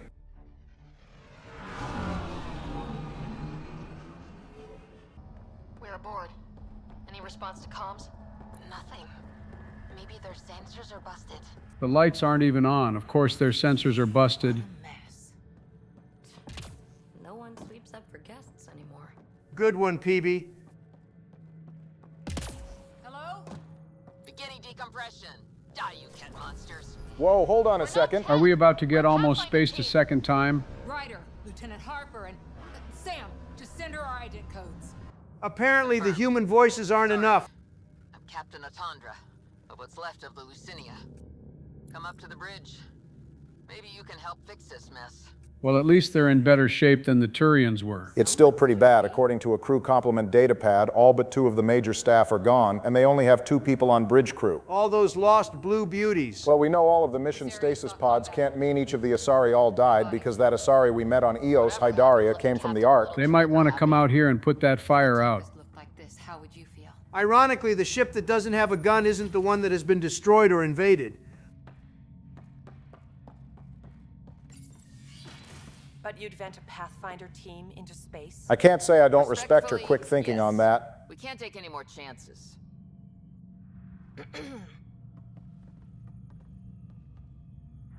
Sarissa Theris, Pathfinder. Don't mind the captain. Scolding me eases... Well, Harper, here's your chance to start fangirling. Cora here thought the famous Sarissa would have everything in hand. I thought Matriarch Ashara was Pathfinder, ma'am, and you were her bodyguard, like her Tiamna. I served with Asari Commandos, ma'am. Memorized all your battle manuals. Cringe. Matriarch Ashara is dead. Sarissa was next in line. Her battle manuals haven't kept the cat off my arm. This day just keeps getting worse. Now you're telling me the Matriarch is dead. What happened? Why are the Ket after you? Matriarch Ashara died trying to negotiate with those Ket bastards, so I took something precious from them, too. I stole a module containing tactical data, all their secret routes through this phenomenon. Okay, that's not bad. She should have blown him up on her way out. We call it the Scourge, ma'am. If we could outmaneuver the Ket through it... we'd stand a better chance against them. Their Archon had the same thought. He sent his elite agent, the Valiant, and his decimation hunters after us. We take more damage each time we escape the Valiant. The last assault, he sent forces to board us. Sarissa's theft has made things problematic. Well, to be fair, Captain, they probably would have kept chasing until they caught you, and you don't want that. Just ask the Solarians from Ark Parchero. Down there. We couldn't do more. We spent our resources evacuating civilians. The Valiant wants Sarissa to pay. I mean, without the data, you wouldn't be able to get through the Scourge, and then you would have gotten captured, or gotten shredded by the Scourge, and then captured anyway. What would it take to get the Ark out of here before this Valiant catches up again? An FTL burn long enough to lose him. But since the evacuation, we've been stuck at minimal power. The drive core is dead. My people are investigating, but those systems are below deck, with the Ket borders. Another Pathfinder team could back them up. Get power for the drive core, and my Sam and I will finish deciphering the Ket data. We'll turn the Valiant's escape routes against him. First rule, always know your escape plan. PB, your escape plan is to literally live inside the escape pod. I'll give you access. Please be careful. I'll try not to blow anything up. Speaking of which, there's a fire right outside this room, not because of us. You okay, Cora? Pathfinders take risks. They really do. Matriarch Ashara, your father, even Barrow on the Turian Ark. I bet she's glad she got passed up as Pathfinder now. Hey, sometimes we win. And sometimes we have to have our Sam stop our heart, so it's a real give and take. Was it this quiet when the Arks were traveling through dark space? Quieter. They weren't busted up back then. How would PB know that? She's probably just guessing, but fun fact, there were a set of Andromeda Initiative members on the Ark ships designated to periodically wake up from cryosleep to check on the Ark's systems and their passengers. They were called the Sleepwalker teams. Oh, someone definitely got up to some trouble with that. You're right. If I remember correctly, the periodic wake-up period is how Quetzi, the captain of the Quarian Ark, spread the Fortinbras virus. Rescuers? Well, thankfully, she didn't let loose with that. A Crusader would have hurt. Don't ask us about Alec or the original Turian Pathfinder or the original Solarian Pathfinder. I'm Vidaria Damali, Sarissa's new second-in-command. Sorry about the mix-up. I hope I can help. Just how long have you been second in command? About a week. It feels like less. Hang on. They said there were Ket down here and they sent her down here alone. Sink or swim training. Right, yes. I've tracked the power drain, and I think shutting the hangar bay doors will fix it. The Ket forced the doors open, and the safeties are draining power trying to shut them. I'm a little confused as to why Sarissa's Sam isn't able to handle this. Low power, I'm guessing. Ket can survive in vacuum for a little while. If we shut the doors, the Valiant's pet hunters lose their last escape route too. I pray the power will be enough for FTL. Vidaria, I served as a huntress. Harper, shut up. This wouldn't bother me if Cora hadn't already been doing this in over half the conversations we have with her. Please take a look at the console. I'll keep watch. So they were totally willing to risk Vidaria dying down here alone. Well, they're down one Pathfinder already. Can't lose another. Starting hangar door closure sequence. Yeah, see, she would have had to hold this down by herself. Nice steady fire. Yes, ma'am. Why do I keep rolling these sections where I have to stay in one area? I want to charge. You'll be okay not charging for a minute or two. Calm down.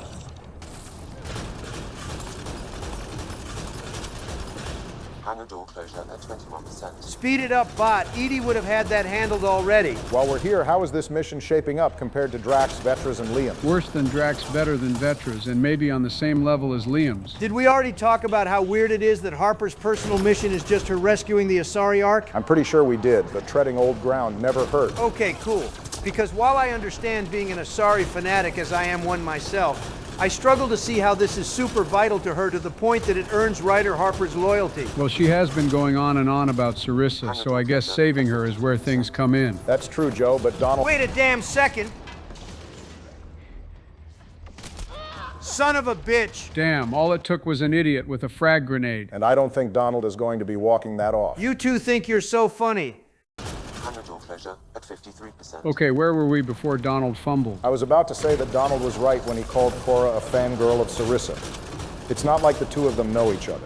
Cora just likes Sarissa's literary works. So basically we're helping a book talk girl save her favorite author and the rest of the Asari are just a bonus? I don't think Sarissa's works are the kind of literature that is commonly associated with book talk, but sure, that's one way of thinking of things. I think my real issue with the nature of this loyalty mission is that we were kind of going to have to do this regardless. Like whether Cora wanted us to rescue the Ark or not. The Asari are our allies, and we can't risk them falling into Ket hands. Not that I care about shit Tan says, but he did want us to look for the other Arks. Whereas if you look at Drax's mission, we didn't really have to do that. That was purely upon his request. Yeah, I see what you're saying. It doesn't feel like we're doing Cora a favor as much as we're taking care of what is actually one of our major objectives. And Cora just so happens to be extra invested in it. What's worse is I can't even really think of what kind of mission I would give Cora instead, like we did for Vetra, because everything about her has had to do with the Asari. Vidaria? Let's ask her. I'd like to ask her, but she's running away. What was that? I estimate that several of the Ark's electrical junctions just overloaded. Shit. Vidaria? Vidaria, get back here. You've got some explaining to do. Daria, Sam says we lost some electrical junctions. I know. The overload started a fire. Damn it, that shouldn't have happened. Don't panic. Be calm, soldier. What could have made him overload? If there's something else draining power on the lower decks, something big. Okay, they seriously sent her downstream without a paddle. Maybe the decimation hunters rigged something up. I wouldn't put it past those wretches. Those Kett, they must be watching us. If they delay the repairs long enough, the Valiant ship catches up. I mean, if the Valiant ship catches up, I'm just gonna charge them. Inefficient, we can outmaneuver them. Okay. First thing is the last stasis pods. I'll go check on them. You could go below, look for whatever's draining power, and maybe help with the fire. Okay, good. We've acknowledged that the Ark is on fire. I'll open maintenance access. You can cut through. Good luck. May the Kett wither in the void before you. Man, these Asari phrases are getting harsh. What's this? The nameplate says Matriarch Ishara, the Pathfinder who died. Some kind of shrine? And aren't those heat sinks? Did you know Matriarch Ishara? Okay, fuck that bit of dialogue. It took so long to start, and there was another dialogue trigger right in front of the room. Cora says she only knows Matriarch Ishara through her reputation as a skilled and wise diplomat.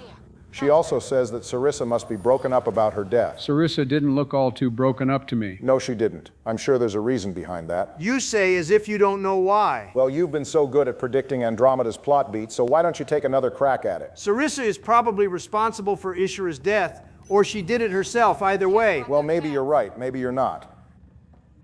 Looks bad. Why isn't the fire suppression system engaged? A question we should have asked ourselves ages ago. We could fix that if we find the controls. And then reach whatever's draining power without getting singed. Or we could just walk around the fire and deal with it later. The Kett saw me. I am trapped in an air vent. Shoot it. Ready your biotics and pick them off as they pass. But they'll hear. If Liara can handle a few Cerberus guys in an air vent using just a Predator pistol, you can handle a few Kett with a Crusader. And speaking of some Kett, it's my turn. Feels good to charge after being restricted in that last round.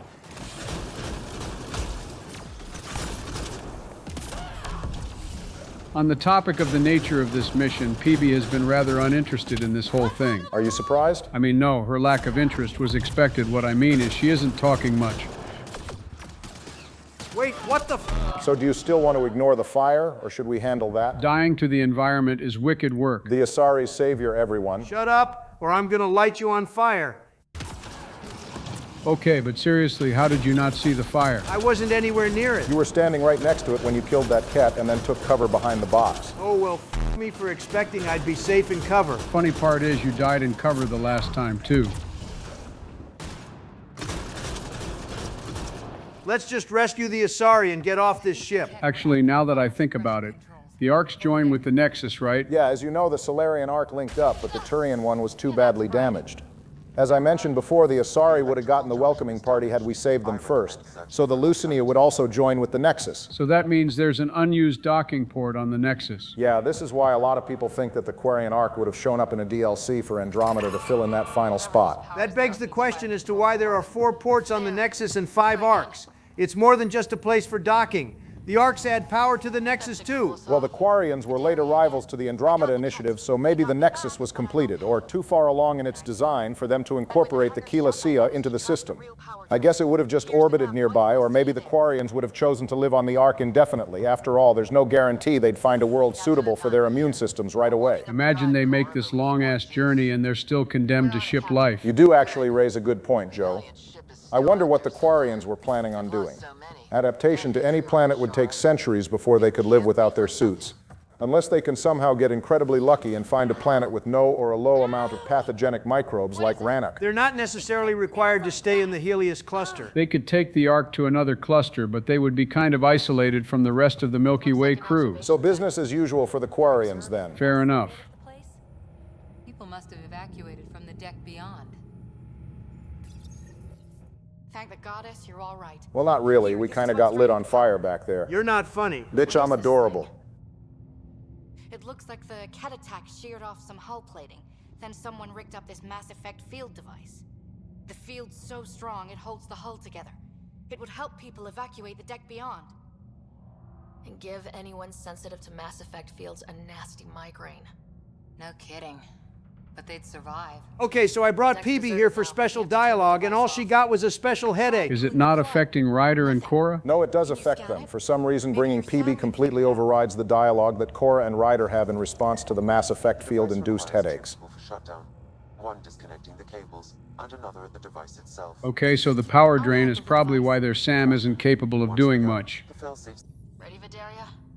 Disconnecting the first cable now. Cat! More food! Watch the device. We'll handle them. I was thinking about the Quarians in Andromeda some more, and I wonder if the Remnant tech could be used to get them adapted to a planet. We all know they'd probably find a reason to not show us their faces. Actually, I wonder if one of the Remnant vaults could be configured to make a planet habitable for the Quarians. It would take a lot of studying, but I'd think the Quarians could figure it out with enough time. Or they might f*** around and make the Remnant bots into some actual AI, and we'd have an even bigger problem on our hands. Whoa! You almost charged out of reality there for a second. I think you got stuck in the ceiling and the game was struggling to figure out where you actually were. They're down. Okay, next cable, ready when you are. Good thing the Ket are just totally ignoring her. Vidaria is cosmetically fighting against anything that is in the area, but, you know, not really. More Ket. Take them down. Goddess, how many came aboard? Enough, I'm guessing. Like we said before, it could be a lot worse. You could be the Solarians. Shot that pair right up against the wall.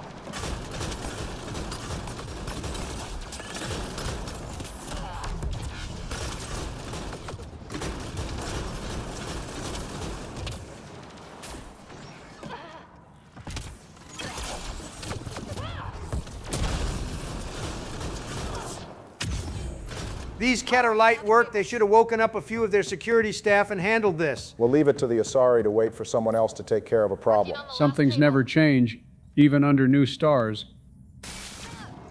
Another attack. They're desperate, Ryder. This must be the last of them. I doubt that, sweetheart. There's always more of them when you think you're at the end of it. It's like the enemies hold back some just so they can prove someone wrong.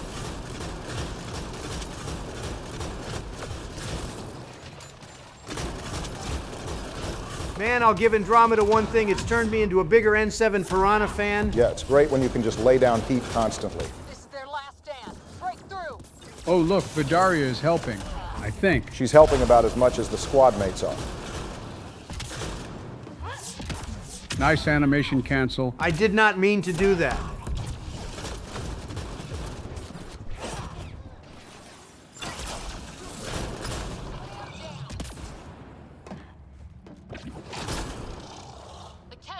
Yeah, for now. The device can now be deactivated.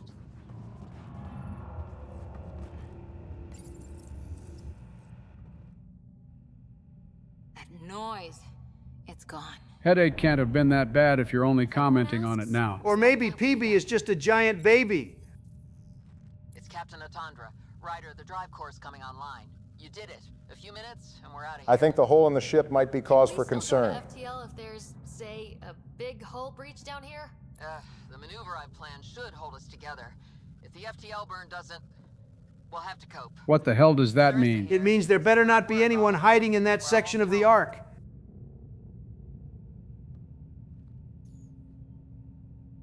It's really over. I should go and help. There might be something I can do. Don't worry, You we'll helped take save care of the this boss whole fight. Ark. Not bad for your first big mission. Sarissa should be proud, Vidaria. You'll be one hell of a commando. You'd know, Lieutenant. Thank you for everything. Goddess guide you. Pathfinder, restoring power has freed up a data cache. It includes the succession log from Matriarch Ishara. Can you access it?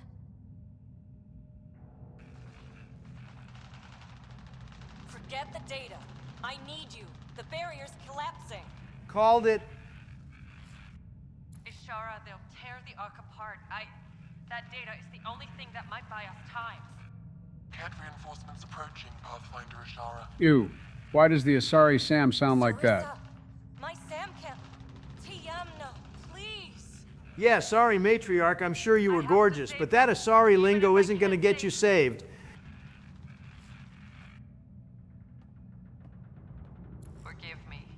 Well, at least her decision kept the Ark from getting taken by the Ket long enough for us to get here. Jesus Christ, Harper, you look like someone just told you your parents are dead. Which they are, but that's besides the point. A champion who stayed faithful even when all was lost. Sarissa left her to die. Maybe this is odd coming from me, but I don't disagree with Sarissa's decision. Finally, a pragmatic take out of you. I feel like it would be kind of hypocritical for us as Shepherd players to sit here and say Sarissa was wrong to prioritize the needs of the many over her duty to the few. After all, Shepherd can potentially sacrifice some of their closest allies in the process of stopping the Reapers. Harper is complaining, but this situation is a lot better than the Asari Ark being latched onto by the Valiant or whatever ship. Also, setting Shepherd aside, a few of our squad mates are forced to make tough decisions too. Yep. Even James had to sacrifice a colony over some data that could have helped the Alliance stop the Collectors, had Shepherd and friends not already been on it. Also, you know, our Shepherd's origin story is him being so ruthless that we sent 75% of our unit out to be killed so we can slaughter Batarians who had already surrendered on Torfan. They had that coming for what they did to us in Talitha. Over 600 years and you're still thinking of her. I like to imagine she survived the Reaper War and lived out her days in peace. Damn, what's come over you? Did I not make myself clear back in Mass Effect 1? The Batarians don't get any W's at all. Talitha living out her days guarantees they hold another one of their many L's. Anyway, I want to see what this mass field controller does. Oh. Can I do that again? Nope, it's a one-off. Then I guess we're doing this the old-fashioned way. We've got reinforcements! The muffled sound is a nice touch.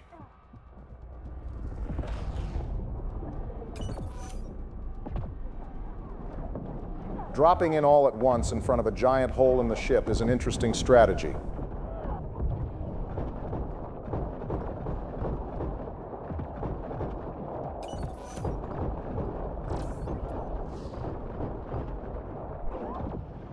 They're making it too easy.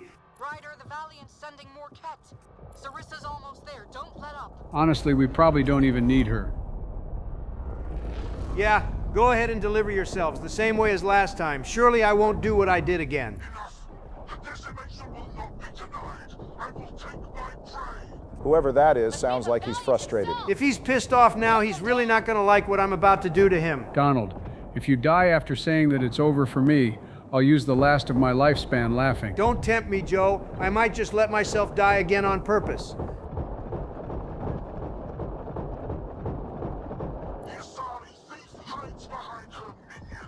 Nah, we just don't need this going any smoother than it already is.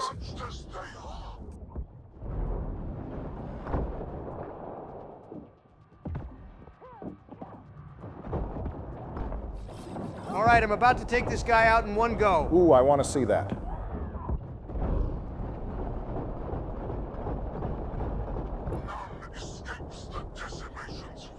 Buddy, I've done more damage to myself than I've taken from you since you arrived. Bro's fighting for dear life.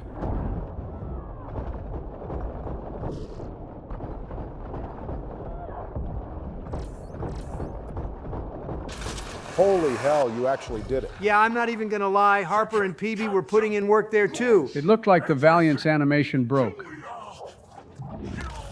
The moron probably should have just blown up the Ark to begin with.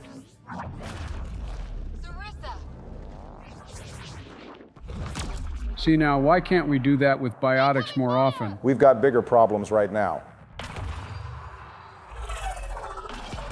Okay, there's a lot of things Charge can do, but stop this is not one of them. That bubble ain't big enough, sister.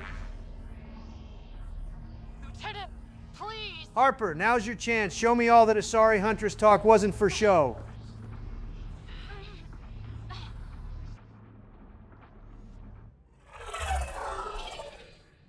That bubble is getting kind of big.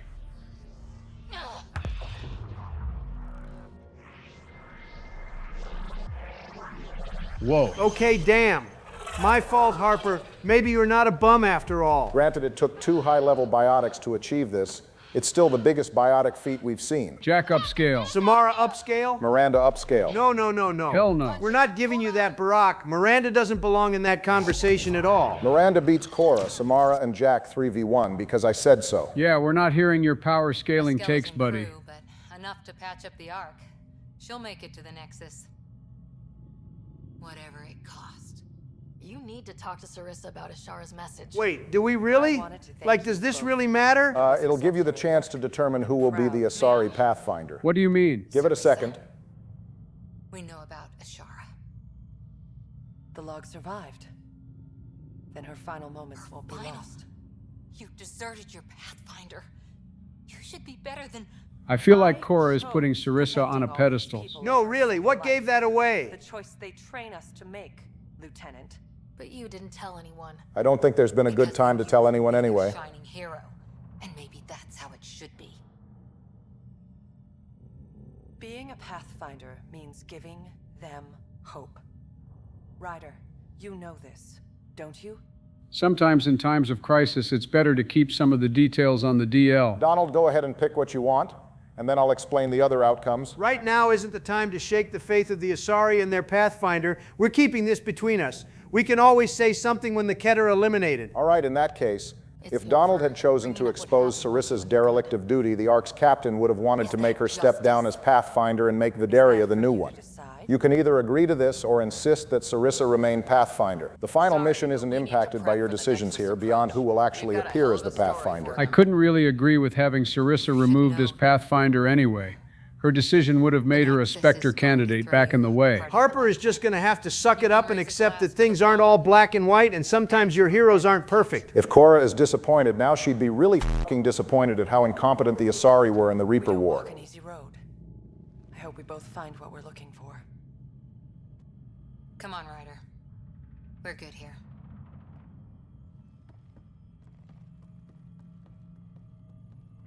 Hey, you okay? Can I just do today over again? She's acting like the mission was a failure. And not run away from my duty. I put so much faith in Sarissa, but the Asari were just as lost as we are. Welcome to the party, Cora. The long-lived race of blue space mages aren't all that. Even Samara had a blind spot or two, and I loved that woman. I think we're finding our way pretty well. Should have known better than to say that to a Pathfinder.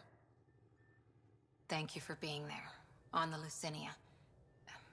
Can I tell you something? Sure.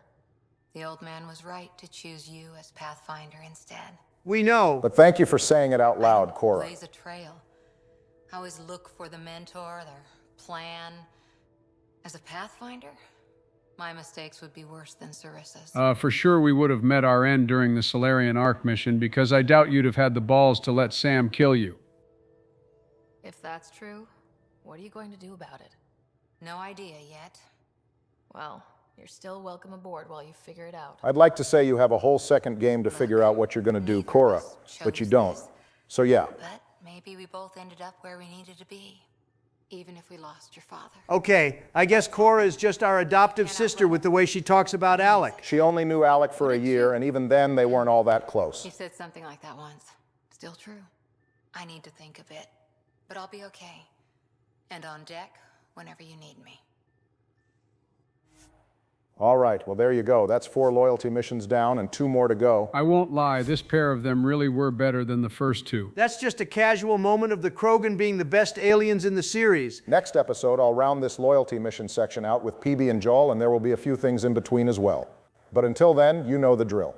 Stay safe out there, drink plenty of water, get some sleep, and we'll see you on the next one. And now it's time to wrap up the final 2 loyalty missions for Mass Effect Andromeda. We already peaked with Drax, and we saved the Asari Ark. I am satisfied. I have no frame of reference for this, but it feels like we're near the end. We are, as a matter of fact. The next episode is the last one, but I'll get into the details on that later. Always so mysterious.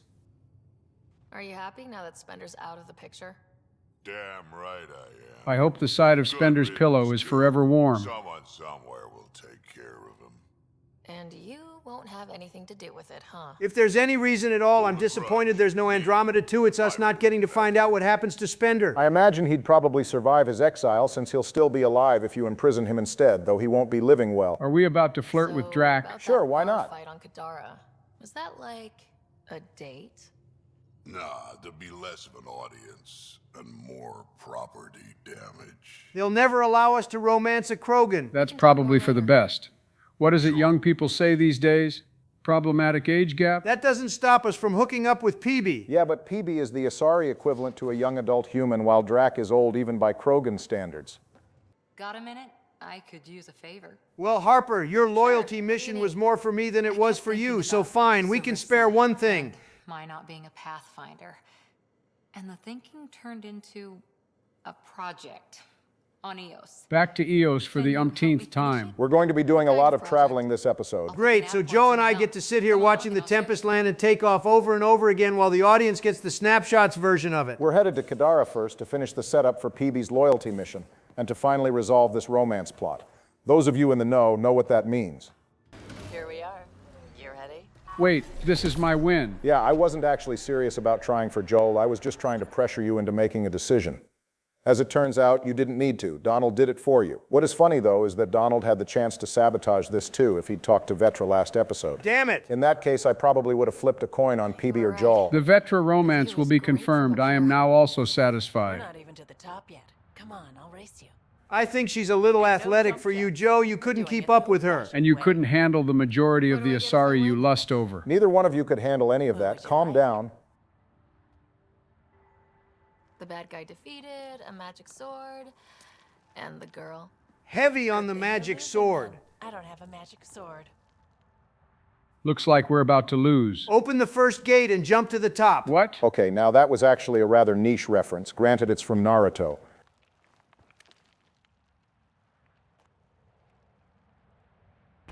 We'll do things honestly. Already letting her set the power dynamic by beating us at rock climbing. She's over half a foot taller than us. That power dynamic was locked in from the start.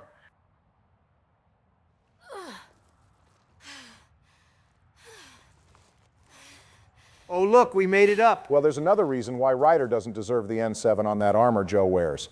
Getting winded like this has got to be a disqualifying factor.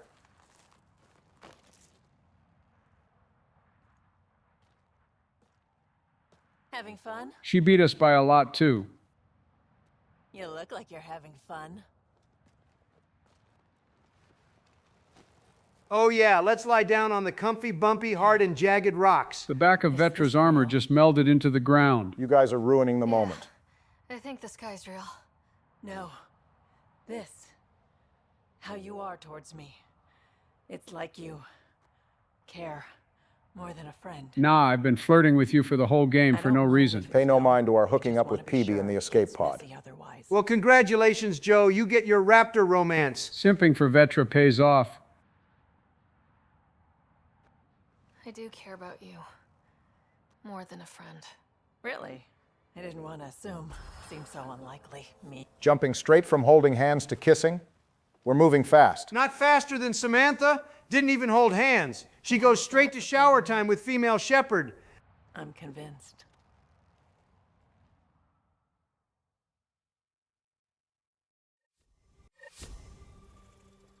Oh, PB, I forgot you were here. What was she doing this whole time? Sitting in the cuck chair. Bro, we don't even know you. Hell, even the game doesn't know who that is. It didn't give us any subtitles for that. This would be the continuation of PB's loyalty mission setup. I tended to the other two remnant sites off screen because nothing actually happens in them. This is the only one with anything worth showing. You blowing holes through random outlaws is worth showing? It's less this and more the thing that happens directly after it. Also, nothing wrong with catching a few extra bodies. I thought you'd agree with that. You got me there. So someone is competing with us over this remnant tech thing PB is after. It's probably that ex-girlfriend of hers or whatever. Okay. I actually forgot whoever it is you're talking about. Sarissa, we ran into her that one time we went to PB's apartment. And Donald once again calls the plot development. I mean, come on, that one was obvious. Who else would be trying to screw PB over right now? All right, let's find the piece of tech PB needs. Empty, but there's a data pad. Looks like there's a message for us. Hope my boys put up a fight. They didn't. But you're too slow, Pathfinder. I got what you're looking for. I'll meet you and your Asari at Kadara Port. You can buy the tech from me. Out. How about we just kill this guy? Then I hope you've got remnant peace money, PB. Outlaw who fancies himself a Between this Kranit guy and the Archon, the rivals in this game are dog shit. Funny enough, they're not worse than Kai Ling. Waiting for that Krogan to show? Just need to buy the Remtech piece off him so I can perfect my remnant scanner. This is probably some kind of trap, by the way. Sites we're targeting. It can't be coincidence. I think they could be following us somehow. Well, if they keep following us, we'll get to shoot them. It would be nice to know for sure. I'm working on it. Ryder, come in. We've got a problem. And right on cue. We've had an intruder. Got on board and into PB's quarters. Her bot is gone. What do you mean we've had an intruder? How in the actual hell did that happen? How the hell did that happen? Yeah, that's what I'm saying. Someone knew what they were doing. Isn't our entire crew besides PB on the ship? Well, no, some of our crew is out and about in Kadara Port. Drac is down in Krala's Song, and I'm pretty sure Vetra is doing business too. That aside, it is pretty unbelievable that someone could get into the Tempest undetected, get to PB's room, which is on the bridge, which is where Suvi and Kadara should be stationed. All that on top of leaving with Pak, which is a huge remnant observer. He and his outlaws work for me. Shit. Why can't she just leave me alone? Are we supposed to hate Kalinda? I'd say that's the intended feeling, yeah. Well, good, because in all the times we've interacted with her, I've been annoyed more than I have been with Liam. And that's saying a lot. To complete my scanner, I need access to the storage device in Pak. And that's why you gotta make backups. Been a troublemaker. Anything for a rise. And if there's a profit in it, all the better. I'm sorry you're catching her crap now, Ryder. You don't have to deal with this. I'll take care of it on my own, I promise. No, PB, we helped Liam out and he created his own problem. It would not be fair of us to make you do this alone. When I have a lead on getting Pak back, I'll let you know. Bitch stole my bot. Okay, so PB's loyalty mission is going to do that thing where it goes on hold until we complete some other assignment, so we're going to go to EOS to see what Cora wants to do. Poor Harper. We're only hanging out with her to pass some time. Here, ready to see what I've got? Is something not attacking us? We'll leave that up to PB while we're in this cutscene. That's what the third squad mate is for after all. Mystery project. Not far. Soil converter. No remnant terraformer, but it makes sandy dirt into something useful. Eventually. Too bad the vaults can't just improve the soil quality immediately. Some rain, and you've got a garden. Honestly, I forgot she liked flowers. This is randomly more personal to who Cora actually is than her entire loyalty mission. For once, she's talking about something not Asari related. I might not even see it, but that's okay. Asari think in Okay, never centuries. fucking mind. Asari tendency to think in centuries has caused as many problems as it has fixed, if not more. That's the one bit of Asari slander I will allow. Was my foundation. Gave me a whole galaxy of directions I could go. I don't need someone else's plan. Just a good beginning. The first seeds of a garden. Okay, solid character progression from Cora, if nothing else. So what are we planting? Some sunflowers or something? Cora will tell us what we're planting in an email after this mission. The seeds are for plants called Teral Azana, which is a plant from Rannoch. Its name means handful of water. There's also the common arisol, which is a Thessian blossom that smells like honey. And lastly, lace and lilac, which is a flower from Eden Prime.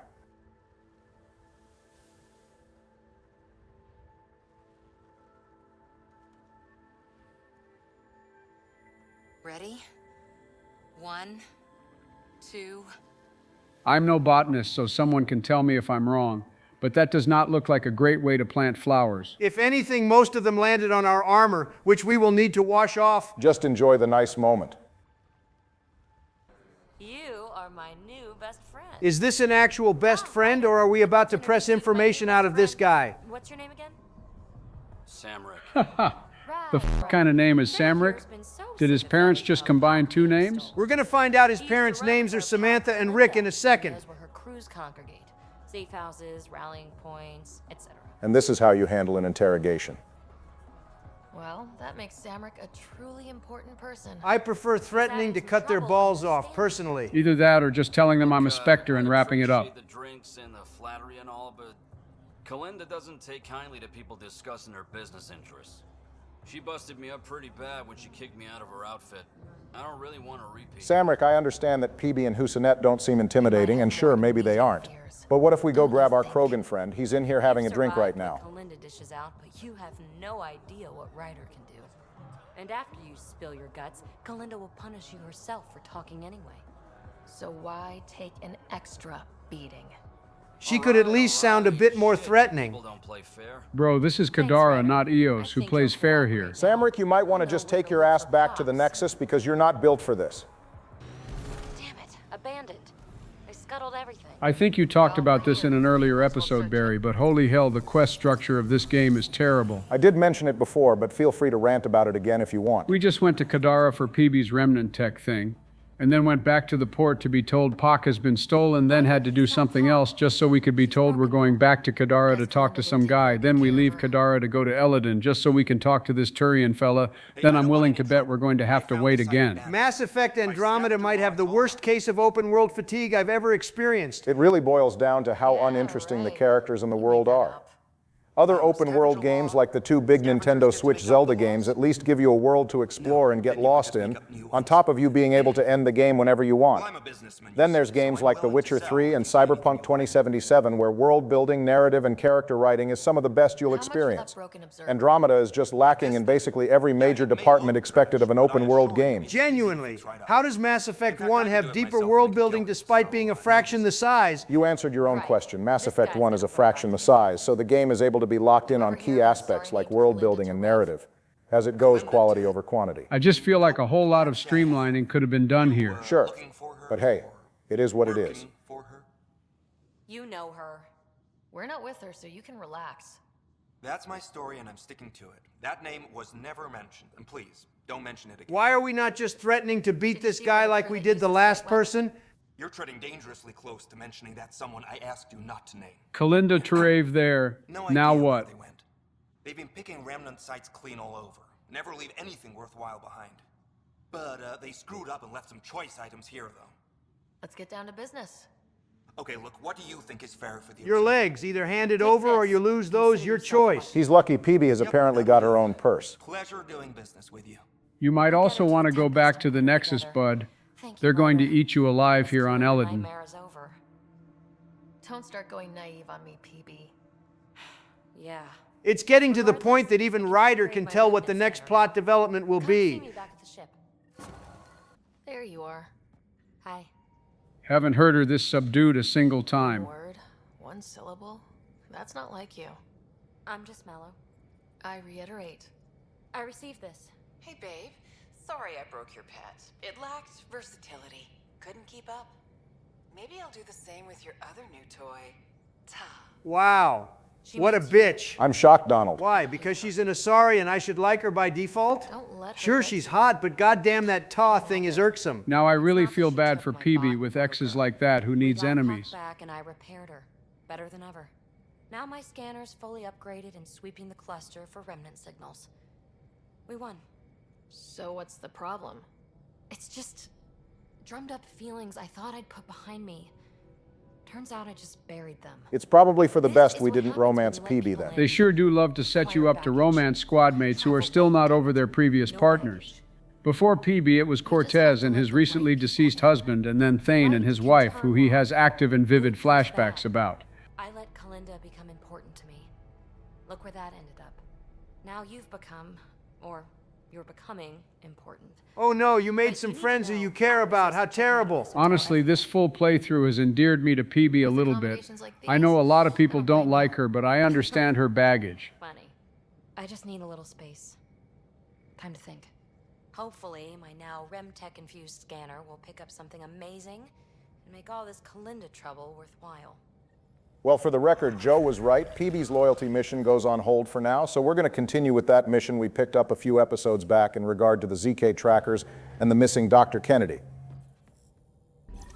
Pathfinder, this is the exact nav point indicated by Barack, refresh our memories. Suvi found something that pinged the Tempest, and we discovered missing initiative resource trackers, made by a Dr. Zoe Kennedy who disappeared with the Exiles. We were tasked with finding more of these trackers to track Kennedy. Ready for coordinate transfer. Who the fuck? Hi, nice to meet you. Deadhead the comms. Here we go again. I'm the Pathfinder. A Pathfinder? One finally showed? Jesus Christ, you think information would travel faster? Is that Dr. Kennedy? Are you okay? Director Addison is concerned about you and your tech. Keep them talking, Ryder. Tracing. All I want is to stop the stealing. I have outposts of people trying to start their lives. Outpost starting lives, huh? Let them see, Harlan. They just forwarded Dr. Kennedy's medical profile. Ryder. She's pregnant. That woman is pregnant. Gil's friend is slacking. There's already a baby on the way. Chemical blockers were standard for cryo. We were supposed to wait until we were stable. And when was that going to be? Everything was going wrong. The Nexus had no plan. No disrespect, ma'am, but how would having a child in that situation help? We couldn't add new mouths until we were stable. But this wasn't about waiting until we could afford a house. We were dying. She just explained why Addison was right. With enough meds for Harlan and I to get off the blockers. How far along? Dr. Kennedy, how long?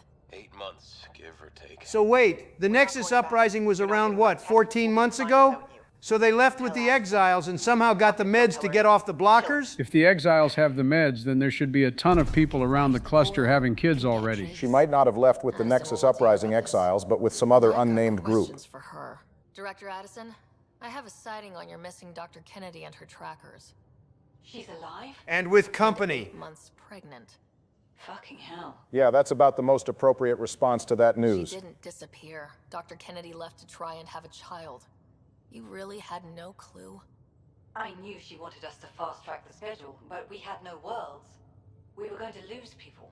Yeah, I'm sorry, but are Kennedy and that guy she's with, Harlan, not incredibly selfish and stupid? Addison seems to agree with you. This is definitely one of the worst examples of that baby be mine trope where a female character is obsessed with having children no matter what. You know, kind of like Wanda in Multiverse of Madness. She's an old university friend. We were catching up and she mentioned a project she was training for. The Andromeda Initiative? She'd still be here if I wasn't forced to tell her no a year So Addison joined the Andromeda Initiative on Kennedy's recommendation? Sheesh, no wonder things soured. Well, Kennedy indirectly saved Addison from potentially being killed by the Reapers. To be determined. You had to know that would frustrate people. It was the only answer we could give. Ryder, the Nexus was literally lights out when we arrived. Who was trying to deliver a baby in the dark. Dr. Kennedy seems to have a group with her. Stealing aside, she has support. Oh, right, she stole stuff too. We need that technology back. I know, but she jumps without looking. Ah, she's intelligent, but she isn't wise. Features banked for the first child in Andromeda. Trust me, you want the one for the good outcome. That was actually heavy dialogue. Yeah, let's go ahead and make sure we don't get the bad news speech. Hopefully you can draw them out by placing more outposts.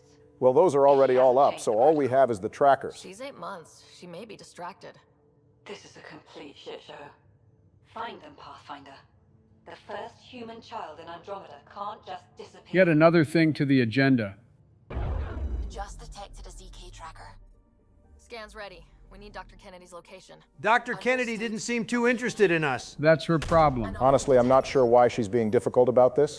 We told her the outposts are going up and we're even ending the procreation blockers at Prodromos, so we'll have the facilities for babies. I have a real bad feeling about the Angara being involved in this now. All I know is it's going to fall on us to save this lady, her boyfriend, and her baby in a second. Of course, because it's got to be our problem.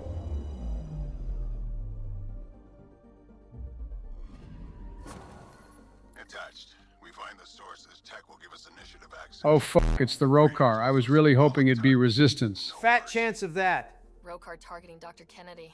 Suvi, do we have her? Negative. We need another tracker. Moving on. Damn it.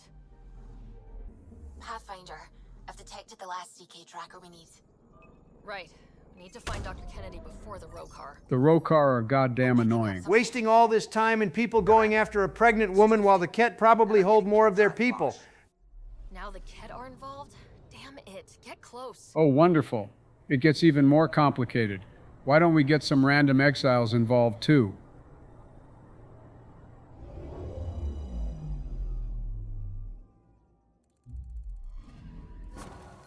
Carlo was right. Signs of Ket. But I'm getting data. The 4 trackers give us a point of origin on Vold. She went to fucking Vold? Ah, yes, the frozen wasteland, and she has no facilities to ensure a safe delivery. for Great plan, Doctor.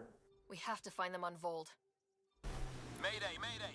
Any initiative personnel, we need help.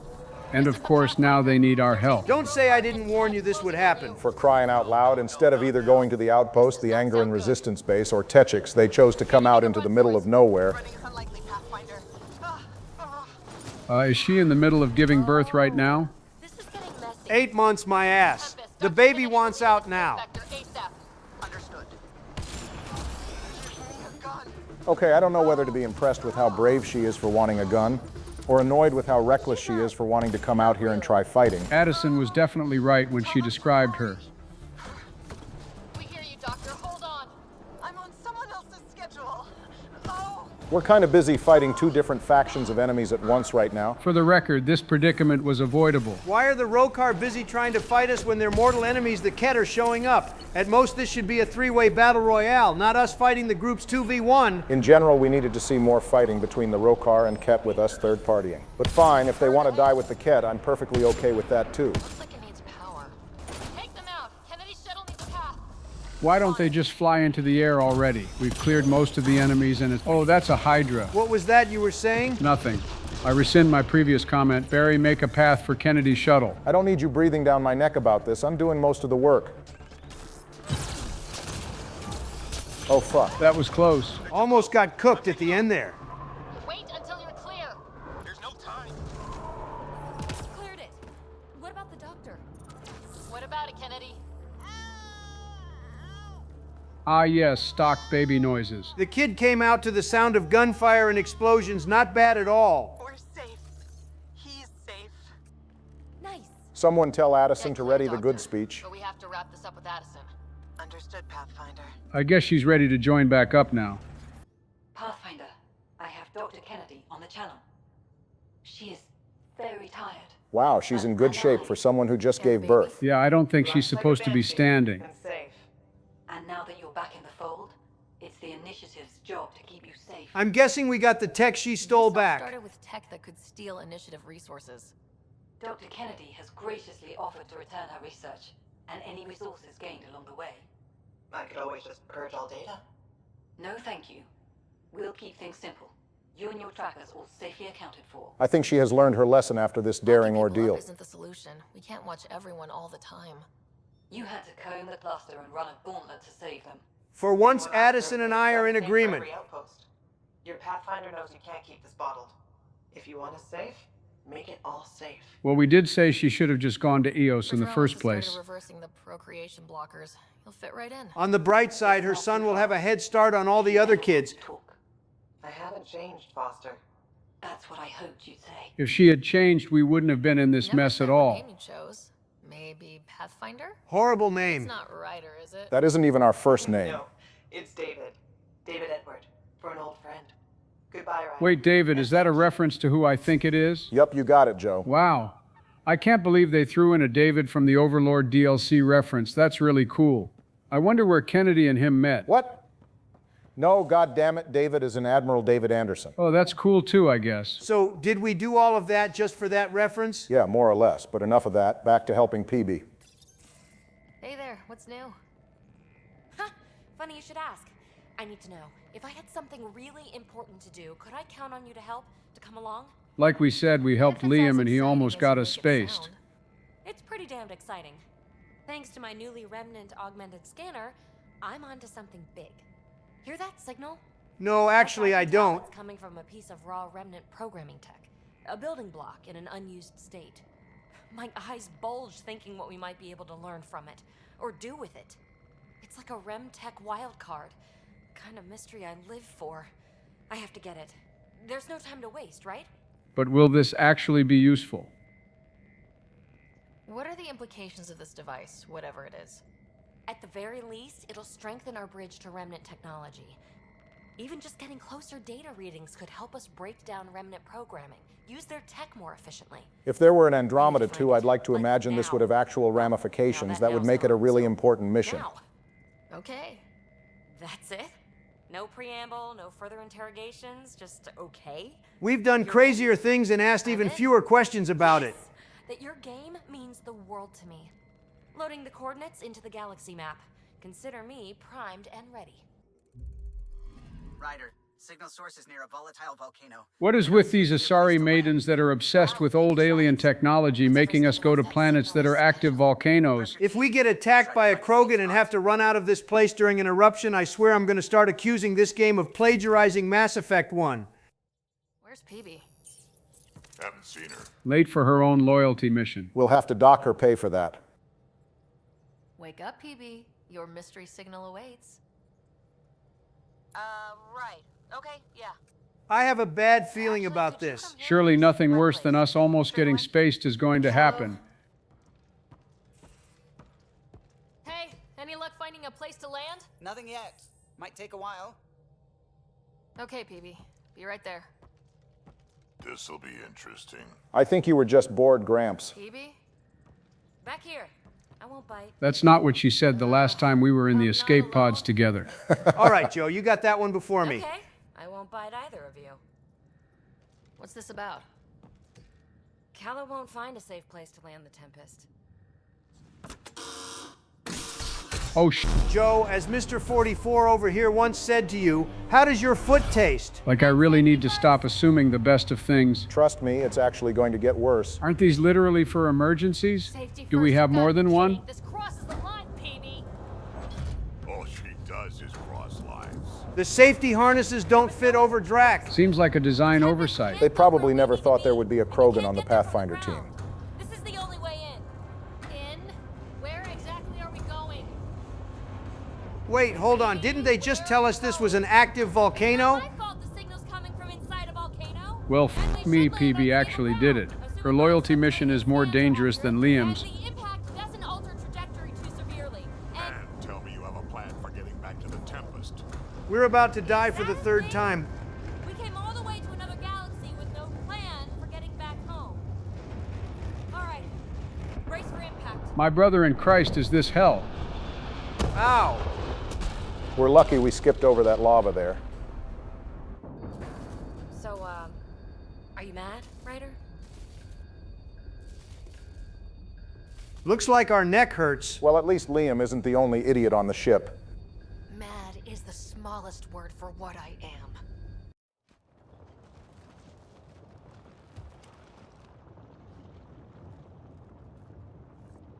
Close one. We were literally one small drift away from ending up like Anakin. Come in. Are you all right? Against all odds, we are somehow all right. That we're stranded but alive. No choice but to investigate PB's signal. Sorry. Right away. Maybe we should have told PB no after all. This was definitely one of the more needlessly reckless things we've done in the Mass Effect franchise. It's up there with Aria's crazy Omega invasion plan, which coincidentally also involved us crashing in an escape pod and hoping we didn't die on the way. By the way, the escape pod's restraints weren't able to close around Drac, so does that mean he was just bouncing around in the escape pod? Over 700 pounds of straight Krogan just flying in a confined space? I'm guessing Drac just gripped the hell out of his seat so he wouldn't crash into any of the squishies inside the escape pod. The network you're accessing seems to be a production system. Production of what? Remnant hardware. So this planet is a giant factory or something? They call this planet Pos-10. The whole planet is an inhospitable and unstable place, but there's evidence of a large-scale remnant complex under the surface. So it must have been habitable at some point by whoever made the remnant? That must be the case, but as you might expect, there isn't a lot of information on the planet. It just exists to be a place for us to do PB's loyalty mission. At least we can plainly see why this planet isn't something we could live on, unlike that other moon next to Eladon. Based on what little information we do have, the Angara were aware of this star system because it's named Analara, which is an Angaran virtue for knowing one's course down to the blood. Though they probably never lived out here. I was never one for the hidden lore and planet descriptions, but now that it's gone, I can't help but miss it. You don't know what you have until you've lost it. But it's disabled. Pathfinder, Calla reports finding no safe area to land. Retrieval may be impossible. God damn it, PB. Oops is crazy. Oops is what you say when you forget to record the meeting with Rex during the Citadel DLC for the final episode of Mass Effect 3, not when you get yourself and your friends stranded on a volcanic planet. I know that shuttle. Helisaria, are you tracking that sweet signal too? And as expected, PB's ex-girlfriend decides to involve herself. Let's hurry. We have to get to the signal source before Kalinda. Wait, hold on a second. Do we not have a shuttle on the Tempest? No, actually we don't. The only vehicle in the cargo bay is the Nomad.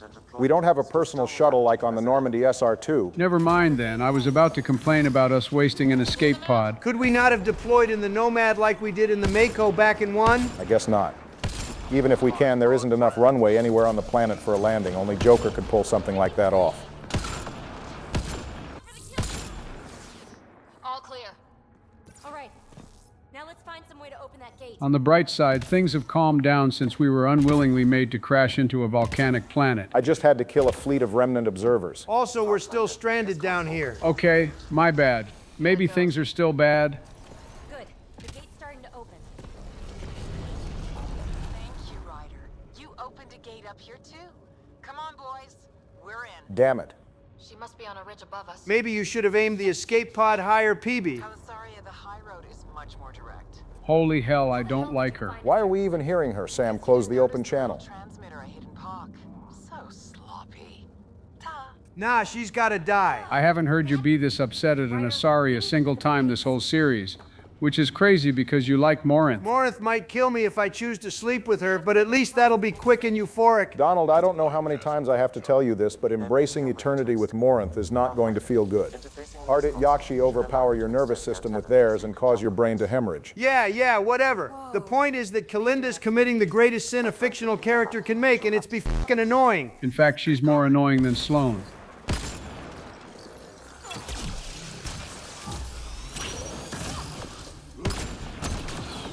Still working on it. Rerouting power from these other structures. And reducing our cover. Shit. We'll never catch Kalinda.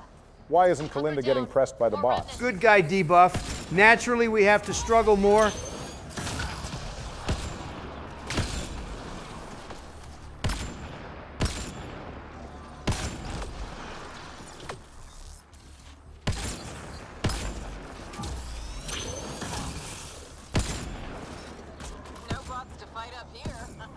Sam, why are the comms still open? Seriously, hit the block button already. Why are we letting her talk shit? I'm glad PB is in agreement with Kalinda needing to die.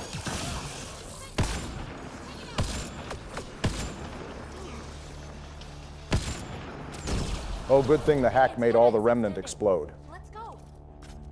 Make sure they don't get inside. A triple share to whoever brings me their sweet implants. Wait, implants? As in our tech implants? Is she seriously trying to kill us? Didn't you hear her basically threaten us in the message she left after we got Pock back? I mean, yeah, but I thought that was just posturing. I didn't think Kalinda was a full-blown villain. We seriously needed to do a better job at screening people for the Andromeda initiative. Kalinda wasn't even an exile, and she's clearly got a screw loose. Like she does know we're a whole Pathfinder, right? This operation relies on us. At this point, half of the people that are out of cryo right now do not give a damn about the actual mission. It's that Krogan outlaw we keep running into. And there's the Krogan we have to fight. That's strike one, and I feel strike two warming up right below us. All right, let's kill this discount Krogan warlord from Therum. No! Kalinda's barred the way! Drac got right in there. I see Kalinda isn't the only one capable of running her mouth. I'm sure the Krogan won't mind when I kill this guy.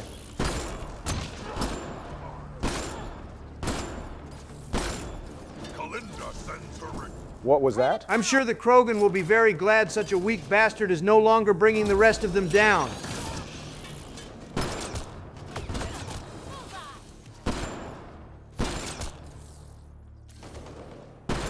Damn, Kalinda's men ain't shit. Up there, above the gate. Another power node. Good place for an ambush. You're a little late on the warning. Exactly what I thought. You know what? It's fine. She can keep talking all the crap she wants. It'll make it all the better when we beat her. Kalinda, you ass! Just give it up! There's a piece of pure, uncut programming tech in here. Plus, you want it, so there's no way I'm giving up. She's just being petty. Genuinely, what is her damage? You'll recall that Kalinda's background was that of an Asari ambassador, which left her bored and disillusioned with high society living. I believe she used PB to gain some enjoyment out of her otherwise dull life. Once Kalinda found something else to placate herself, that being the arrival to Andromeda and this social circle of hers that I am currently decimating, she tossed PB away. If I had to guess, Kalinda doesn't like that PB is still managing to find ways to enjoy her life without her. Which would explain why she's constantly trying to spoil PB's fun. Yeah, exactly. Immediately after their breakup, PB went on to start studying the Remnant. PB isn't the one who is overly reliant, and Kalinda doesn't like that. So the backdrop of the loyalty mission is just a whole bunch of ex-girlfriends having drama. That about summarizes it. Well, at least it's a switch up from all the bad dad missions.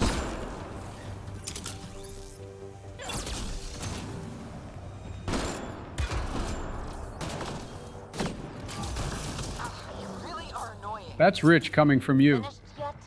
Not even close.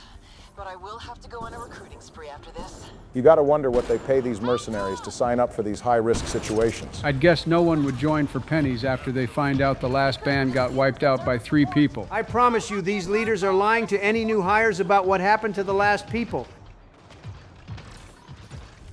Pathfinder, this console will deploy allied observers. Barry, are you not going to activate the observers? No, I don't need them. I'm him.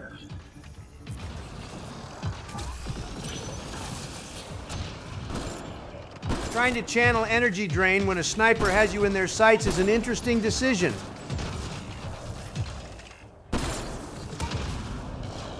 Well, PB is dead. Up and at him, you can't give Kalinda the satisfaction of seeing you down.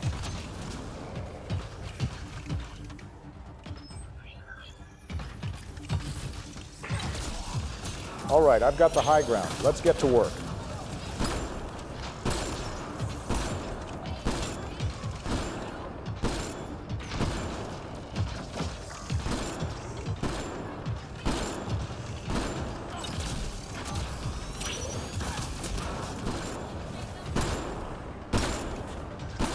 You got that one, but Drac went down with it. That's what a good tank is for. Time to get up, Grandpa. Your afternoon nap is going to have to be cut short.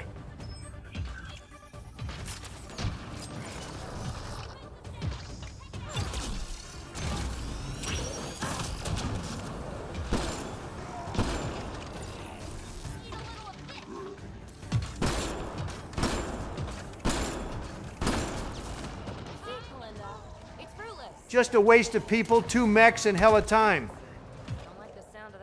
She's either mad as hell or she's about to sneak us. Maybe Sam finally blocked her. Are you kidding me? God damn, she has a lot of people. It's about to be 0 real soon. Linda's about to get the device. And there she goes. PB, this is a cutscene. Watch yourself. All those bullets are lethal. Too late, gal. It's mine. Damn it.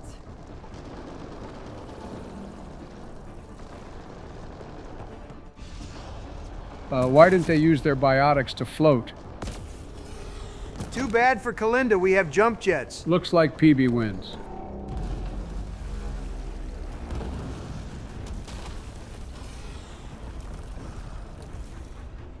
Shit. I got this. Go. Thanks, Drac. PB, help. I'll give you everything I've got. All the relics, everything worth anything. Well, well, well. All the bluster comes crumbling down. Please, I don't want to die. You've been trying to kill us the whole day. Oh crap, what? I don't want her to die, Ryder, but the device, it's not worth her life. I disagree with you, PB. No. Holy Barack, I forget you're sometimes just as willing to do the renegade thing as I am. I got no love in my heart for Kalinda, and I do not care that PB didn't want her to die. This isn't going to cost us her loyalty, and there is no Andromeda 2 where Kalinda might come around and be super useful to us later, so f*** her. I can't exactly disagree without throwing stones from within a house of glass, and besides, we've killed people for being annoying as hell before. Let's get out of here. Ryder, why did you do that? I could have saved her. We'll talk once we're safe. damn, did Drac eat the rest of Kalinda's guys? There aren't even bodies left. And now we're escaping from the volcanic eruption. And that's strike 2. Whoever wrote this mission has some explaining to do. Also, I know I just said there's no Andromeda 2 where Kalinda comes back around to help us. But she actually would have returned during the final battle to lend a hand, but it isn't anything more than cosmetic. Is there anything else that happens if you let PB save her? First, PB would have punched Kalinda in the nose while we're running away. Would have been nice to see that. Then later on, Kalinda would send PB a message saying she and her crew wouldn't bother PB again. Which was probably genuine, but again, I don't care. So what was our game plan for if Kalinda didn't tail us? We die probably. Hopefully the Tempest could try to make a flyby and grab us, or they could go find a shuttle and use that to rescue us. But yeah, PB seriously almost got us killed. And to Liam's credit, our almost getting spaced wasn't something he could have foresaw. PB, you put us through a pretty rough ride. Where are you at? That was an understatement. Can you explain what happened down there? I mean, Kalinda has been nothing but trouble, I grant you that. But why did you stop me from saving her? Because I felt like it, that's why, but that isn't a dialogue option, so I'm just going to skip explaining myself. I did what I did. Let's leave it at that. That's fine. It's moot now anyway. It's just... desperate times bring out one's true colors, Ryder. I could have seen Kalinda's, even if it only confirmed the obvious. So she just wanted to see Kalinda for what she was? We saw plenty given that she was trying to kill us the whole mission. I will. Eventually.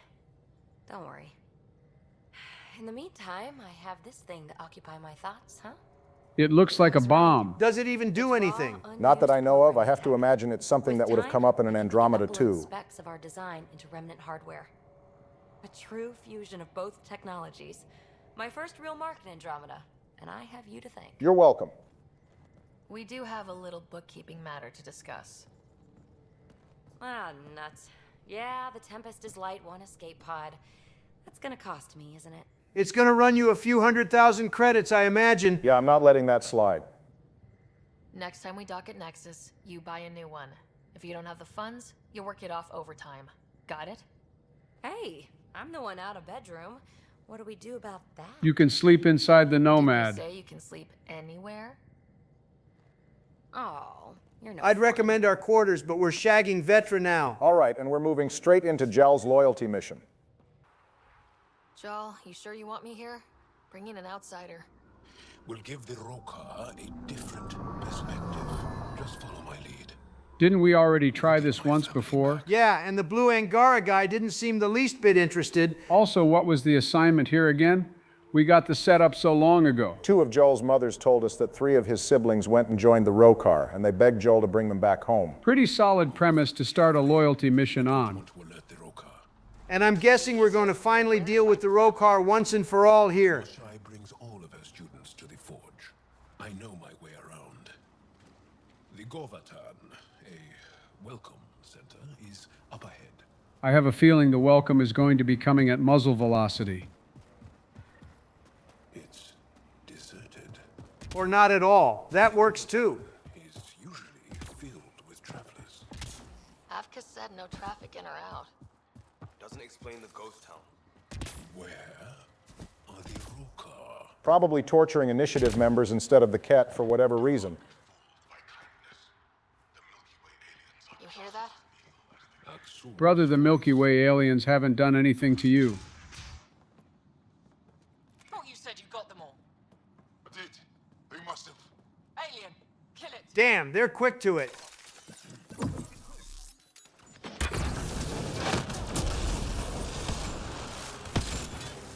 That did not go well for them at all. Smartest grenade I've seen from Liam the whole game. To defend ourselves.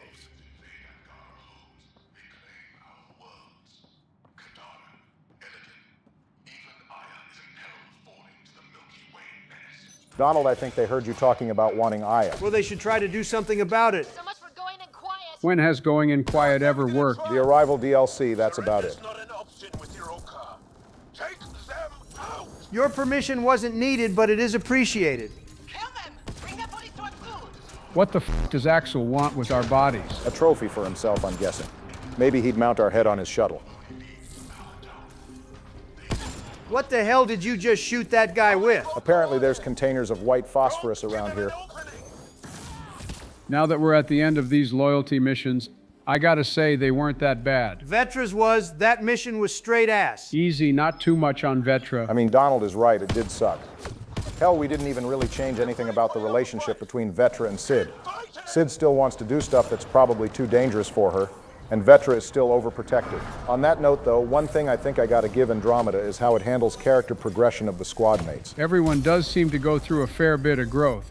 Like PB warming up to us despite wanting to act like she's going it solo when she joins the team. There's Cora realizing she doesn't need to follow anyone else's plan after moving at the whims of her Asari team and Alec. Liam finally realizes he doesn't need to try so hard to make things better. Drac came into the group with little respect for Ryder, but now we've proven ourselves to him, and Joel has become one of us despite being more alien than anyone else. Verdict is still out on Liam.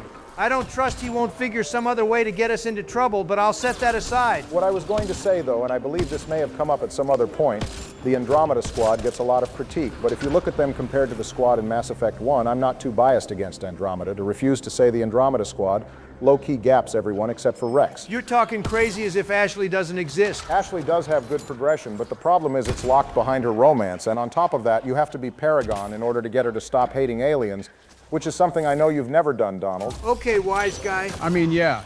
We've definitely mentioned before how in Mass Effect 1, Tali is basically a walking codex for the Quarians, and Geth in the overwhelming majority of her dialogue. And then Liara, depending on when you pick her up, talks a little bit about the Protheans, her mother, the Asari bonding process, and then she glazes Shepard. 3 of those 4 things are perfectly valid things to focus on. Which 3? Obviously the bonding process, Benezia, and glazing Shepard. You know me so well. Anyway, the point is we like the trilogy cast because they had 3, or in some cases 2 games to develop. Counter-argument, the Mass Effect 2 lineup is pretty good, and they only needed 1 game to do it. I mean, I should hope so. 80% of Mass Effect 2 is stuff about the squad mates. James and Javik are also pretty good for being in 1 game.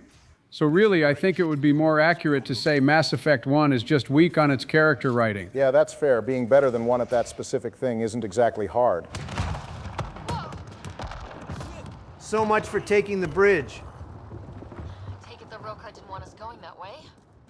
How are we going to get to them now? Wouldn't it have been better to wait for us to try crossing the bridge first and then blowing it up? They're not the brightest bunch over there. We've got company! Sharpshooters! Oh, and uphill too. This'll be fun for you, Barack. They're not out sniping me, even when they have the high ground advantage.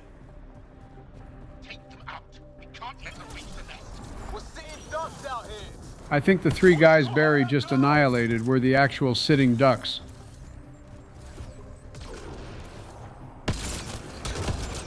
Two quick ones. Have these Rokar guys ever asked themselves why they're out here fighting and dying fighting humans, and one of their own guys while Oxel hangs out doing nothing? Also, while one of their brothers or sisters are currently either in a Ket labor camp or in the process of being turned into more Ket. Jal did say Oxel was poisoning their minds. Hate is a powerful drug. It can make you focused, but when it spirals out of control, it can make you lose sight of what your goal actually is. It makes perfect sense that the Rokar would be incredibly against the presence of the Milky Way aliens.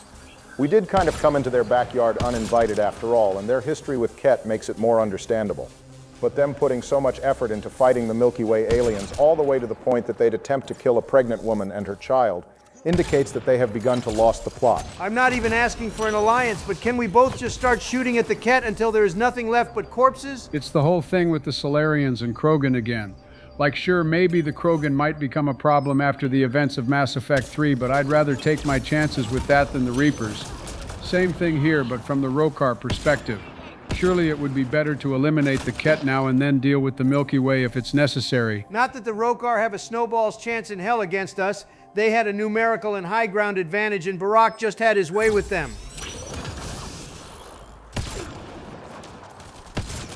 Axel is just sending his people into a blender at this point. Intruders have reached the nest. Where the hell were these guys at during the last battle? Wait! I know those voices. Lathul, go for backup. Lathul! Wait! Stop! Wow, that was lucky. It's Jal. Jal, is that you? Jal, it's a good thing your siblings weren't wearing helmets and used their first names, because otherwise I would have blown their heads up. Wait, so does he not get to punch Jal back, or what? I guess the older sibling gets to get their free licks in. Barrage, our mothers sent me.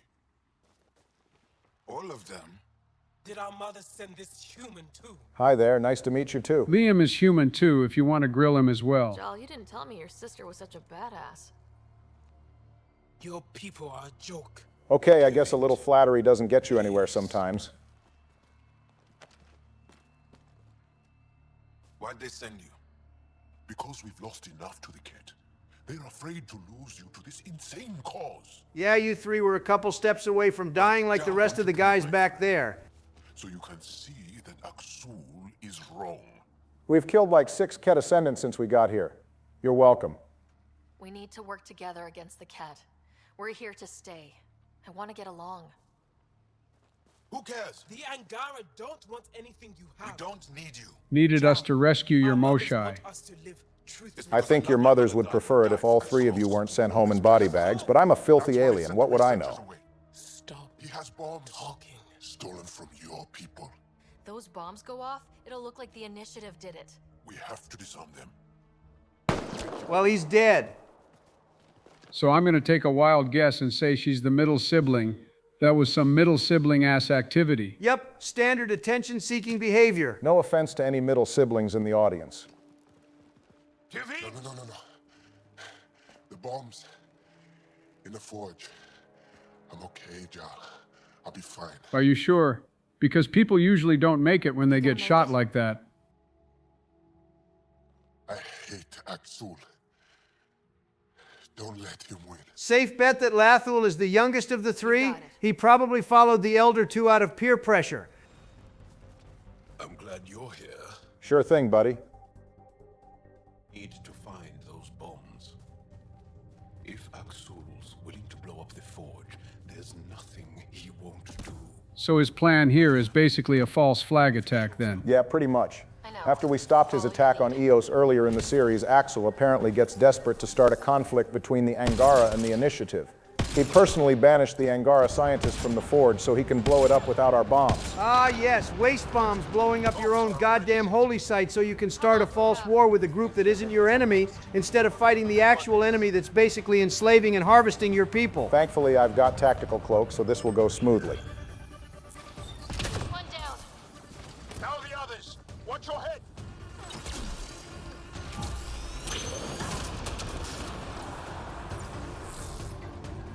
For the record, this false flag was dead on arrival considering Jal is here to vouch for us. Axel would most likely try to create doubt in the minds of the other Angara about Jal's loyalty to his people, you know, considering he's been serving on an alien ship. Yeah, with Evfra's permission. Yeah, true. Also, even without Evra's word, the Moshai definitely has our back. I wonder where they got the bombs from, though. My first guess would be Kadara. I doubt that. I'd expect Reyes to have his eye on transfer like that. It's more likely they just stole them from an Initiative military transport. That begs the question as to why we'd have bombs at all. Yeah, wait. What the hell? Explosives are fine, but a gun on the Tempest is too much? You're really not letting this main gun on the Tempest thing go. No, I'm not. Exploratory and scientific purposes be damned. How the hell are you going to go to a whole new galaxy and have one of your main ships have no defensive or offensive weaponry? Actually, that makes me wonder how we're actually going to fight the Archon's fleet, because the Nexus leadership did have a point when they told us no to going to Meridian. This isn't like with the Council. They had a whole fleet. Meanwhile, all we have here is what? The Resistance forces and Bradley shuttles? We are actually hilariously outgunned. We would be less outgunned if the Rokar and Outcast would stop shooting at us. Just wait for the final episode and you'll see how things will be evened out.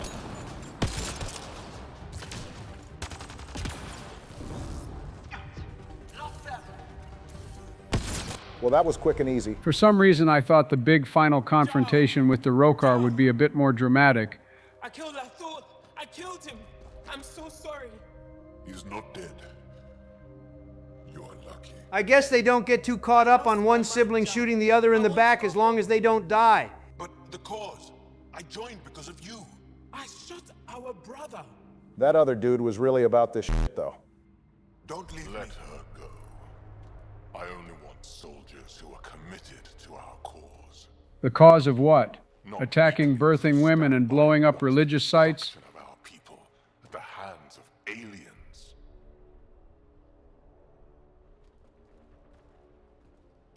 Did none of you see what I did to the last 3 groups that attacked me? You recruit kids and make them fight their family. I did not read those 3 as children. Good old Mass Effect, having one model for every character regardless of their ages, never change. Our people. And I say, you're done, Helios.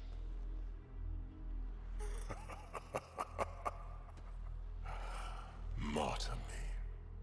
Please. I dare you. It's tempting. You killed Kalinda and Joram Talid for less? I promise to my friend that you're making really hard to keep. Counter-argument, Axel wants you to do it. Refusing to kill him out of spite is also tempting. They move onto our planets. They take our resources, make us weak. You guys were weak before we got here. Make planets habitable. Exactly. And they'll never let us forget it. Wait, so he's upset that we might think they owe us? saved her life. I know. Stop defending them. Bro is like, The Jaal, Moshae stop telling the trusts truth. Ryder, and stop. We've been fighting the wrong enemy. Maybe the enemy is this traitor. No balls, you won't do it. Donald, stop playing with Jaal's life. Don't. The Moshae trusts Ryder. You've become a danger to your own people. Walk away. Or I kill you and reveal the resistance for the traitors they are. You got lucky, Axel. If Donald had been playing this, he would have done it. Yep, sure would have. I already got it out of my systems when I shot Kalinda, so Axel can live.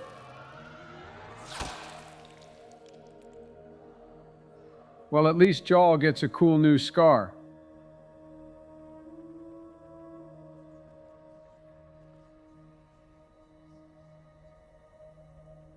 Well, you've been shooting at us this whole game. It's about time you started shooting at your own people, too. So if I had shot Axel, he would die. Obviously, Jaal would be really upset by this, but he would manage to talk down the rest of the Rokar, and they would leave anyway. We would also get an email from Lathel where he says he was glad we killed Axel and that he was better off dead after the things he makes people do. Lastly, Joel will also refuse to really speak to us because he's upset we didn't trust him. He'll basically give us the silent treatment until the next priority ops mission. But we still get his loyalty, so it doesn't matter. Yeah, exactly. And because Axel lives, what happens now? Axel sends us an email where he explains that he knows shooting at Jaal was wrong, but he ultimately will not extend us an apology for all that has happened. He still has too much hate in him, but he's willing to try to get over it now. Couldn't even kill me at short range. Well, he's in good spirits about getting shot in the spine. Once again, a bit of a shame that there's no Andromeda 2 to see how things with Axel would shape out. There was potential in some of these narrative and character arcs. I don't think that's a controversial statement to say. But we don't live in the world of what if Mass Effect Andromeda hadn't bombed on release. Trusting me. Killing Axul would have made the Rokar stronger. He shot you. I'm glad he did. It exposed how far he'd fallen. It also exposed how much of a terrible shot he is. How the hell did he only graze you at point-blank range? I'm choosing to think Axel really didn't have the stomach to kill him. They were peer students of the Moshae after all. You've been practicing. Honestly, the arm thing is better than shaking hands, more hygienic. I want to say goodbye before my family heads home.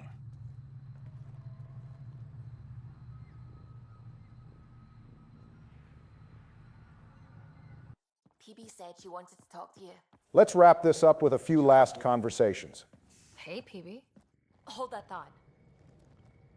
Sit tight. I'll be right back. Hello. Don't worry.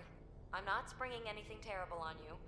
Actually... Oh God, it's a voice memo. So, you and your team are like a fungus, you know? You look and smell funny and grow in the weirdest places. Sorry, that's Liam. Somehow, you've found root in my... Oh, it's so corny to say. In my heart. I'm glad she said it was corny because I was about to do it. When I get antsy, and believe me, I will. Just sit my ass down and play it. Shut up, PB free card. Gonna play the "You Found Root in My Heart" part on loop. I wonder if Asari can blush when they get embarrassed. And then join me in the meeting room?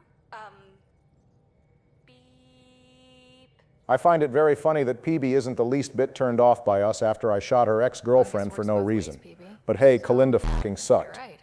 Ugh, pretty much sums it up. So, the reason I wanted to talk to you all... Uh-oh.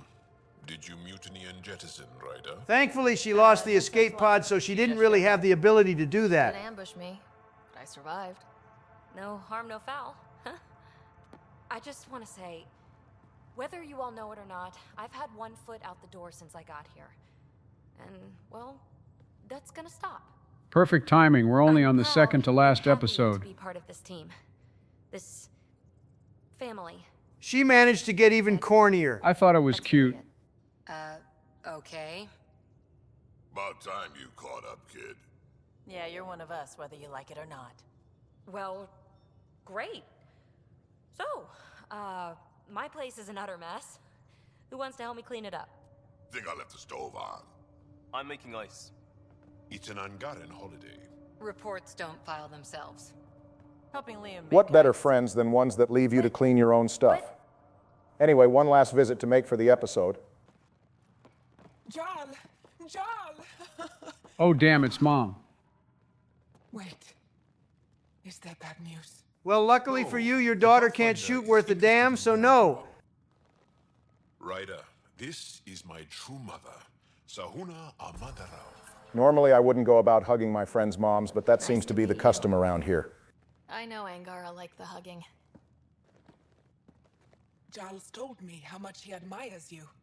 Really? He's my favorite. Well, the other three joined the Rokar, so makes sense. I'm pretty sure Joel said he had way more siblings than just those three. Also, I bet you she says all her kids are her favorite.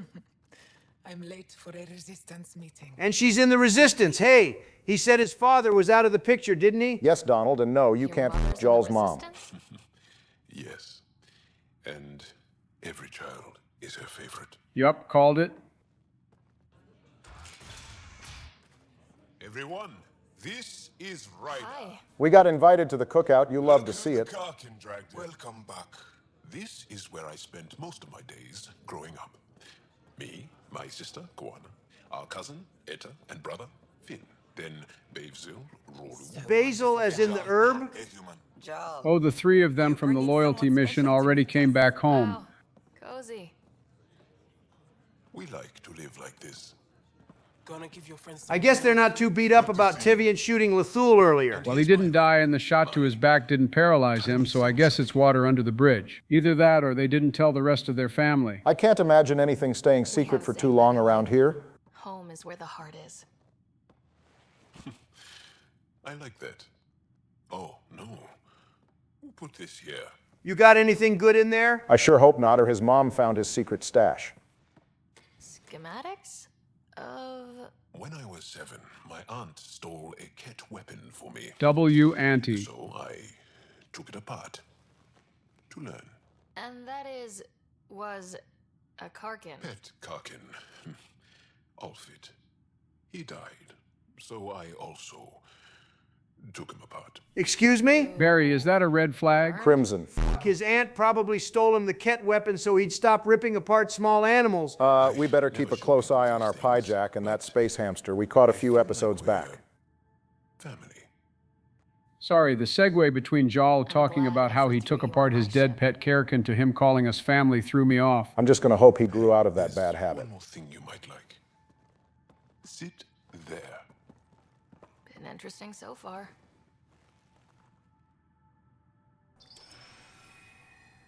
Good Lord, what a nightlight.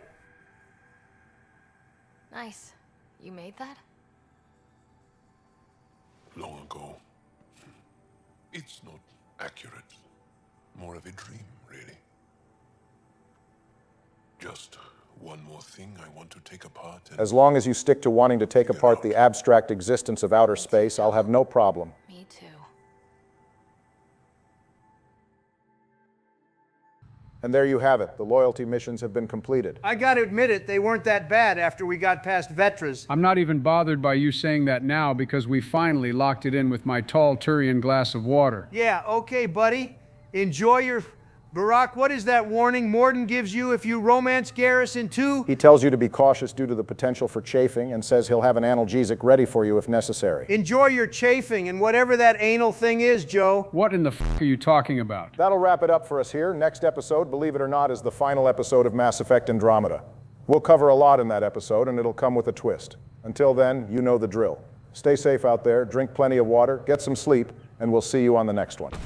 And we're back with one last ride in Mass Effect Andromeda. Thank God. Donald, come on, it hasn't been that bad. Yeah, things were mildly improved by playing with the pair of you, but that says less about the game and more about you two as company. Wow, that was surprisingly nice of you. Don't read too much into it. What I'm getting at is Mass Effect Andromeda is friend slop. Most expensive friend slop game I've ever seen. Joe, I gave up trying to make Donald find enjoyment in Andromeda like halfway through the game.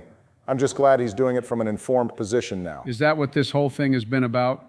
Hating Andromeda, but at least not being ignorant about it? Sure, I trust the both of you and the viewers who have been on the fence about the game all these years have seen enough to make a decision. Okay, but what about you, middle of the road, Andy?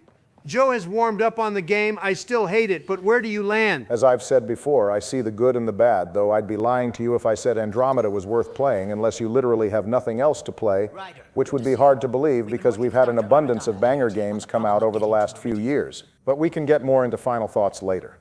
We're continuing the main plot now. So we were asked to meet with the Pathfinders so we can go behind the Nexus leadership's backs to find Meridian. They must have gotten their naming convention from military operations. Epic Fury still clears. It's Epic Fury. That's what I said. No, it's not. Don't play with me. Also, I mentioned a twist at the end of last episode. And that twist is that all three of us will be playing instead of this just being a Joe episode. So I lose out on playing the finale. We all finished one game in the trilogy. It's only fitting we all finish the final Mass Effect game. Well, final Mass Effect game until 5 comes out. So what? Joe starts the episode and then I pick it up halfway through? Yeah, basically, you'll know when it's your turn and then I'll finish things. All right, well, time to save this whole damn cluster, even if the Nexus leadership won't help. We should just make the Pathfinders the new council. We're carrying everything and each of us are replacements. I do like that we've ended up with none of the original Pathfinders. Alec, Ishara, and Mason died, and we didn't save Reka. All that training in the Milky Way just for all 4 of them to die almost immediately. Storm technology first. Then we'll meet you at Meridian. We've still got one last meeting with the Pathfinders, actually. Is it time to compare who's the best Pathfinder? Because I think we've done the most pathfinding, personally. You know, the Pathfinder role has warmed up on me a little. It might be less grandiose than Spectre, but it does mean a little something. It helps that the role was undefined before we started playing. Pathfinder is something we help create. Also, it's nice that we actually meet and work with other Pathfinders. You know, because every Spectre we run into besides John Dumbao is either evil or they die. Televasir was so cool. You're welcome. Between us, charting the Scourge and Ryder's Vault data, the Ket will run out of bolt holes. I'll send you our latest. I'll take a copy as well. Anything to expand the search grid. It would have been nice to see what kind of allies these lot would have become. Finding them. Having a partner AI makes one hell of a difference. I guess I need to train a successor. Will we even need any more Pathfinders? All our golden worlds are ready to go. The initiative is called Andromeda, not Helios. The mission's ambitions lie well beyond this cluster. Well, too bad for them that BioWare's ambitions stop here. For now, friends, I need your help. The first wine bottled in Andromeda, sent back to the Nexus. A good thing I brought my flask. Damn, that smells good. Is Avidus able to drink that? Either he is and it's not for us, or he isn't and he's going to give his Turian equivalent to a liver one hell of a workout. Shit, maybe that's why he needs a successor. Bro's about to drink so he can see Mason again. All right, that's enough colluding with our fellow Pathfinders. The Ghost Storm technology has been fully researched, Pathfinder. That was easy. I expected them to make us go to every major world to look for some stupid resource to make the project. Thankfully, they decided to leave the open world bloat out of the final act of the game. The Nexus leaders think our search for Meridian is a waste of time, but we know they're wrong. All I'm going to say is the last time a body of leadership did this, it didn't end well for them. Thankfully, the option to kill the Nexus leadership does not exist. A direct order? Gonna keep it a buck, Cora. I do not respect Tan as an authority. We are going to defy them. Usually when people throw around the words we, us, and our, it's over some bullshit. Rare time everyone is actually on board. That's where the Ghost Storm technology comes in. Isn't that right, Hager? Exactly. Our forged signals should divert some Ket. What do you mean, some? It won't be all of them, but it'll be enough. Probably not enough for a ship with no damn guns. Donald, you've been dragging this no-gun thing the whole series. Yeah, because I'm right. I'm agreeing with him on that now. Every episode it feels like we have another reason for the Tempest to need to be able to shoot something. Right behind enemy lines. Good time to assess their numbers, defenses. I guess Suvi, Lexi, and Gil decided to skip the meeting. I don't blame them. Team meetings are usually a waste of time. If we come back with actuals on Meridian, the Nexus will sit up. Sounds like a solid plan, team. Hager, you ready? Good to go on your word, Pathfinder. All right, guys, this is it. Let's get moving. Wow, they're all staying until dismissed now.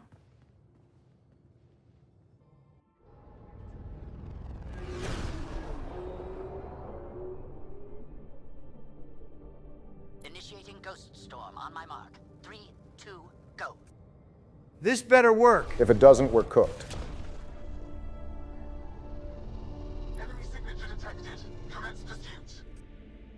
Thank God no one is looking out a window. Structural weakness, Joe. Okay, but they're not Geth. It's working. Reading a bunch of Ket headed our way. Pulling back. It's all on you now, Tempest. Try not to get blown up. We should get them as close as possible to here. Intense readings could be some kind of control center. No decent landing sites. This could get messy. How messy? As long as I can touch the ground before being shot, it won't be that bad. Looks like a flyby is our only option.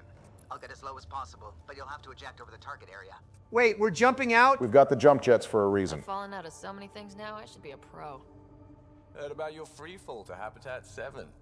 Liam said he could hear you screaming the whole way down. That's a goddamn lie. Liam should be glad BioWare decided to not kill him like they do most of your early game companions. All right, you know the drill. Watch your rate of descent. Shield should take care of the rest. Basically, don't break both of your legs. So far, so good. The Ket haven't detected us. But once we go in, we'll be clear as day to any troops on the ground. More like any troops on the ground will be clear as day to me. Tempest can take some shots if it has to.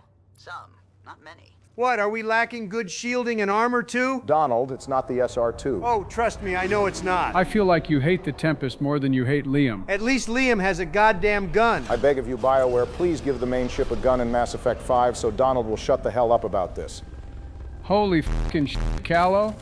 You couldn't drop us a little closer to the ground? Calm down, we landed safely. Would have been hilariously tragic if one of us just hit the ground and crumbled. I don't see how that would be hilarious at all. Everyone okay? Of course. See, no one obliterated their ankles. Figure out what we're dealing with. I am detecting active... No one cares what you're detecting, bot. I've got the Tempest to drop us over there. Sigh. I think Ryder is starting to get tired of Andromeda too. I do love me a self-aware video game protagonist. Don't worry, Husanet, after today, you'll be allowed to rest for basically the rest of eternity. Pathfinder, while interacting with that console, I detected the presence of a complex network, connected via a central command hub. A hub? You mean we found Meridian's controls? And looks like the Archon loses even though he has been here the whole time. Obsessed with the Remnant just for some 22-year-old to show up and figure everything out. Meridian's all about. We can start by finding its central hub. Pathfinder, we are looking at the central command hub I detected earlier. So like, is this a space station or something? Kitasira is referred to as a city-sized remnant structure. The Archon has apparently been researching this for decades. That sidekick of his was right, decades, and nothing has come of it. Worse off, it's also said that Kitasira is the most heavily defended remnant site in the cluster, with a substantial percentage of the Ket fleet present here and their smartest cryptologists and physicists sent to the city to solve its secrets. The Archon has dedicated a significant amount of resources and time to this obsession of his. I mean, damn. Forget Ryder. I think PB made greater headway in researching the Remnant than the Archon has. Interfacing with that console has activated a gravity well. Joe, were you about to jump off the edge there? I was hoping you wouldn't notice that. I'm afraid breaking your fall with the jump jets wouldn't work outside a cutscene. Wait, was there fall damage? If you fall a long enough distance, the game fades to black and you return to wherever you jumped from. I feel like that would have been good to know 13 episodes ago. I'm picking up radio interference, a Ket signal. Alert! The detected signal was a decoy. Well, that didn't last long. Infiltrated. All units are to focus on incapacitation and capture of the Pathfinder. They can try. At least we got a little bit of a head start. Here we go. And now Sleepy Joe begins his last bit of combat for the game. Let's see how badly it goes. Donald, you're not performing that much better than I am. Of course I am. I'm way better than you. Actually, you aren't. Joe has 7 deaths right now, and you have 6. There's no way that's right. You died twice in your previous episode on Korra's loyalty mission.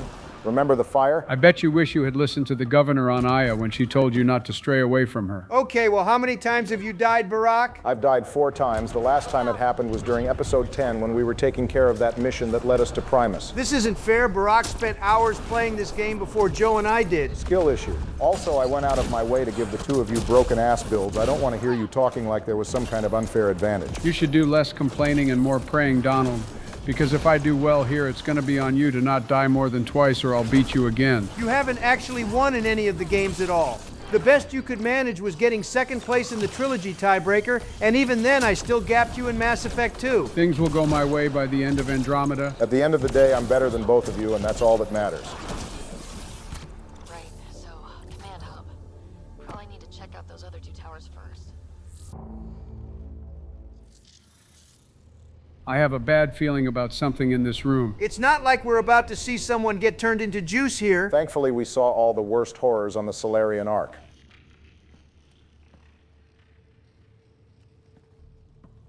What the hell? Okay, maybe we are going to see someone get turned into juice. 56.2%. Genetic template transmitted for testing. They were doing things to the Ankara. This doesn't seem like Ket activity. Looks like they were running experiments of some kind. You can't assume that. These are stasis pods, more practical for transportation than experimentation. Wait a second. Maybe Wasn't there something about remnant vaults being able to propagate life? Yeah, that did come up a while ago. Jarl, Pathfinder, they cannot be saved. What? I have analyzed the glyphs. These are not the Angara we know. They are not even alive. Well, at least that means we won't have to watch them melt. I don't understand. They look so...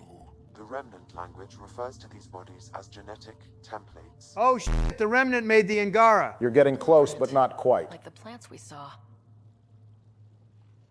The Angara? We came from here? They created us? Why? I guess they decided creating synthetic life was stupid, so they made organic life instead. Where you came from doesn't change who you are. I mean, yeah, it really doesn't matter. Besides, I'd rather find out we're all organics made by some overlord species than find out we're all robots. I feel as though something has shifted. I need to think. I need to speak with Mosai. I feel like she won't be any better equipped to handle this either. What if the Archon can make it do the opposite?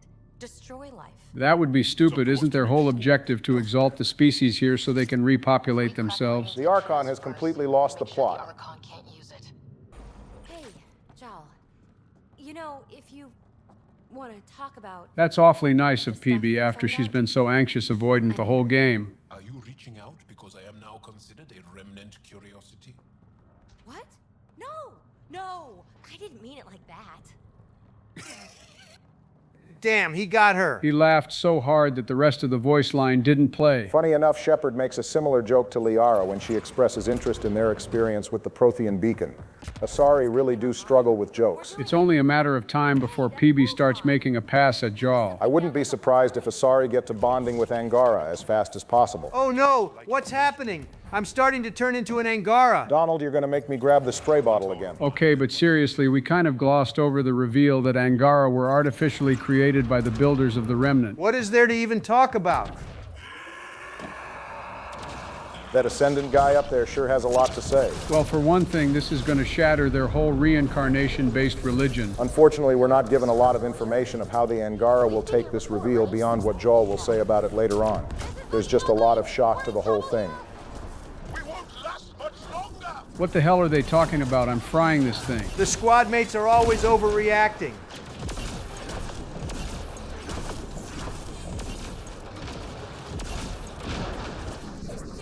And so is Ryder for whatever reason.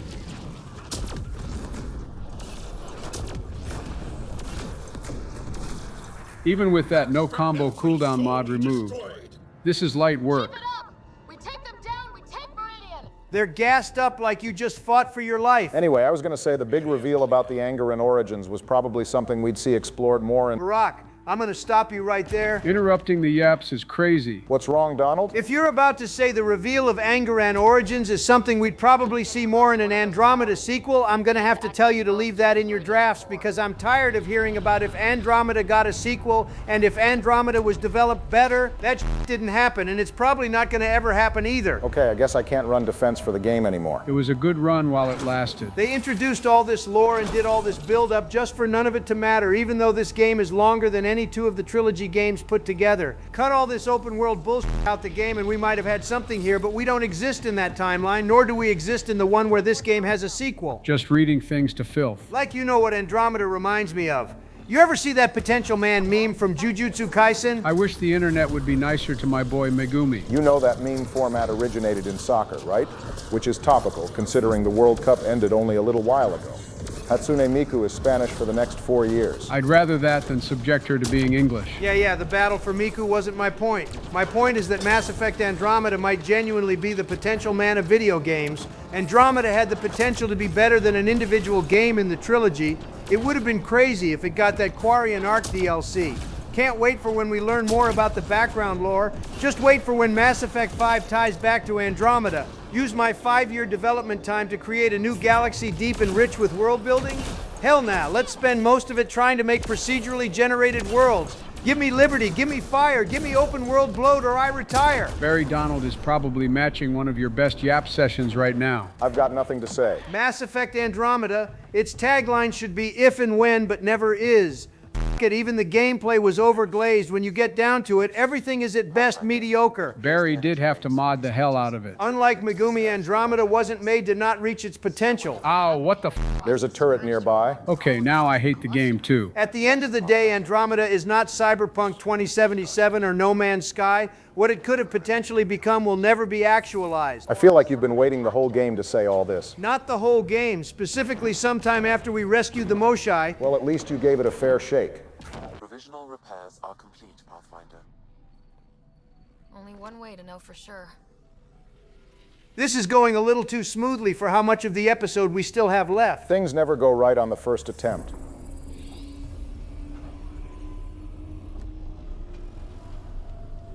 Translating. Flight control systems online. Welcome, Administrator. Let's go, dude. We have admin privileges. Looks like those repairs worked better than expected. Restoring systems has reactivated something else nearby, Pathfinder. Yeah, but what? Well, Donald, one of your major complaints is about to be addressed. What's that? Our lack of firepower.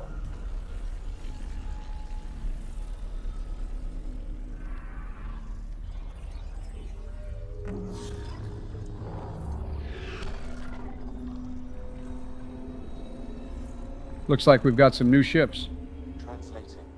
Exploration vessels on standby. We already have exploration vessels, damn it! We have seen remnant ships, but none in working condition. It says it cannot retrieve commands from the Meridian engine. Huh. Meridian engine. Sam, do you know what... Pause that. I've got some more Ket to kill. They're going to be trouble. Barack, why did you just tell me we'd solve our firepower issues? Don't worry, there's more to come. Potentially, you mean? No, not potentially. There will be more that happens here. Ryder, I detect a surge of energy on the scans. The section you're in lit up like Mardi Gras. Sure, Mardi Gras, except for jazz, fun, and not being shot at. How the hell does PB know what Mardi Gras is? She knew what peanut butter was to make that joke about her name a while back. Maybe she studied Earth cultural events. The mention of jazz makes me think she's referencing Mardi Gras in Louisiana. Is that voice line not just an oversight? Or does PB actually have unique knowledge on Mardi Gras? Actually, it seems to be intentional, because if Jal is the one to react to that line, he'll ask what a Mardi Gras is, and Vetra doesn't even mention it at all, only mentioning how the Remnant are trying to kill you. Maybe PB took a visit to Earth sometime earlier in her life. It wouldn't surprise me. She's a thrill seeker, and she would have wanted to see what was up with the new aliens after we just finished scrapping with the Turians. Well, she chose a good time to stop by. Hey! You, Ket! Get away from our remnant stuff. We did the work. They don't get to reap the benefits. Are they seriously just ignoring me? They're definitely trying to. And it's costing them their lives. Yeah, that's right. Just pretend I'm not here. It'll definitely make these lances hurt less. Unfortunately for them, lacking object permanence doesn't mean things you can't see won't hurt you.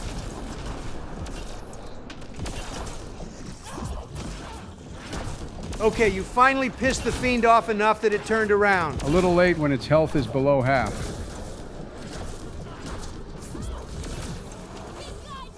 PB was real excited about that. I'm guessing that Big Robot is going to be my problem now. You probably should have let the Ket run on ahead so they could get attacked by the Remnant first. It would have been a good time to third party. Realistically, I would have just ended up getting jumped by both groups. I don't trust this game to actually give us a three-way battle. True, it didn't happen when I was rescuing Dr. Kennedy last episode, and that was the Rokar and the Ket.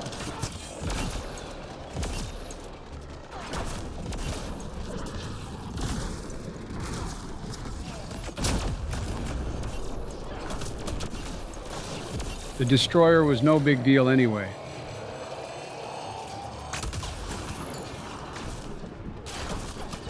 Watch yourself, Joe. Calm down, I'm fine. I'm totally invincible.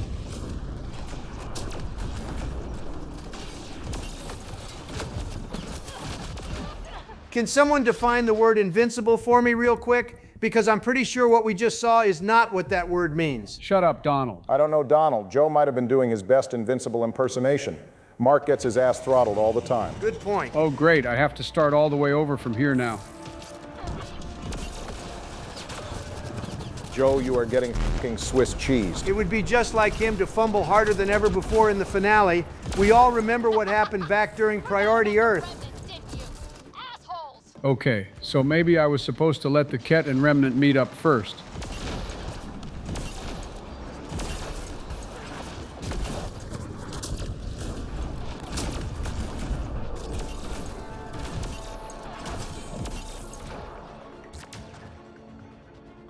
Thank God that's over. Well, good news, you only died once. Bad news, you still died once. Which means Donald would need to fumble 3 times in his section of the episode, which I think is unlikely considering he has the lightest portion in terms of combat. What do you mean I have the lightest portion in combat? You mean I'm going to be doing a bunch of talking? Sorry, pal, that's the way things shaped out. Shouldn't have lost the tiebreaker back in 3.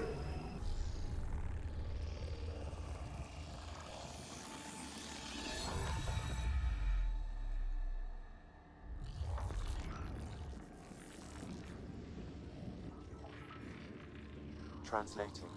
Connection lost. Meridian engine not found. Looks like Donald was right. Things were going Sam, too they're damaged smoothly. here.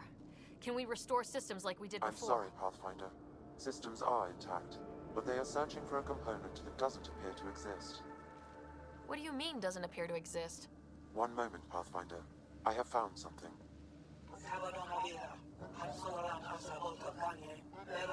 Translating. Final administrator log.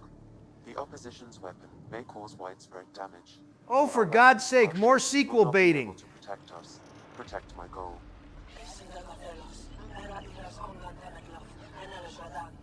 We need to disengage Meridian from Command Core, which will remain here to draw fire. Meridian contains all the work of the Jardan. So it wasn't the Remnant who created the Angara, Donald. It was these Jardan. Can return one day. Continue the process of renewal. They really needed to not f this game up if they were going to have all this build-up. My potential man rant from earlier is even more vindicated now. So this isn't Meridian. Huh. The Archon was wrong. That goddamn buffoon spent decades researching this place just for it to not be what he was looking for. Horrible. But it's funny, the asshole had no idea. I'm definitely in agreement with you on that, peanut butter. Okay, him shooting at us is a lot less funny. You know what would be really great right now? Are you about to say a ship with a gun? Outstanding guess, Barack. That is the correct answer. This seems perfectly in line with how everything was going. Meridian's gone, and now we're stuck in a Ket shit show. Can I please get a break once in a while? I didn't expect Ryder to sound that frustrated when I picked that. The Ket are not taking us. Not today! Pathfinder, the Remnant City is not without its defenses. This is its central command. Remnant defenses. Of course. Use them against the Ket. Finally, goddamn, some real deal firepower. I told you it would be handled.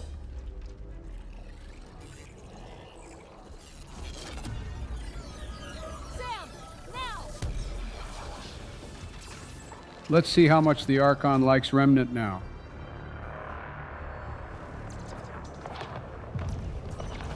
Yes, finally. A ship with a gun. A whole bunch of guns by the look of it.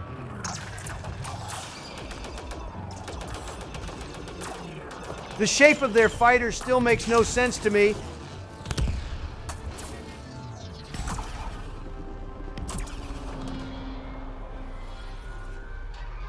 And there we go, we have the better guns now. Man, good thing that Ket ship didn't crash into anything important, namely us.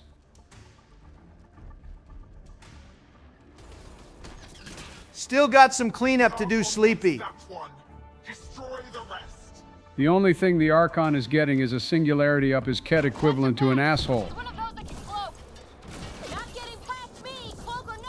Man, the high ground advantage is going crazy. On the topic of those Jardan guys, you said Remnant tech was less advanced than the Protheans, but last I checked, the Protheans weren't creating organic life. I think that's because the Protheans were just focused on uplifting the other species.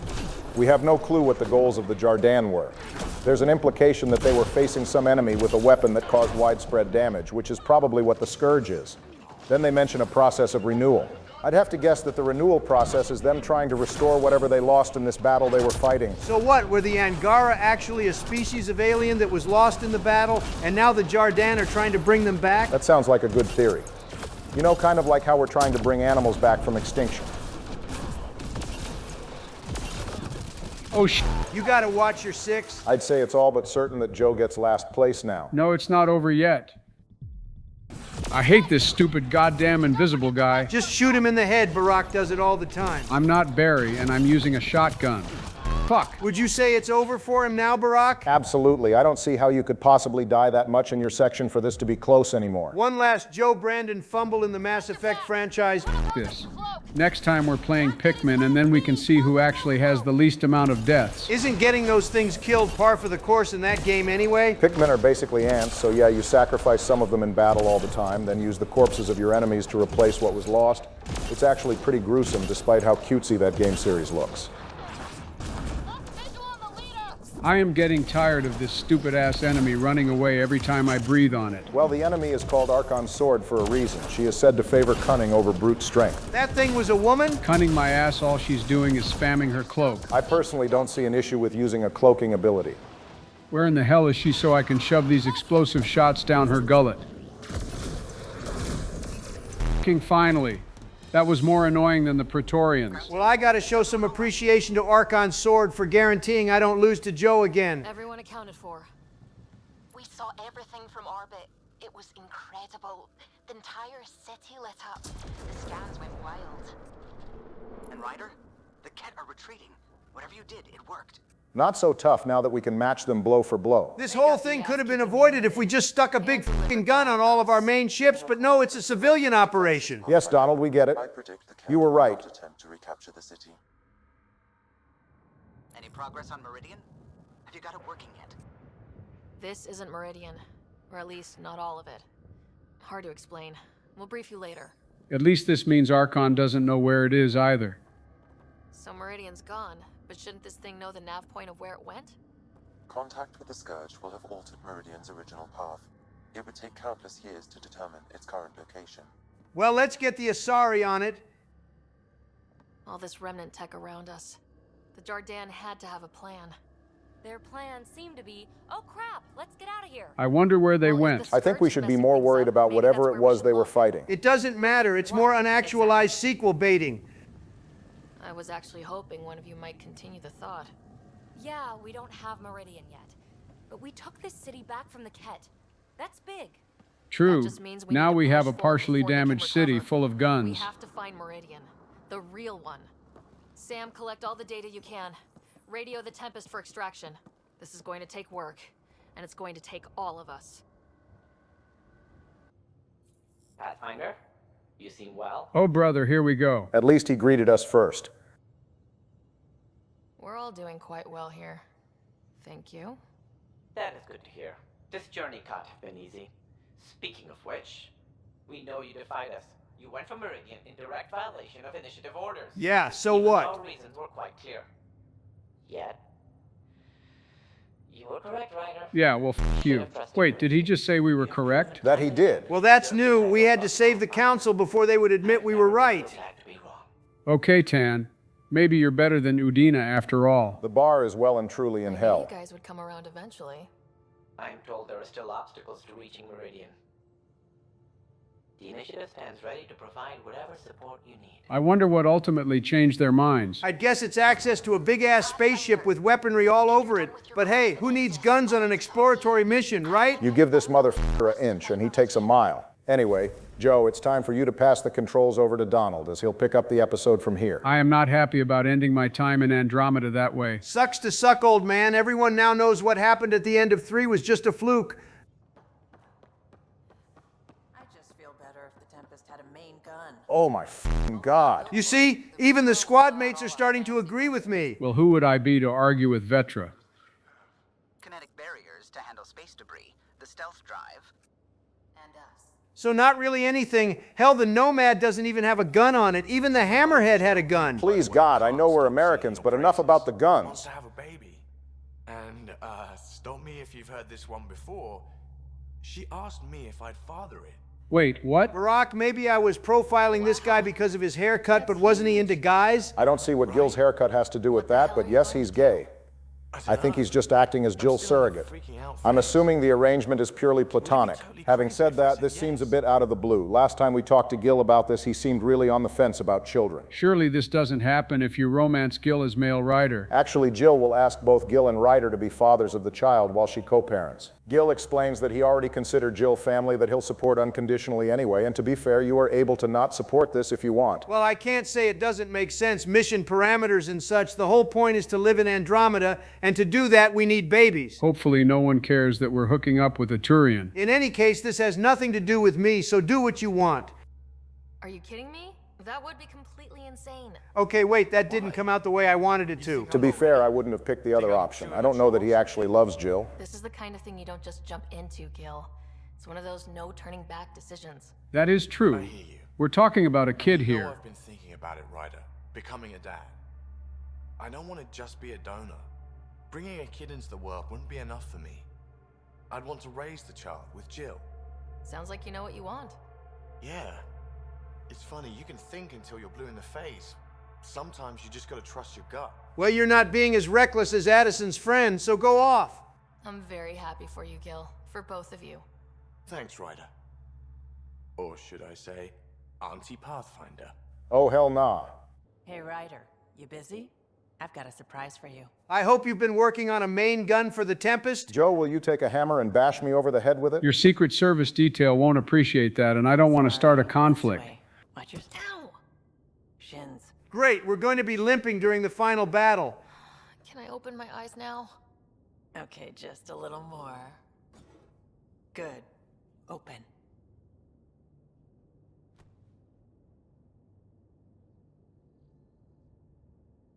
Yo, what in the f*** is that? Couldn't have said that better myself, Joe. It looks like a goddamn smoker's lung. Ryder's face is saying everything without making a sound. That motherfucking steak looks like a goddamn tire. It probably has the texture of one, too. It looks more rubbery than Monkey D. Luffy. Not an ounce of juice on it either. The plate is bone dry. I forgot Vetra did this shit. I wish I could have picked Suvi. I don't know what the hell you two are talking about. This steak is cooked to perfection. What in the f*** are you talking about? The only thing it's missing is a side of ketchup. Donald, out of all the controversial things you've done in your 2 terms as president, absolutely nothing beats how you eat steak. Barack, you eat your steak medium well. Steak enthusiasts don't f with you either. And Joe, you weren't even brave enough to tell us how you eat yours. Okay, motherfucker, the well done thing isn't the problem. It's the fact you put ketchup on it. I put ketchup on it because it's dry. It's dry because you're eating it well done. This is all besides the point. That thing Vetra put in front of us is not well done. It's straight up burnt. It's dry because every bit of liquid was evaporated out of it. I swear to God, it looks like asphalt. I don't even know how you get a steak to look like that without starting a fire. I just wanted to do something special for you. As thanks. Oh, come on. Our girlfriend tried her best. You got to show some appreciation. Oh, now she's our girlfriend. I'm 99% certain whatever amount of women we have in the audience who eat steak are in full agreement with Joe and I on this. Not because you can get something out of me. I love you. I love you too, Vetra. A little less now, but it's still there. I'm starting to think PB might have been the way to go. You two are being way too harsh.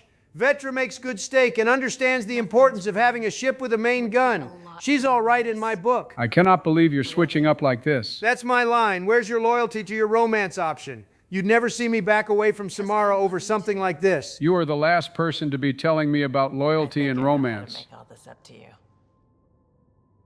Please, no more food. No.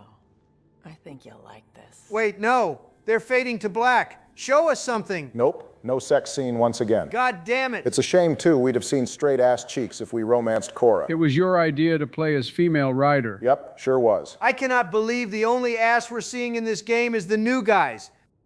Hello, Ryder.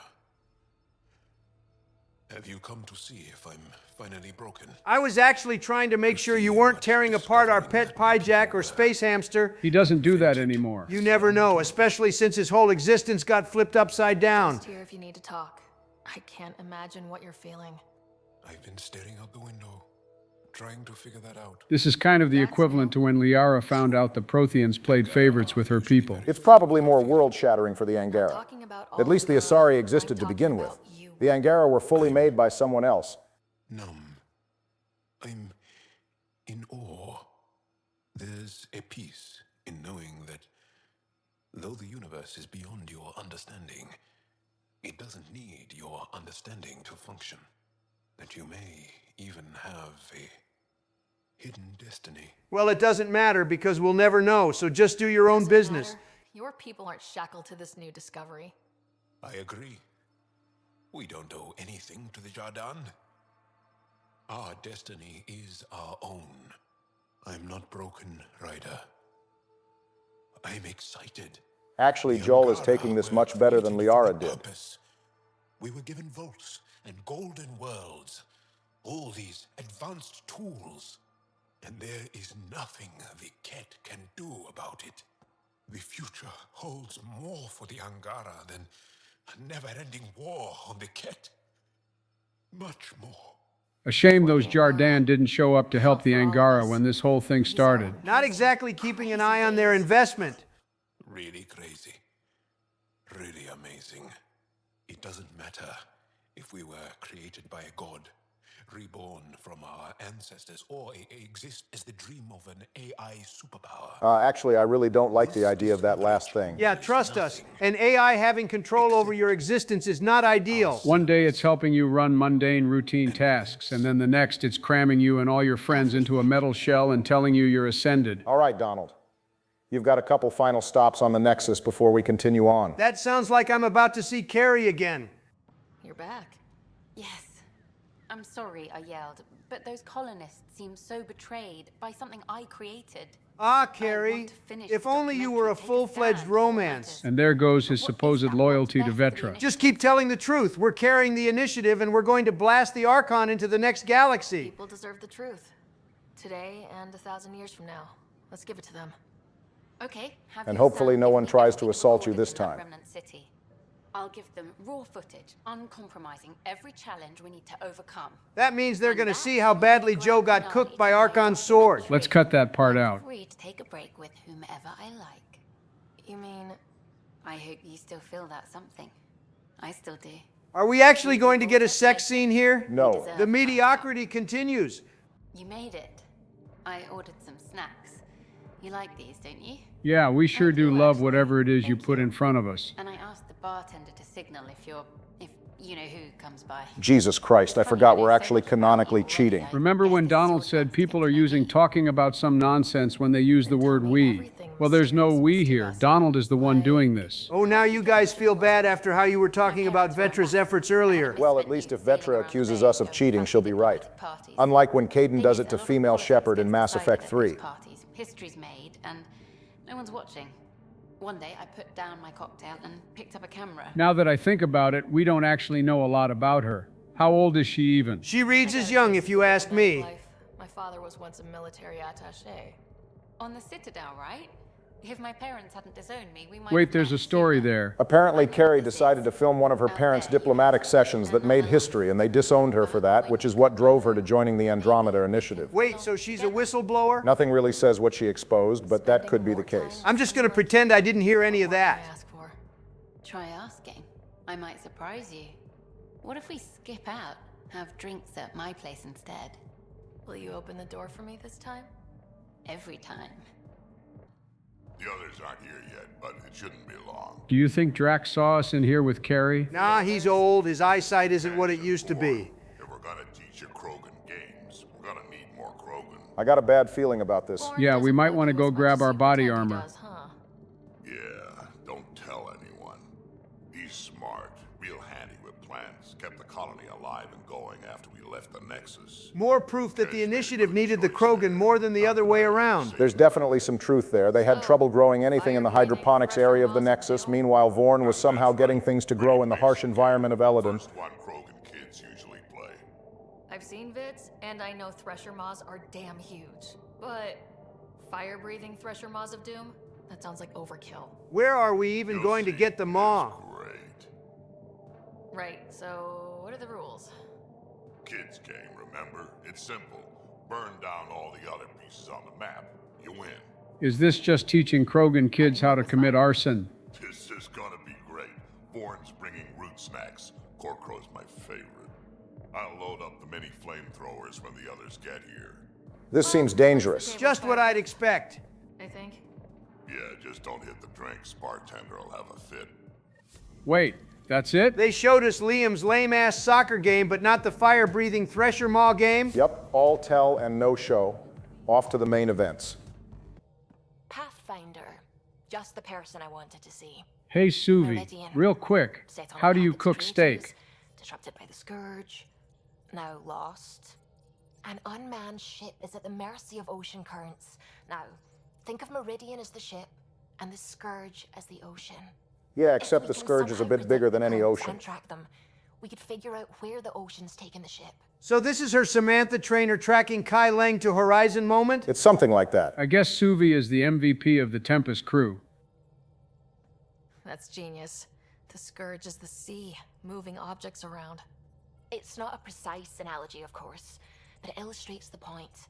Dr. Anwar's suggestion may indeed be our best chance at finding Meridian.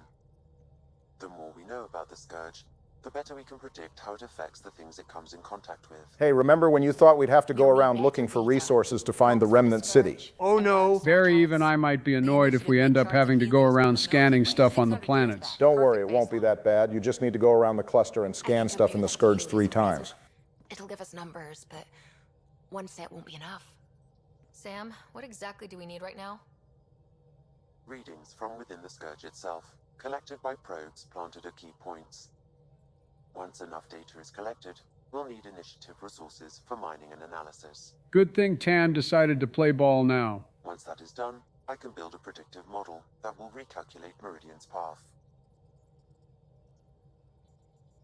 Well, let's get this done. We have a plan. Now let's make it work. Everyone's counting on us.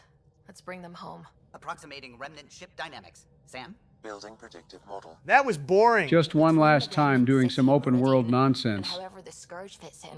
Pardon my Martian, but it's all weird as shite. So we've replaced pardon my French for pardon my Martian. Busy up here. Did I get what we needed? You got us something, all right. The key to it all. In here. The mother of all navigational aids. Take that back to the remnant city. Find an override, and their ships will fly the same vector as Meridian. So we're going back to the place Joe was just at? Don't worry, there's more to your section than that. The vault network. We can do it. All right, let's see it then. Everything looks right, Pathfinder. Find the override, apply that hardware, and the remnant will fly the same vector as Meridian. You know, unless something goes wrong, again... Just maybe, we get lucky. For once. Ready? Well, Liam just jinxed the hell out of the situation. Nah, everything will be fine. Led to this. Tempest, we're going in. Tempest, we're going into the place we already cleared earlier. Quiet so far, but something's different. Orbital scans identified a separate energy grid within the tower. Meaning? Defenses here may not be on our side. Don't we have control over the defenses anyway? 145 meters to projected override controls. Through the door, eyes open. I feel like I'm about to get jumped. Remnant, they don't look friendly. And there it is. Remnant almost never look friendly.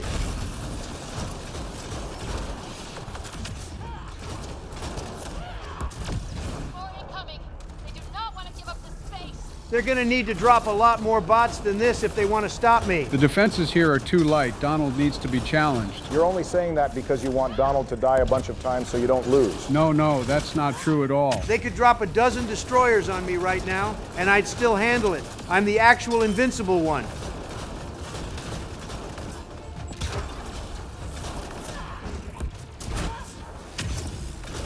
For someone who said the gameplay was overglazed, you sure seem to have a solid handle on it. That's just because it's easy. I honestly feel like Donald had the best build. Varrock straight up gave you a free restore on your shields every time you reload on a gun that reloads every time you shoot it. I don't want to hear it. To be honest, I had the hardest build. I don't have any additional durability, just straight damage. Sam, everything ready? Just one round of combat here? Surely you didn't want to retread old territory again. No, but they could have made that section a little harder, especially since Harper apparently felt like that was tougher than usual. Remnant ships have lifted off. They're following the override vector. The Scourge is moving, but they're getting through to something. Is that the damn Death Star? Meridian, Pathfinder. Is that a planet? It looks constructed. It's hollow, like a Dyson sphere, but moon-sized. These guys were not less technologically advanced than the Protheans. Yeah, I'm not gonna lie, they do seem like they're on par. It is the means to make Helios a home, Pathfinder. This great moment, for which I only take partial credit. She said the partial credit part, but that's not what I would have said. Congratulations, Pathfinder. Oh, shit. Did you guys hear that too? A great day for us all.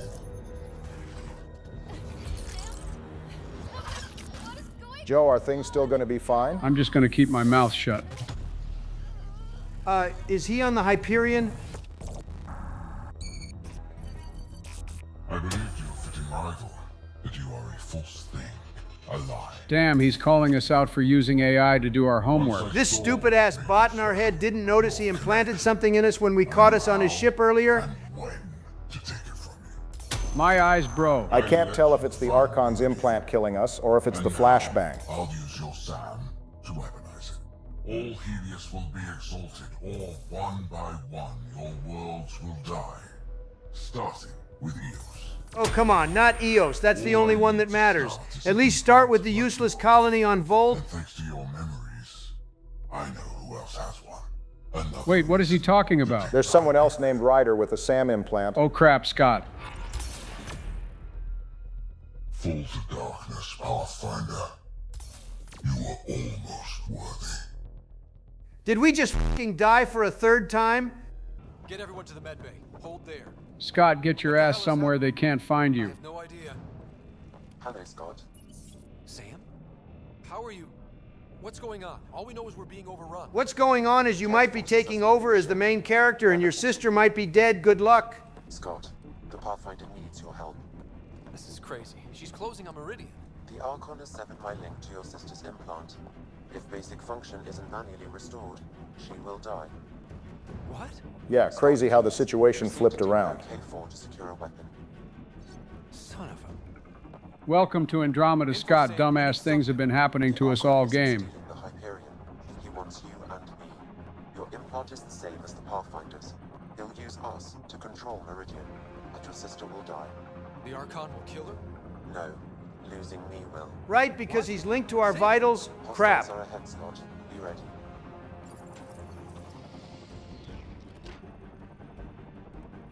The M5 Phalanx? Oh god, this is gonna suck ass. You also only have one power, and it's grenades. That's what happens when you're in a coma half the game. Took over too much of your sister's implant, and losing me will kill her. So when the comms dropped, she did too? Hurry, Scott. Bro, what is this pea shooter?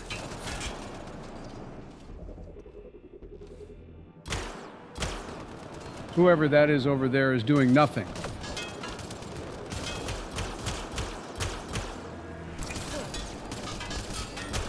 Okay, grenades are the way to go. You know, this would be cool if Scott weren't so weak.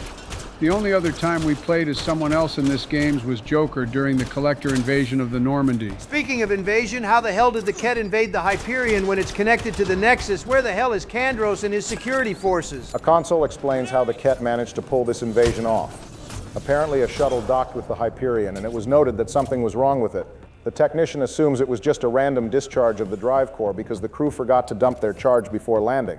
Immediately after the shuttle docks, chaos breaks out, and the Hyperion is disconnected from the Nexus, which would explain why Nexus security isn't here. Following that, the Ket start flooding the Ark. So presumably the Ket used a Nexus shuttle as a Trojan horse kind of trap to sabotage the Hyperion. Scott, Sam said you're fighting with a comm override? You can't. That's what I thought. It's crazy. No, I mean take the access route. Good to see Captain Dunn again after so long. She's about to die, isn't she? Maybe, maybe not. We'll barricade at the maintenance access. Hold them. Scott needs to get to that maintenance access. Donald, you're going to have to forego your instinct to kill everything and keep pushing. Get to the QEC. Well, you and the rest of these randoms better lock in Dunn. Sam, the captain won't last. What are we doing? Manually send a reboot signal. It will reset your sister's implant. So, default settings? To restore the functions I shouldn't have taken. With luck, her heart will not have stopped. Well, it's been more than a few minutes, surely. So that has definitely happened. Even Sam can only leave things up to fate. Okay, we're here. One pulse, Scott. That's all the Pathfinder needs. And it probably alerts the Archon. He'll know where I am. I am sorry. Your sacrifice will be remembered. Me too. Niad Shuri to you too, bitch.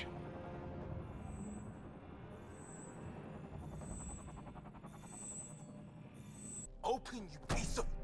That's about what I expect to see Liam doing. Tempest, the Pathfinder is down. Come in. In hindsight, we probably should have taught someone else how to use this remnant stuff in an emergency.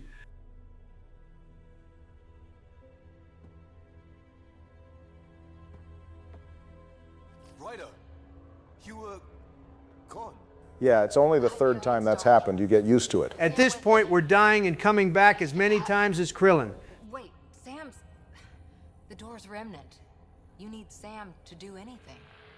We need to get back. Well, we already know it's possible to operate remnant tech without an AI. Wait, we do? Remember that Angron champion named Zorai, who activated 2 of the vaults on Havarl at the cost of her life? Holy foreshadowing. So what? The bot was basically keeping our vitals in check every time Ryder activated some remnant technology. It's something like that. Zorai died because she was activating entire vault networks without anything to take the load off her body. Ryder is doing the same thing here, and clearly it's taxing us, but thankfully we're only opening a door. I don't believe it. You... Are you okay? I think I can taste copper. We have to move. Yeah, we're in serious danger of actually becoming an only child this time. Pathfinder. Come on. We're here, Tempest. Lexi is not going to be happy we were dead again. Pathfinder. Kit took down the comms and hijacked the Hyperion. I know. The Archon's been planning since his flagship. He used me. Seriously, how did we not detect whatever the Archon used to do this? Language Suvi.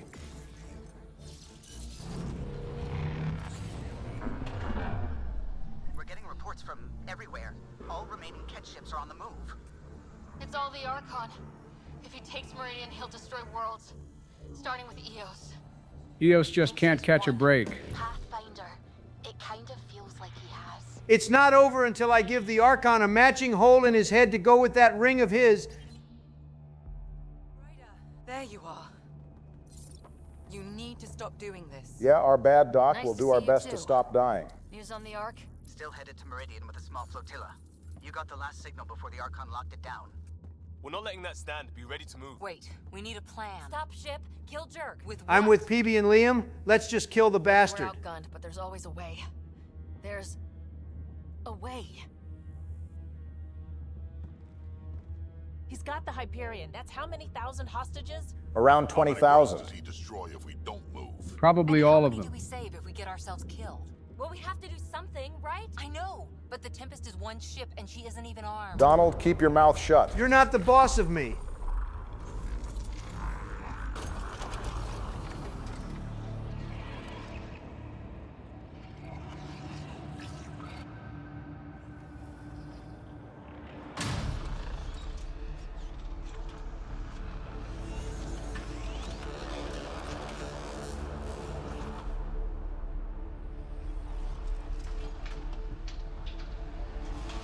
Holy sh**.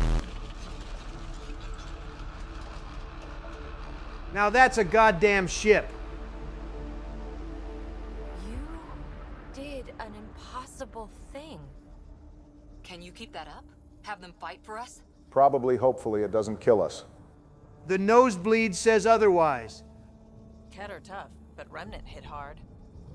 The promise of that could inspire others to join in across the cluster. We have a for real shot at this. Rally the troops for a last stand. Well, it's do or die time, and I got a feeling Ryder is all out of do-overs. Thin air. With all our friends supporting that, we can beat the Archon. It'll be enough. We have to. All right, Helios. It's time to finally actually fight the main enemy. Speech? Ask you to die for me? No thanks. Wow, look at Ryder giving the big speech this time. Say what you will about Andromeda, but one thing I'll give it is how Ryder has advanced. We're not the side cast. We're not just a blank slate anymore either. Our history is defined by our journey in Helios.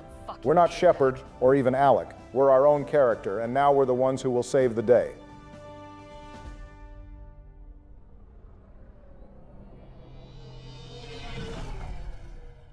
Everyone is getting ready, Pathfinder, but I need to talk.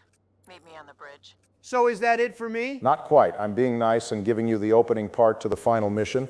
I'll pick up the second half of it. How are you going to change armor and everything mid-mission? Editing shenanigans. I can't wait to see the Archon's face when he sees you didn't go down as easily as expected. The Archon is about to learn why you always double tap. Sid's coordinating things on that end. Oh, cool. Sid is getting some bigger roles. The crew's locked and loaded. I just need to know that you're holding up okay. Well, we died again, which is crazy because even Commander Shepard only potentially dies twice, so we're in uncharted territory. Hey, what's the Archon but a smug, bone-faced asshole? We know how to handle assholes. Boot to the backside? I prefer to put the boot up his backside, but I suppose we don't know if he has one of those.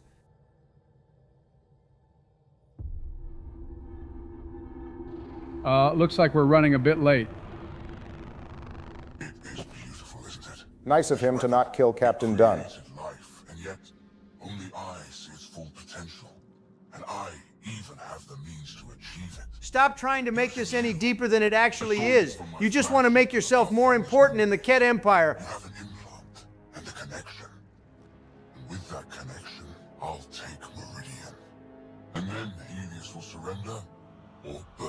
And back to the age-old question, is submission not preferable to extinction? Hell no! We wouldn't submit to the Reapers, and they were the size of skyscrapers and could take over our minds. We'll be damned if we submit to a loser like the Archon. Now that's a fucking fleet. We really would have been screwed without this. You continue to defy your limitations. Impressive. The only one with a limit is you, cockring head. We're ending this, and you're not just fighting me. That is a waste. He wants to exalt everyone. If Helios doesn't submit, he'll destroy entire planets. Yes, and you're the proof that I can. Even if you do win, we're gonna make sure you die with the rest of us. I began with the SAM and the implant, and now I have both. I no longer need you, Pathfinder, but since you insist on interfering, I'll give you my full attention. This motherfucker thinks he's so hard. The Archon is softer than a pillow fresh out the dryer. I'm not gonna lie, he's giving Kai Lang a run for his money on being cringe and edgy.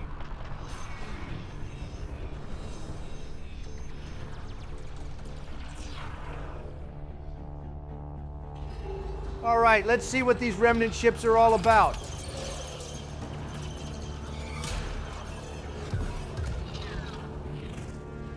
That's more than we thought. We've got this. It doesn't look great. They're closing, all sides. We need cover. Hug the remnants. I think it's kind of tough considering Husanet is controlling them. Moment of truth, protagonist. Against the wall. If you can't run from it, use it. Stop running and use it. I do not remember Alex saying that. How close can you edge the Scourge? Too close?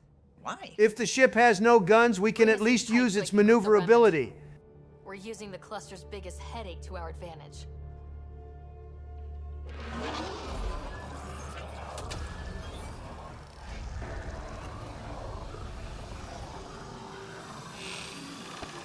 I never really noticed that the Scourge moved like that.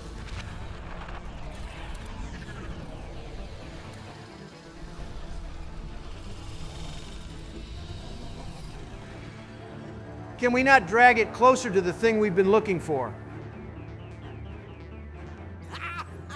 Never been so glad to see that stuff. Get the Hyperion. Archon, don't blame your people. This clusterfuck is all you. I'm not playing your games anymore. You wish to force my hand. So be it. Unlike you and the Pathfinder, I do not require. Okay, little brother, we're gonna need you to lock in. You've made this much more difficult, Pathfinder, but not for me. Yeah, he's not locking in. I know he's mad as hell. We didn't pick him in the character customization.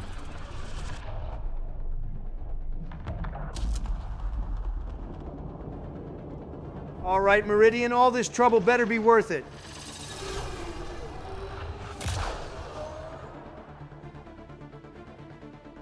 Bro, come on. Jesus Christ, if I knew Meridian was a century-long flashbang, I would have let the Archon have it. That's why they tell you to watch things in well-lit rooms. Suvi, what am I looking at? A wonder. This wonder is making our engines stall out. Why is everything upside down? Sorry, gravity's inverted. Oh, that's why.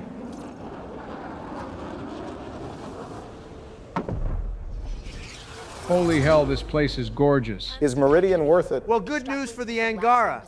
I no longer want Aya. We'll beat it down, like it or not. Wherever the Archon goes to ground, that's where we're heading. Hot drop in 5, 4, 3.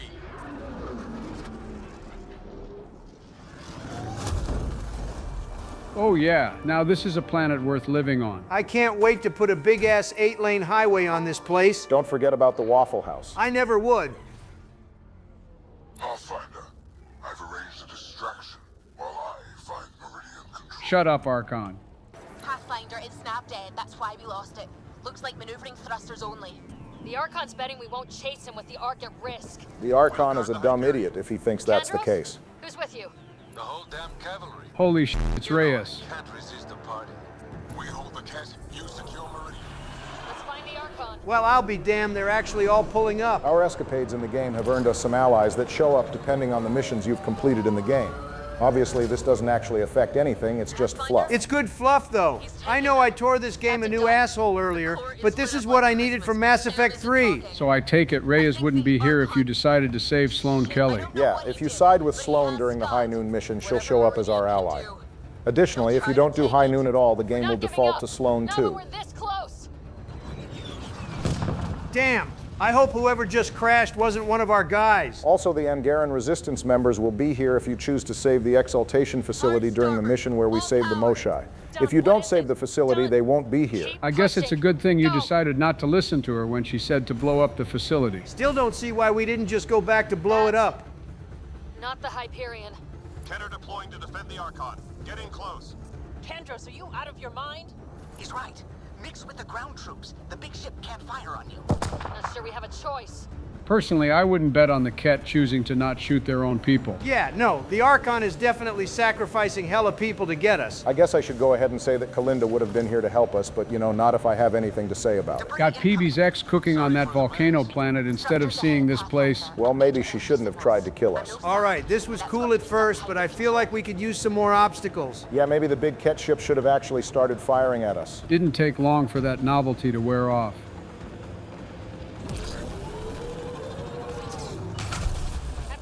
Oh, God. The game heard us talking shit. See? That's what it feels like to fall through the map. Well, you played this episode first, so I'm saying that happened because of you. All right, Donald, once you clear this bit of combat and hit the next checkpoint, I'll take control of things. Then I'd better get to showing out one last time. Because as we all know, Vanguard gameplay remains king. The funny part being that you're not on the Vanguard profile. Seriously, to think we'd be finishing things with Donald on Sentinel again. I guess the class doesn't matter. The only thing that matters is charging Nova.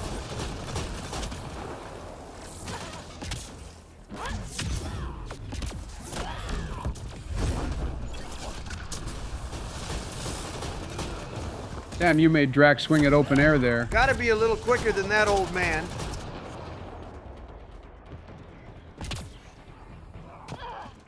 Ket dropship, heads up! Your own reinforcements on site, Pathfinder. The Resistance is with you. Always up for the adventure, or whatever this is. Are they actually on site, or is that just talk? No, they're actually here for real. If you look around, you should see Reyes and some members of the Angaran Resistance. I'm not gonna let them take my kills. Fat chance of that, they might actually be here. But we know their AI is terrible. Pathfinder, it's the Primus. The Archon's second. Now's your chance to activate the Primus's kill code. Oh, cool. I did actually see Reyes just now. Flying low and slow. What's she doing? I don't even see her. Access their ground equipment and I'll upload it like Sam. Do we really know it's a kill code? What if it's not? So what will uploading this kill code do? Let's see what Donald is going to choose to do first. This deal has been loaded from the start. Well, I'll upload the code, and if it's a farce, we'll just kill her. So in the end, it doesn't really matter. If you don't upload the kill code, Primus will just fly away on her own. And all that said is she'll hold a grudge against Ryder, presumably because she was made to compromise her position within the Ket Empire. I mean, that's fine. She said she was going to come back to exalt us anyway, so she's our enemy regardless. They should have just given us a boss fight against her before we get to the Archon. It's not like her surviving this battle will matter. Well, they probably thought they... Yeah, I know. They thought they'd potentially get a sequel. This is almost as sad as it is funny.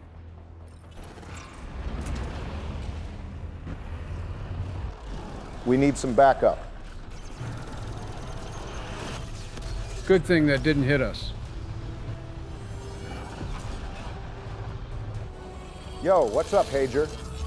Is the Moshai powering him up? I didn't even know she could do that. Nah, this cutscene is fire. Would it really have been that hard for Mass Effect 3 to give us something like this, but with our squad mates? Like, look at Avitus pop off here.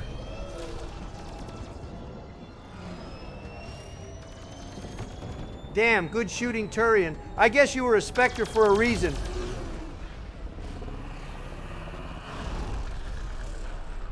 Hold on, what is Sarissa about to do?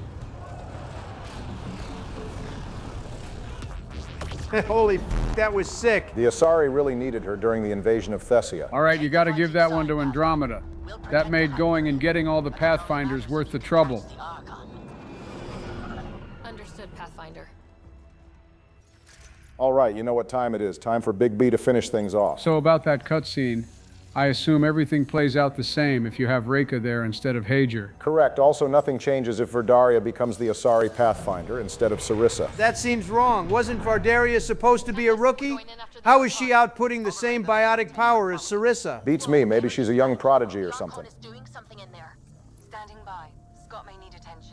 Oh, Scott is definitely going to need medical attention. Poor guy only just got out of his coma, and now he's being tortured for his SAM implant. So is this even a planet, or are we on some kind of machine? Meridian is referred to as a construct similar to a Dyson sphere. It has a hollow shell encompassing a power source that provides heat, light, and green biomes on the inside. Okay, it's artificial. The Quarians could have really used something like this. Choosing to make a whole Dyson sphere-like planet instead of just taking Rannoch back sounds like something Chorus would come up with. Better that than starting a battle with them during the Reaper War. Oh, hell no, we're not starting that again. Anyway, Sam's studies of the Jardan suggest that Meridian was their laboratory and a seed world that connects to each of the vaults and monitors the progress of life on every planet. Sounds like these people were doing a lot more than just making the Angara. They don't seem evil considering they were using the vaults to make planets habitable. I'm sure this is another one of those our goals are way beyond your understanding type of situation. Drac, where were you aiming that incinerate just now? His failing eyesight got the better of him there. Get her on a rally. Call out. Can we hold them? Prodromo security deploying. The resistance is with you. You ready? You know it. Here to fight by our cousin. Together. Let them breathe through this. Damn, the whole cluster really did pull up to fight with us. To continue down the list of allies. Understood. The initiative militia will show up if you choose the military focus when setting up prodromos on Eos. Once again, focusing on military was the right choice in the end. Let's send them another 20 trillion credits. The rest of those outposts are sorry as hell. I can't blame the Archon for wanting the one on Eos. We'll also receive help from Drax Krogan scouts. Obviously, this is because we saved them at the cost of Reika and some of the Solarians. And once again, doing right by the Krogan is the better outcome. Also, you probably heard Vorn back there earlier. He shows up if you complete Drax's loyalty mission. Good to see the botanist kid getting his hands dirty and more than, dirt. I like to imagine he's somewhere just throwing those plant gas bombs all over the place. Also, I think I saw Jaal's family member. You did. Jaal's family members will arrive to help if you complete his loyalty mission. Seems kind of weird that Oxel and the Rokar aren't pulling through, though. The Rokar really lost the plot somewhere along the way. This is their chance to get the Ket out of the cluster, and they're slacking. Was that everyone? Yes, well, actually, no. There was one other person who could show up to lend a hand. There's a mission called Truth and Trespass. We get this from Kahlo, and he asks us to investigate some lead that suggests there may have been sinister motives behind the capture of the Solarian Ark. In this mission, had we made the right decision, a Solarian named Major Salen Varn would have joined the battle. Damn, so we just told Kahlo to get bent. He'll be all right. Not that I'm upset. But why didn't we do that mission? To keep it 100 with you, it's because the mission doesn't unlock until after the Journey to Meridian mission that Joe just completed, which means we'd have to randomly make a detour to investigate this Solarian Arc thing instead of going to handle Meridian. It just didn't feel like it flowed properly with the episode. The whole thing is a bunch of flying to different planets, stopping some enemies, scanning the area, and then repeat until we encounter the guy we're looking for on Kadara. It's like the most peak example of everything wrong with Andromeda's quest design, and frankly, I don't think it's worth the trouble, unlike the Dr. Kennedy mission. Well, far be it from me to argue with you. I'm ready to wrap this up. We'll cover the Truth and Trespass mission in full when we rank the Andromeda missions. Just casually confirming future content. You haven't had enough of Andromeda? I think there's content worth covering, and I know you'll be there with me, Donald. What makes you say that? You let it slip earlier that our company made Andromeda a doable experience for you. I told you not to read too much into that. Well, unfortunately for you, I graduated from Harvard, so I'm too literate to listen when you tell me not to read. Top us, what the hell they got going on here? We have no interest in whatever kind of freaky nonsense you have going on, and this is coming from the master of freak himself. Wait, who was Bertak again? That's the Krogan you met up with when you chose to save Drax scouts on the Solarian Arc mission. I remember that much. Speaking of that decision, you'll note we're not running into any of the behemoths. Again, that's because we saved Drax scouts and killed the only behemoth the Ket got to make. Damn, this Archon's Legion guy is already crying out for help. And the Elder Invictor is trying to gas their guy up. The only gas here is the gas she better ready up so she can cremate the Ascendant after I kill it. Get the Ascendant right up the generator. That's what I like to hear.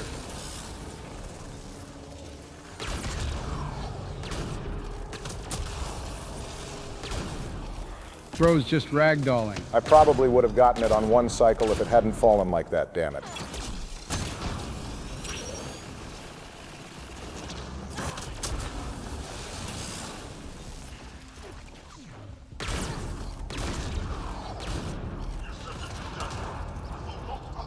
I don't think Barak's gun cares if you'll allow it or not. Kill one Invictor and they immediately try to get them replaced with someone else.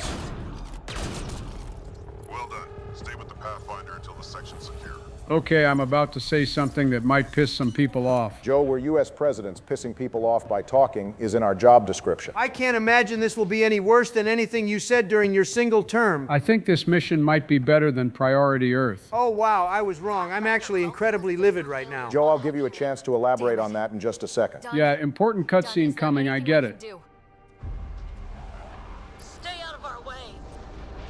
Don't we have like 20,000 people inside that ship? Somewhere around that amount.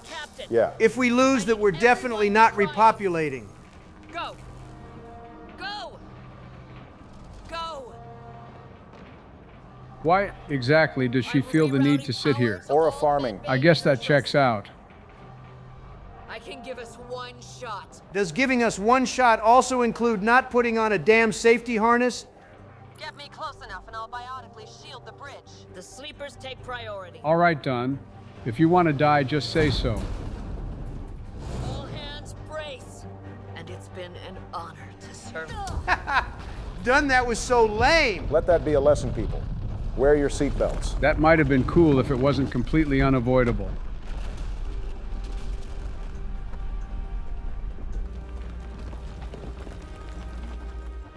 Well, I sure hope the Nexus doesn't need the Hyperion anymore. Captain Dunn. Captain Dunn might just be done for. Boo, tomato, tomato. Still here, Ryder. Cryopods intact. Well, I guess my bad joke brought her back. I think it's more like Sarissa put a big-ass barrier on the bridge and that kept Dunn from dying. Yeah, sure. Maybe that was it instead. Captain Dunn will actually die if you don't have all of the other Pathfinders. Otherwise, she'll survive as we saw here. But only Sarissa saved her life. Why would the other two be necessary? I assume Sarissa is too busy if one or both of the other Pathfinders aren't around, which keeps her from shielding the bridge on the Hyperion. I guess that makes sense. Well, at least the human Ark crashed on something nice. All right, Joe, you dropped a bomb on us earlier, arguably more volatile than the bombs we're typically responsible for. Oh, right. This mission is better than Priority Earth. Hearing it a second time didn't make it any less rage-inducing. We let you have your potential man rant earlier, Donald. Let Joe speak. All right, fine. If only it means I don't have to hear that Ket loser talk crazy. All right, let me start with this. What's the biggest complaint for Priority Earth? The ending. Besides the endings. It's probably that the mission doesn't really represent the war assets you spent the entire game gathering. Instead, it mostly looks like humanity is fighting the war alone. That's more of what I was looking for. People were so disappointed in that fact that modders went to great lengths to remake Priority Earth. We used one of these mods ourselves in Mass Effect 3, and it did really enrich the mission. But as you see here, this mission, I guess it's called Meridian the Way Home or something, actually shows your allies from all over the cluster pulling up to save the day, and sure, it's kind of cosmetic, it's still nice to see. Seeing Reyes earlier was cool, and Sarissa saving Captain Dunn makes helping the Asari all the more worth it. Don't we all wish we could have seen Grunt run up and help Shepard during that final section on Earth? You sneaky bastard, you knew exactly what you were doing by mentioning Grunt. I could feel you charging up a rebuttal. Joe has a point there. In 3, you have to mod the game to see Shepard's allies help out, but here it's just the vanilla version of the game. But is all that enough to actually make the final mission of Andromeda better than the final mission of 3? Maybe not to everyone, but to me, it does. Call me simple-minded for this if you must, but I can tell this game is just going to end with us killing the Archon and saving the day, which I find preferable to Mass Effect 3 trying to get way too damn creative with the Crucible decision. I don't disagree with that part. But I guess I haven't seen the end of the mission yet, so I think I'll hold my ultimate opinion on the matter until the credits roll. Donald's hating ass can't even argue with you, so I definitely think you're onto something. All right, good work, everyone. Defenses, Ryder. You okay up there? Kick their teeth in. See, that's what I'm talking about. Why couldn't we get Samara checking up on us mid-mission? All right, Joe, I get it. You don't have to keep deliberately using my favorite squad mates. It's unlike you to concede to Joe so quickly, especially when the topic is Andromeda. The Archon, does he know he's broadcasting? He's in Scott's head. We're connected. I hate that even more than I do looking at him. Remnant not attacking? The hell? It's pointing? Trying to direct us? Did they do that? That can't be the Archon.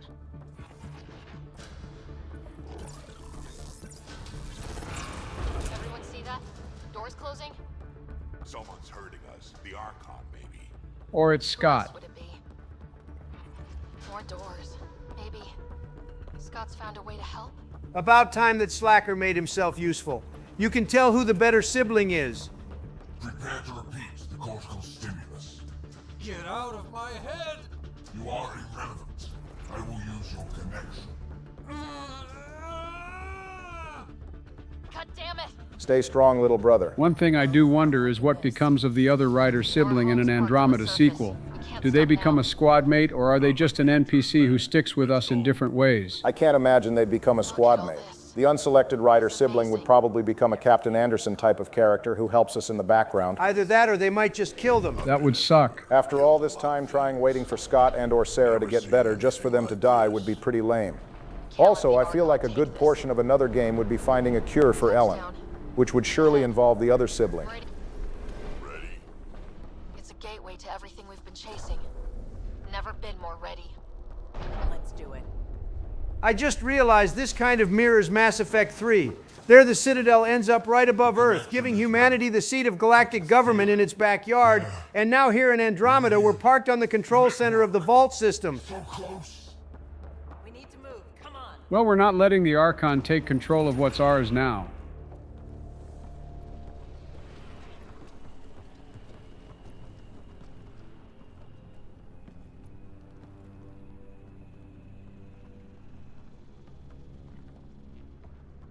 Yo, Scott, you alive up there? This isn't really an attempt. I'm going to kill you without question.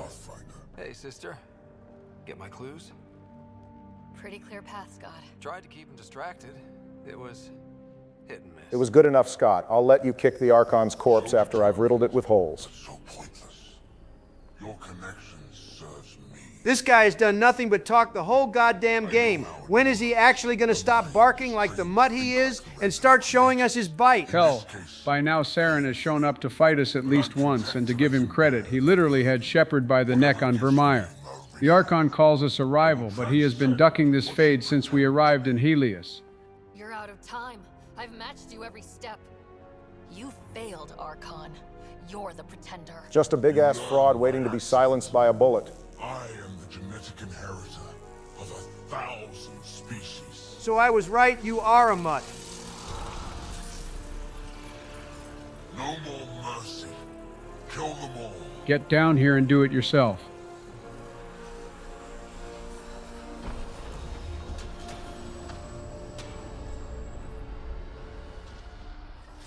So all three of us are in agreement in not respecting the Archon as a main antagonist, right? 12,000,000%. The Asari from the Samara recruitment mission is way cooler than the Archon, and she's on screen for a brief 5 minutes.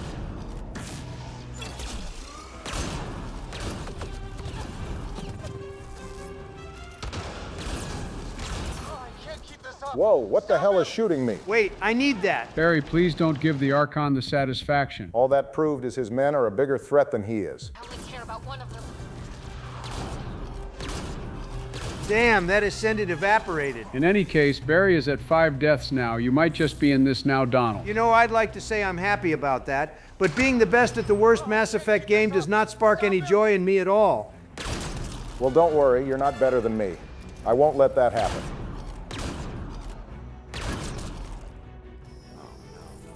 No. Shit, he has access. Then unaccess him or something. Is the close-up on his ugly mug really necessary? I made the cluster livable for thousands. No. You have led your people to their death. This guy does realize he's a sitting duck to being shot right now, right?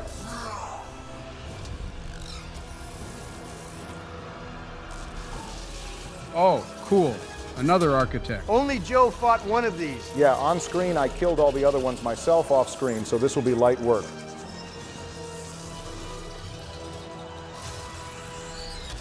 See, the idiot couldn't even get it to crush us. Wait, the Archon's pulling too much power. Little busy. It's all going straight through him. Shut down the interfaces. He'll have nothing to draw. You'll take Meridian out from under it. We play this smart. I know it hurts, but you have to call out where to interface. Get me targets. Try not to fry your brain in the process, Scott. I don't think Mom is going to be happy to find out both her son and her husband are dead. Scott, where to? Nav marked for one of his main power draws. Get there. I'll try to expose it so you can interface. Hurry! Damn, this mission also includes a proper final boss?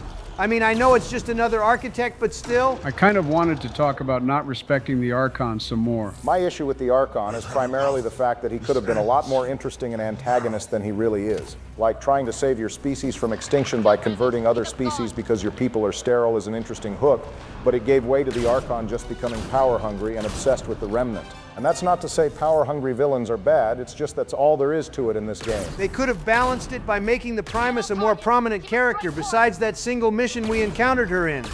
Have the Archon grow drunk with the power he sees in controlling the Remnant, and have the Primus keep her eyes on the main prize of the Ket, which is exalting the cluster. So in other words, make the civil war between the Archon's forces a more prominent part of the main story. Yeah, pretty much. If this were more of a role-playing game, I think we'd have to cut more deals with the Primus and her faction of the Ket here in Helios. We risk strengthening her group, but for advantages against the Archon. When I look back on Mass Effect, we had a good balance between the more complex goals of Saren and his wanting to submit to reduce the extinction of life, and the Reapers more simply wanting to harvest everyone. Same thing with the elusive man. The man wanted to do whatever it took to strengthen humanity and put us on top. If not Primus, then we should have had more focus on the Jardaan, so we could know what their goals were. Actually, we probably needed more of that in general, considering they're the only other alien species besides the Ket and Angara. The Archon's fighting me. This is just the start, Pathfinder. Oh, cool. Now it's a capture the point section. I take it back. This sucks. But the more Remnant you destroy, the more fractured the Archon's attention. Hold position, kill remnants. I'm on it. Yeah, I'm not even going to lie to you. This is going to drag quite a bit. Let's open it up. At least Scott is lending us a hand. Wait, hold on. Did I just see the new guy in the subtitles just now? You didn't select him for the team? Oh yeah, right about now the unselected squad mates will begin arriving to help Ryder out in the final battle. Jal, PB, Cora, and Liam should all be around somewhere now. And that just about clinches it for me. Meridian the way home clears priority Earth. After multiple games of saying the rest of the squad should be on the ground with us, especially for these big missions, I can't exactly disagree with you. This is now the third time this has happened in the franchise. First, the suicide mission in 2, as you know. then the Citadel Archives mission in 3, and now here in Andromeda. Damn, this might be a better final mission than the final one of Mass Effect 1. Hold on now, Joe. Don't get too much dip on your chip. Got it exposed. Lock it down. Interface now. It's about damn time. Are you going to tell me I'm wrong, Barry? Mass Effect 1 is unmatched in its atmosphere, even if it doesn't let every member of the squad come through. I'm not going to lie to you, this section of the final mission here in Andromeda is dragging it down. I will not suffer this. End them. It is pretty funny listening to the Archon throw a temper tantrum because he can't kill us, though. Look for an interface. If he wants to kill us, he should try using enemies we haven't been shooting at all game. Exaltation is too good for you. I rescind the offer. We didn't want to be exalted in the first place. Bro thinks we want another man's DNA swimming in us. I'm blowing my schmoove off before I let him inject me with those needles.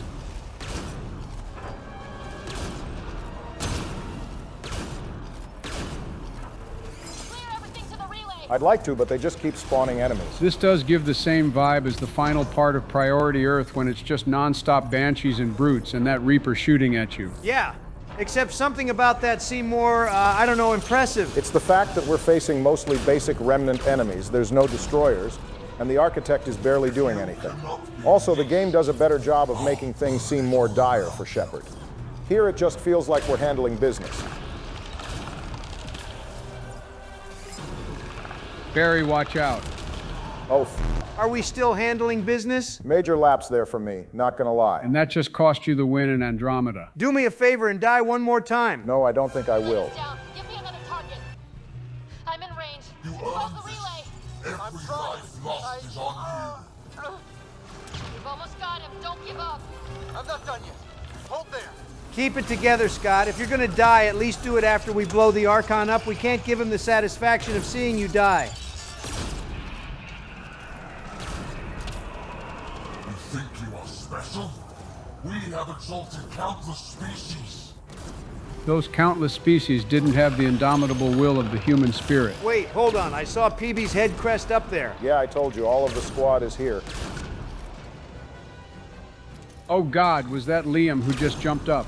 Yep, there he is. Passing right in front of your scope, too. Always getting in the way. At least he isn't trying to do anything special. Joe did say he's decent when it comes to killing Ket.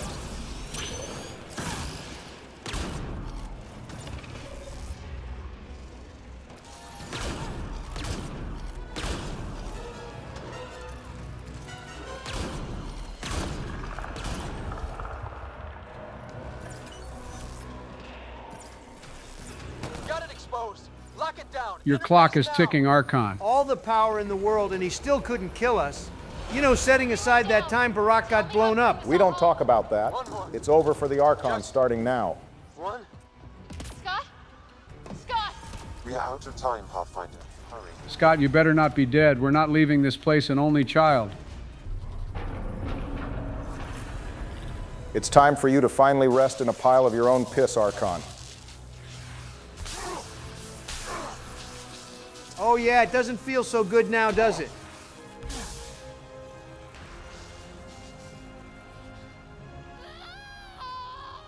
Okay, apparently it doesn't feel great for us either.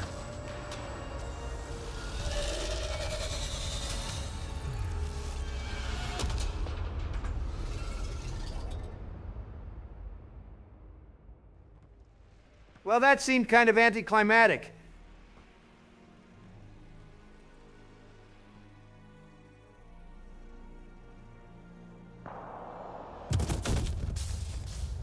Oh man, that's how he died. I wanted to shoot him. Can we at least shoot him in the head like we did Saren in Mass Effect?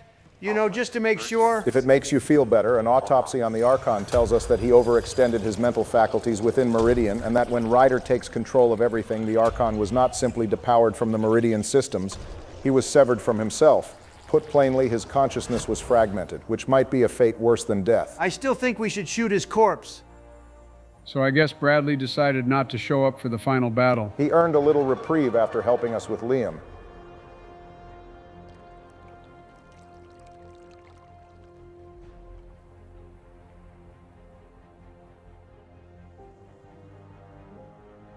It sure is nice that all of the cluster will be terraformed. I sure can't wait to explore all the new planets in Andromeda. Oh wait, never mind. You just couldn't let the happy ending be what it is.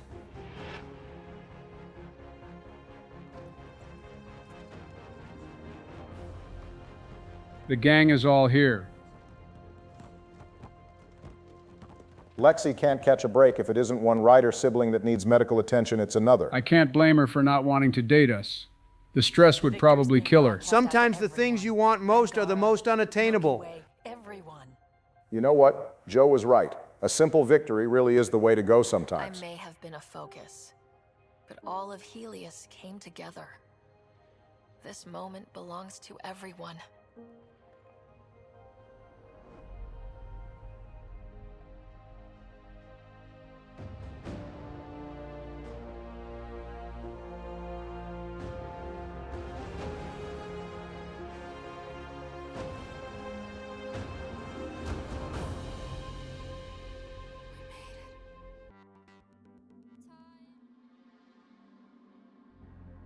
Oh, I know this better not be an after-credit sequel baiting scene. Well, they thought they really had a new franchise here.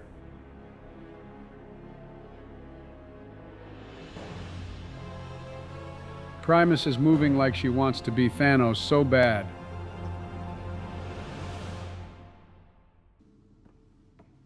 Well, at least Scott's mind didn't get fragmented. Beat me out of medical again.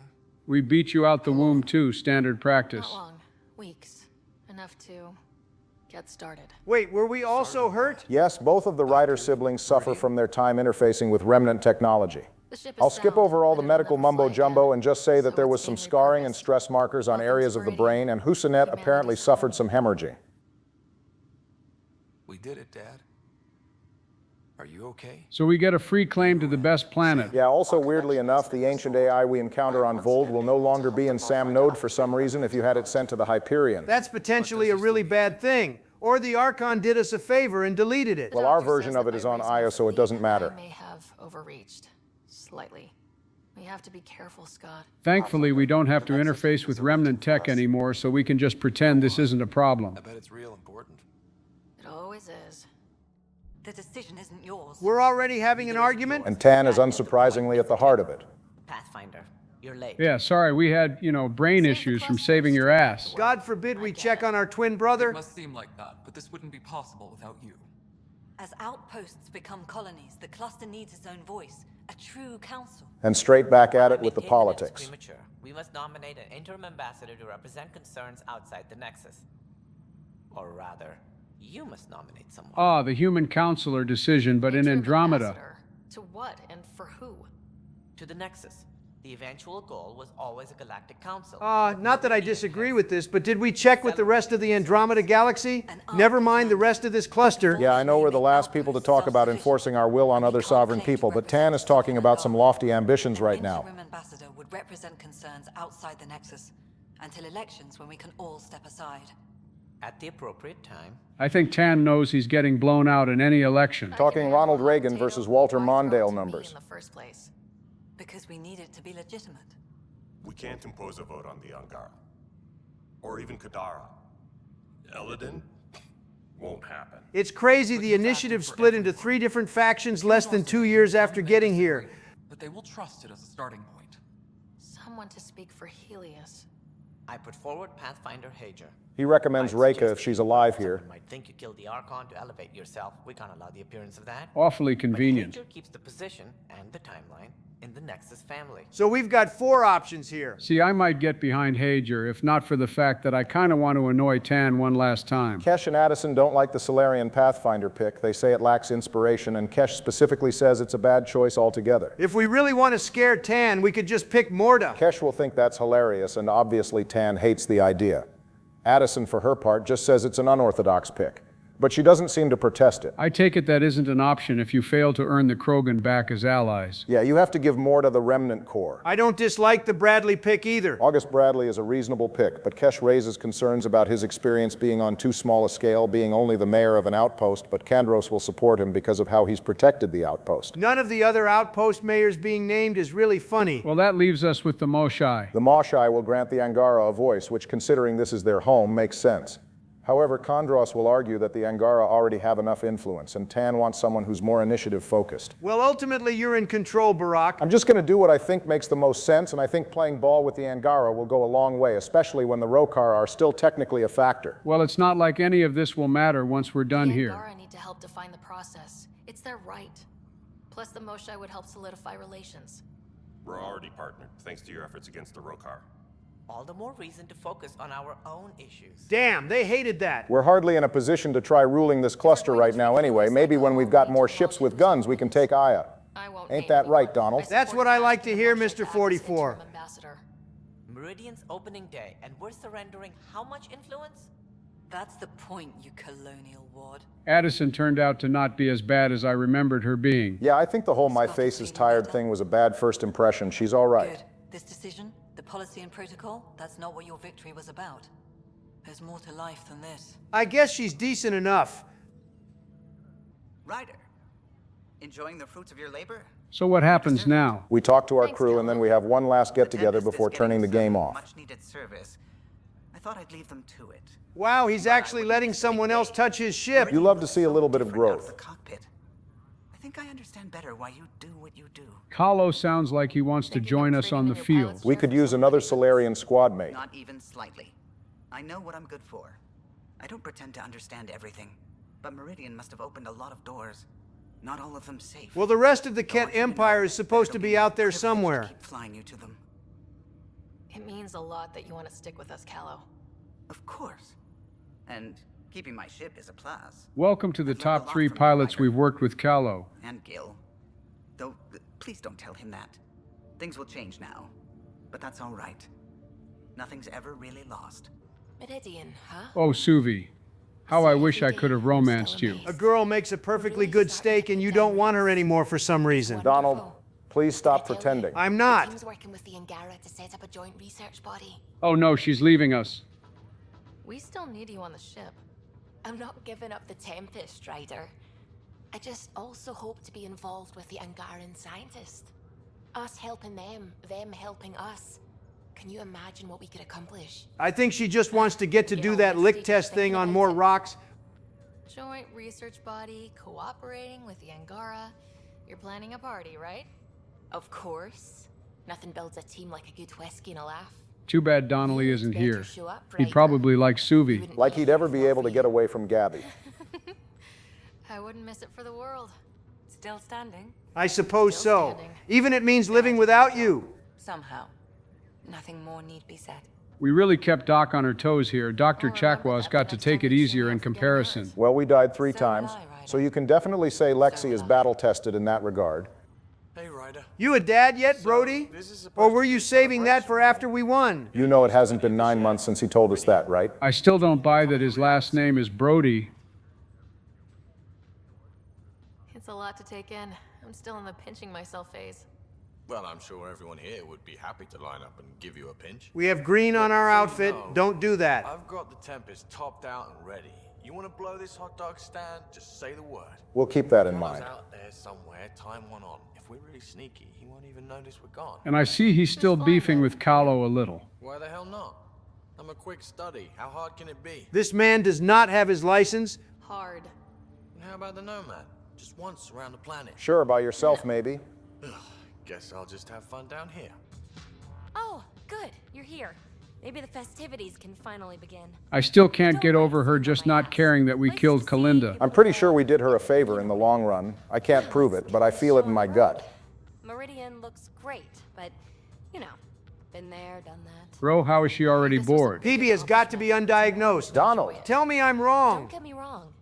I'm proud of us. Helios is changing, and will be for a long time. I'm just antsy. Don't want to miss a thing. Oh, I almost forgot. The device we got out of the volcano? Gil thinks it might someday allow me to program real personality into Pock and Zap. Oh, real AI friends. You mean potential AI friends for that potential sequel that'll potentially exist? Stop dragging it, Donald. We're here to celebrate, remember? Look who's talking, Miss Basale.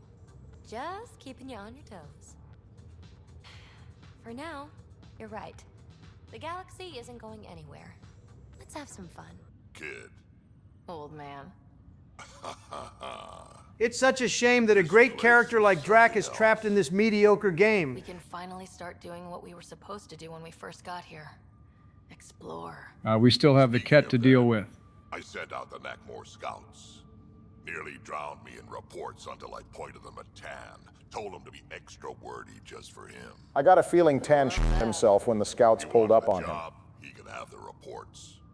It's not over, you know. There'll be more Ket and whatever else is waiting out there. Well, we get to pretend that's not a problem. It's going to be so much fun. Crazy kid. Fighting for all the right reasons. You're right, it'll be fun. So Tan says he's gonna let me stick around and help with the... Hey, Ryder. Good to see them getting along. Things seem tense after the loyalty mission. Man, they're really tall. Well, as the saying goes, we're not afraid of heights. Pathfinder of the century. You know, the usual. Still? Get used to it. They're gonna name things after you when you die. And probably even before. Yeah, like Penn Station. Soon? Oh, she's all grown up, leaving home, doesn't need me anymore. That'll be the day. We'll handle my deals on this end while I'm gone. So Vetra is trusting Sid with things now. Well, we already know she won't quit doing things alone, so it's better. Vetra gives her tasks that she can handle safely. Helios has really turned into the fresh start I wanted. In so many ways. And now with Meridian, we're really going to make this place ours. I can't wait. You know where to find me when you're ready. Pathfinder, Hi, Ryder. Here. Oh, you're really gonna love this Donald. So glad you're up and around. I have important news for you. There always is. Yes, discoveries every day, but this is something we've been waiting for. Listen.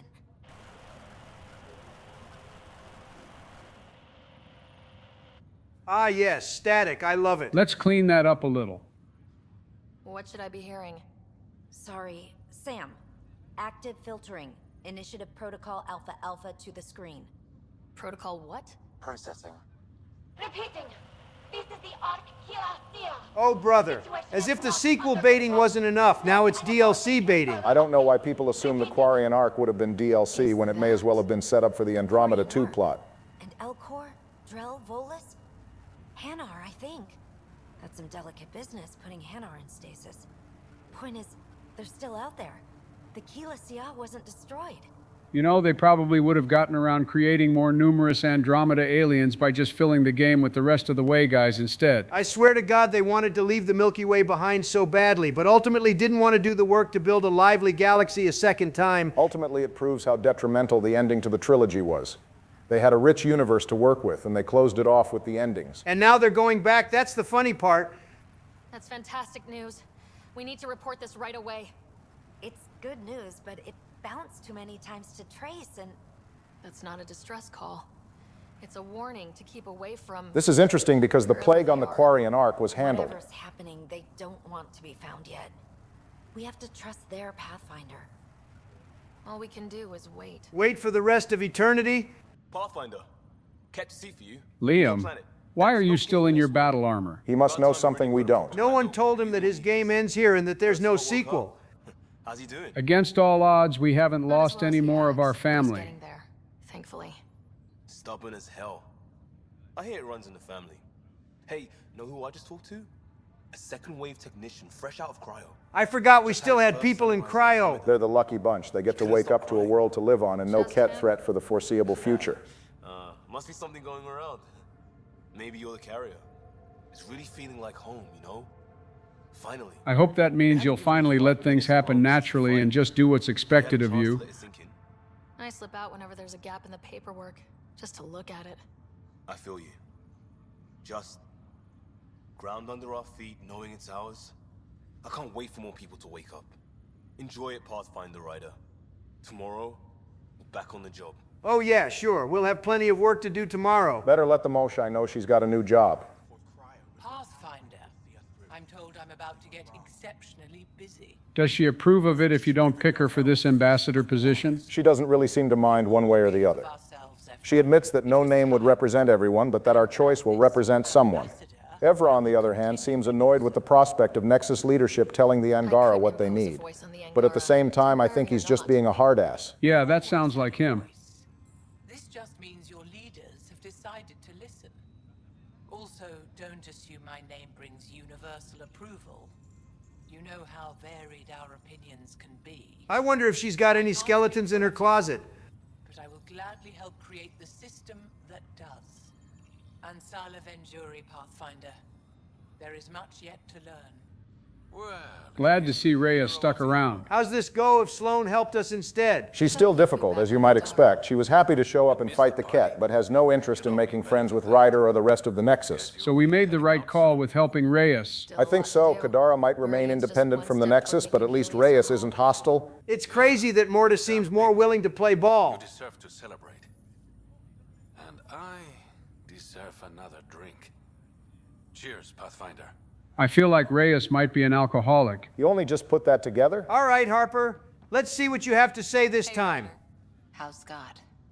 Much better. There might be 2 riders around soon. Imagine. You guys are going to have to start using our first name. Realistically, they would just call Scott by his first name, and Husanet would just be called Pathfinder. It's what you do. Meridian won't know what hit it. And we should think about what's next. This is a new cradle for humanity. That's a big idea. Once again, humans win. We get the control center of the vaults and a perfect planet, climate-wise. Understand all this until we're at the top of the mountain. And seeing the next horizon. Can't deny it. I'm game for more. With so much power in our hands, you think it'll be okay? Nah, someone is probably going to fuck around and blow something up. You just have to leap out there and see where it takes you. Yeah? I guess you do. Whatever happens, you gave everyone an incredible gift. Nice job, Pathfinder. Hold on, did Harper just go an entire conversation without mentioning the Asari? That might be the biggest bit of character growth the whole game. So this is how you all party. Nah, this has nothing on the Citadel DLC party. That scar of his is looking a little raw. Jal strikes me as the type who would neglect getting his wound tended to, so it scars permanently. Accomplished the inconceivable. I'm grateful to be part of it. Donald has done a lot of drac glazing, but I got to admit, Jal was pretty great. Honestly, all of the prominent Angara, except for maybe Axel, were fairly enjoyable characters. It's a shame they're trapped in Andromeda. Didn't they show something that looked like an Angara when they announced Mass Effect 5? Yeah, there was a character that looked like one. I've refrained from talking about any of that because we literally haven't gotten anything in nearly 3 years. That game, High Key, might not even come out this decade. Well, that's a good thing, right? The longer the better? Joe Andromeda had twice the dev time of all the other Mass Effect games. Oh, I'm just going to keep expectations low. Guess it worked out okay.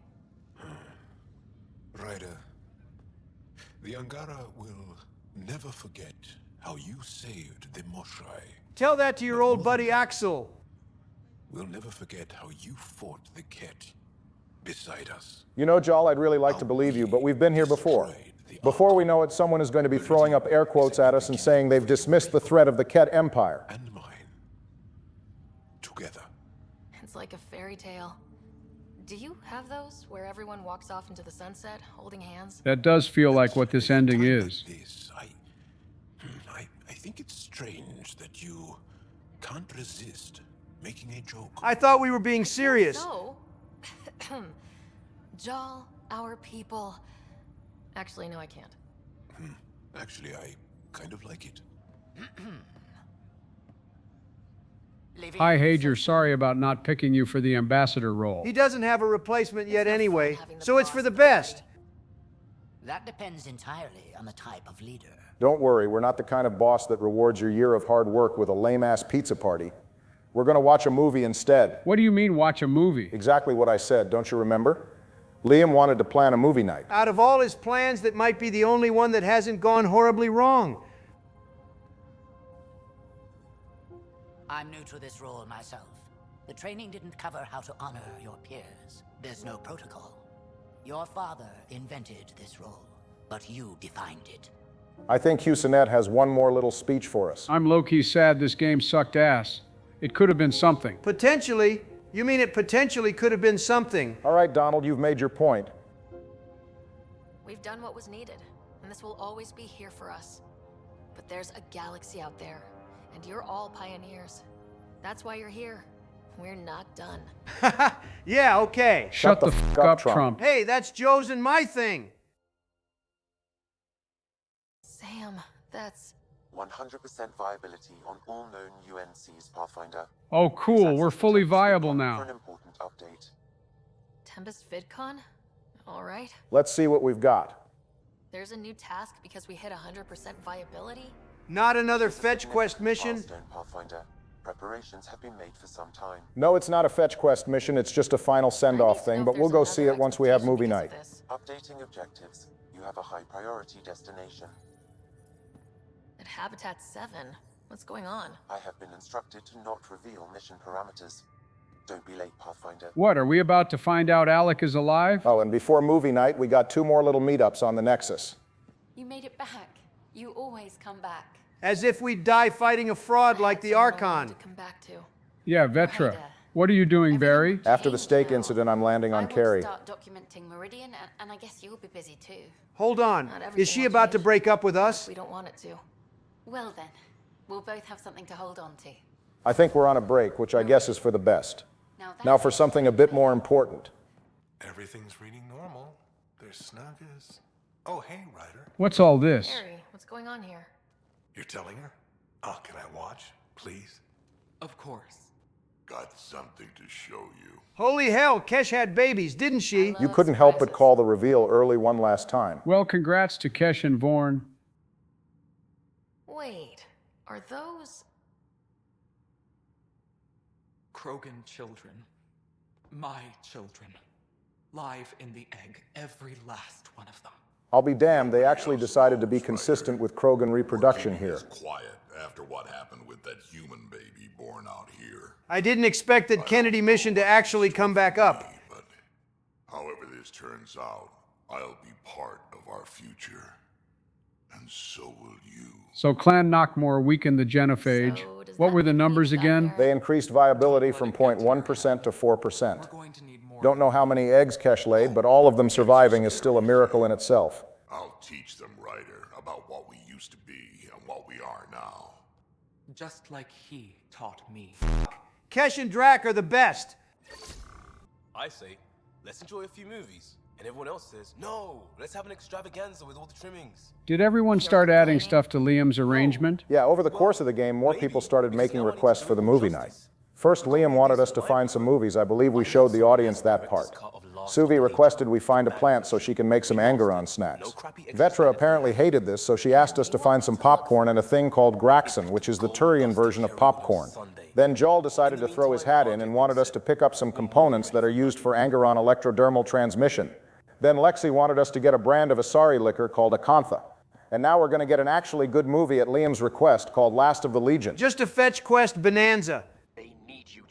And just like that, it's time for a movie. Everyone kept adding random bullshit to the list, but no one thought to write down more chairs or a bigger couch. Actually, I'm pretty sure this is just Liam's couch from his room. Montage with what many critics describe as excessive Turian flexing.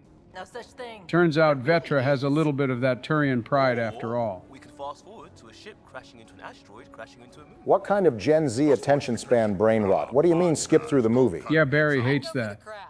Forwarding to the action scene, going once, going twice. Skip to the good stuff, Liam. Okay, apparently this crew is full of people who skip the actual plot and just focus on the action and aura scenes. I don't see anything wrong with that. I skipped through a ton of the dialogue in Naruto. Oh my fucking god. I can only listen to that sad soundtrack so many times. You all know the one. My strike team will hit the enemy cruiser, General. The acting is outstanding. The only thing fanatics understand. I'm imagining this is actually what passes for acting for Turians. You know, they always have a stick up the ass, so I wouldn't be surprised if this is the best they've got. Don't let Tally hear you say that. She loves Fleet and Flotilla.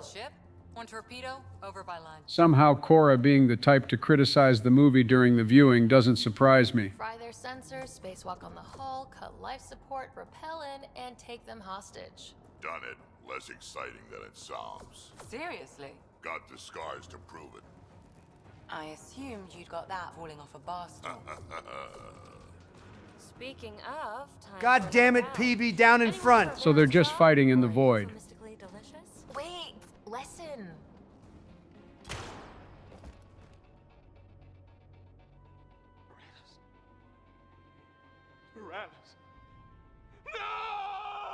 I stand corrected. Maybe they can act a little after all. Sidekick, they die like goldfish. Said the number one sidekick of the group. Even Ryder could do better. If I wanted to. Husanet, why would you put us on the spot like that? Ha, now you have to do it. Come on, show us. I'll be dead for you. All right, I got to admit, Callow is just a funny dude to have around. Bro is full of whimsy. A nice juxtaposition to a cynic like Joker.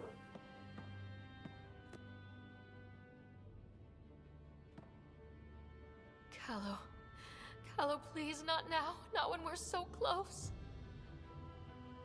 Ryder, you must go on. He was so young. What is he, like 20? Okay, that was kind of funny. Ryder tried to do the thing where you close the dead guy's eyes, but Solarian eyelids fold upward and not downward. Justice in this galaxy. But there will be. This is kind of corny. The Citadel DLC was a cornfest too.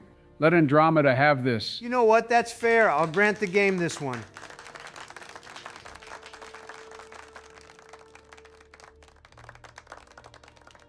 Ooh, do me next.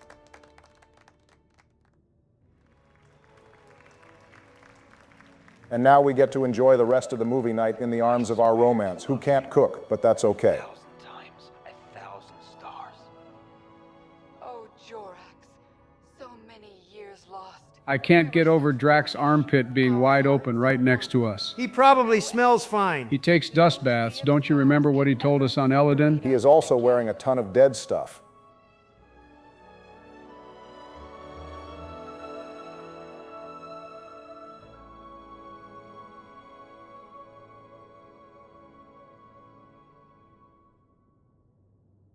All right, finally we have one last stop. Let's see what awaits us on Habitat 7. Zero shot Alec is alive. He's not, but that would have been pretty funny. So, back at Habitat 7. What am I supposed to see, and what's it got to do with 100% viability? I'm getting initiative signals, magnetosphere charges, and atmosphere probes. The vault here remains non-functional, but with 100% viability to invest, we've begun terraforming this world with initiative technology. We call dibs on this world too. Our dad died here. It'll eventually be a home too, thanks to you. Realistically, it'll be home to some Asari or Krogan, definitely not any of us normal lifespan species. Back where we started. Fitting. There is one more item, Pathfinder. Opening channels to the Nexus, Meridian, Prodromos, Detaeon, Tevuni, New Tachanka, and Initiative allies. I guess the Mass Effect Andromeda was the friends we made along the way. Habitat 7 is now listed astronomically as Rider 1. Well, Vetra was right. They did start naming stuff after us before we died. Well, that's the end. I don't know about Donald or anyone else, but that wasn't the worst experience with a video game I've had. I suppose I can begrudgingly say that Mass Effect Andromeda is a 5 out of 10 and not a 3 out of 10, but that's the most you're getting out of me. Well, I can't say Donald's potential man rant from earlier was wrong. I've grown to appreciate Andromeda for what it is, but I lament what it ultimately failed to become. The game should have been a launch pad for new Mass Effect content, but it ended up being just an incredibly dull spot in an otherwise iconic franchise. And now we wait to see if BioWare has even a little bit of fight in them left with Mass Effect 5, or if the game is just their final death throw. Well, being perfectly honest about things, I can't say I'm optimistic, but crazier things have happened. We'll have to wait and see. So, what happens now? What do you mean? We finished Andromeda. We finished the trilogy. What do we do next? Play the mobile games? Yeah, your brain is gone if you think that's happening. No, we're not playing the mobile games. As for what happens next, well, eventually we'll play something different. Okay, but what and when? You're being vague, Barry. Something and sometime, that's all I can tell you. This motherfucker is actually content baiting after Andromeda spent the whole last 2 hours doing that. Stay safe out there. Barry, you can't just start the outro like this. Drink plenty of water. I will deliberately dehydrate myself. Get some sleep. Donald, I'm going to start sleeping as little as you do just to spite Barry here. And we'll see you all on the next one.